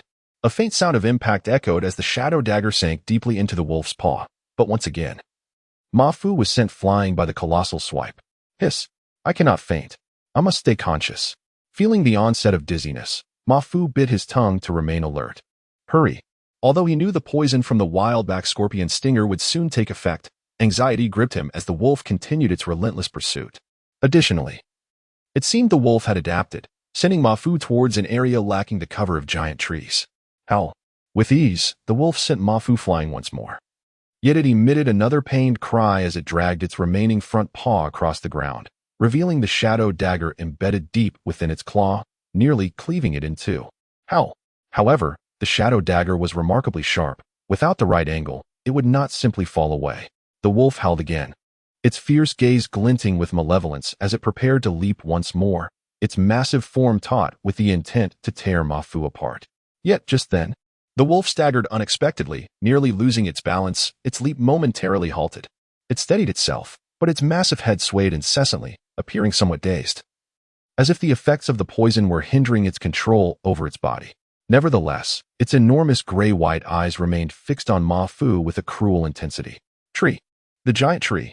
Amidst the dizziness, Ma Fu quickly scanned his surroundings. Upon landing, he swiftly rose and dashed toward the nearest giant tree, stealing glances at the wolf throughout. Whoosh. It seemed the potent toxin from the wild-back scorpion stinger was beginning to take effect. Relieved to find shade beneath the tree, Ma Fu exhaled deeply, observing the wolf's swaying head and its increasingly feeble roars, which soon culminated in a final, pitiful cry before it collapsed to the ground. Phew. The beast has finally fallen. Witnessing this, Ma Fu felt an immense relief and prepared to step forward. Ma Fu, be cautious. Wait. Just then, Yang Yun's fatigued voice rang out from nearby. Ma Fu halted abruptly, as did Zhang Zhan, who was poised to emerge from his hiding spot. In unison, the two turned their gazes toward Yang Yun. Yang Yun smiled faintly, shaking her head slightly at Caitlin nearby. Subsequently, she aimed the laser gun and pressed the button. In an instant, a searing beam of laser shot forth. With a swift motion, it pierced through the massive head of the spotted wolf, leaving a deep, gaping hole. The creature let out a piercing howl, its colossal body rising momentarily before collapsing back down, lifeless. How cunning, Ma Fu thought. A chill running down his spine as beads of cold sweat trickled down his back. It was evident that the spotted wolf had been feigning its demise. Had he approached recklessly, he might have fallen victim to its ruse. As thoughts raced through his mind, he realized he had underestimated the cunning of these wild beasts. Gazing at the enormous form, he hesitated. All right, Ma Fu, you can approach now. This behemoth is undoubtedly dead, Yang Yun said to Ma Fu with a smile. After a moment, seeing that the spotted wolf lay motionless, he finally stepped out from behind the giant tree. This beast has finally been dealt with. Drawing his shadowy blade, Ma Fu gazed at the wolf's massive body, akin to a small mountain, feeling a sense of relief. Suddenly, he felt a sharp sting on his face, startling him, and he quickly slapped his hand against it. Don't worry, Ma Fu. It's merely a small insect-like creature. It bears little venom. Yang Yun's voice rang out as Ma Fu looked at the tiny bug, reminiscent of a cicada pupa, oozing blood from his palm covered by the turtle god battle suit, and nodded in acknowledgement. previously focused entirely on the spotted wolf. He had neglected to heed other dangers around him, but fortunately, it appeared to be just a small insect. "Ma Fu, how shall we dispose of this creature?" Zhang Zhen had approached, his eyes wide with astonishment as he gazed at the colossal beast before him, then inquired, "Dispose of it?" "Naturally. We shall skin it and extract its bones. This creature harbors numerous treasures." Yang Yun's smile faded, his gaze turning icy as he surveyed the towering carcass, his eyes glinting with a deadly intent. "There's no need for you to be so tense. With the presence of this spotted wolf, there won't be any formidable beasts nearby for a while," Caitlin remarked disdainfully, observing the now alert Ma Fu and Zhang Zhen. Indeed, at her words, Ma Fu and Zhang Zhen exchanged glances with Yang Yun and Caitlin, both relaxing slightly as they noted the nonchalance of the two. Regarding Caitlin's attitude, both Ma Fu and Zhang Zhen were indifferent. After all, despite their extensive preparations for venturing into the jungle, it was ultimately their first experience. Their lack of experience rendered them complete novices. "All right, since we lack expertise in this area, we shall defer to Brother Yang," Ma Fu stated decisively without hesitation. "Good." Yang Yun smiled, and in a swift motion, he drew his long knife. The A-class metallic blade was exceptionally sharp, and it carved a deep gash into the wolf's body, blood gushing forth. Soon, Caitlin joined in, her blade flashing as the sound of flesh being sliced filled the air. "Let us all get to work. Even in death, this massive beast poses a challenge for just the two of us." After a moment, Yang Yun turned to Ma Fu and Zhang Zhen, encouraging them to join. "All right." After a brief hesitation, both Ma Fu and Zhang Zhen nodded in agreement. Ugh. Within moments, the overpowering scent of blood made Ma Fu feel nauseated, and not far away. Zhang Zhen felt similarly. "Here, this substance can mask the scent of blood. Scatter some around to avoid attracting unwanted attention." Yang Yun smiled as he handed them a small pouch of crimson powder. Ma Fu and Zhang Zhen did not hesitate to accept it, regardless of their ignorance. They understood that in the jungle, the scent of blood was most likely to draw the attention of other wild beasts. Even now, the presence of this spotted wolf had nearly overwhelmed them. Chapter 37. Unity brings life, division brings death. The glimmering white blade danced incessantly as Yang Yun's figure shifted, at times delivering a precise strike to the neck of the striped wolf, and at others, plunging the blade deeply into its flesh, exhibiting an effortless grace, as if he were already in command of the situation. In comparison to him and Caitlin, Ma Fu and Zhang Zhen appeared relatively inexperienced. Before long, they found themselves splattered with blood, but fortunately, the exterior of the turtle god battle suit was coated with special materials that repelled the wolf's blood. Nonetheless, the two remained flustered and disorganized. In truth, not only did slaying the savage beasts require skill, but surviving in such a wild land also held its own intricacies. Especially in dealing with the carcasses of the slain beasts, there was much to learn for Ma Fu and his companion. At last, after approximately 3 hours, Ma Fu exhaled deeply as he beheld the massive, bloodied carcass before him. The striped wolf possessed numerous valuable materials, which Yang Yun and Caitlin skillfully harvested and processed for collection. Ma Fu's backpack had also acquired a sizable and intact piece of beast hide. However, he found it difficult to accept the sight of Yang Yun and Caitlin amassing a significant quantity of the processed wolf meat. While they were tending to the carcass, a burly man with a dark complexion appeared, yet he paid no heed to Ma Fu and his companions. He dealt with the headless body of Long Fei before turning away without uttering a single word. "All right, we should leave quickly. There are numerous savage beasts around that seem eager to move," Yang Yun remarked, casting a glance around before smiling and following the route projected by the cognitive interface. Ma Fu and Zhang Zhen exchanged glances, both reflecting the confusion in each other's eyes, for they had not sensed anything amiss. "Humph," Caitlin scoffed, immediately trailing behind Yang Yun. Observing this, Ma Fu and Zhang Zhen stifled their doubts and hastened to follow. Regardless, Yang Yun and Caitlin were seasoned veterans in the jungle, far surpassing the two novices. As they proceeded, the distance between them was not too great, each remaining vigilant and cautious of their surroundings, unwilling to let their guard down. They even adjusted their route to draw closer to the towering trees, the memory of the sudden ambush by the striped wolf still fresh in their minds. Silently, they journeyed onward until, just before nightfall, the four of them arrived safely at the campsite marked on the map. It was a relatively open area, evidently cleared by human hands, with a nearby water source. Compared to Yang Yun and Caitlin's familiarity with the wilderness, Ma Fu and Zhang Zhen felt considerably out of place. As they settled in, the enticing aroma of roasted meat wafted through the air. Yet both Ma Fu and Zhang Zhen found themselves devoid of appetite, instead overwhelmed by a wave of nausea. This meat, without a doubt, came from the striped wolf, a creature from the realm of savage beasts, its flesh inherently brimming with immense energy, suitable for martial artists of their caliber. However, they could not forget that this very wolf had devoured Long Fei. The mere thought made Ma Fu's stomach churn. Zhang Ge, earlier, I spotted some red fruits over there. Now that the savage beasts are still dormant, let us go gather some, Ma Fu suggested, striving to quell the turmoil within him. All right. Zhang Zhen nodded in agreement. He, too, found it hard to accept the idea of consuming the wolf meat roasted by Yang Yun and Caitlin. With a chuckle, Yang Yun and Caitlin exchanged disdainful glances at Ma Fu and Zhang Zhen's retreating figures, yet they did not intervene. They believed that the latter's sensitivity would soon be overshadowed by the harsh realities of the wilderness in the days to come. No, we have other food. Enough to eat. Ma Fu promptly shook his head. The sight of Yang Yun and Caitlin feasting on that meat was enough to turn his stomach. Yang Yun, unperturbed, laughed lightly and savored his meal. Ma Fu and his companions, for the moment, let down their guard.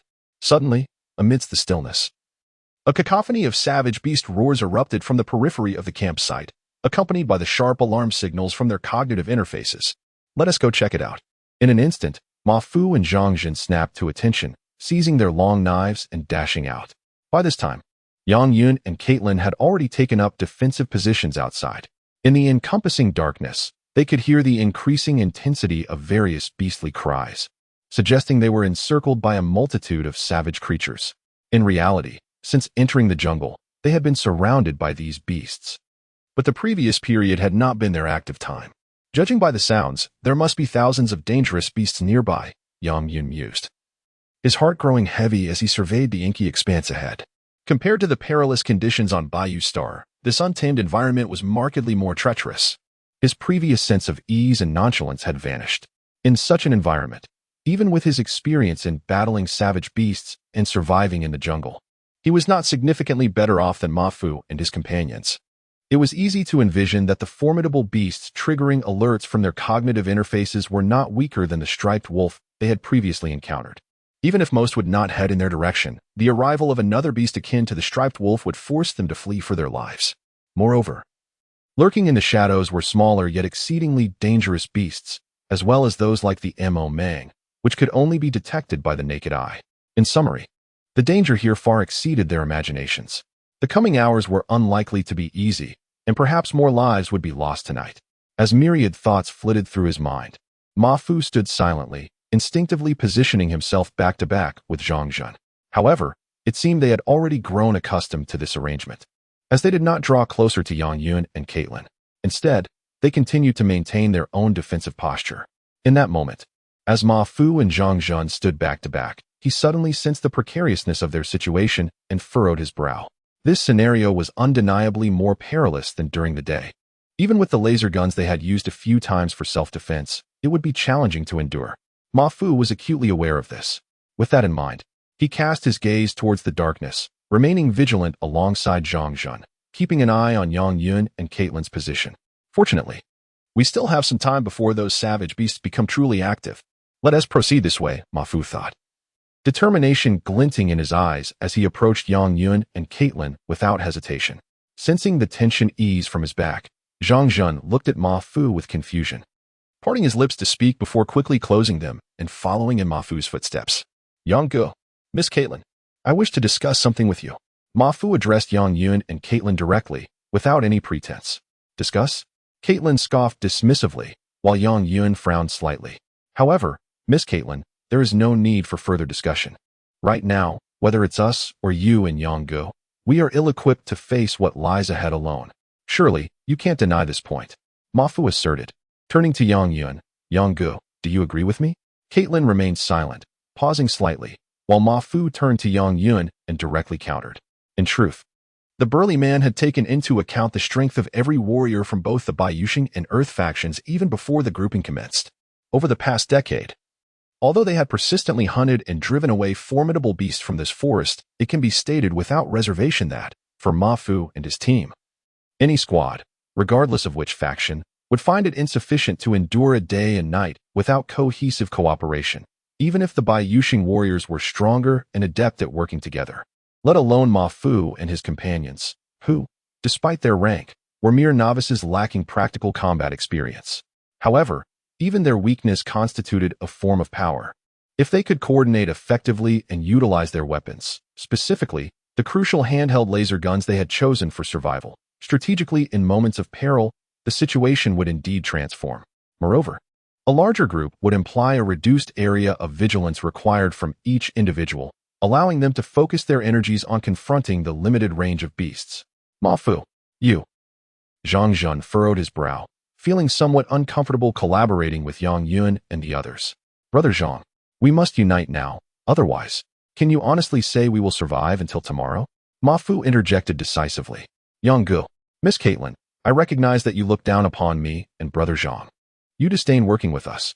Perhaps you even perceive us as rivals who might encroach upon your training resources, or possibly vie for that baronial recommendation. However, Yang Gu, do not fault my bluntness. To put it plainly, are you and Miss Caitlin not competitors with other Baiyushing warriors? Why is it that you can collaborate and cooperate with one another, yet not with us? We are all part of the same group. Cooperation. Yes, indeed. At this juncture, only through collective effort can we hope to survive. Zhang Zhen suppressed his displeasure, his eyes lighting up as he recalled a thought that had previously crossed his mind.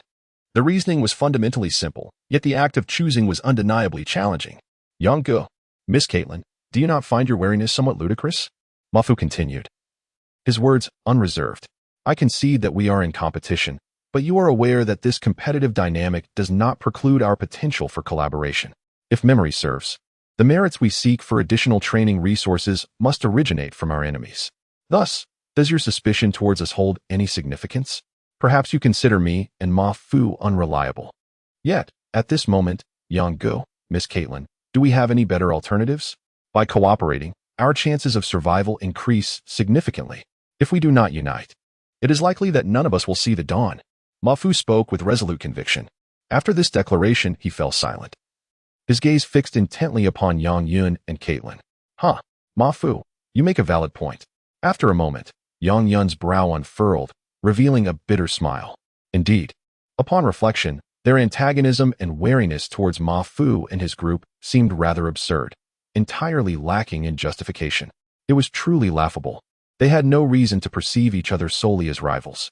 The accumulation of merits was contingent upon defeating their foes and establishing respective strongholds. Rather than engaging in unfounded suspicion, cooperation would enable their intelligent devices to calculate individual merits based on each person's strength and performance. Those with greater power would naturally excel and accrue more merits. There would be no disadvantage or injustice involved. In comparison, mutual wariness was utterly meaningless. Chapter 38 One Night. Very well, I shall cooperate with you.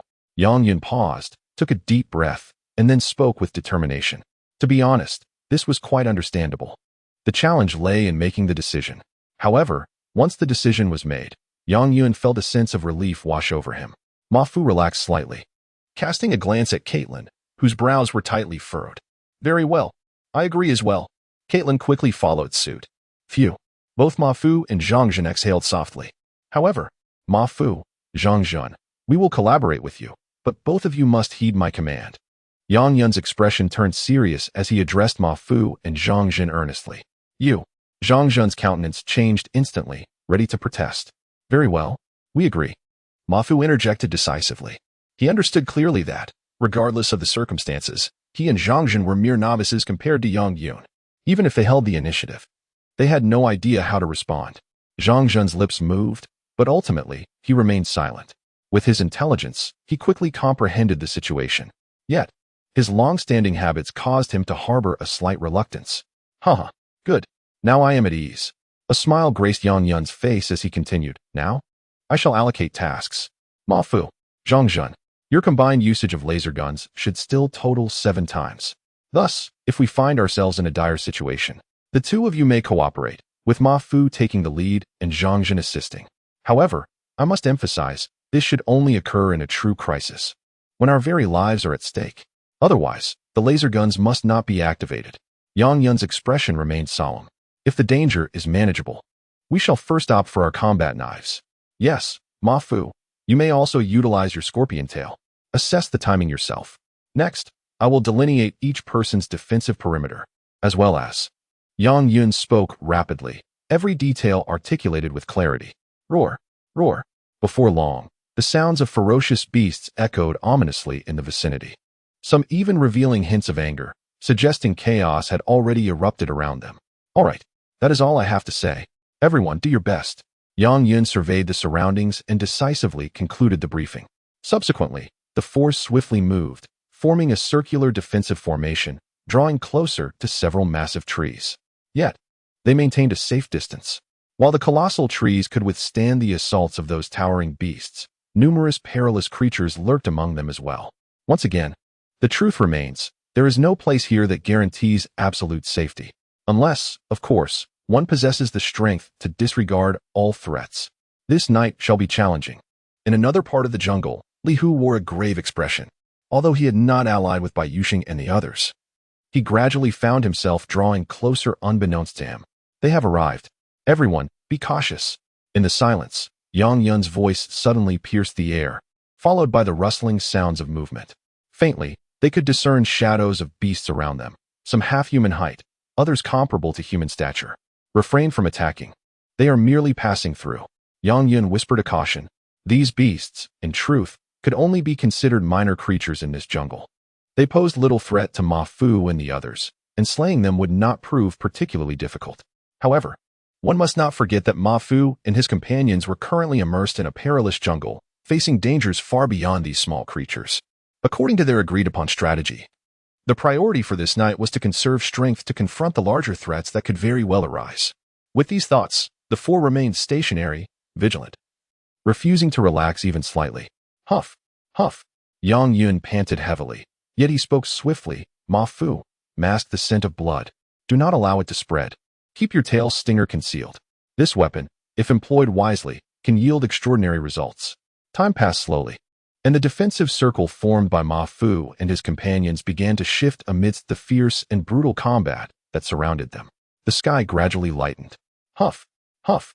By a colossal tree marred by terrifying claw marks, Ma Fu peered out cautiously, gripping his laser gun tightly while fixating on a massive feline beast looming a short distance away, towering over a 10-story building.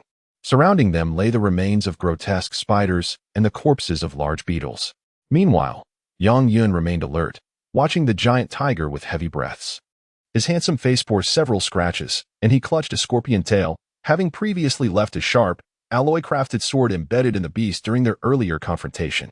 Caitlin, though tightly gripping her long sword, found her weapon pouch empty, her face pale. As for Zhangshan, he leaned against the massive tree, his expression weary. Blood trickling from the corner of his mouth, exhausted from the pressure inflicted by the giant tiger's claws despite the protective gear he wore. Roar. The giant tiger emitted a furious roar, its colossal eyes fixated on the tree, or more precisely, on the tiny figures concealed nearby. As the dominant force in the vicinity, it could not tolerate having been wounded by these insignificant pests. A closer inspection revealed a white longsword embedded deeply in its enormous head, blood oozing from the wound, with charred edges surrounding it. Its front leg bore numerous gaping wounds, exposing bone in places. Its massive body was riddled with 6 or 7 scorched holes from laser gun fire. It appeared quite pitiful. However, this giant tiger was significantly stronger and more cunning than the striped wolf they had encountered earlier. Ma Fu and his companions had intended to use the scorpion tail to engage, but to their dismay, they had expended 5 stingers without landing a single hit, all evaded by the giant tiger. Calm. Stay calm. The giant tiger's speed has diminished. This time, I must strike true. This is my last chance. If I can cripple its front leg, victory will be ours. Ma Fu murmured to himself, suppressing his fatigue and anxiety, his focus razor-sharp as the dawn light gradually emerged. It could be said that they had been battling here for nearly the entire night, and even with their formidable physiques, they were beginning to feel the strain. The beast here exhibited traits entirely unlike those on Earth, and even differed from those on Bai Yuxing. Surviving in this environment proved exceedingly challenging. Roar. The giant tiger roared again, its massive form leaping high, its sharp claws glinting ominously in the morning light, akin to a mountain crashing down, evoking sheer awe. Even wounded, this giant tiger was far more formidable than the previous striped wolf. Boom. With a resounding crash, Ma Fu and his companions swiftly darted to the opposite side of the tree, which trembled violently under the impact of the tiger's ferocious strike, crushing the bodies of the monstrous spiders and beetles beneath its weight, blood splattering everywhere. Swish! The sharp blade sliced through the air as Caitlin leaped, wielding her white sword, aiming a decisive strike at the tiger's forepaw. Roar! Accompanied by the beast's roar and the stench of blood, the giant tiger's eyes flickered with caution. The sharpness of that white blade haunted its thoughts. Yet, this momentary hesitation quickly morphed into rage and ferocity. In the eyes of beasts in this jungle, unless the disparity in strength was truly immense, fear simply did not exist. Blood, wounds. Often, these only served to incite their savagery. A soft sound echoed as the pristine blade severed the 3 claws of the colossal tiger, subsequently embedding itself deep within its exaggerated 30-meter paw. A piercing roar erupted as the ferocity in the tiger's eyes flickered ominously, and the next moment, its immense body swayed and sent Caitlin flying. Even with her seasoned experience, Caitlin was unable to unsheath her long sword in time. At that moment, Yang Yun leaped into action, brandishing the scorpion tail stinger, aiming directly downwards. Yet, the giant tiger's reflexes remained remarkably swift.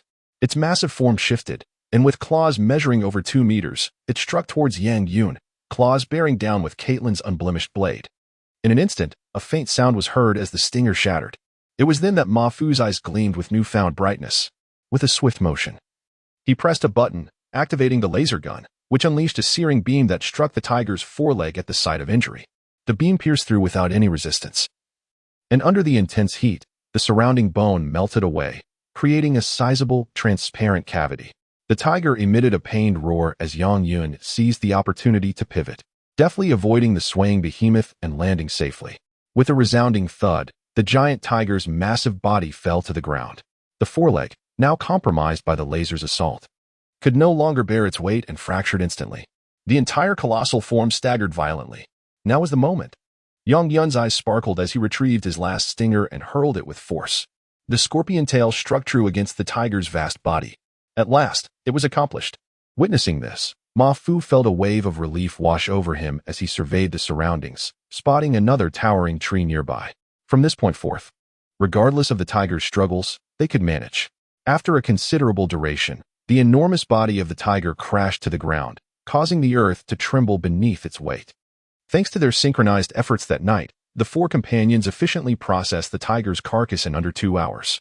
As dawn broke, the radiant light illuminated the lush greenery around them, casting an aura of tranquility and refreshment, a stark contrast to the recent brutal clash.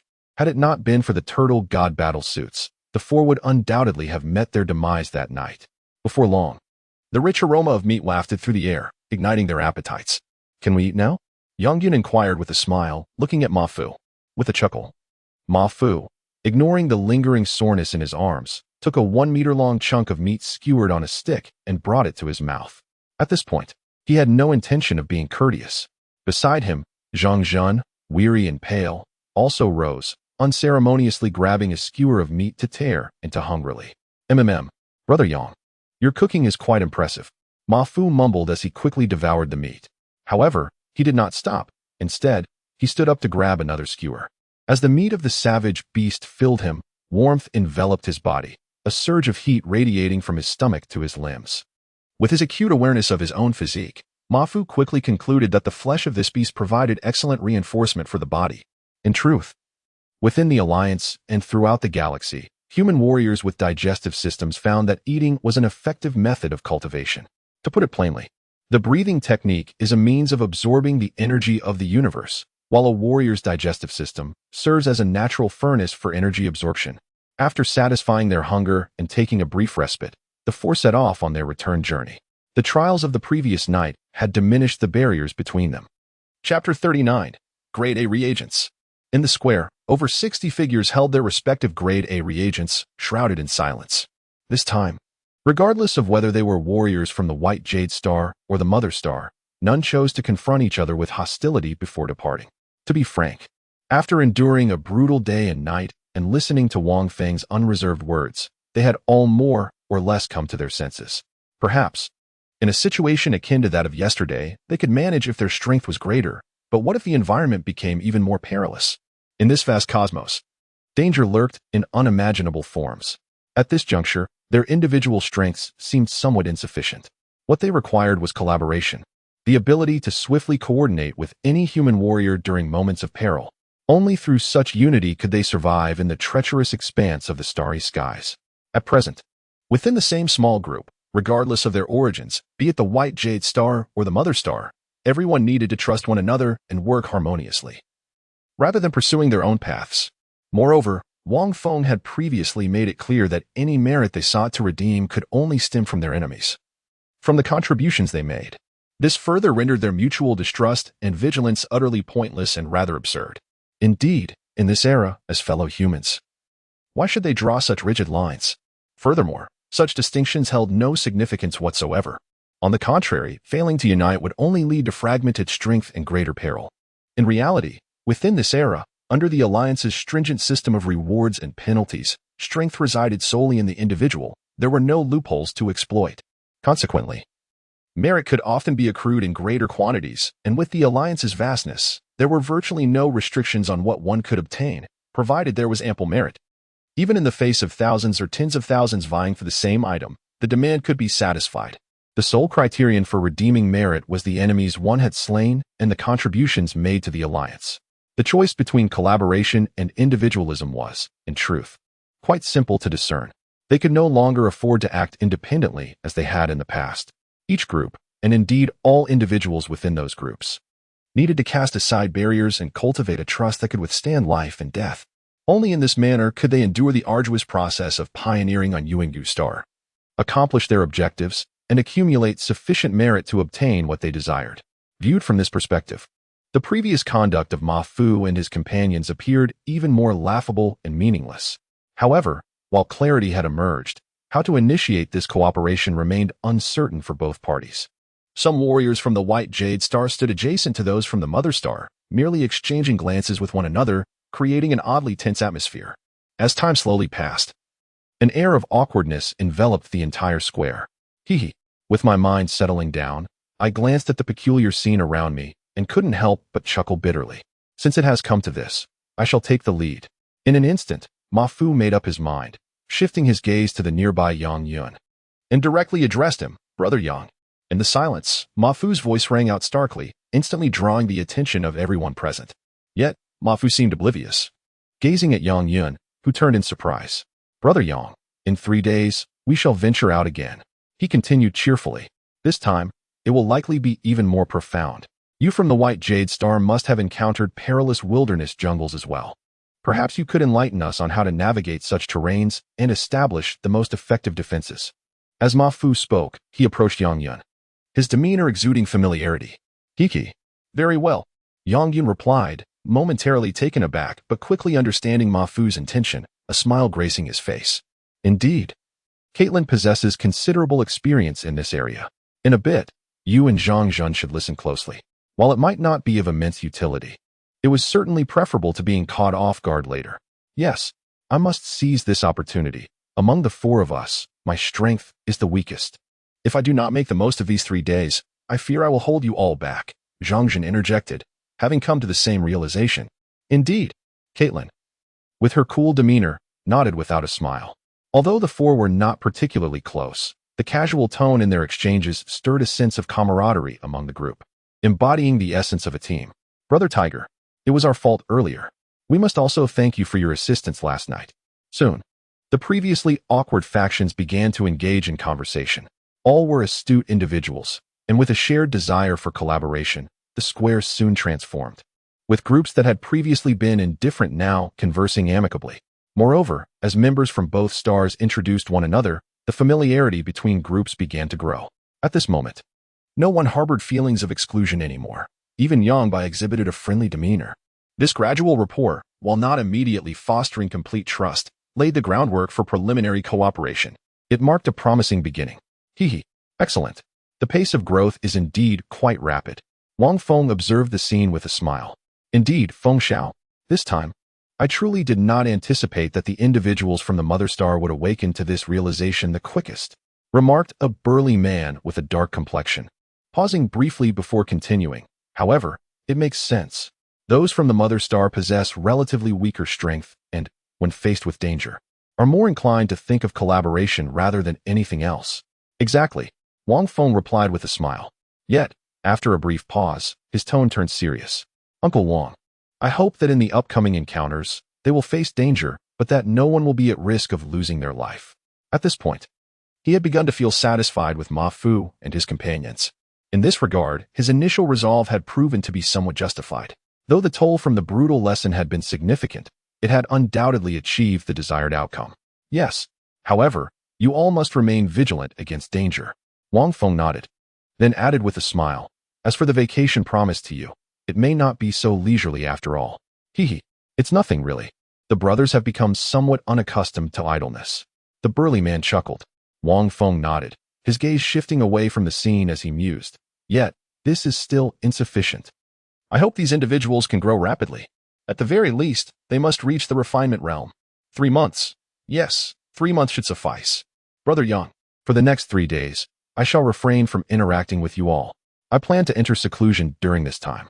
Ma Fu said earnestly, looking at Yang Yun. Are you confident? Yang Yun inquired, his brow furrowing slightly. Absolutely. After all, I possess 2 grade A reagents. Ma Fu confidently replied, shaking the 2 crystal-clear blue vials in his hand. If that is insufficient, I have more to spare. Consider it alone. Almost simultaneously, Yang Yun, Zhang Zhen, and Caitlin responded. Hee, no need. Your kindness is appreciated, but 2 will suffice for me. Ma Fu smiled and shook his head, feeling touched. This sentiment was reminiscent of being part of a group that had faced life and death together. To be candid, these reagents were crucial not only for Zhang Zhen, who was on the verge of a breakthrough, but also for Yang Yun and Caitlin. It is essential to recognize that as martial artists progress into the refinement and blood chi realms, even those with privileged backgrounds experience a deceleration in their cultivation speed. Upon reaching the marrow refining stage, one cannot simply rely on an abundance of resources. Rather, it is essential to comprehend the martial arts techniques associated with this level, which necessitates prolonged and diligent practice. Of course, this is not to say that additional resources lack significance. Rather, their efficacy is somewhat diminished. To a certain extent, these resources can still serve as valuable aids, accelerating a warrior's progress in refining their marrow. For instance, a Class A reagent possesses remarkable effects. Utilizing just one in conjunction with marrow refining techniques can significantly enhance training speed. Thus, for Yang Yun and his companions, such a resource is indeed precious. Their willingness to lend it out is even more commendable. Ma Fu, I shall refrain from making a breakthrough for now. You may use it first. Zhang Zhen offered a blue, crystalline reagent once more. Enough. I appreciate your kind intentions. I have these too, which are sufficient. Ma Fu replied with a resigned shake of his head. You should keep yours for your own use. This Yuan ancient star is fraught with dangers. It would be prudent for everyone to enhance their strength. Seeing Ma Fu's resolute stance, Yang Yun and the others finally put away their respective Class A reagents. However, they were unaware that Ma Fu silently added to himself. Of course, I must embrace the essence of my own rhythm. Cleansing my biological field shall be another matter entirely. Taking a deep breath, he prepared to break through. In the training room, once he had achieved complete inner tranquility, Ma Fu opened his eyes and murmured to himself, now, let the breakthrough commence.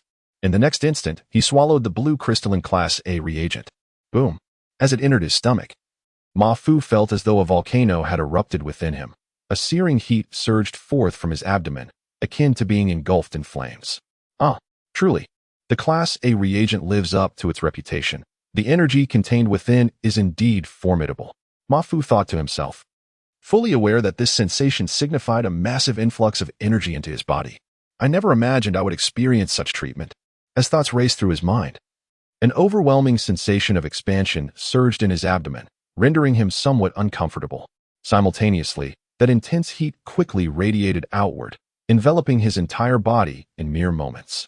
Ma Fu felt as if each breath he took was exhaling waves of heat. As he experienced the relentless pain flooding into his mind, Ma Fu furrowed his brow, silently acknowledging the potency of the Class A reagent. It was indeed overwhelming. Yet, perhaps it is this very intensity that yields such remarkable results, enhancing the warrior's physical abilities across the board.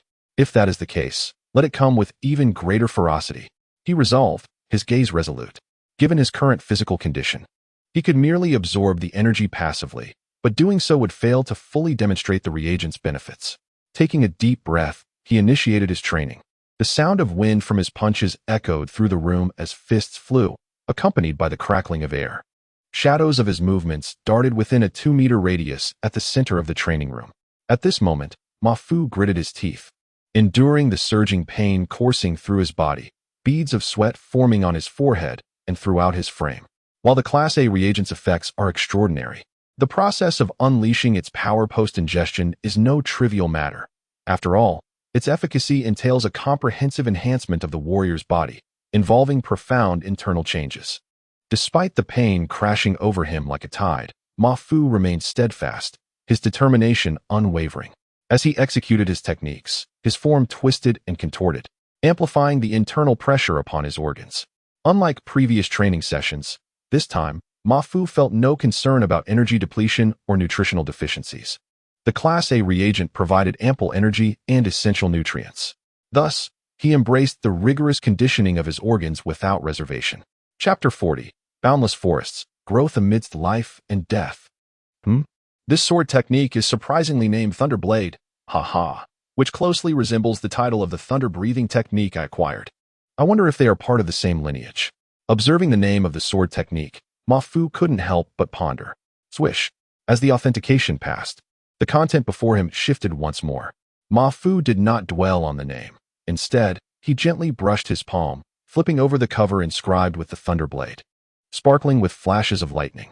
The first page was entirely a textual introduction, akin to a summary, followed by a table of contents. Subsequently, within this sword manual, each page depicted a technique, illustrated by a small figure demonstrating the movements, every step and minute action rendered with utmost clarity. Furthermore, as the figure executed the techniques, detailed textual explanations of the force application techniques swiftly emerged alongside. The power was indeed formidable, but alas, it was somewhat incomplete.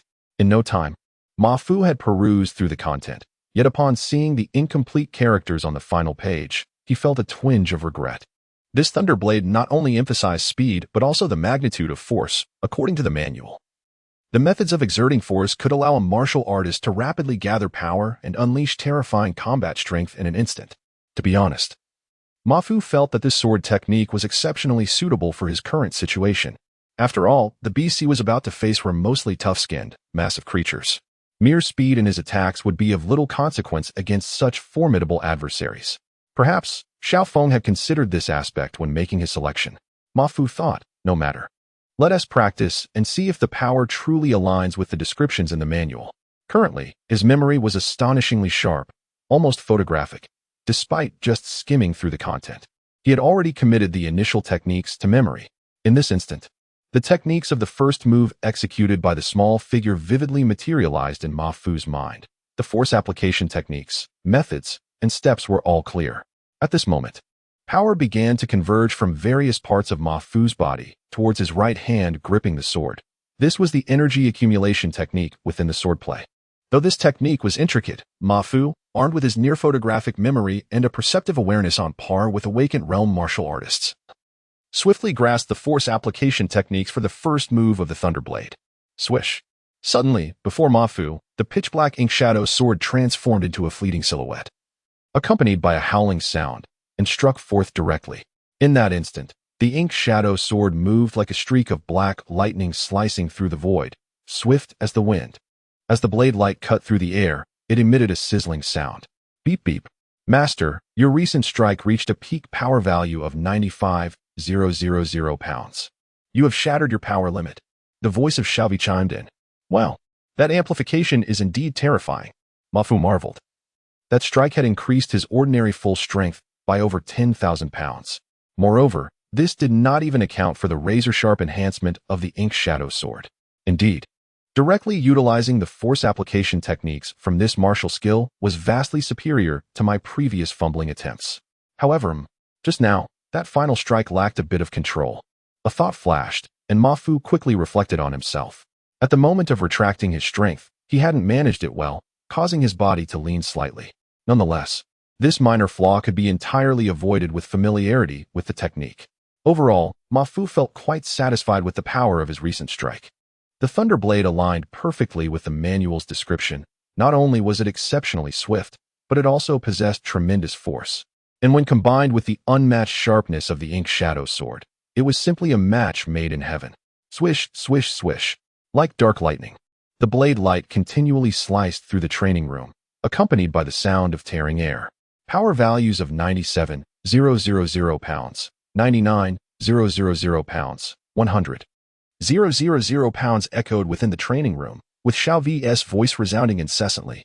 After further attempts with the subsequent techniques, Ma Fu's satisfaction with the Thunder Blade grew even stronger.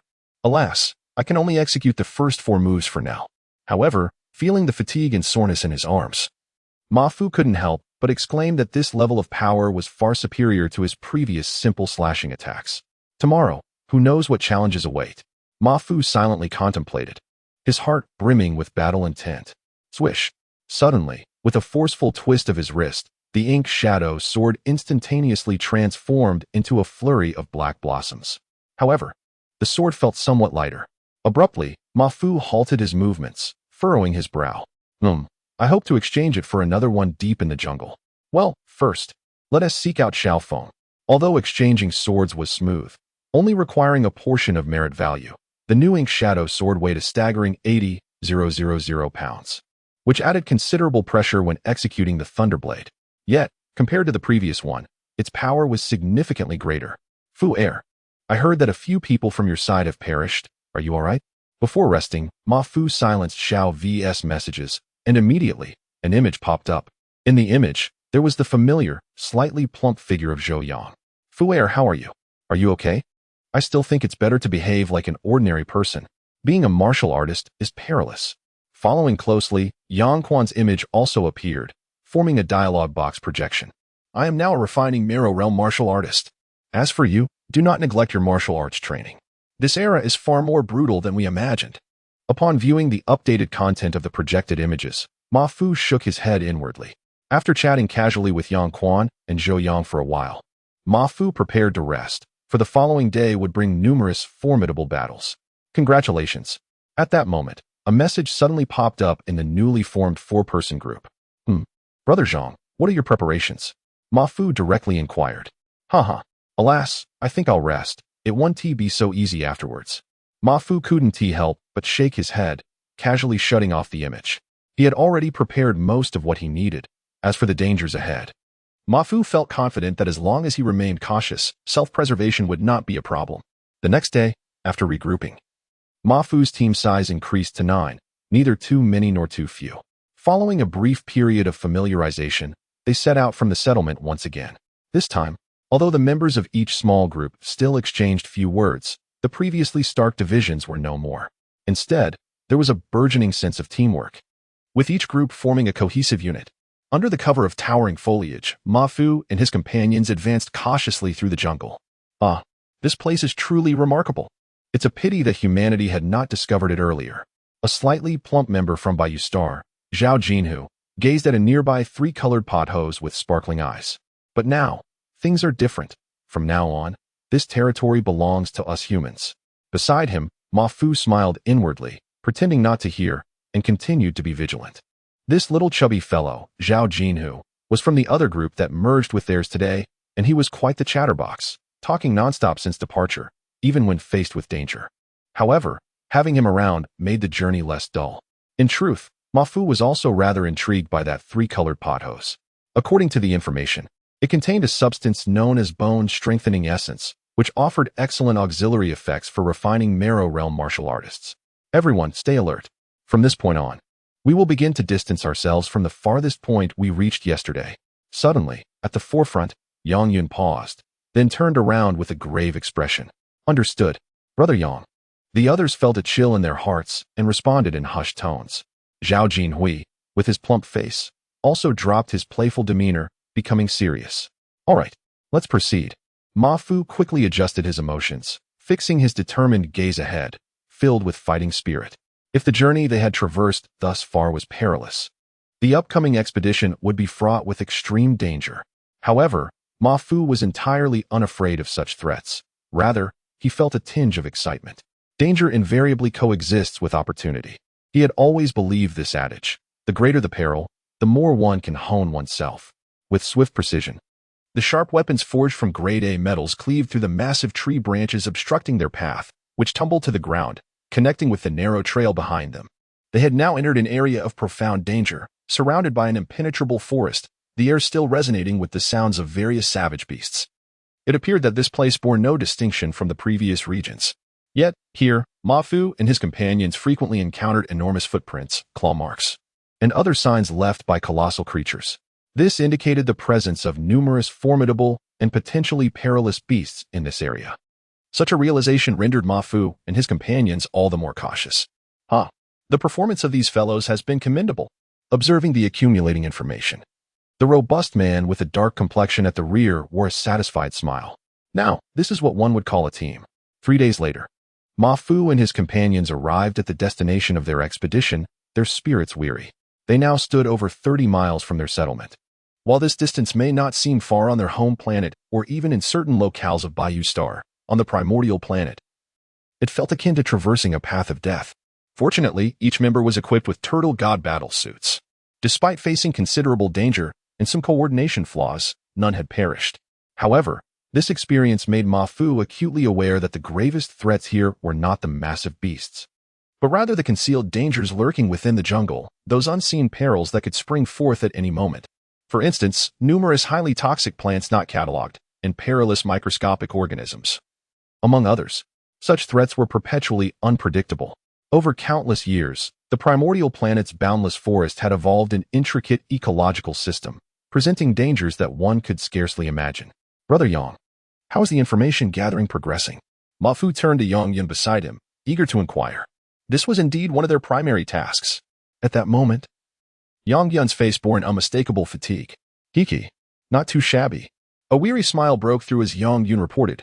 We discovered 276 new species, including 17 types of savage beasts and 2 classified as dangerous.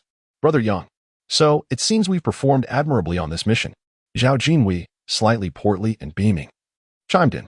According to the minimum standards set by young Master Feng, we should certainly achieve an excellent rating. Indeed, there is hope. A smile graced Mafu's face as he nodded in agreement, then inquired, Brother Yang, shall we camp here for the night? No, there aren't enough towering trees for cover. It's unsuitable. Yang Yun swiftly surveyed the area and shook his head. Mafu nodded slightly in understanding. Although the landscape appeared verdant, it lacked the towering giants typically found elsewhere. However, the area was not devoid of massive creatures, some rising several stories high. In such flat terrain, the likelihood of encountering these colossal beasts simultaneously was daunting. The thought of a creature the height of a building rampaging through the area, with minimal obstructions, was utterly despairing. ZHANG WEI, inform the brothers to rest for 15 minutes. Then we must set off immediately. We must find a suitable campsite before nightfall. Understood, Brother Yang. ZHANG WEI replied with a serious expression. Now, the 9 of them had truly formed a cohesive team, possessing a relatively systematic approach to guarding, attacking, and other strategies.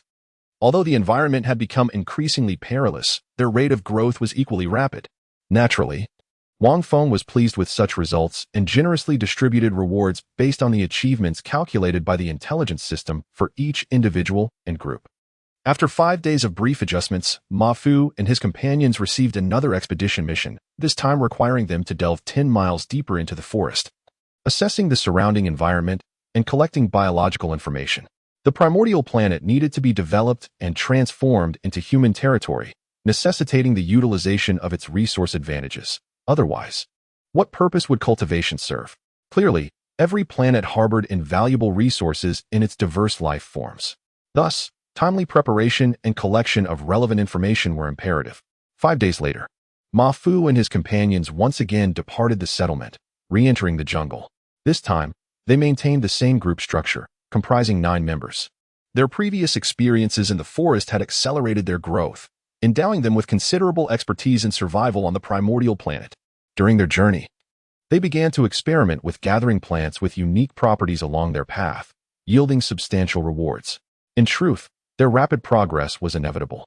Although the energy levels here were remarkably high and conducive to cultivation, the environment was equally perilous, with potential dangers lying in wait. Should one fail to adapt, death could easily follow. After this, such expeditions became increasingly frequent. However, despite the inherent dangers, the thrill of adventure ignited a fervor within them. With their growing experience, Ma Fu and his companions collected numerous herbs that significantly aided their cultivation. According to regulations, these finds were largely retained by the explorers, and any newly discovered species could be wholly claimed, provided they were reported and tested. Soon, 3 months slipped by in a flash. Since their arrival on the primordial planet, Ma Fu and his companions had embarked on over 10 expeditions, with the distance they ventured into the jungle extending from an initial 10 miles to 20, and ultimately reaching 50 miles from the settlement. Entering the jungle meant constant confrontation with various savage beasts and the ever-looming threat of other dangers, where a moment's inattention could cost them their lives. In this harsh and perilous environment, trust among group members developed rapidly. Here, the only allies one could rely upon were companions and teammates. Gradually, not only did their coordination improve, but each individual also grew rapidly through the brutal adaptation of these 3 months. Particularly for novices like Ma Fu from the home planet, their growth was astonishing. Each of them eagerly absorbed knowledge and experience, and amidst the life and death struggles, their combat prowess surged. Every maneuver became more practical, emphasizing a single decisive strike. Beyond this, after 3 months, every surviving warrior from the home planet successfully broke through to the marrow refining realm. However, despite the significant progress made by all, and their increasing adeptness at surviving in the jungle, this realm remains fraught with peril, teeming with fierce and untamed beasts, as well as countless unknown dangers lurking in the shadows of this savage star. During the subsequent expedition into the jungle, even with the protection of the burly black-faced warriors, 2 among Ma Fu's group tragically lost their lives. These individuals, Wang Lin and Lei Xiao, hailed from their home planet, and Ma Fu was relatively acquainted with them. Lei Xiao, in pursuit of a herb that possessed remarkable benefits for warriors of the Blood Qi realm, provoked a beast resembling a triceratops, resulting in severe injuries. Although the deaths of these 2 weighed heavily on Ma Fu's heart, he recognized the finality of death. In the unforgiving expanse of the cosmos, one must always look forward. The Yuan ancient star, while perilous and brutal, is also rich in opportunities. Each member of Ma Fu's group experienced substantial advancements in their cultivation, which can be attributed not only to Wang Feng's generous rewards and various training resources, but also to the precious herbs found within the jungle.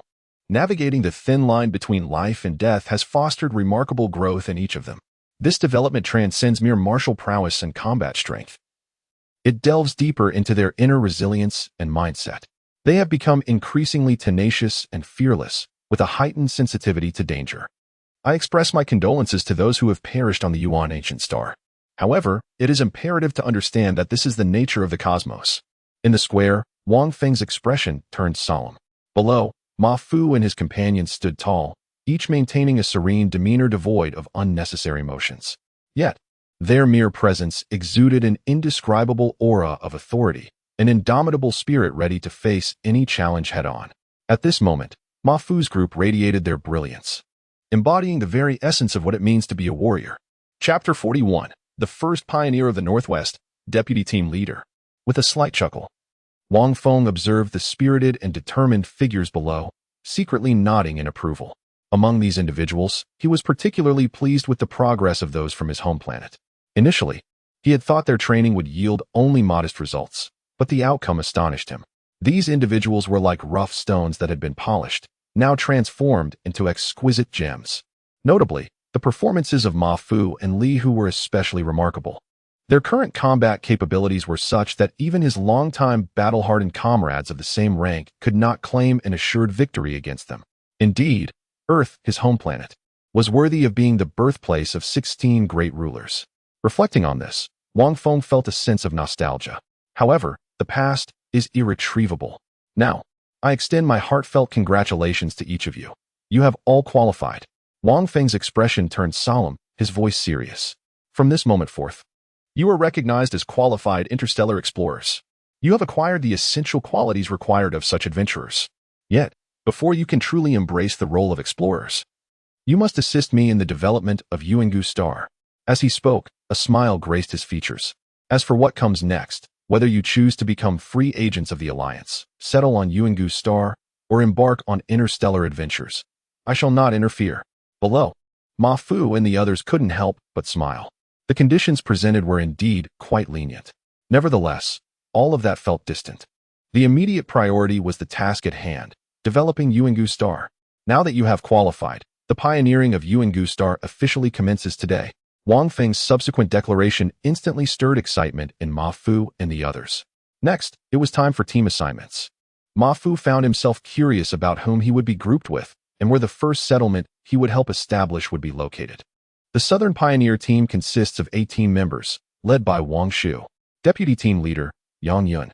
To Ma Fu's surprise, Yang was partnered with the grim-faced figure. Upon hearing the first group assignment, a smile crept onto Ma Fu's face.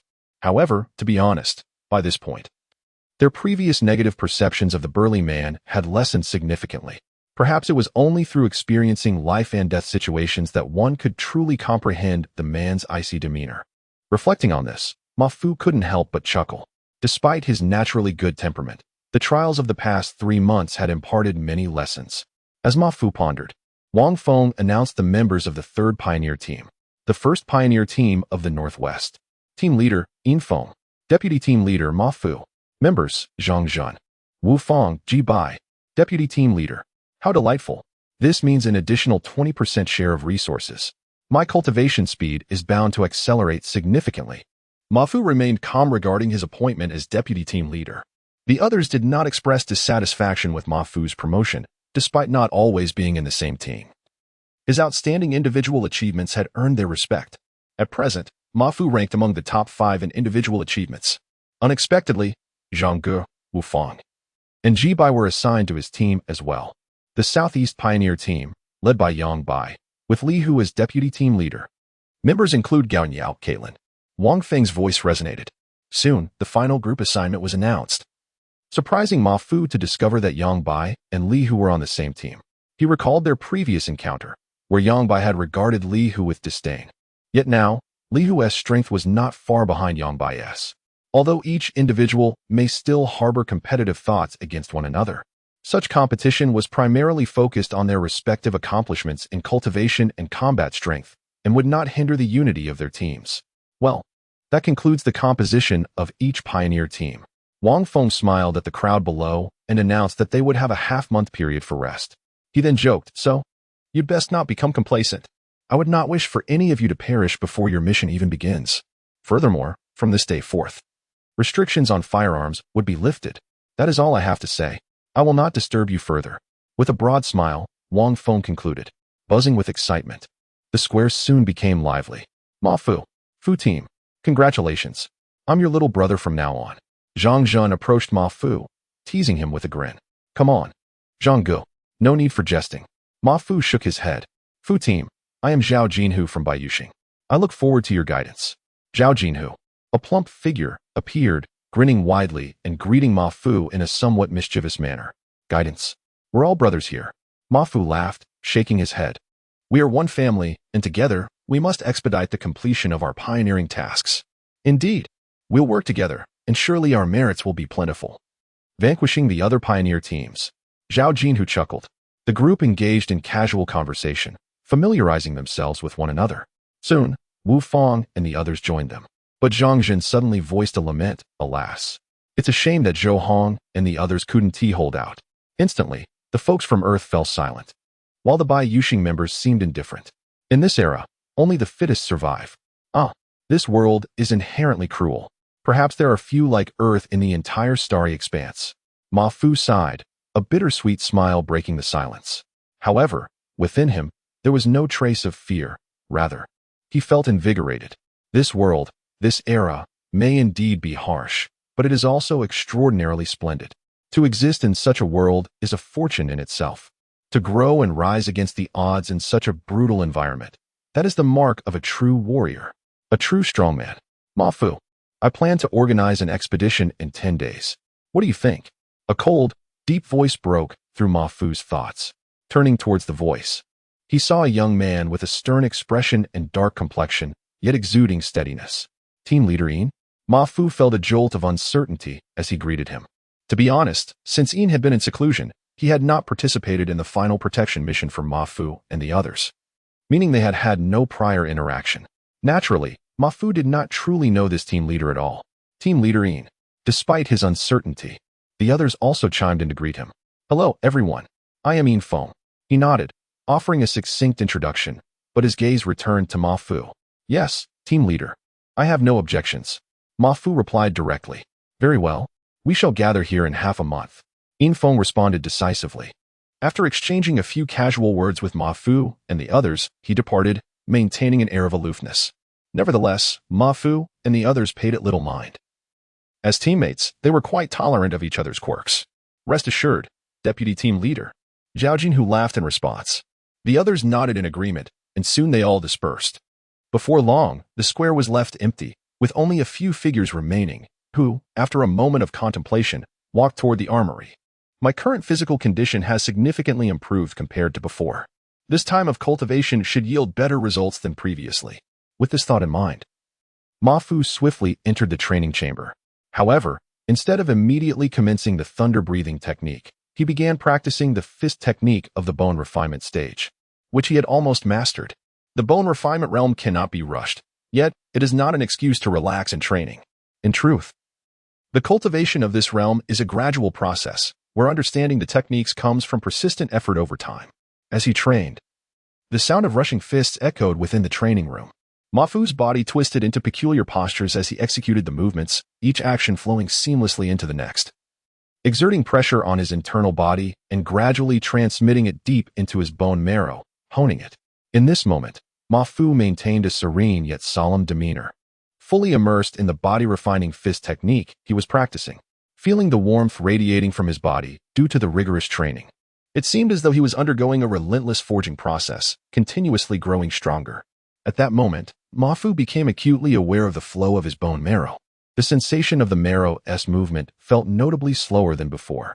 In reality, if Ma Fu were to allow Xiao Vi to conduct a comprehensive analysis rather than merely assess his progress in bone refinement, he would discover that his marrow had gradually thickened and appeared to be exceptionally refined.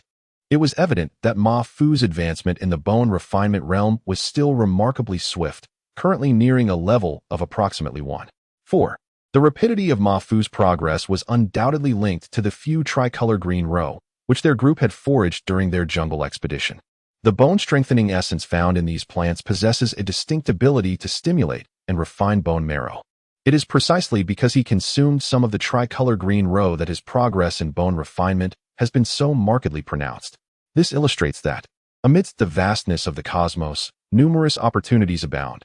Only by stepping beyond the stars can one truly accelerate their martial cultivation. Over the past 3 months, they have come to realize that whether in teamwork or in the pursuit of certain ambitions, be it to fulfill their deepest desires or, most importantly, to ensure their survival, personal strength remains paramount. Without sufficient capability, all efforts are in vain. In this era, any underhanded schemes are merely laughable within the alliance. They are entirely detrimental to oneself and others. Soon, news spread throughout the settlement regarding Wang Feng's official formation of an exploration team, set to embark on the mission of establishing a new settlement. The atmosphere within the settlement buzzed with excitement. Those who had grown weary of their current state, as well as those newly acclimatizing to the gravity of Yuangu Star, were all cheering.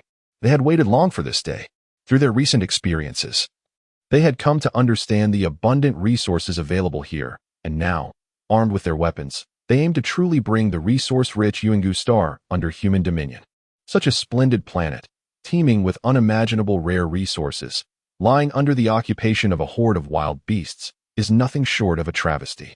If humanity could harness its potential, the value derived would be immeasurable. Chapter 42. Departure to the Dangerous Region. In the cultivation chamber, Ma Fu's eyes were slightly closed.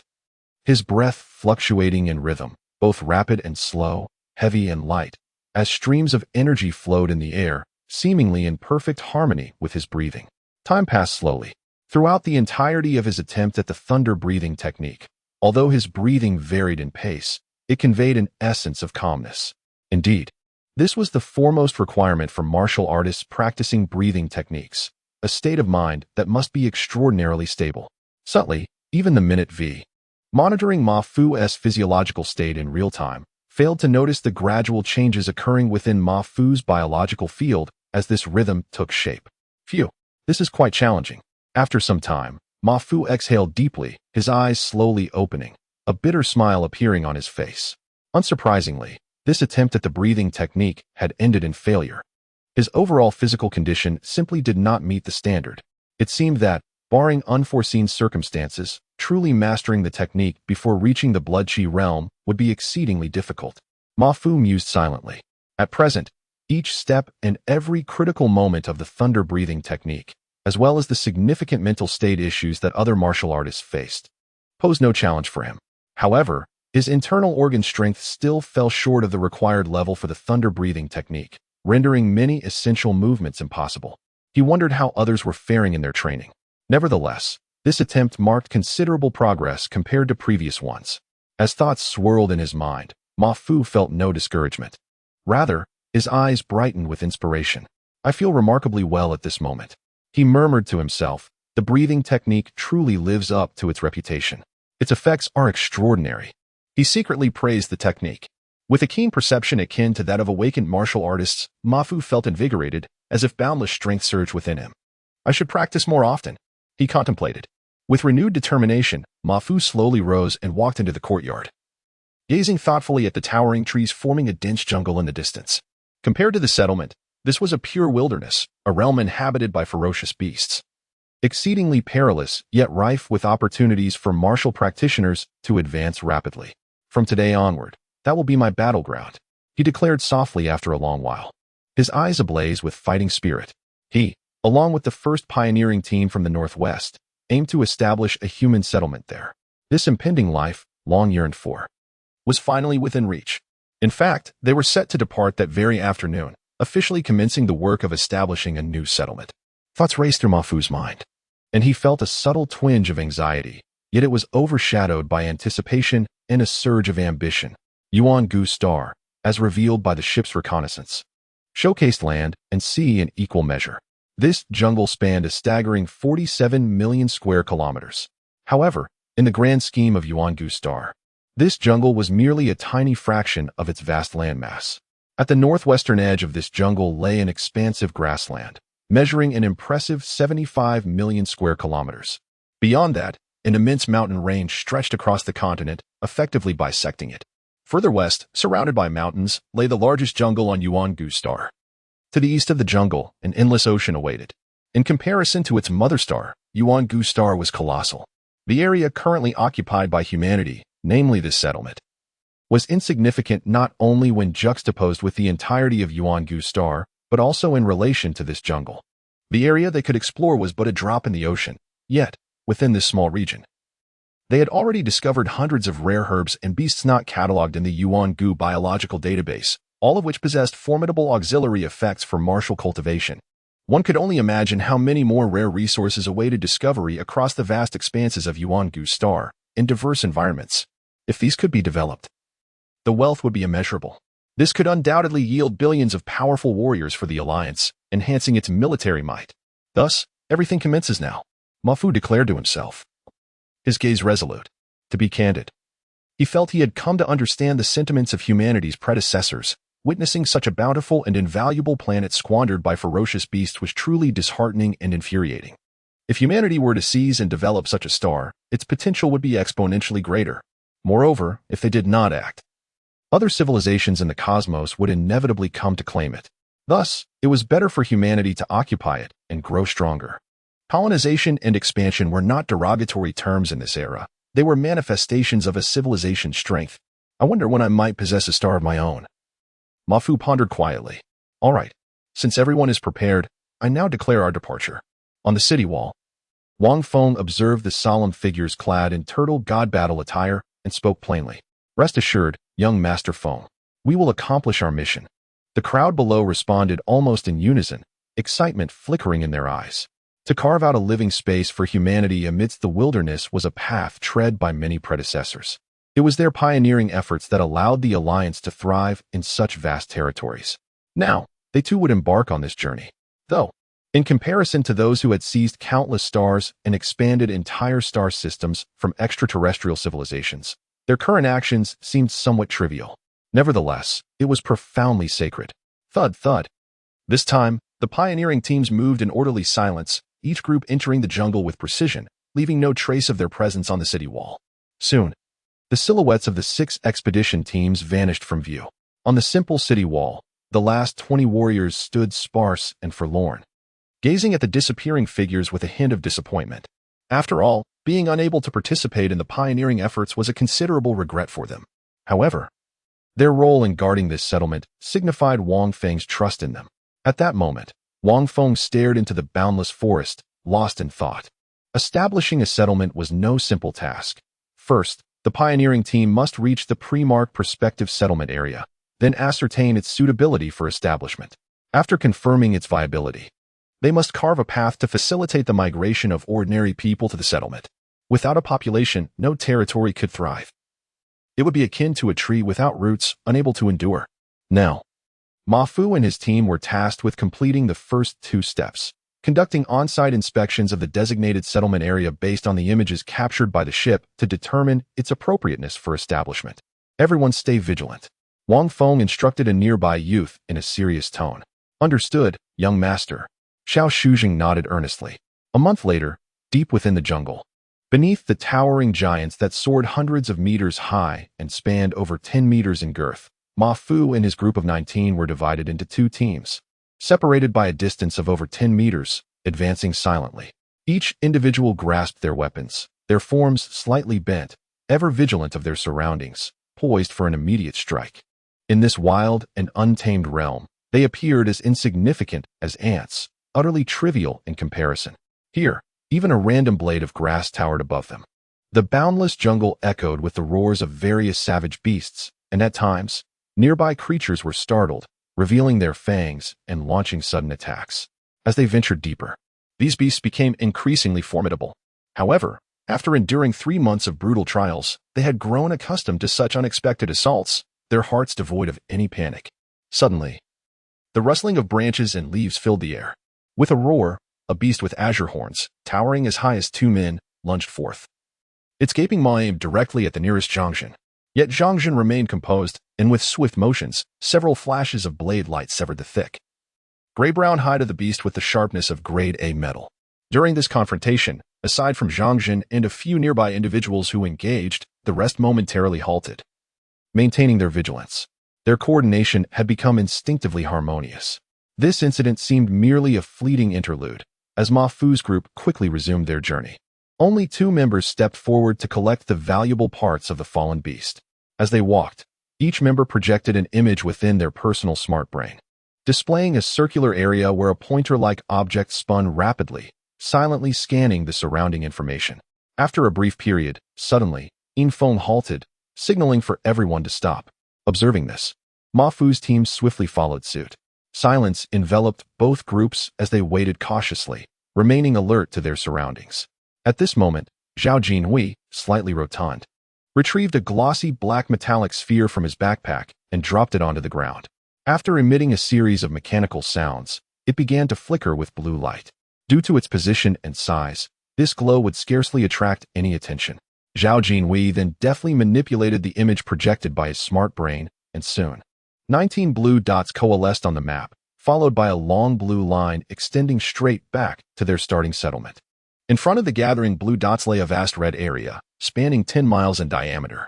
Captain, the signal is connected, based on our current position. If all goes well, we should reach our destination in approximately 3 miles. ZHANG WEI stated softly, glancing at the image. Indeed, Infeng murmured, a hint of contemplation in his eyes as he gazed ahead. After a moment, he suddenly lowered his voice, instructing, everyone, remain alert. Let us take a moment to rest. Upon hearing this, the members nodded silently, with 3 individuals from each group promptly taking positions on the perimeter for guard duty while the others began to rest. They were no longer the novices they once were. They understood the importance of cooperation. Ma Fu, how are He Yong and the others faring? Infeng inquired as he approached Ma Fu, glancing at the 2 individuals supported by Ji Bai and Zhangzhen. Well, Infeng hesitated slightly, but soon nodded, his expression somewhat grim. This indicated that they would be facing even greater dangers ahead. In such a brutally wild environment, despite their accumulated experience, they remained exceedingly small in comparison to the colossal creatures that roamed. A moment's carelessness could lead to severe injury or even death. However, there was little they could do. They were traversing a path where a creature resembling a massive bull, towering over 100 meters, lurked. Given their current strength, they posed no threat to such a behemoth. Truth be told, this creature, categorized by martial arts standards, was merely at the marrow refining stage and was purely herbivorous. Yet its sheer size meant that even a slight movement could unleash a force beyond what Ma Fu and his companions could withstand. Had it not been for the turtle god battle suit, He Yong and the others would likely have perished from the impact of the giant bull's movements. In reality, even after the location for their settlement had been determined, establishing a passage that the majority of ordinary immigrants could traverse would prove to be an arduous task. It would require numerous attempts, possibly more than they could count, before a viable route could be established. Furthermore, the actual establishment of a settlement presented an even greater array of challenges. It was not a task to be accomplished in a single day. Chapter 43. The Black-Feathered Purple-Eyed Cat. This must be the place. A day later, Ma Fu gazed at the vast expanse before him, devoid of any discernible features, and silently pondered. At this moment, the blue dot representing their location had already appeared within the red zone projected by the intelligence brain.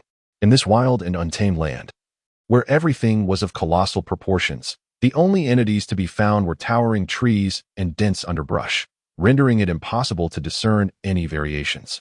The undulating terrain was completely indistinguishable to the diminutive forms of Ma Fu and his companions.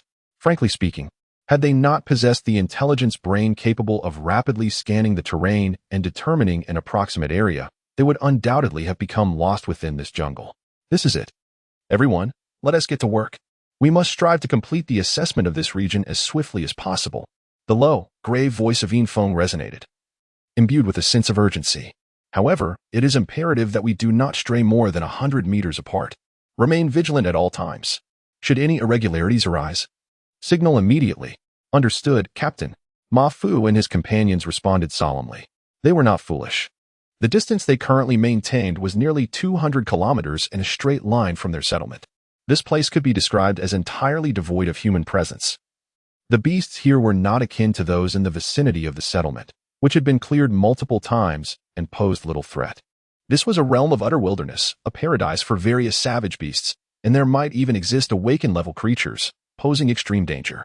If they were to exceed 100 meters apart, given the surrounding environment, reaching one another for assistance would not be feasible.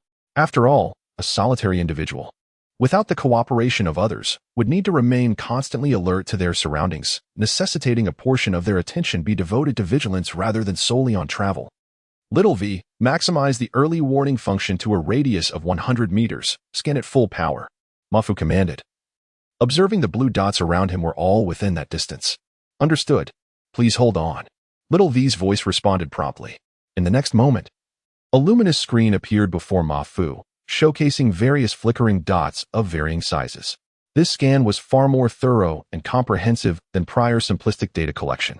With Little V's formidable data processing capabilities and penetrating scanning function, the display included not only relevant data on surrounding creatures but also analyses of soil and air composition. As Ma Fu and his companions moved, the scanning range shifted, continuously updating and storing this data in the intelligence brain's database while cross-referencing it with information on beasts from other celestial bodies. Ultimately, all this information would be synthesized to assess whether this area was truly suitable for establishing a settlement.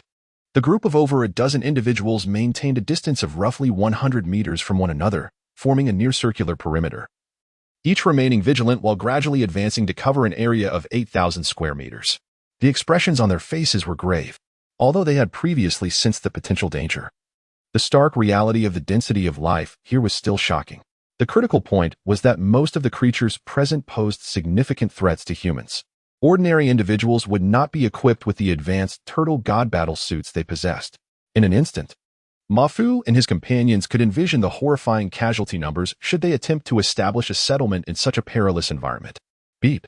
Unknown creature detected. Scanning. Target beast. Height 10 meters. Body length 4 meters. Weight 40 tons. Preliminary data analysis indicates this creature resembles a goat from Earth, exhibiting a gentle disposition. It may be suitable for domestication.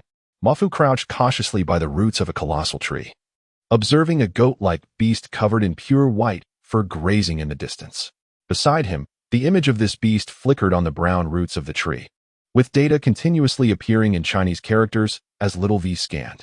Nearby, the corpse of a jungle giant spider, nearly twice Ma Fu's size, lay seeping a noxious green liquid.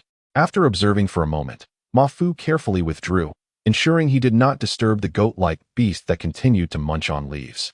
In truth, not only Ma Fu but the other 18 individuals engaged in the assessment were equally cautious, nearly silent as they navigated the area. However, this was a stark contrast to 3 months prior. Back then, not even the likes of Yin Feng or Ma Fu could have moved through such an environment without causing a considerable ruckus. Yet, had they made such noise, their task of assessing the suitability of this area for a settlement would have been rendered moot. They would have been wholly occupied with dealing with the surrounding beasts. Currently, their work was to meticulously gather detailed data regarding the various biological entities, soil, air, and other factors in the area. The criteria for determining whether a region was suitable for establishing a settlement were numerous, but the foremost consideration was whether the dangers present exceeded their capacity for response. Only if they could manage the threats could they hope to establish a settlement. Otherwise, survival would be the only concern, rendering the concept of a settlement moot. Other factors, such as soil quality and available resources, were also essential in determining the suitability of an area for settlement, but these were long-term considerations. Indeed, establishing a settlement required contemplating these elements, for the ultimate goal was long-term existence. The density of beasts here is indeed remarkable, Ma Fu mused once more. Over the years of continuous data collection, a comprehensive assessment system had been developed for the beasts inhabiting this jungle. According to this system, creatures roughly 3 stories tall were classified as small beasts, while those reaching heights of 10 stories were deemed large beasts. As for those of even greater size, they were categorized as ultra-large and extremely dangerous beasts. Of course, the specific classification of strength depended on the type of beast and whether it was an adult. However, the areas explored by humanity on Yuangu Star were still limited, meaning many beast data had yet to be recorded, rendering this classification somewhat immature. Next, observing the projected image representing the beasts and the distribution of the dots indicating their positions, Ma Fu hesitated briefly before turning cautiously northwestward. Roar. Suddenly, a tremendous roar erupted, causing Ma Fu to halt abruptly, his gaze instinctively drawn to the source of the sound. Simultaneously, a bright red distress signal appeared on Little V's projection, along with a rescue route. ZHANG WEI. It's that rascal ZHANG WEI. Upon seeing the glaring warning and the red dot representing ZHANG WEI's position, Ma Fu felt a tightening in his chest. Phew. This marks the 15th rescue operation today. The density of threatening beasts here is truly staggering. Ma Fu lamented, quickening his pace, uncertain of the nature of the beast this time. That rotund fellow ought to learn a lesson. ZHANG WEI was not far from him, merely 200 meters away. However, reaching him would not be a swift endeavor. The time needed would be exponentially greater than traversing level ground. Bang! In his hurried movement, Ma Fu collided with a black, venomous beast that had fallen like a soccer ball. The black-feathered purple-eyed cat. This could prove troublesome. I never expected to encounter such a creature here. Soon, the scene within the imagery shifted dramatically, revealing a colossal creature resembling a cat, its entire body cloaked in a deep black, akin to feathers of avian origin, and possessing strikingly purple eyes. Towering at a height equivalent to 3 stories, this ebony-feathered feline stood upon a massive tree branch, its formidable claws effortlessly gouging deep holes into the thick bark of the tree. With its cold gaze fixated on the imagery, curiosity flickered within its eyes as it observed the diminutive creature below, which remained unscathed despite being at its mercy. This hefty individual might be in for a rough time. One could only hope for a stroke of good fortune, mused Ma Fu, unconsciously quickening his pace. He could already faintly discern the heavy breaths of the black-feathered feline. Suddenly, in a swift motion, the creature leapt, its dark form expanding in the frame, sharp claws lunging directly towards the screen. Cursed be it. ZHANG WEI's complexion paled as he cursed internally, yet his actions were swift as he concealed his head. At that moment, a searing red beam burst forth in the imagery. Accompanied by a fierce roar, the black silhouette vanished like a flash of lightning, its movements remarkably agile. Zhao Ge, are you all right? Zhang Zhun inquired softly. Laser gun in hand, his gaze fixed warily on the black-feathered feline. All's well. This beast is simply too fast. To be cautious. ZHANG WEI replied. A look of trepidation etched across his face. Zhang Zhun nodded. Moments ago, he had activated the laser gun in a sudden burst. Yet he had clearly seen that the black-feathered feline had merely shed a few strands of fur, almost entirely unharmed. Thankfully, ZHANG WEI sensed the danger. Otherwise, that hefty fellow, ZHANG WEI, would have been in peril. Witnessing this scene, Mafu released a quiet sigh of relief. The most formidable and threatening aspect of the black-feathered feline was undoubtedly its blinding speed. Chapter 44, An Energy Plant. Whoosh, whoosh. Amidst the rapid sounds of air being sliced, accompanied by the faint rustling of leaves, figures swiftly darted out from the dense underbrush, armed with firearms or wielding long blades measuring 2 to 3 meters. Upon halting, they all gazed warily at the imposing black-feathered purple-eyed cat perched atop the colossal tree trunk. To confront such a formidable creature, mere individual strength was utterly insufficient. The disparity in size was too great. Only through collective effort could they hope to vanquish it. However, the black-feathered purple-eyed cat moved with astonishing speed, making it exceedingly challenging to strike it down amidst the towering vegetation that soared above their heads. Captain Ian, we'll hold this black-feathered purple-eyed cat at bay, Mafu said gravely, casting a glance at Yin Feng. Right. Yin Feng replied succinctly, quickly assigning tasks. Zhang Zhen, Jinhu, Jibai, use your firearms to find an opportunity to strike. The others nodded in silent agreement, as they observed small figures rising and moving about in their line of sight. The black-feathered purple-eyed cat's eyes sparkled with curiosity and ferocity. However, upon noticing the dark, elongated objects in their hands, a flicker of apprehension crossed its jewel-like gaze. Its massive scarlet tongue licked the darkened area on its right leg, the result of a wound inflicted by the very thing that had caused it discomfort. Whoosh, whoosh. Mafu and Yin Feng exchanged a knowing glance before leaping into action, lightly treading upon the giant tree branches. In their line of sight, only the colossal figure of the black-feathered purple-eyed cat remained. On the ground, Zhang Zhen and the others meticulously observed, searching for any weaknesses in the creature while also keeping a vigilant watch for Mafu and Yin Feng. In such a jungle, a lone individual who acted recklessly would likely succumb to sudden peril. Yet, with a team, circumstances were entirely different, especially in this situation. Coupled with the turtle god battle suit, which had only the head as a vulnerable point, they could afford to unleash their full might. As they approached the black-feathered purple-eyed cat, Mafu's arm quivered slightly, and the ink shadow blade in his hand transformed into a streak of black lightning, imbued with unparalleled power, slicing through the air with a hissing sound. Roar! The black-feathered purple-eyed cat let out an enraged roar, its massive form leaping with a speed that belied its size. Its eyes shifted from vigilance to disdain and fury, as it regarded the two small figures daring to attack it, a blatant provocation to the ruler of the surrounding territory. In the next instant, a foul odor accompanied by a gust of wind assaulted Mafu's senses. Remaining calm, he suddenly sprang off the tree trunk just as the cat's enormous, sharp claws came perilously close. With a swift twist of his body, he narrowly evaded the attack and, utilizing the momentum, unleashed the second form of the thunderclap blade, which struck horizontally towards the giant claw with the force of nearly 100,000 pounds, fast as lightning. In that moment, Yin Feng executed a nearly identical maneuver. Yet he displayed even greater experience than Mafu, narrowly avoiding the razor-sharp claws and thrusting his firearm straight ahead. Bang! In the following instant, Mafu felt the giant tree branch beneath him shake violently, with countless leaves cascading down. However, the ink shadow blade in his hand seemed to cleave through empty air, without any force behind it. Undoubtedly, his strike had missed. Yet, Mafu was not surprised. He merely tightened his grip on the long blade. The black-feathered purple-eyed cat was difficult to deal with precisely due to its lightning-fast reflexes. Just then, a few dull thuds echoed through the air. Roar! The black-feathered purple-eyed cat suddenly emitted a series of anguished howls. Then, like a startled rabbit, it vanished into a blur, leaping among the towering tree branches, causing a shower of leaves to fall, leaving no trace of its presence.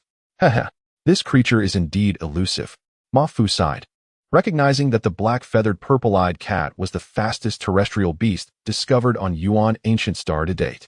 Fortunately, I am not alone, he thought, noticing several black burn marks on the cat's body. Surrounding trees bore nearly 100 scorch marks from laser beams. The black-feathered purple-eyed cat is truly a formidable opponent. With this realization, Mafu's heart sank. He could only imagine how many shots had been fired by the group on the ground. Yet they had failed to leave a mark on the creature. Swish! With a swift motion, he dispatched a jungle giant spider that had crawled near him. This spider was one of the most common and numerous beasts in this area, easily dealt with once familiarized. After a few agile movements, Ma Fu leapt down from the giant tree. Phew, Captain Yin is indeed impressive. The blood dripping from Yin Feng's firearm made Ma Fu inwardly admire him. In comparison, his own efforts fell short. Though he had delivered a strike, it ultimately failed to wound the black-feathered purple-eyed cat. However, no matter how powerful one has personal strength, it still felt insignificant on Yuan Ancient Star. Contemplating this, Ma Fu silently resolved that unity was essential to harness greater strength. Only through collaboration could they drive the beast away and establish a settlement. In fact, against the black-feathered purple-eyed cat, even Yin Feng, with his formidable prowess, might not be a match. The creature's massive size could easily compensate for any gap in cultivation level. Jinhu, are you injured? Yin Feng inquired. Glancing at the portly Zhao Jinhu, who was being shielded by the others, sprawled on the ground in an awkward position. Haha, Captain Yin, I'm all right. I want to die? Zhao Jinhu replied nonchalantly, though his round face bore a bitter expression. He had been caught off guard and received a claw strike from the black-feathered purple-eyed cat. While the turtle god battle suit had mitigated the damage, it was still uncomfortable.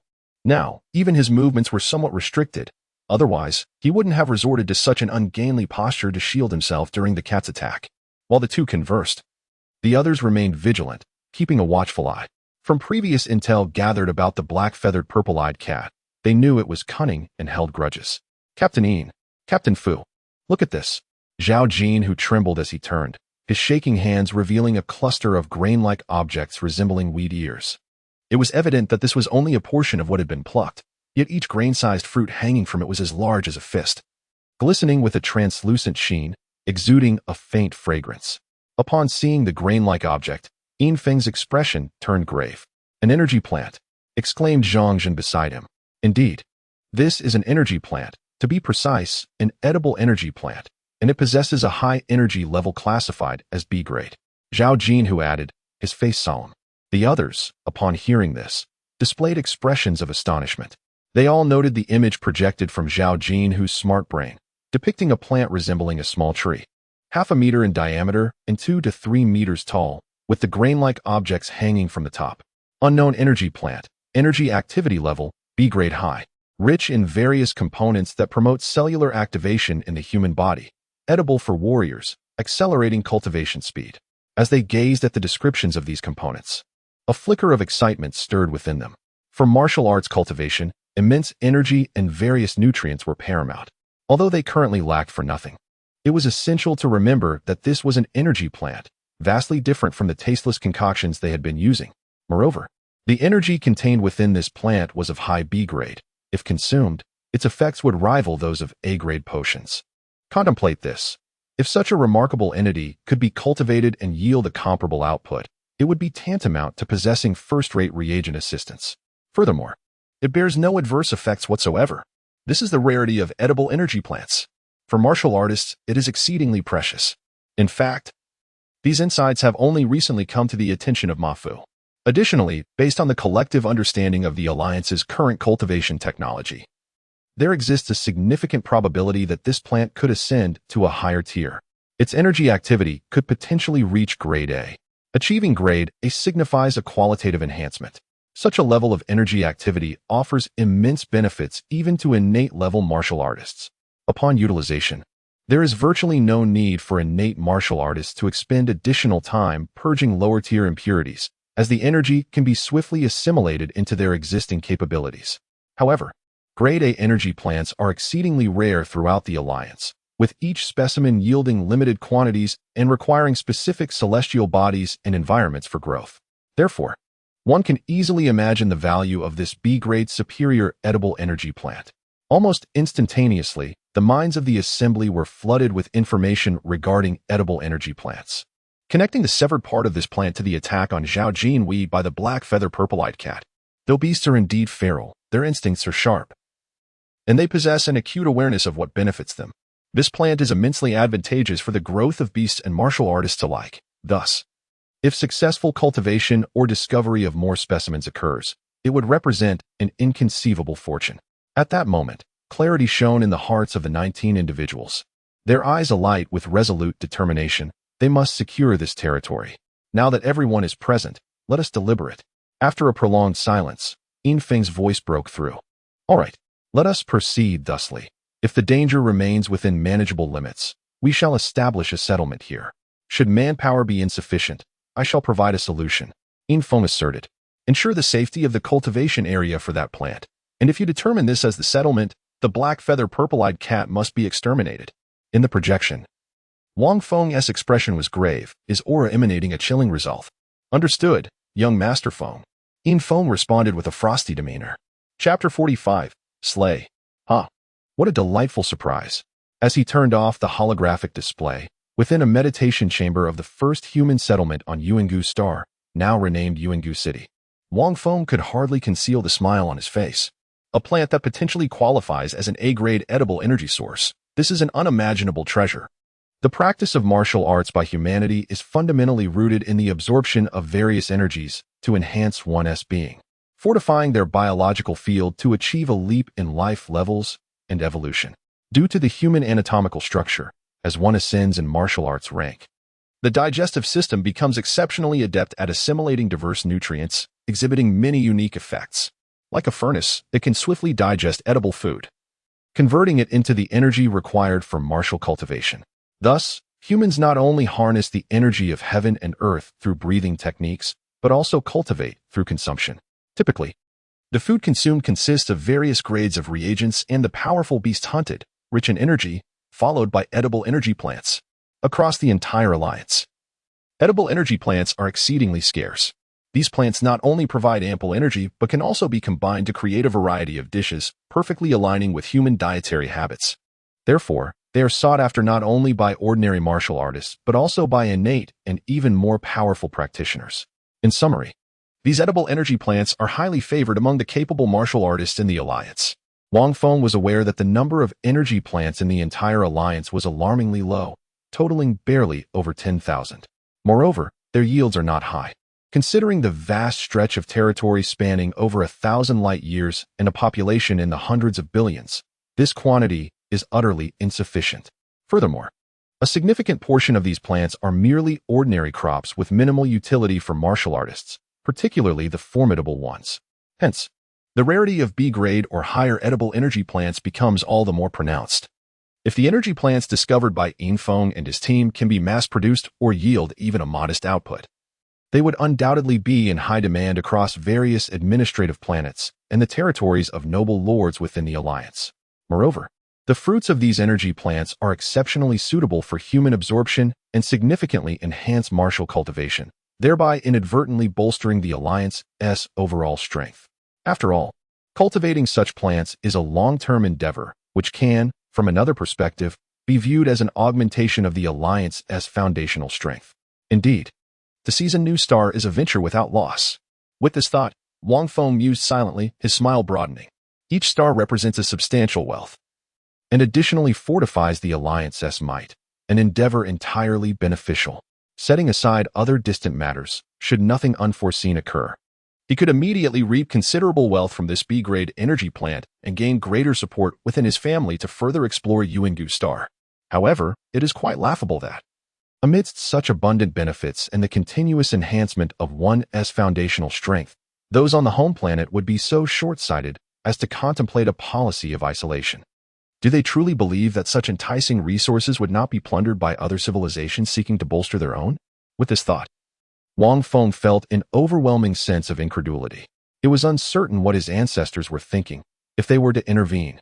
Meanwhile, 200 kilometers away in the wilderness, Zhao Jinhu directed his team to clear the surrounding undergrowth, pointing at a plant reduced to mere roots with a bitter smile. Upon witnessing this, Ma Fu and the others also wore expressions of wry amusement. However, it was not unexpected, as the black-feathered purple-eyed cat was no small creature. Had it not been for Zhao Jinhu's intervention, the fruits currently in Infeng's backpack might not have remained. Lu Jin, please excavate the remaining roots as well, Infeng suggested after a moment of contemplation. Until the specific growth environment of this energy plant is confirmed, it is prudent to safeguard everything that can be protected. No sooner had he spoken than a figure sprang forth, skillfully extracting the roots of the energy plant and packaging them for the backpack. All right, we have 70% of the work left. Everyone, let us exert ourselves and aim to complete it by tomorrow, Infeng stated promptly, but remain vigilant. That black-feathered purple-eyed cat is not to be underestimated. Understood, Captain. The team responded, smiles gracing their faces. Hiki. Back to work then, Mafu said, flexing his limbs while gripping the 2-meter-long ink shadow blade, brimming with anticipation. With the discovery of a B-grade energy plant, what else might they uncover? As he pondered, he stepped into the dense underbrush. Surrounding them was a thick mass of grass, resembling small trees, which lay in disarray, with countless wood chips and bark scattered about, creating a scene of utter chaos. Huff, huff. Divided into 3 groups, Mafu and his team formed a semicircle, standing against the fallen grass, leaning on their weapons and panting heavily. Just a couple of meters ahead, a colossal creature, covered in feathers and measuring over 50 meters in length, lay motionless on the ground. Mafu looked up, feeling a mix of emotions. On the massive body of the black-feathered purple-eyed cat, hundreds of charred holes and numerous deep gashes were evident. However, these were not the fatal wounds. The true lethal injury resided in its head. At this moment, a 3-meter-long dark spear protruded from its skull, embedded deep within, a testament to Yin Feng's final strike. Captain, are you all right? Mafu inquired gently, glancing at Yin Feng, who was slowly rising with a pale complexion. Yes, I'm fine, Yin Feng replied, his expression impassive, exuding an air of aloofness. Nevertheless, Mafu noticed the slight twitch at the corner of Yin Feng's mouth. Despite being the primary force in battling the gigantic beast, he, too, must have endured injuries. In the end, as Yin Feng thrust the spear into the creature, the black-feathered purple-eyed cat had charged him in its dying moments, throwing him aside. In truth, facing a beast of such caliber, even with their Turtle Mountain battle suits, they could still find themselves in peril. Mafu, one of the supporting attackers, felt aches throughout his body, particularly from the sharp claws of the black-feathered purple-eyed cat, which occasionally sent stabs of pain through him. He felt fortunate that he had the protective suit, otherwise he might have been mortally wounded. Ha! With another leap towards the cat's head, Yin Feng shouted, swiftly extracting the spear embedded in the massive skull. In an instant, crimson blood gushed forth. Everyone, it's fine. This creature has finally perished. There shouldn't be any formidable beasts nearby for the time being. Yin Feng's cold demeanor softened slightly as he noticed the gazes of his comrades, allowing a grim smile to flit across his face. Thus, I shall take on the watch. You all focus on recovery. Understood. The team nodded in silent agreement. Gulp, gulp.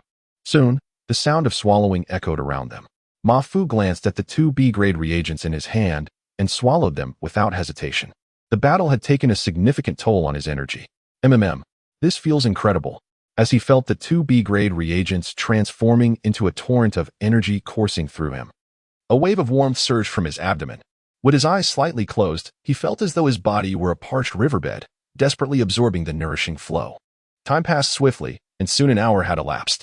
The once silent jungle, rendered quiet by the imposing presence of the black-feathered purple-eyed cat, erupted into a cacophony of roars from various wild beasts. At that moment, Mafu's obsidian eyes suddenly opened wide. With the replenishment of the numerous grade B reagents, he felt an overwhelming surge of vitality coursing through his body. A slight movement revealed that even the areas that had been painful were now significantly alleviated. It seemed that he sensed something, as Yin Feng's piercing gaze turned towards him, then quickly retracted, offering a subtle nod in Mafu's direction. Captain, I am nearly recovered. You should also take the time to recuperate. Mafu smiled faintly as he spoke. All right. Yin Feng replied succinctly without delay.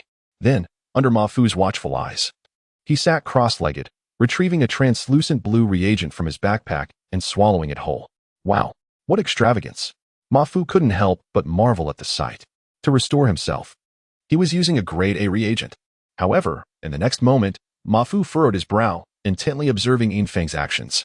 Breathing technique. Captain Yin is practicing the breathing technique.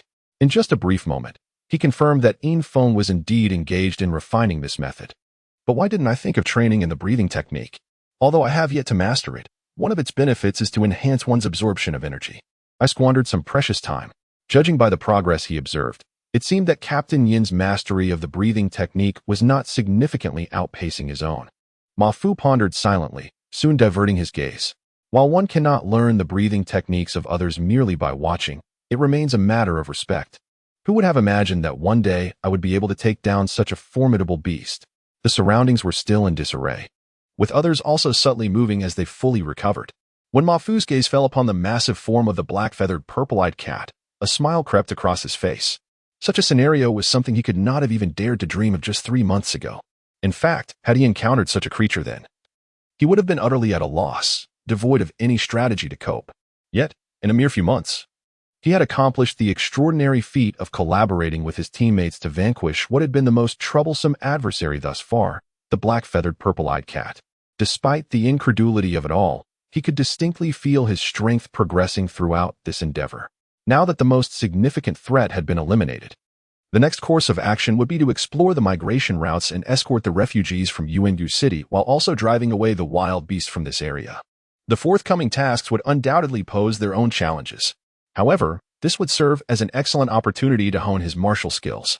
In comparison to Captain Yin, although Mafu had made rapid advancements, he recognized that his foundation remained precarious, with many deficiencies yet to be addressed. This period would be ideal for solidifying his foundation in the marrow refinement stage, allowing him the time to rectify these shortcomings. While Mafu remained vigilant of his surroundings, his thoughts flowed silently. In truth, their mission was initially slated for completion within 2 days. However, the black-feathered purple-eyed cat had proven to be exceedingly cunning, repeatedly returning to disrupt their progress, causing a delay of an entire day.